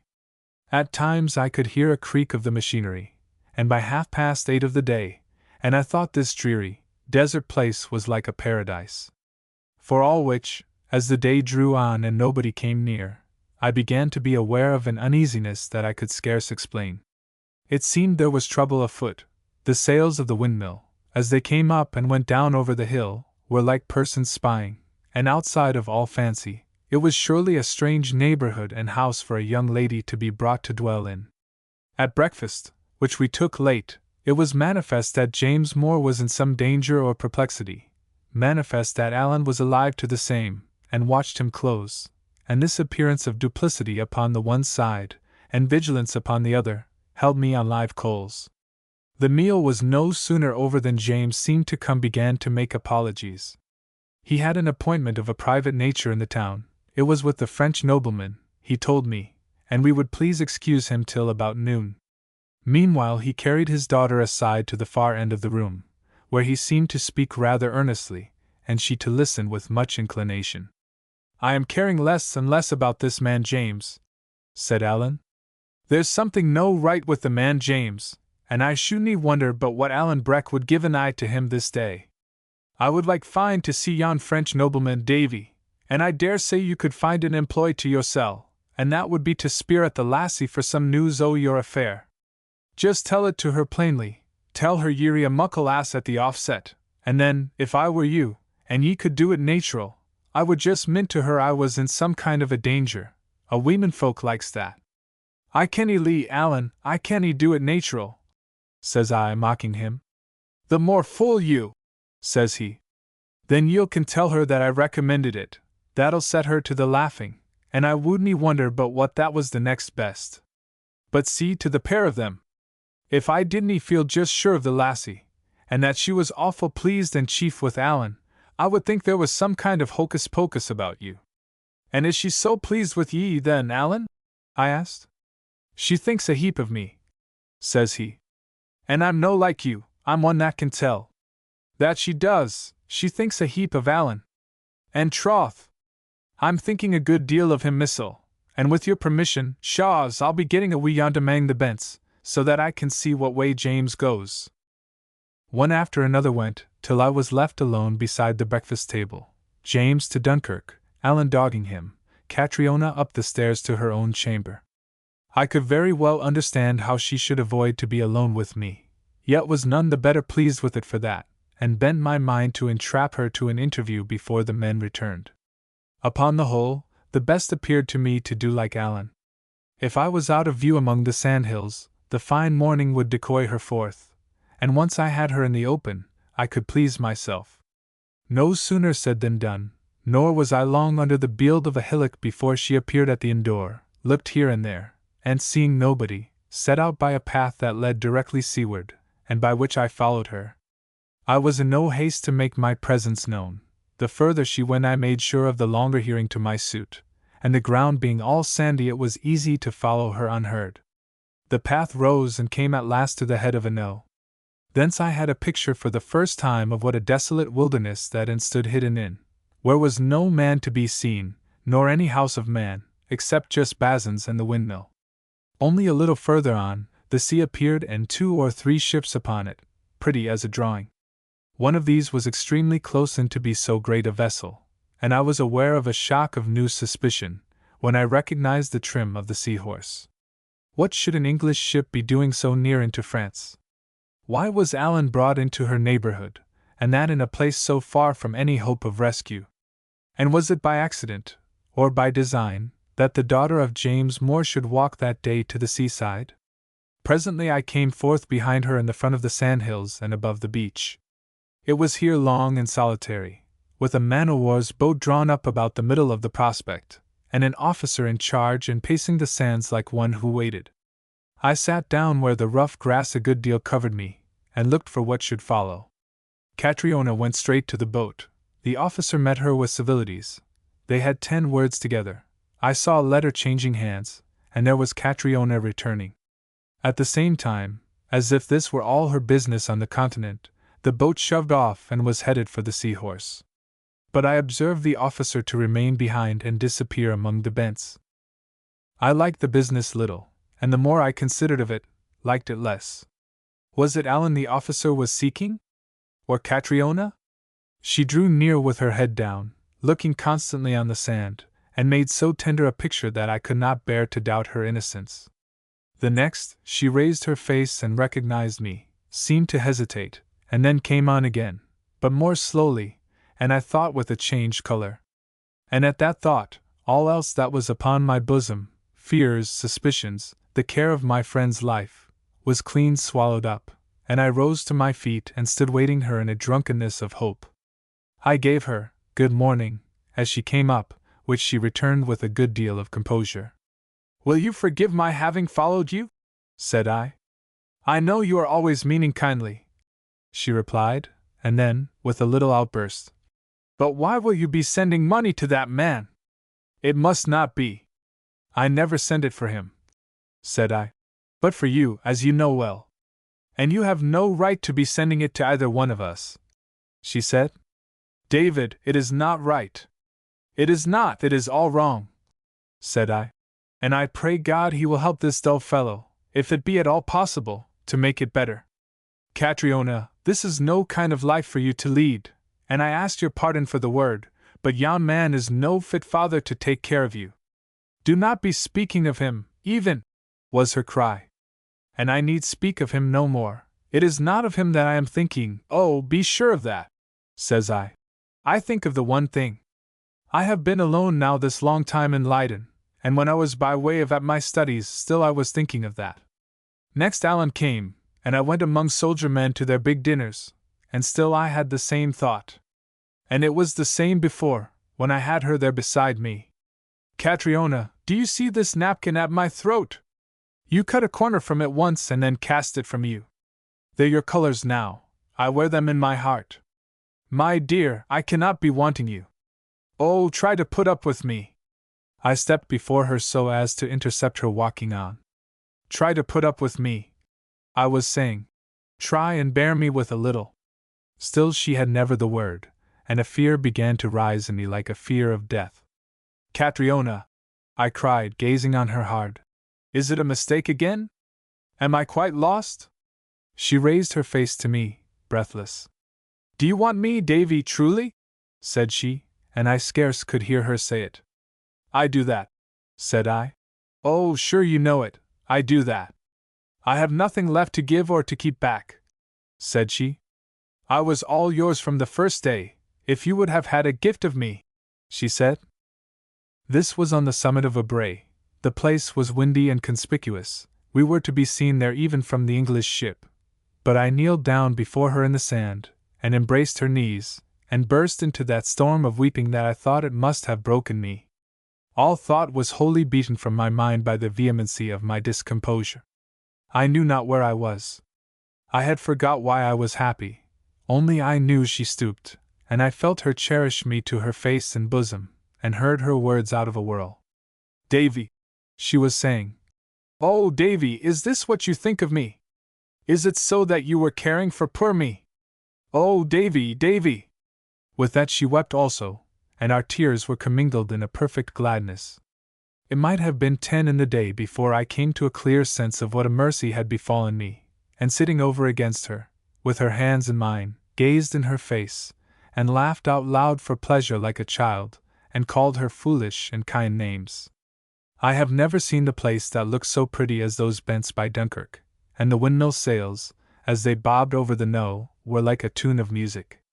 I know not how much longer we might have continued to forget all else besides ourselves, had I not chanced upon a reference to her father, which brought us to reality.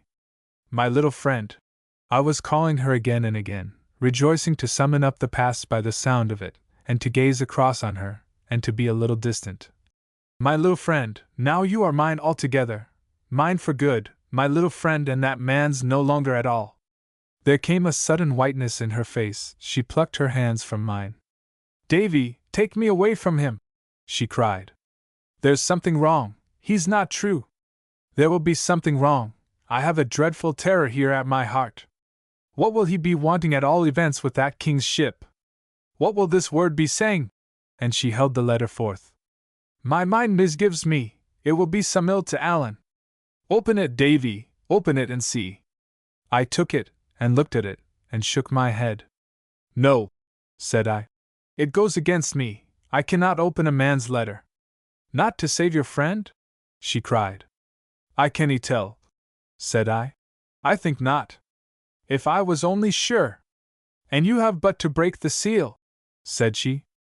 I know it, said I. But the thing goes against me. Give it here, said she, and I will open it myself. Nor you neither, said I. You least of all. It concerns your father, and his honor, dear, which we are both misdoubting. No question but the place is dangerous like, and the English ship being here, and your father having word from it, and yon officer that stayed ashore. He would not be alone either, there must be more along with him.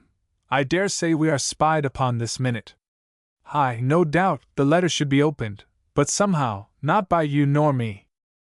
I was about thus far with it, and my spirit very much overcome with a sense of danger and hidden enemies, when I spied Alan come back again from following James and walking by himself among the sand hills. He was in his soldier's coat, of course, and mighty fine, but I could not avoid to shudder when I thought how little that jacket would avail him, if he were once caught and flung in a skiff, and carried on board of the Seahorse, a deserter, a rebel, and now a condemned murderer. "There," said I, "there is the man that has the best right to open it, or not, as he thinks fit."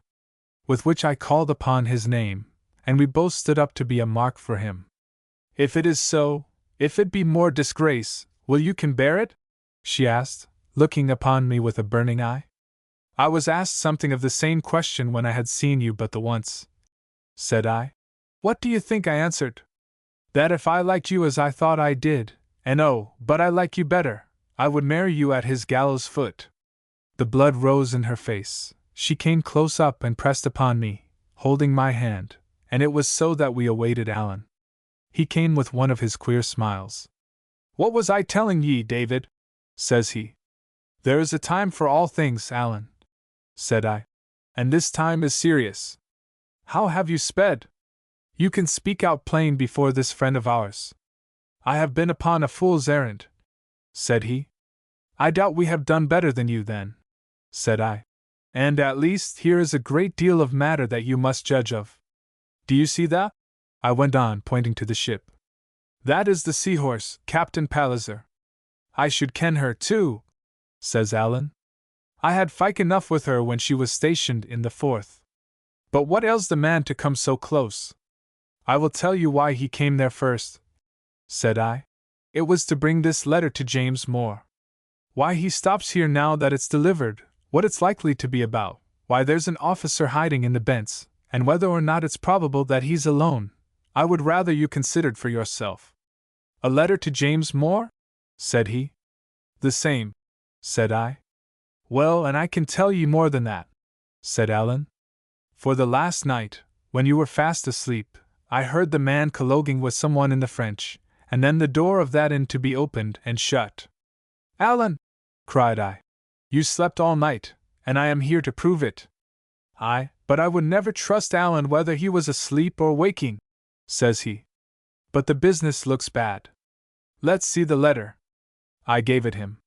"Catriona," said he, "you have to excuse me, my dear, but there's nothing less than my fine bones upon the cast of it, and I'll have to break this seal." "It is my wish," said Catriona.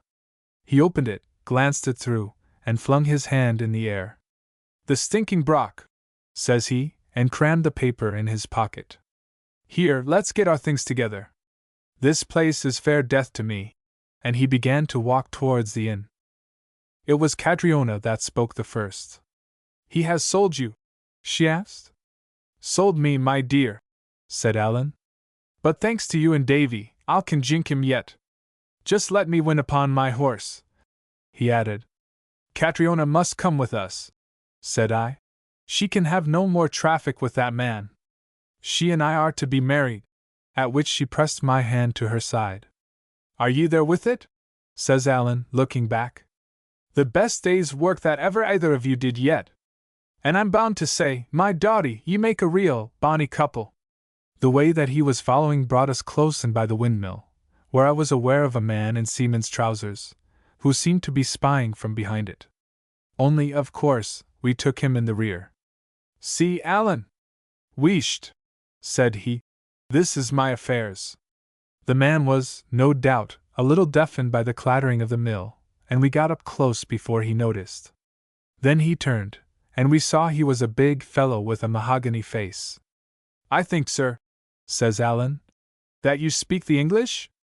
"Non, monsieur," says he, with an incredible bad accent. "Non, monsieur," cries Alan, mocking him. "Is that how they learn you French on the Seahorse? Ye muckle, gutsy hash, here's a Scots boot to your English hurdies." And bounding on him before he could escape, he dealt the man a kick that laid him on his nose. Then he stood, with a savage smile, and watched him scramble to his feet and scamper off into the sand hills. "But it's high time I was clear of these empty Bents," said Alan, and continued his way at top speed, and we still following, to the back door of Bazin's Inn. It chanced that as we entered by the one door we came face to face with James Moore entering by the other. "Here," said I to Catriona. "Quick!" Upstairs with you and make your packets. This is no fit scene for you. In the meanwhile, James and Alan had met in the midst of the long room. She passed them close by to reach the stairs, and after she was some way up I saw her turn and glance at them again, though without pausing. Indeed, they were worth looking at. Alan wore as they met one of his best appearances of courtesy and friendliness, yet with something eminently warlike, so that James smelled danger off the man, as folks smell fire in a house, and stood prepared for accidents. Time pressed. Alan's situation in that solitary place, and his enemies about him, might have daunted Caesar. It made no change in him, and it was in his old spirit of mockery and daffing that he began the interview. "A braw good day to ye again, Mr. Drummond," said he. "What'll yon business of yours be just about?" "Why, the thing being private, and rather of a long story," says James, "I think it will keep very well till we have eaten." "I'm none so sure of that," said Alan. "It sticks in my mind it's either now or never, for the fact is me and Mr. Balfour here have gotten a line, and we're thinking of the road." I saw a little surprise in James's eye, but he held himself stoutly. "I have but the one word to say to cure you of that," said he, "and that is the name of my business." "Say it then," says Alan. "Hout! Wha mine's for Davy. It is a matter that would make us both rich men," said James. "Do you tell me that?" cries Alan. "I do, sir," said James. "The plain fact is that it is Cluny's treasure." "No!" cried Alan. "Have ye got word of it?" "I ken the place, Mr. Stewart, and can take you there," said James. "This crowns all," says Alan. "Well, and I'm glad I came to Dunkirk. And so this was your business, was it? Havers, I'm thinking?" "That is the business, sir," said James. "Well, well," said Alan, and then in the same tone of childlike interest, "It has naething to do with the seahorse, then?" he asked. "With what?" says James. "Or the lad that I have just kicked the bottom of behind yon windmill?" pursued Alan. "Hut, man! Have done with your lees. I have Pallas's letter here in my pouch. You're by with it, James Moore. You can never show your face again with dacent folk." James was taken all aback with it. He stood a second, motionless and white, then swelled with the living anger. "Do you talk to me, you bastard?" he roared out. "Ye gleed swine!" cried Alan, and hit him a sounding buffet on the mouth, and the next wink of time their blades clashed together. At the first sound of the bare steel I instinctively leaped back from the collision. The next I saw, James parried a thrust so nearly that I thought him killed, and it load up in my mind that this was the girl's father, and in a manner almost my own, and I drew and ran in to sever them. "Keep back, Davy! Are ye daft? Damn ye, keep back!" roared Alan. "Your blood be on your ain hide then." I beat their blades down twice. I was knocked reeling against the wall. I was back again betwixt them. They took no heed of me, thrusting at each other like two furies. I can never think how I avoided being stabbed myself or stabbing one of these two Rhodomons, and the whole business turned about me like a piece of a dream, in the midst of which I heard a great cry from the stair, and Catriona sprang before her father. In the same moment the point of my sword encountered something yielding. It came back to me reddened. I saw the blood flow on the girl's kerchief, and stood sick. "Will you be killing him before my eyes, and me his daughter after all?" she cried. "My dear, I have done with him," said Alan, and went and sat on a table, with his arms crossed and the sword naked in his hand. A while she stood before the man, panting, with big eyes, then swung suddenly about and faced him. "Begone!" was her word. "Take your shame out of my sight. Leave me with clean folk. I am a daughter of Alpin. Shame of the sons of Alpin, begone!" It was said with so much passion as awoke me from the horror of my own bloodied sword. The two stood facing, she with the red stain on her kerchief, he white as a rag. I knew him well enough. I knew it must have pierced him in the quick place of his soul, but he betook himself to a bravado air. "Why," says he, sheathing his sword, though still with a bright eye on Alan, "if this brawl is over I will but get my portmanteau." There goes no pockmandy out of this place except with me, says Alan. Sir, cries James. James Moore, says Alan. This lady daughter of yours is to marry my friend Davy, upon the which account I let you pack with a hale carcass. But take you my advice of it, and get that carcass out of harm's way or our late. Little as you suppose it, there are limits to my temper. Be damned, sir, but my money's there, said James. I'm vexed about that, too, says Alan, with his funny face. But now ye see it's mine's. And then with more gravity. Be you advised, James Moore, you leave this house. James seemed to cast about for a moment in his mind, but it's to be thought he had enough of Alan's swordsmanship, for he suddenly put off his hat to us and, with a face like one of the damned, bade us farewell in a series. With which he was gone. At the same time a spell was lifted from me. Catriona, I cried. It was me, it was my sword. Oh, are you much hurt? I know it, Davy, I am loving you for the pain of it. It was done defending that bad man, my father. See, she said, and showed me a bleeding scratch. See, you have made a man of me now. I will carry a wound like an old soldier. Joy that she should be so little hurt, and the love of her brave nature, supported me. I embraced her, I kissed the wound. And am I to be out of the kissing, me that never lost a chance?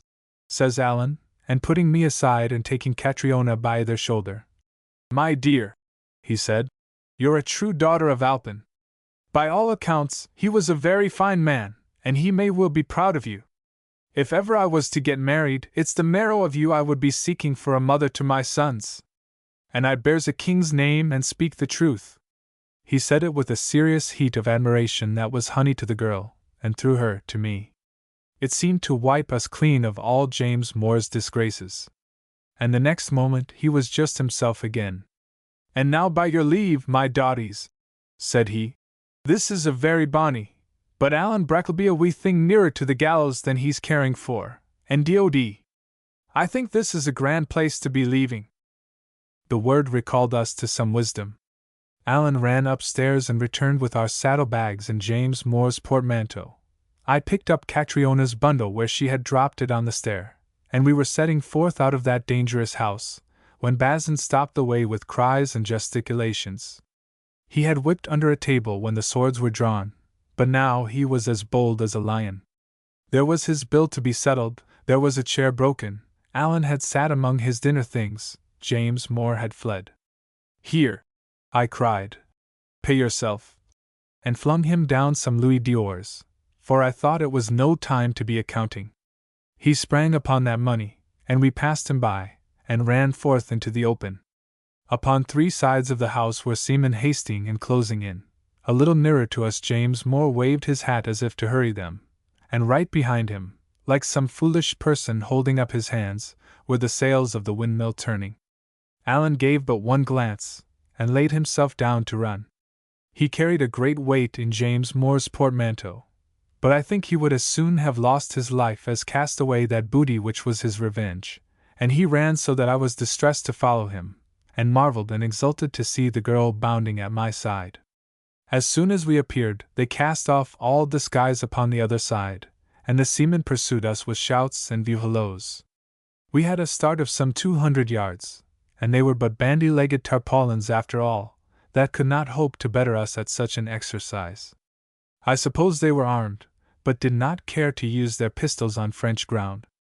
And as soon as I perceived that we not only held our advantage but drew a little away, I began to feel quite easy of the issue. For all which, it was a hot, brisk bit of work, so long as it lasted. Dunkirk was still far off, and when we popped over a knowe, and found a company of the garrison marching on the other side on some maneuver, I could very well understand the word that Alan had. He stopped running at once, and mopping at his brow. They're real bonny folk, the French nation, says he. Conclusion. No sooner were we safe within the walls of Dunkirk than we held a very necessary council of war on our position. We had taken a daughter from her father at the sword's point. Any judge would give her back to him at once, and by all likelihood clap me and Alan into jail, and though we had an argument upon our side in Captain Pallas's letter, neither Catriona nor I were very keen to be using it in public. Upon all accounts it seemed the most prudent to carry the girl to Paris to the hands of her own chieftain, MacGregor of Bohaldie, who would be very willing to help his kinswoman, on the one hand, and not at all anxious to dishonor James upon other. We made but a slow journey of it up, for Catriona was not so good at the riding as the running, and had scarce sat in the saddle since the 45. But we made it out at last, reached Paris early of a Sabbath morning, and made all speed, under Allan's guidance, to find Bohaldie. He was finely lodged, and lived in a good style, having a pension on the Scots Fund, as well as private means, greeted Catriona like one of his own house, and seemed altogether very civil and discreet, but not particularly open. We asked of the news of James More. "Poor James!" said he, and shook his head and smiled, so that I thought he knew further than he meant to tell. Then we showed him Pallas's letter, and he drew a long face at that. "Poor James!" said he again. "Well, there are worse folk than James More, too. But this is dreadful bad. Tut, tut, he must have forgot himself entirely. This is a most undesirable letter. But for all that, gentlemen, I cannot see what we would want to make it public for. It's an ill bird that fouls his own nest, and we are all Scots folk and all Hieland." Upon this we all agreed, save perhaps Allan, and still more upon the question of our marriage, which Bohaldie took in his own hands, as though there had been no such person as James More, and gave Catriona away with very pretty manners and agreeable compliments in French. It was not till all was over, and our healths drunk, that he told us James was in that city, whither he had preceded us some days, and where he now lay sick, and like to die. I thought I saw by my wife's face what way her inclination pointed. "And let us go see him, then," said I. "If it is your pleasure," said Catriona. These were early days. He was lodged in the same quarter of the city with his chief, in a great house upon a corner, and we were guided up to the garret where he lay by the sound of Highland piping. It seemed he had just borrowed a set of them from Bohaldie to amuse his sickness. Though he was no such hand as was his brother Rob, he made good music of the kind, and it was strange to observe the French folk crowding on the stairs, and some of them laughing. He lay propped in a pallet. The first look of him I saw he was upon his last business, and doubtless this was a strange place for him to die in. But even now I find I can scarce dwell upon his end with patience. Doubtless, Bohaldie had prepared him. He seemed to know we were married, complimented us on the event, and gave us a benediction like a patriarch. "I have been never understood," said he. "I forgive you both without an afterthought." After which he spoke for all the world in his old manner, was so obliging as to play us a tune or two upon his pipes, and borrowed a small sum before I left.